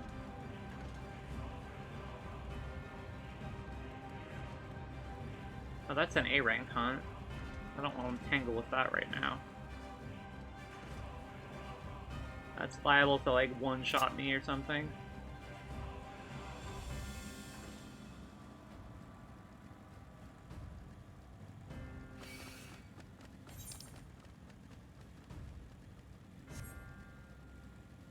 Ugh, 10-minute queue. Oof. If it takes too long, I might go to bed and maybe try queuing tomorrow.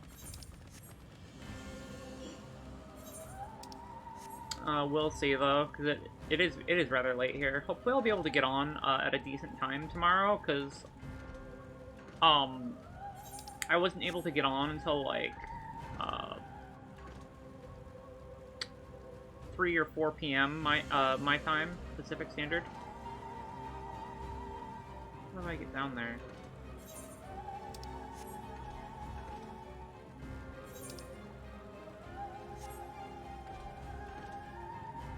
God, I'm about to sneeze again. Excuse me. How do I get back down there? I want to go back to, like, the area over here, but I don't remember the way I came.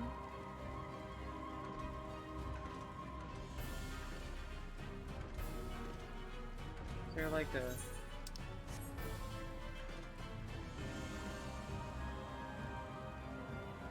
Aha.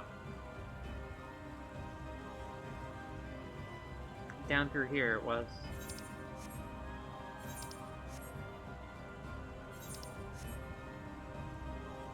Thank you, thank you. Oh, we're missing one healer. Here we go. Now we're talking.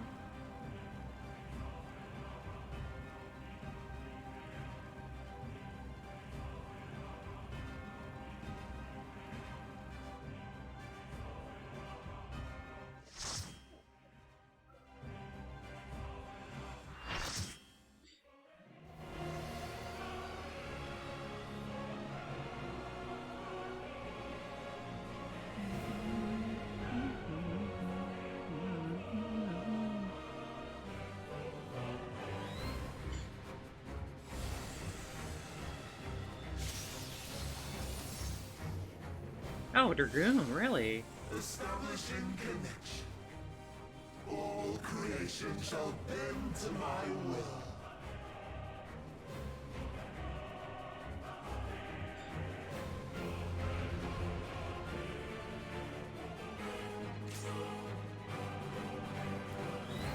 Really? No other Reapers?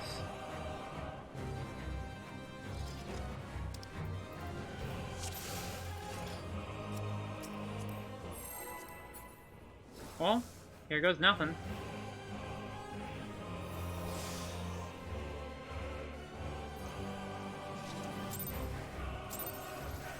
What is that? The end has come, and it will be beautiful.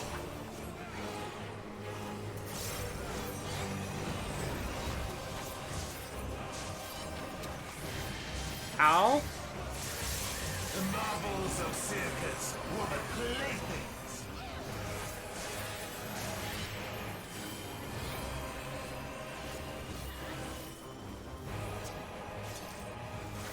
Oh, really? Huh, I don't know how I got hit by that.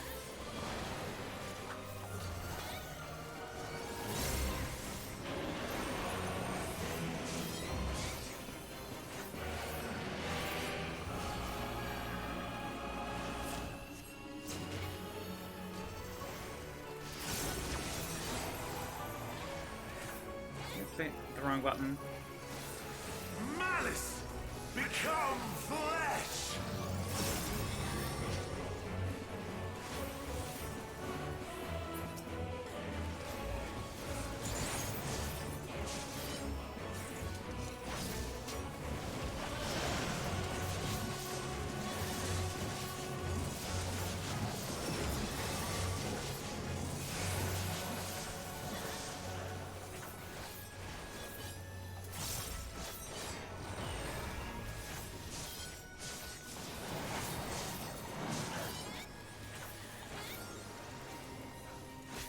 Yo, Phlegathon?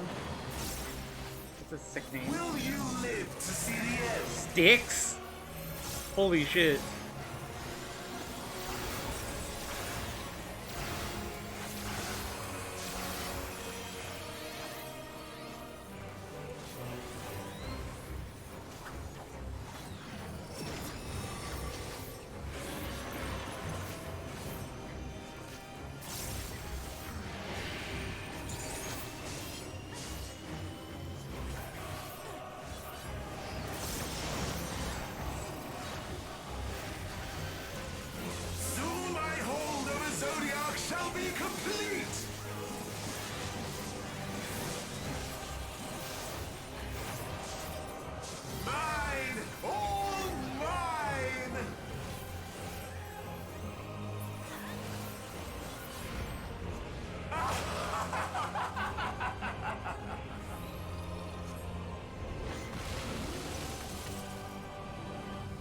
Yo.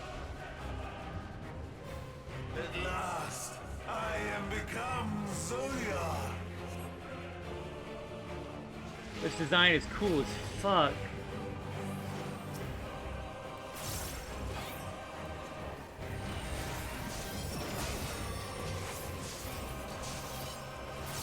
The natural order overturned.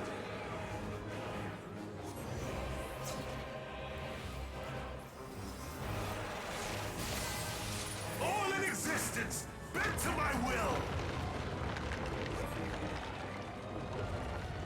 Oh, that is a wild mechanic. That's gonna be so fun and extreme. My life's work, my masterpiece.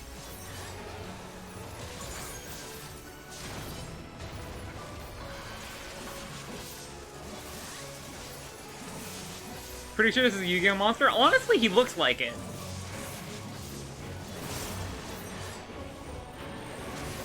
Triple esoteric ray. That sounds, not good.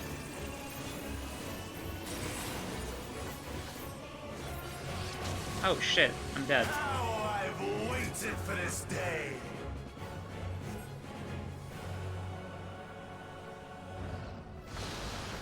Oof. A dark version of Exodia? As implying Exodia wasn't already evil?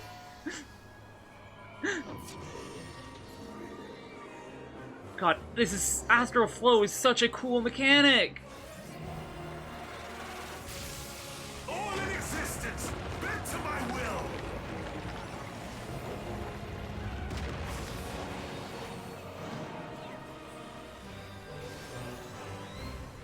The great cataclysm, faithfully recreated. From broken skies fall tears of flame. All shall burn.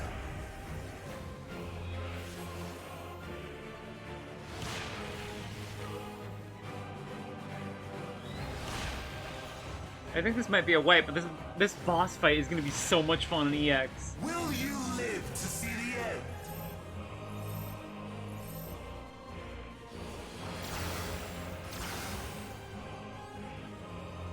Implying... Oh, you're implying he wasn't evil enough? I mean, true.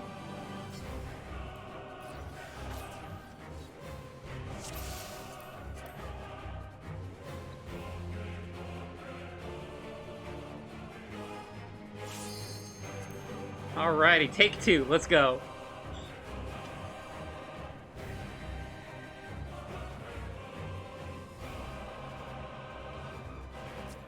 What armor pieces are those?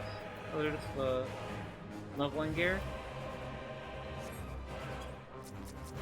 Uh-oh, I hope we're not losing our healer. Oh no!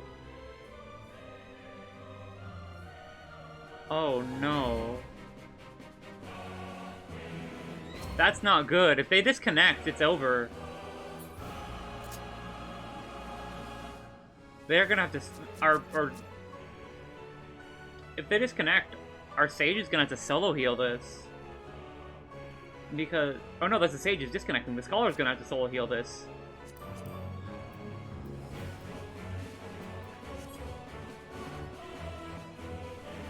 Because server queues are kind of fucked right now.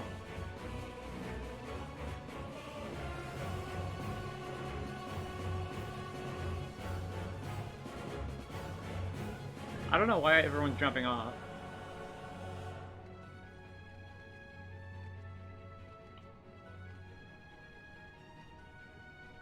They're stuck?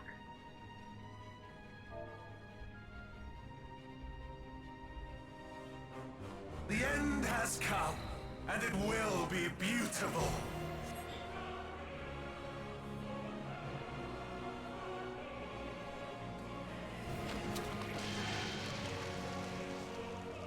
The marvels of circus were but playthings.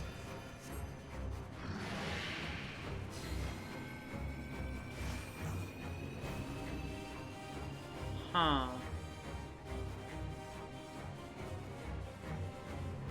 Oh, I don't think they're gonna be able to get back in if they exit.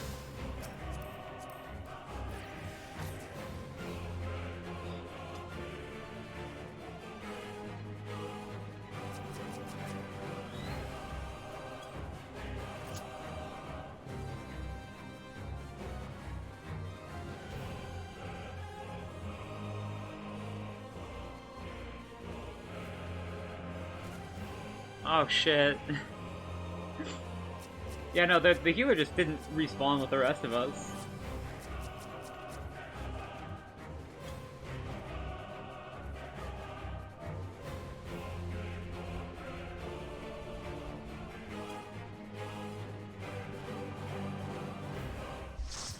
Well, I guess we're requeuing then.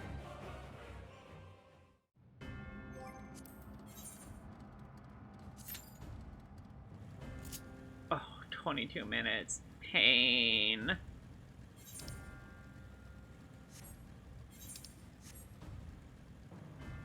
Well, we can hope we get a party tonight. You hate to see it, though.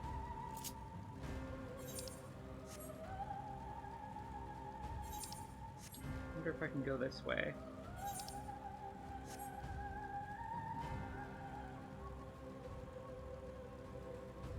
Doesn't look like I can go this way.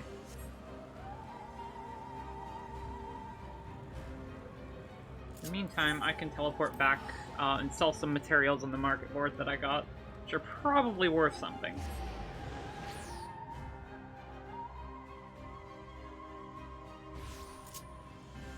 This is why I am very glad that I leveled Goldsmith for desynthesis.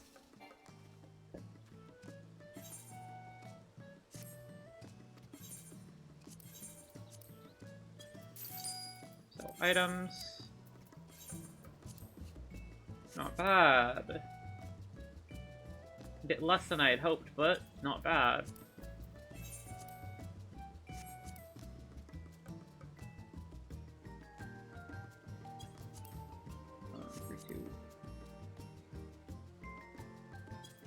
Okay, what are you worth?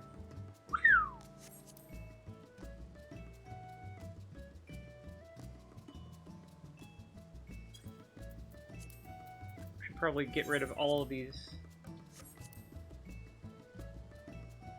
materials before the price crashes.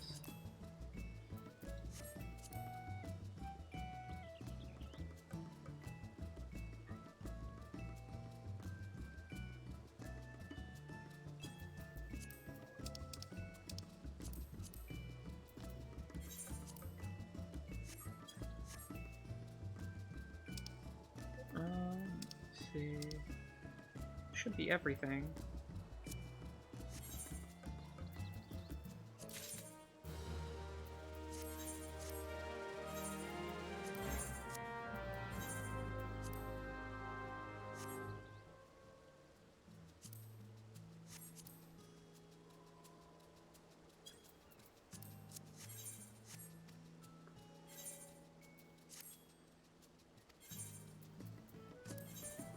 Nothing on you. Okay, market board.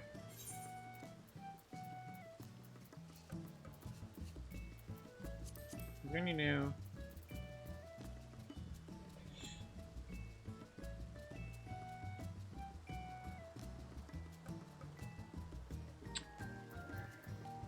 See if there's any new Dark Knight weapons that look cool. Or if I can afford anything. The sage weapons. What do the sage weapons look like? Oh, that looks kind of weird. It looks kind of funky. It's just a bunch of, like, oil drums. Ooh, I like these ones. These ones are dope.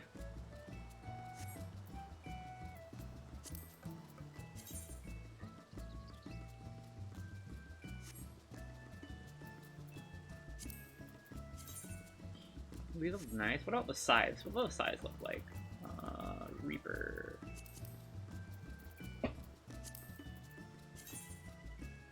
Ooh, that's a neat looking scythe.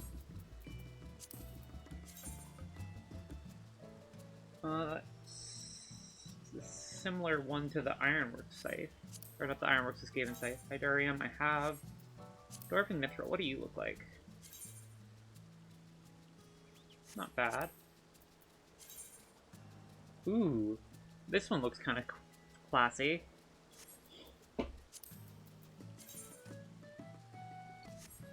What do the level 90 ones look like?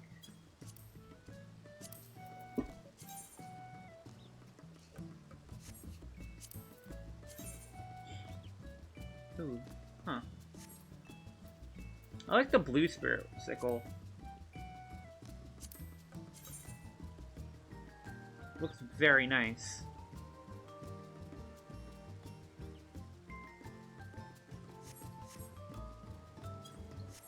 Wonder if...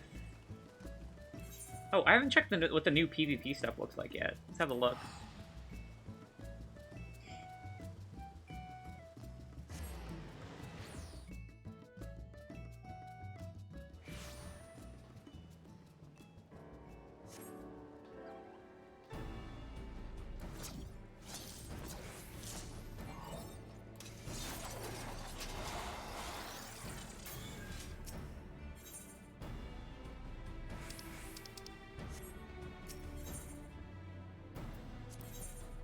They didn't add any more stuff, did they?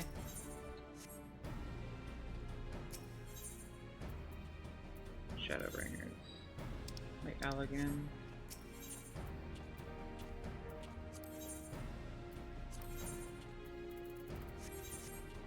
That's DLM stuff.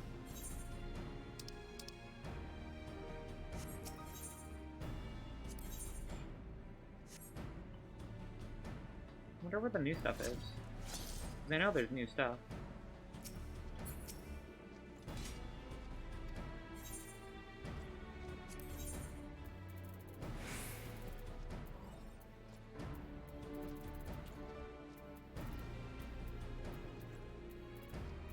Let's see.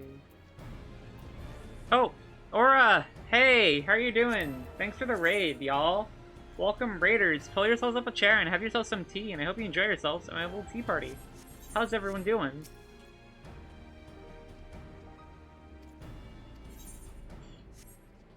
Did you walk the end yet? Well, currently in progress.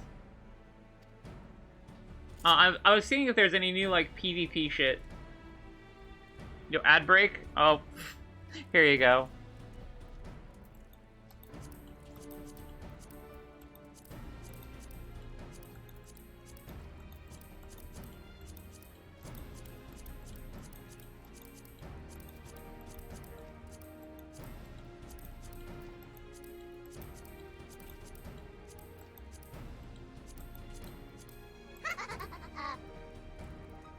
Spirit Lol, thank you for the follow. Welcome to the coven. Hope you enjoy your stay. You had me at tea, but good night. Yo, Dre, thanks for the tier 1 sub. I appreciate it, gamer. I don't know if you all can hear me yet. No more ad break. I don't know if it takes effect that quickly.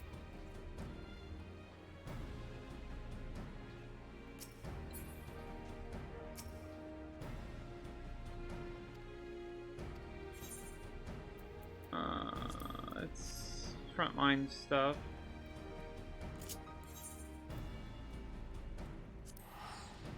Anyway, welcome back, everyone. Thanks again for the raid. I hope everyone's doing well. I'm queued for the one of the new story fights. We were in it earlier, but our healer DC'd, so everyone left. And now I am back in queue to fight it again. And in the meantime, I'm just kind of putzing around looking to see if there's anything cool for glamours. Let's see... Ethernet. Here's the Ass Castle. But yeah, we got halfway through the fight, wiped, and then the healer DC'd. Because their internet was crapping out, it seemed like. And I don't think we're going to be seeing them again, because the queue times are hell. They not add any more?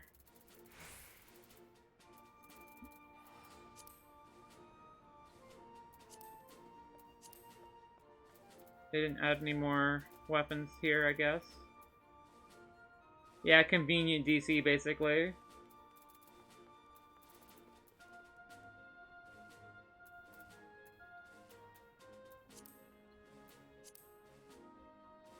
Let's see. What about the hunt? Hunt them enough. Do you have anything new? Of course not. Nothing new here.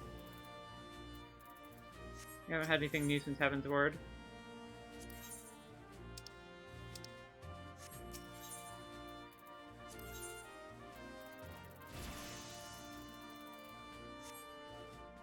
Do random shit before we go to bed? Thank you. Have a good evening. Thank you for dropping by. Yeah, I'm looking for like glamours possibly that I can maybe go for at some point for a scythe for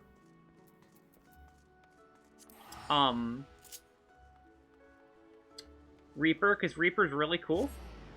I love playing Reaper. It's a lot of fun.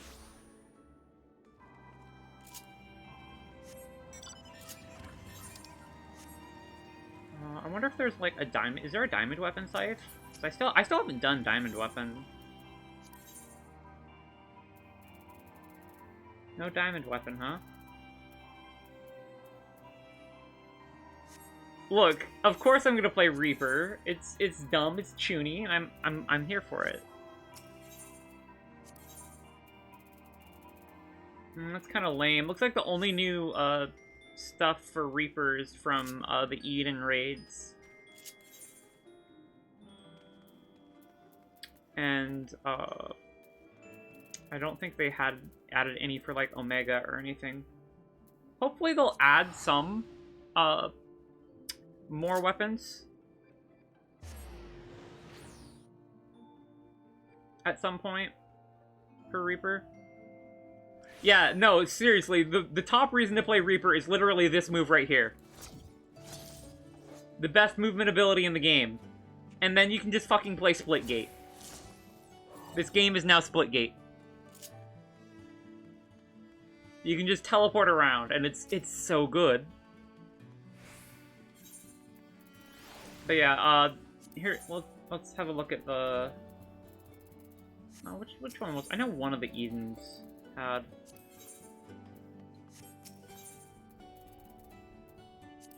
One of the Edens had weapons.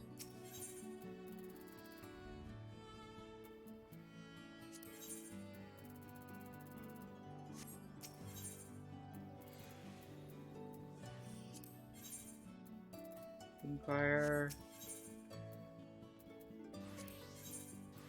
Could have sworn there was an Eden Reaper weapon.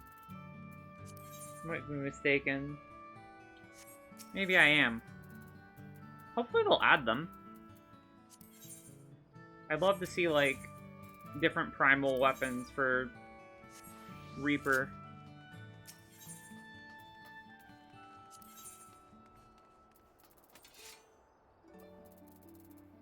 Gunblade of Light.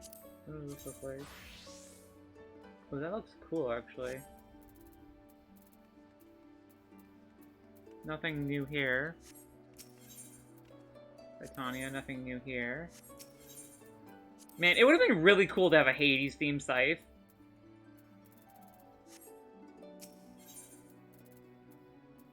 What's in here? Just the toad stuff. Deep Shadow? No Deep Shadow. I think it's just Crystarium that they added one for. Yeah, they added a Crystarium War Scythe. Which actually looks quite nice, I might add.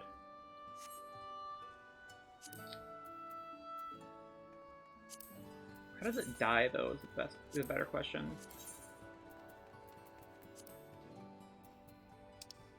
Ooh, that actually looks quite nice.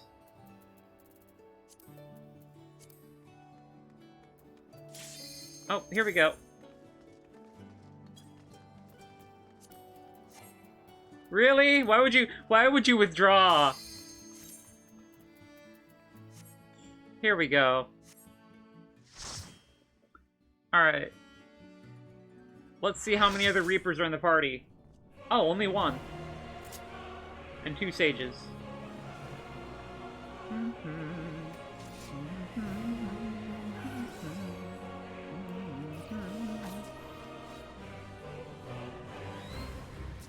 This music is so good, though.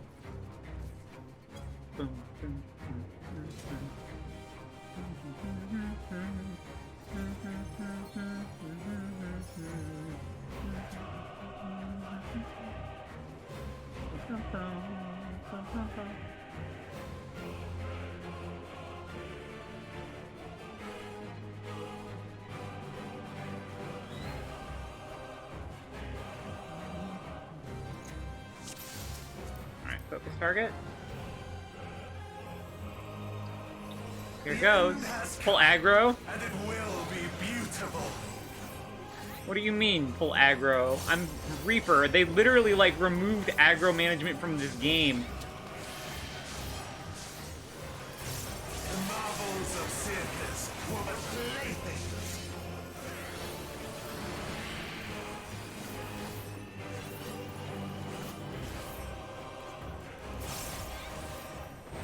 Yeah, aggro management literally just doesn't exist anymore, basically. It hasn't since, Stormblood.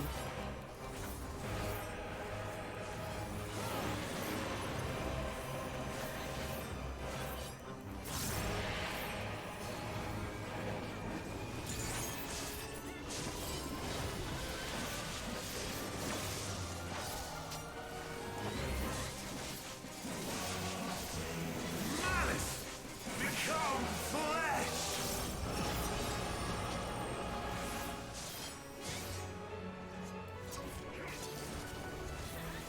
God, I love Reaper's teleport move. It's so handy.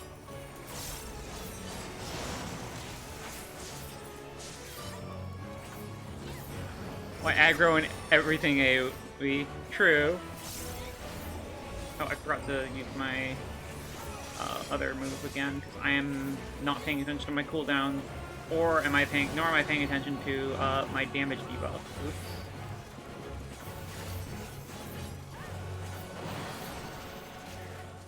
God, these people do not know how to position AoEs.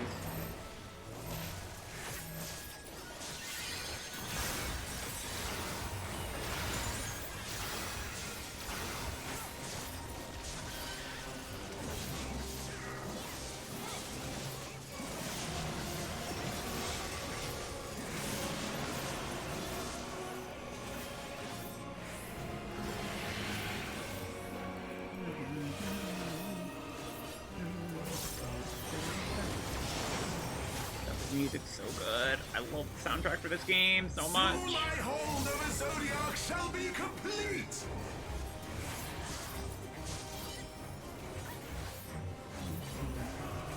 Mine, all mine. I keep forgetting to upkeep my damage debuff.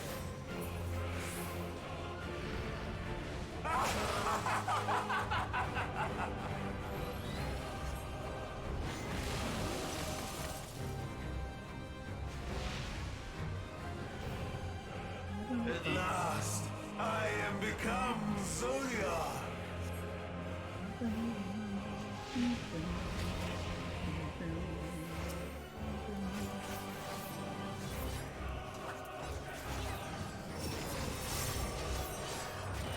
Alright, now we get to see the fucking cool mechanic. Order overturned.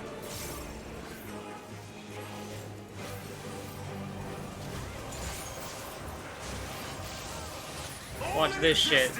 Bent to my will. I love this mechanic so much. Literally the coolest mechanic we've ever seen. My life's work. My masterpiece.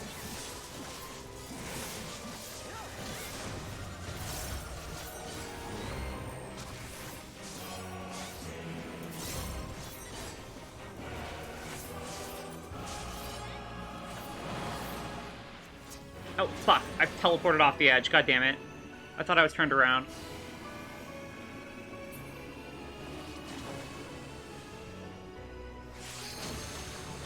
How I've waited for this. There's the rest.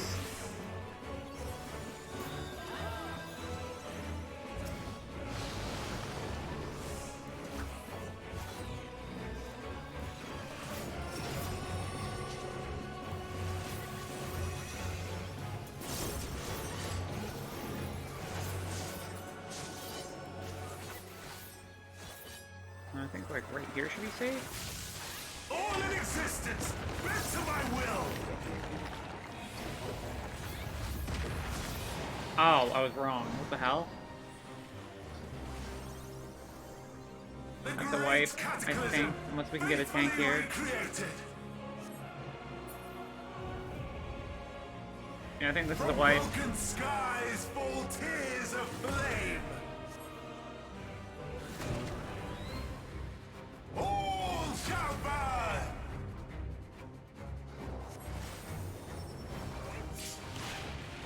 Yep, that's rip.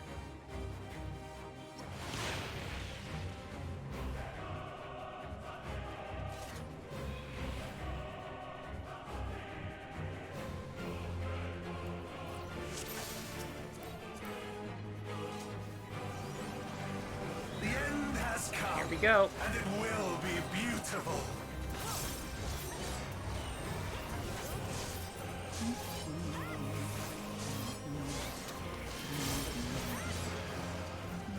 The marvels of circus were but playthings.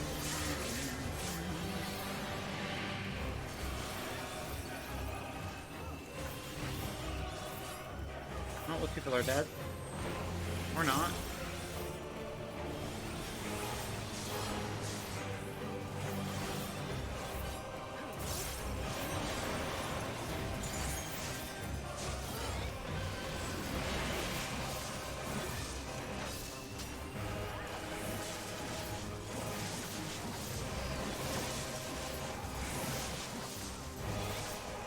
Alrighty.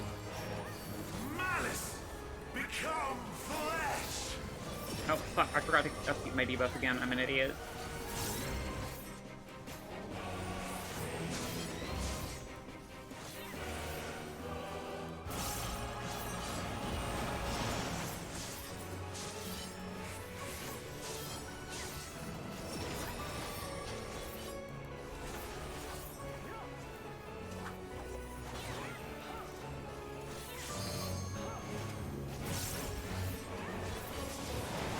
Alrighty.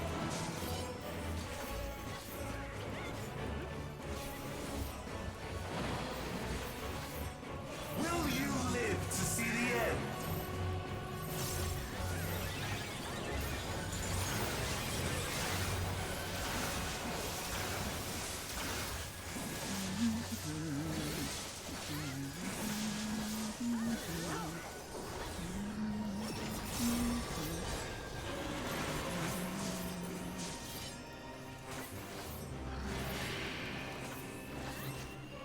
God, I love this mechanic so much. Oh shit. I thought it was the next the phase where you actually like move the arena around. Zodiac shall be complete. I was wrong. I'm also trying to do this while like doing the rotation that I'm like still learning. All mine.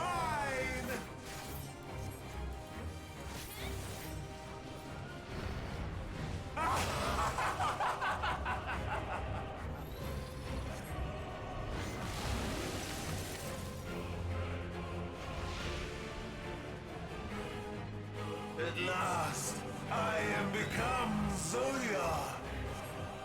I wonder what the Zodiac weapons are gonna look like. They're probably gonna look dope. I'm gonna be mad if it's only freaking jewelry from this fight, because I think they would have missed an opportunity to make some really cool looking weapons. The natural order overturned.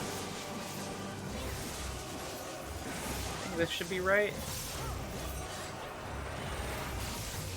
All in existence, bent to my will. No, it's not right.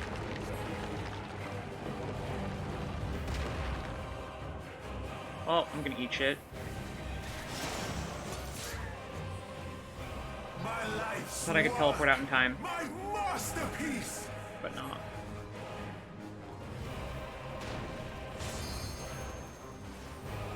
Hopefully my one. Oh, good. They're hard casting a res. Oh, they're not going to be able to do that now that the AoEs are coming down.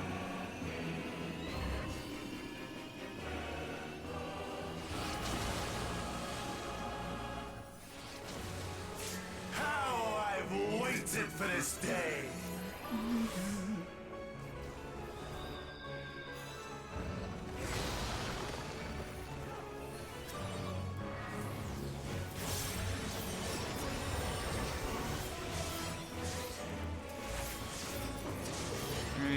I want to stand for this one? I think right here would be fine. All in existence, bent to my will. Yeah, right here is fine.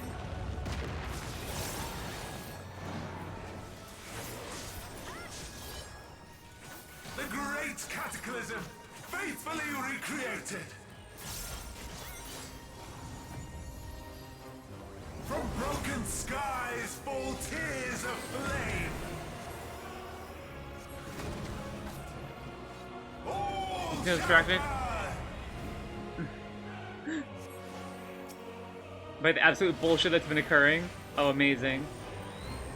Oh god, how do I read this? What the fuck? Are you joining Fandaniel's trick? Yeah. Will you live to see the end?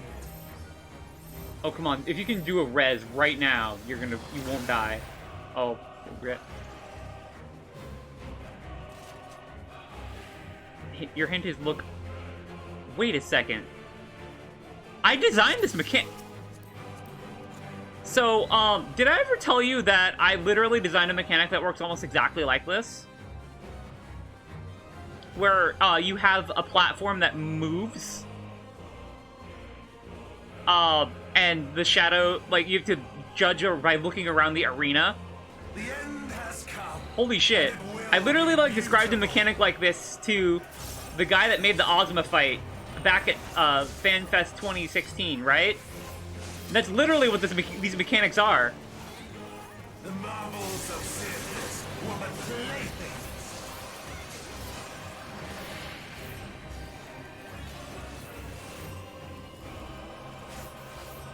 That's so actually kind of cool.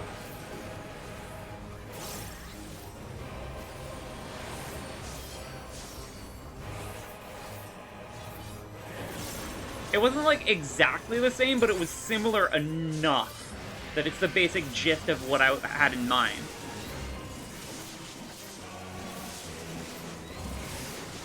Like, my version of the mechanic had, like, a platform that cast a shadow above another platform.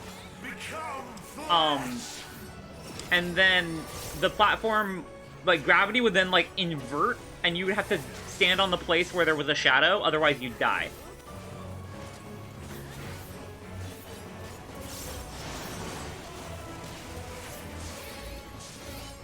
That was the basic gist of the mechanic. It was a really cool idea, actually. I'd love to see that, like, something... Like, I'd love to see, like, that actual mechanic in the game. It's kind of neat. But this is, like, similar enough that, like, holy crap.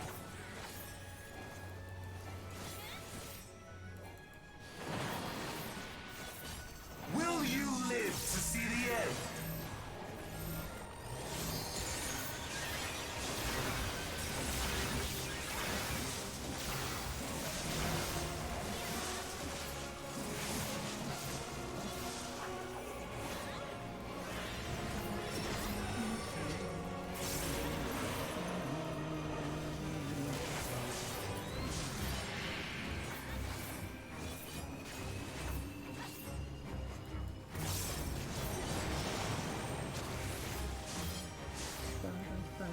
Soon my hold over Zodiac shall be complete!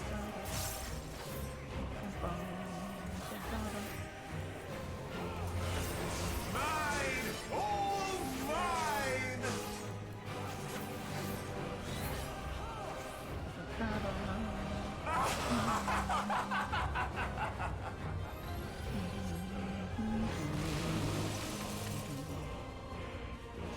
Hey Vi, can you ban that bot for me real quick? At last, I am become Zodiac! No, I can do that pretty easily because I have a second to spare. Twitch would actually load the ban. There we go. The natural order overturned! Actually, no, I want to sit here. All in existence, bent to my will! Or not.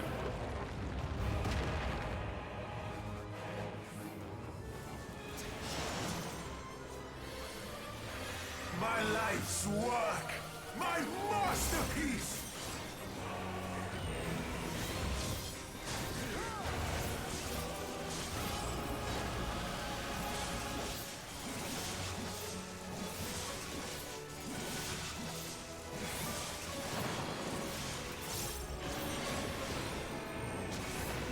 I don't know how I made it out of that. Oh, I wasn't paying attention. How I've waited for this day!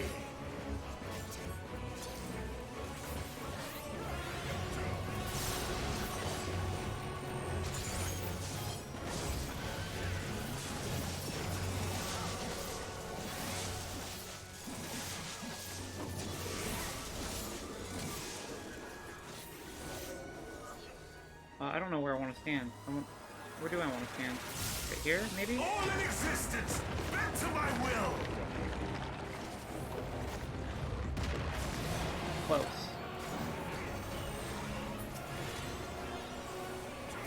The great cataclysm, faithfully recreated! From broken skies fall tears of flame! All shall burn!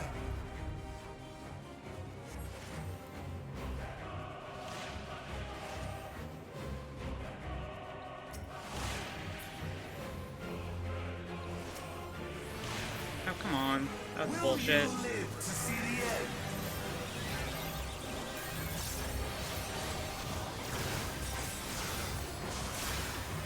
Ow. We made it, though.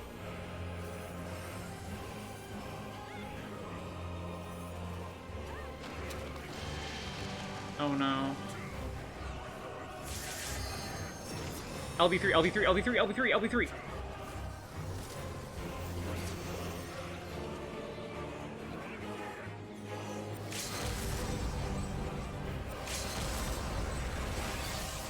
All in existence, bent to my will!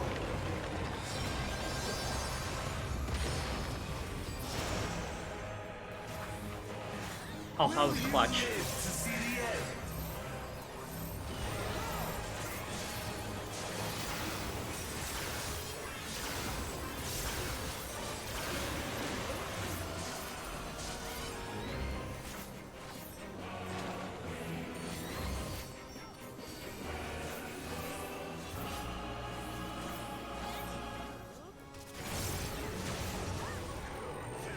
I have no need for restraint.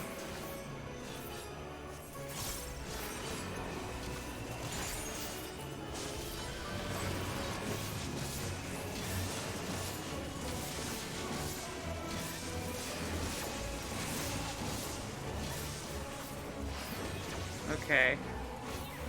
What do you mean? No, I'm not a fox, Etram, please. I want to play this game for as long as I can. I think right here is where I want to be.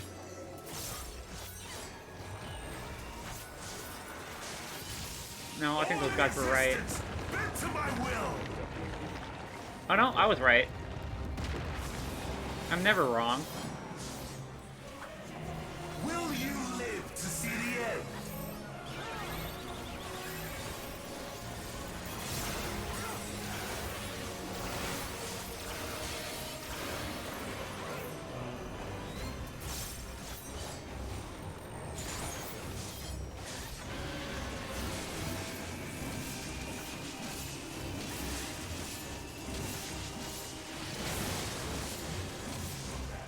Imagine telling a streamer to stop streaming. I know, right? It's kind of cringe.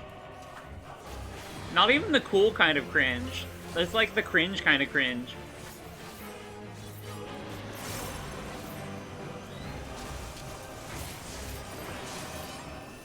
Oh, that's gonna be... Yeah.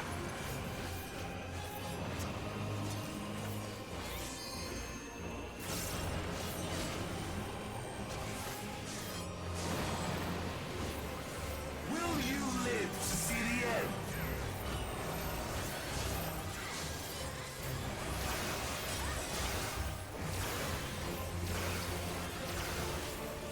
Crest of borrowed time. Kind of goated. Kind of goated. Kind of good. Oh, fuck me.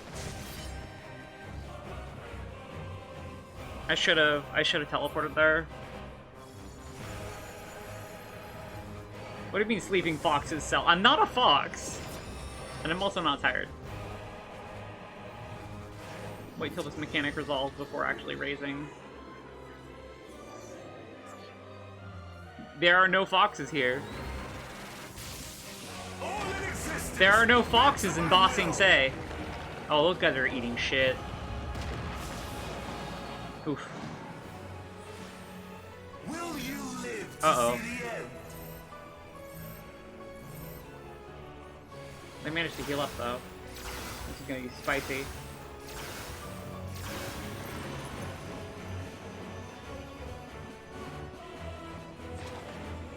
Alright, get some raises up so I can give deeps.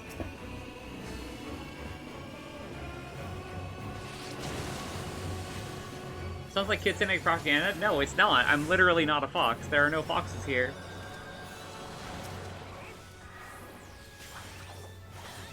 I get that it's a haha funny bit, but I'm not a fox.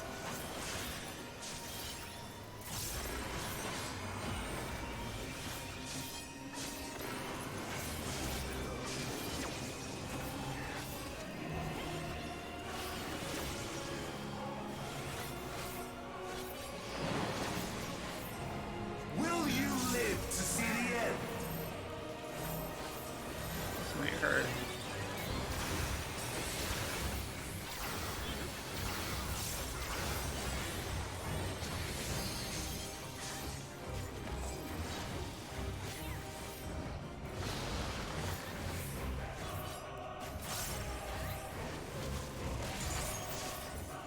Hey, Fur, what's up?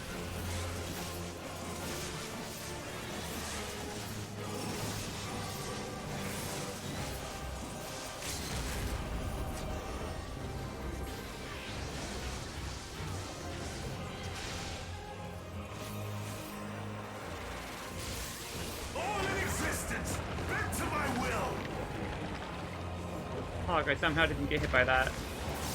I mean, I wasn't obviously gonna get hit by that because I'm a gamer. Live to see the end. Hey, we did it. Is this the limit of your power? Is this how it ends?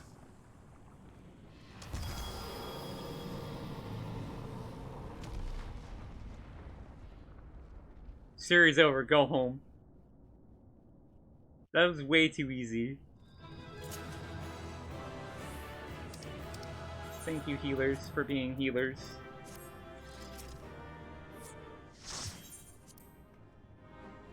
Of course, know about commendations, because even though I did the best, obviously.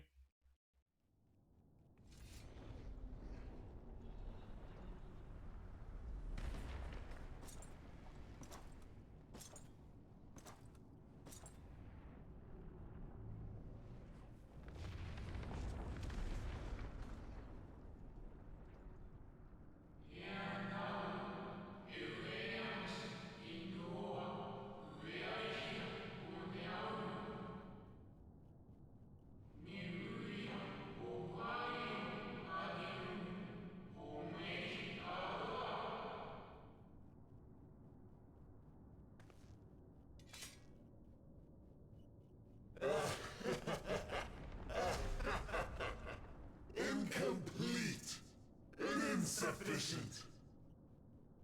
Of course he was no match.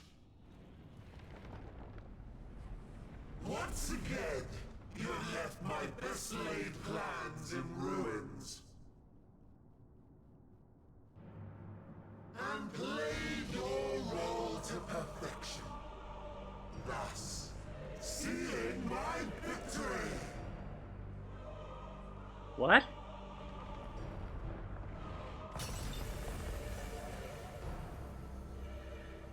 From the first, all I wanted was for you to kill Zodiac.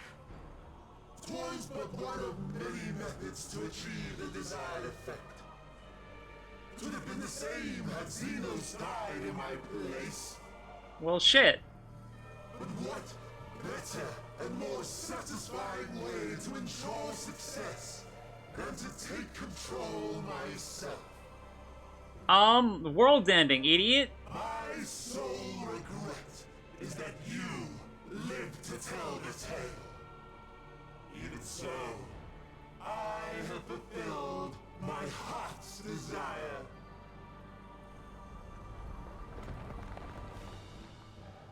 Let your murder mark the beginning of the end. The coming of the final days!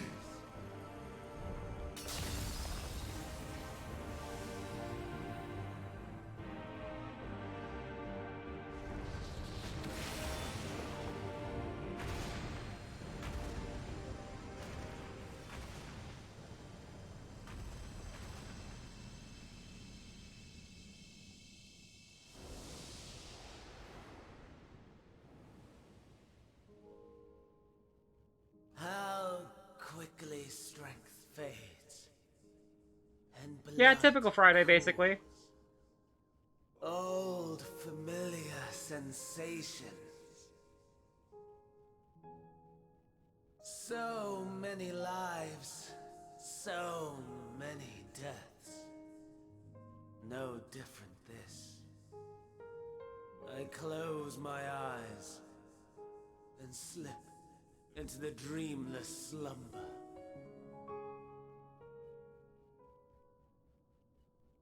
A tired song and dance. Routine. Always I wake. But not this time. Nothing left unsaid. Nothing left undone. Inherit my hell. I intone with glee.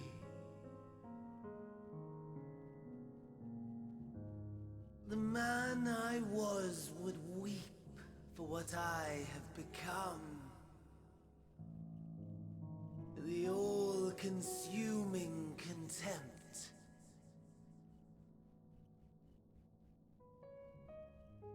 But I've the wisdom of 10 millennia to justify my answer to the question. No value in their existence. Not a whit. For all that I looked. None that I did see. A final chance, then, for Heidelin and her faithful.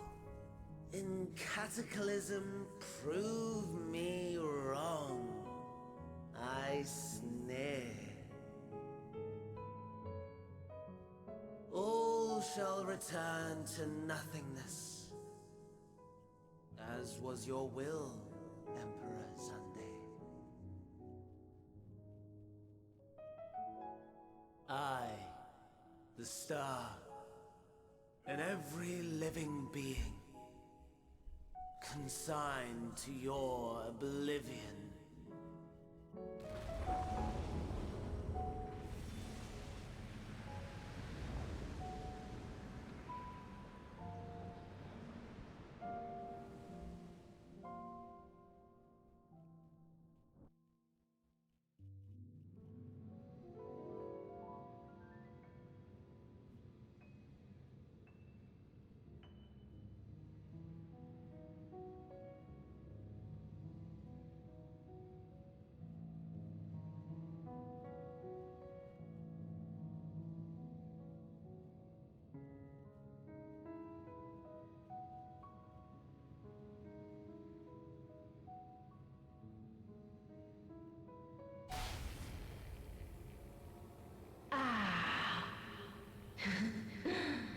At last.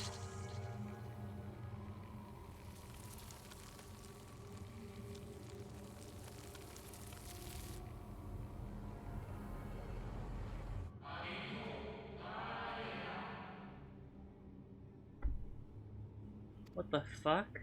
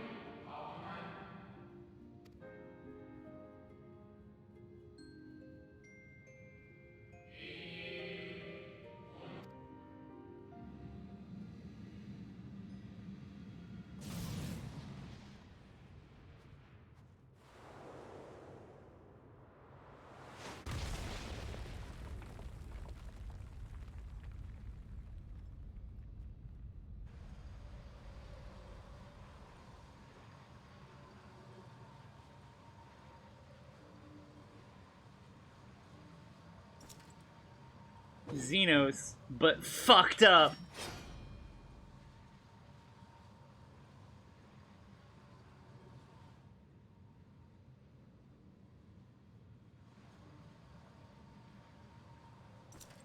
No. I'll find no fulfillment in a contest with you this day.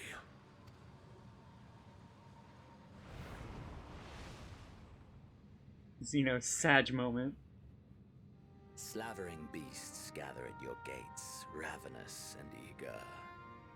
Already you turn to them and away from me.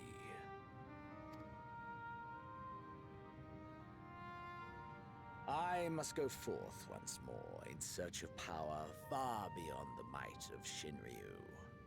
Power to make your heart run over with rage.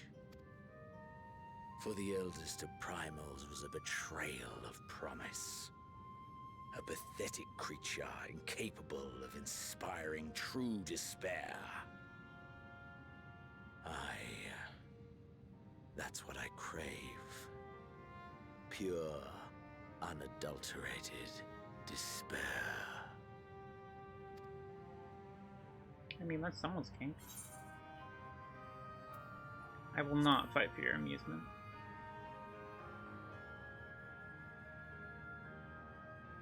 Alright, Palpatine, calm down.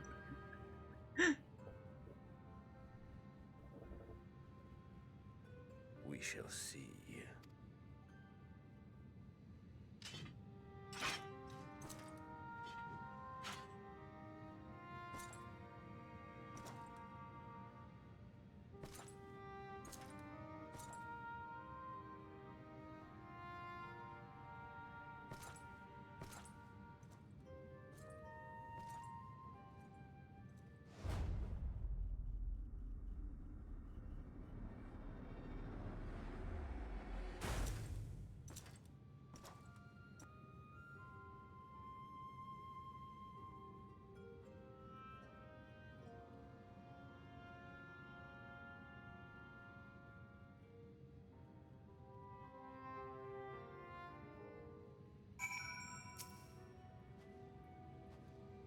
Sense his presence on the moon no longer.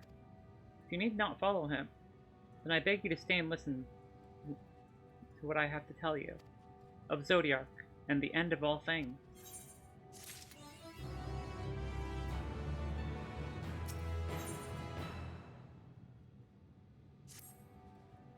Before we speak at length, I believe a change of surrounds is in order. I have more than ill tidings to share.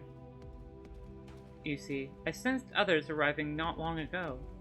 Though my communions with Heidelin have grown infrequent, I've learned more than enough from her to know that these are your comrades. As luck would have it, they would already reach my abode. Come, let us join them.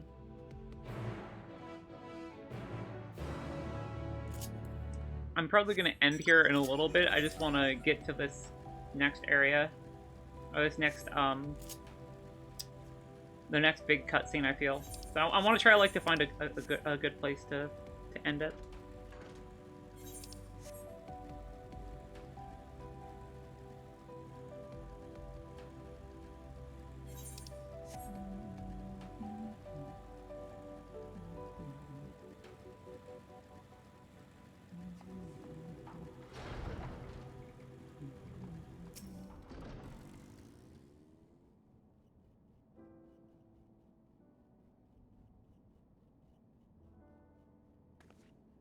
Thank goodness you're unharmed. We did what we could to subdue the temper before making our way here. Not without casualties, unfortunately. Some few detonated explosives, killing themselves and others. The contingent's healers would have had their hands full tending to the injured and enthralled when we took our leave. Lest you wonder, Mrs. Kryl also hath been delivered unto their care. Serving as a conduit for Heidelin's power has taken its toll, but she'll recover in due course. As for Alphino and Alice, they insisted in remaining in Garlemald while we three rushed to your aid. It appears, however, that the matters have here already come to a conclusion.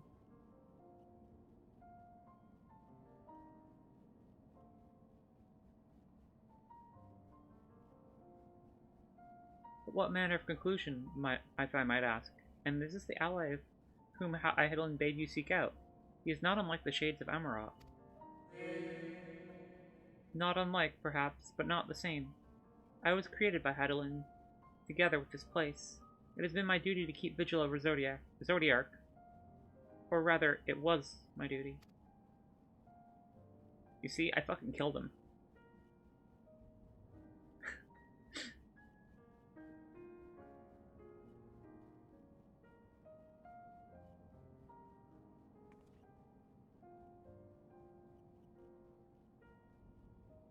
Then Zodiark is no more?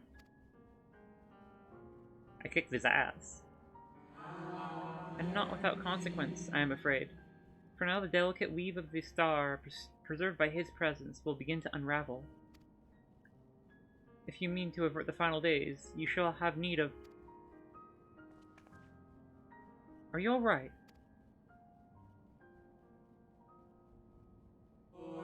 My attempts to forestall Zodiark's release have all but exhausted my strength. If you might allow me to rest a short while, I will share with you all I can. Please do. You need not exert yourself on our account. These crystals contain records of your time here, yes? May we peruse them while we wait? By all means. If you would review them chronologically, I might suggest beginning with those on the upper floor?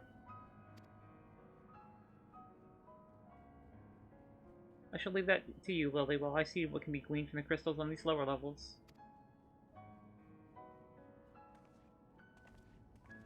He is going to need a large bed. Or a large chair. That works as well, I suppose.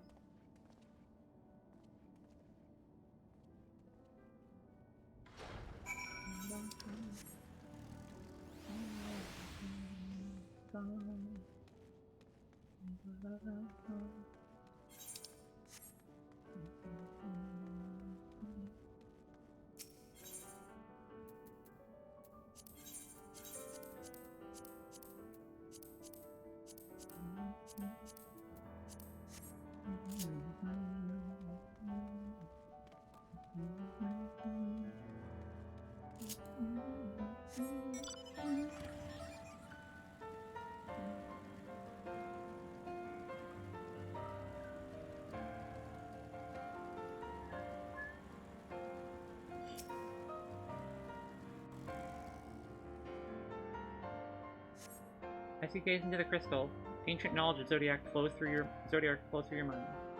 Daily summary. No abnormalities detected. There could be records of long, lonely vigil on the moon, dating back to the beginning of Zodiark's imprisonment.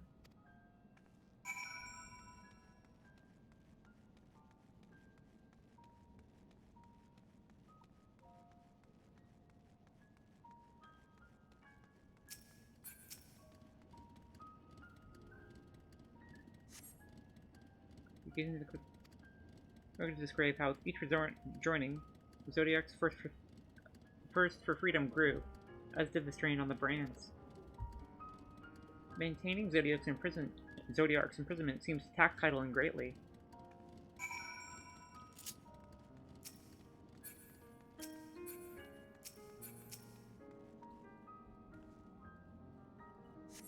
As you gaze into the crystal, knowledge of past rejoinings flows through your mind. The records describe the Watcher's efforts to prepare in the event that Zodiark broke free from his prison. The records go to describe maintenance carried out regularly with the Loporites, though it is not clear who or what they are.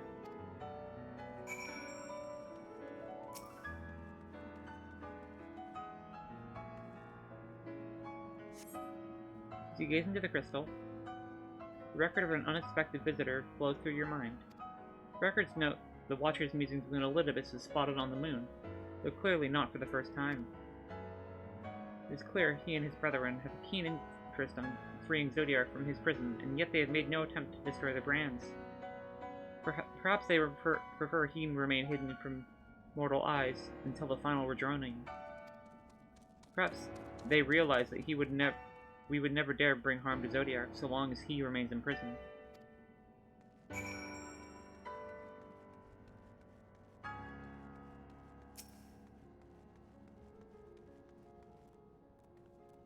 Did you learn anything of import?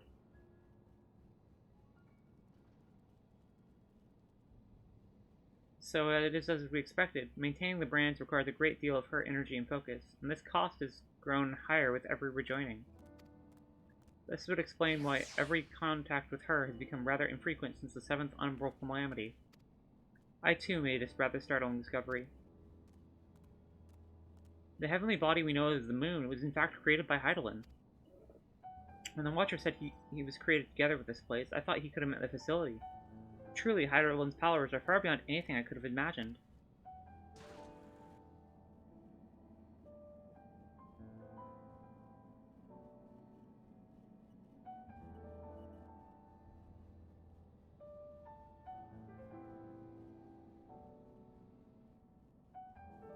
We do be getting lore, though. I thank you for affording me this short reprieve.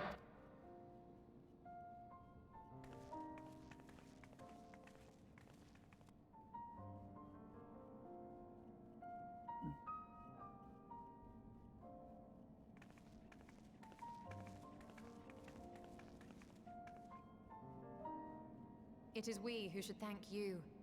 The records stored here are nothing short of extraordinary. There is much we could learn of Zodiark and his imprisonment, but perhaps you could offer us more focused guidance. Pray, tell us of the calamity that came before and comes now again.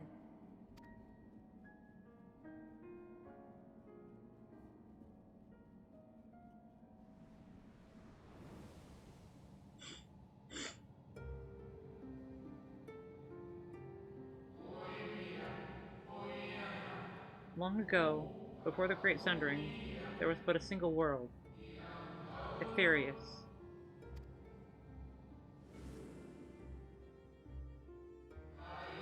One day, from within the earth, a terrible cry issued forth, affecting a profound change in all manner of life. We were not exempt. Our creation magics ran rampant, giving shape and form to thoughts of hopelessness and despair.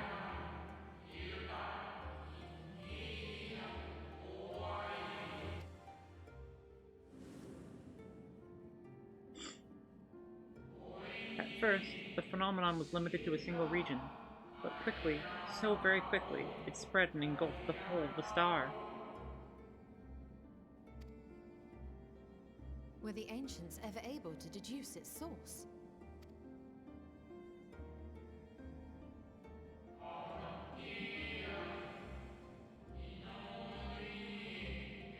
They were not. However, the convocation struck upon a method to predict when the next corruption would manifest.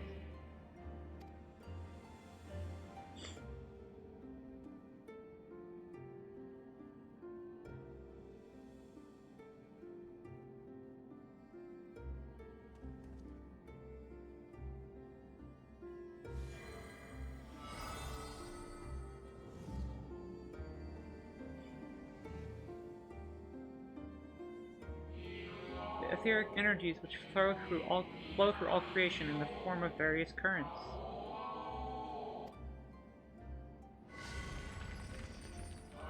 The currents which course through the land and seas. Those which flow through the very air.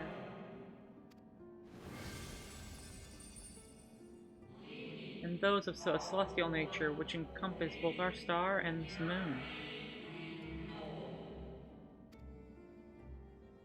Celestial currents. I cannot say I am familiar with the concept. Nor would I expect you to be. Few scholars of our time knew of their existence.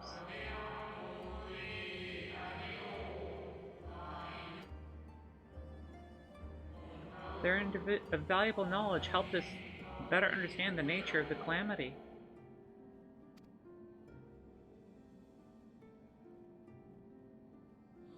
Like the terrestrial ones of earth and air, the celestial currents form a vast network, but the ethereal distribution is not consistent. The convocation soon realized the inciting incidents occurred in regions where the flow was weakest.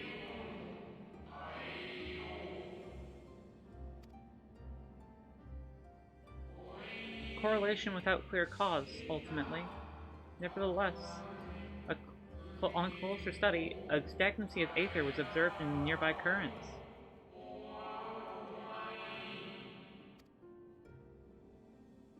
And so they sought a means to harness the forces of darkness, of activity and growth. Thus was Zodiac conceived. No less a power than a god's could set right the laws of nature and quicken the flow of ether within the star.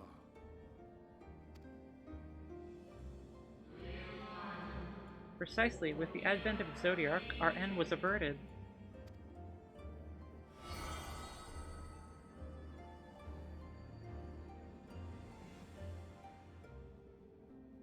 Emmett Selk claimed that those who summoned Hydaelyn did so because they saw Zodiac's power as a threat. Is that true? Indeed, there was a faction opposed to Zodiac's creation, but their aim was never to unmake him. They understood and the continued preservation of the natural order was dependent on his very existence. Until we could identify and address the underlying cause of the final days, he would need to remain, for his departure would set in motion those apocalyptic forces once more. Hydaelyn recognized this as well, and so, rather than destroy, she sundered Zodiac, herself, and the star into lesser reflections, so that she might confine him in this place.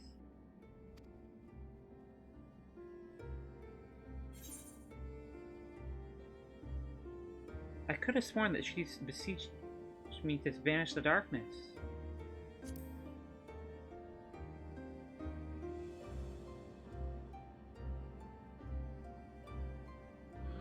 Perhaps she did. But with all beings, intent is not always in accord with spoken word.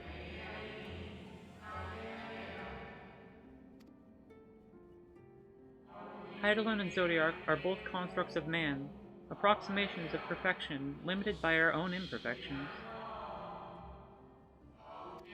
Zodiac was, without question, the more powerful of the two, having been born from the sacrifice of half of Aetheri's population.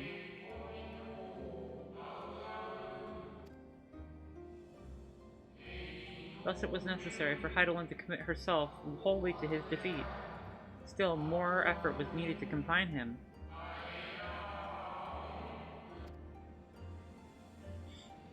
Maintaining the brands taxed her greatly. With what power she dared spare, she cried out to any who might listen, and offered her blessing to those who heeded her call.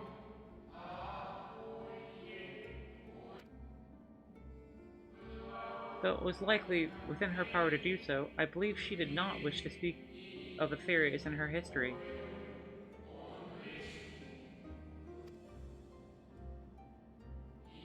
Like Zodiac, Hydaelyn's purpose is the reflection of her creators. They wish to look further to the future and not linger in the prison of the past.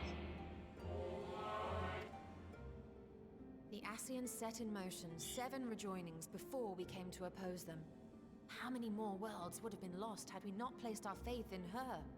How many more souls living in the present would have been snuffed out for the sake of those long dead?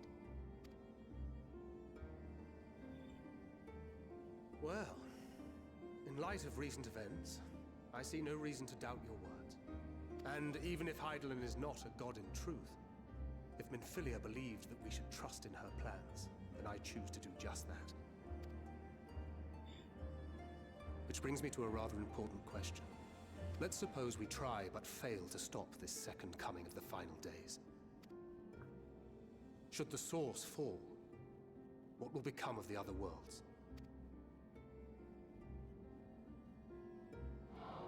The nomenclature is more fitting than you know. Bring to ruin the source, and its reflection shall share in its fate.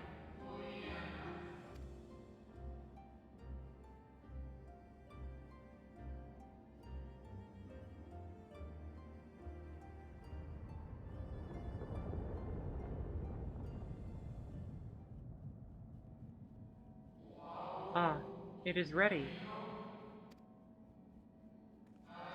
This way, if you would be so kind.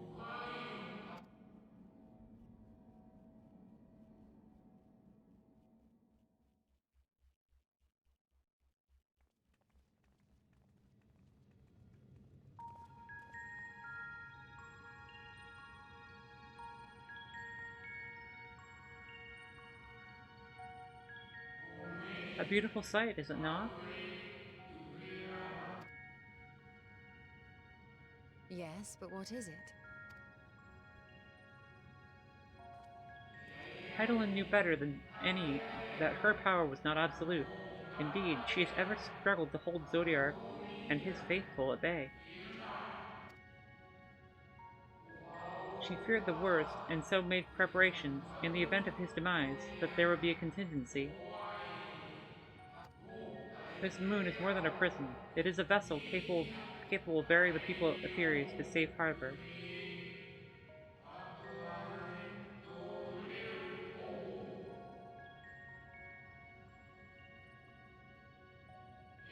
We need not go far to find its pilots, in fact. I should be happy to take you to them, and fulfill my final duty as the Watcher in the Dark.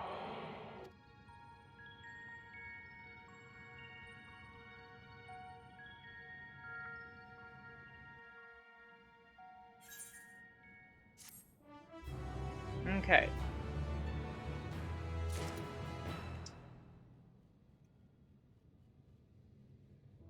I think this is probably a good place to call it for now. Hopefully I'll actually be able to log in at a decent time tomorrow and stream some more.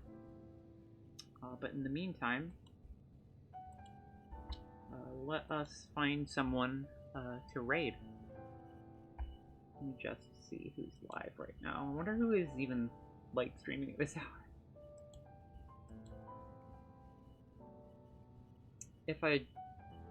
No problem. Thank you for coming by, and I appreciate it.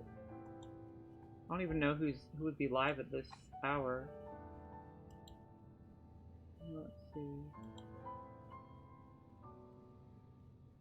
Oh, yo, my friend Skywan's live. Or wait, no. Here's someone else who's playing FF14, actually. Hiroe VT is live. So let's go ahead and raid them. Note that they may be further or not as far behind in MSQ. So if you want to dodge spoilers, you may want to look elsewhere. Anyway, thank you so much everyone for coming by. If you want to join the raid, you can redeem my Unleash emote for 420 Umbral Silver coins.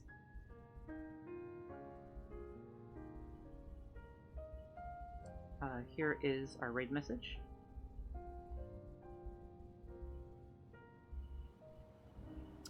If you want to get updates on when I go live or when I update my schedule, you can follow me on Twitter. Or you could join the Discord. Discord is where I hang out when I'm not live usually, though I haven't had much time as of late, as FF14 has basically just consumed all of my time.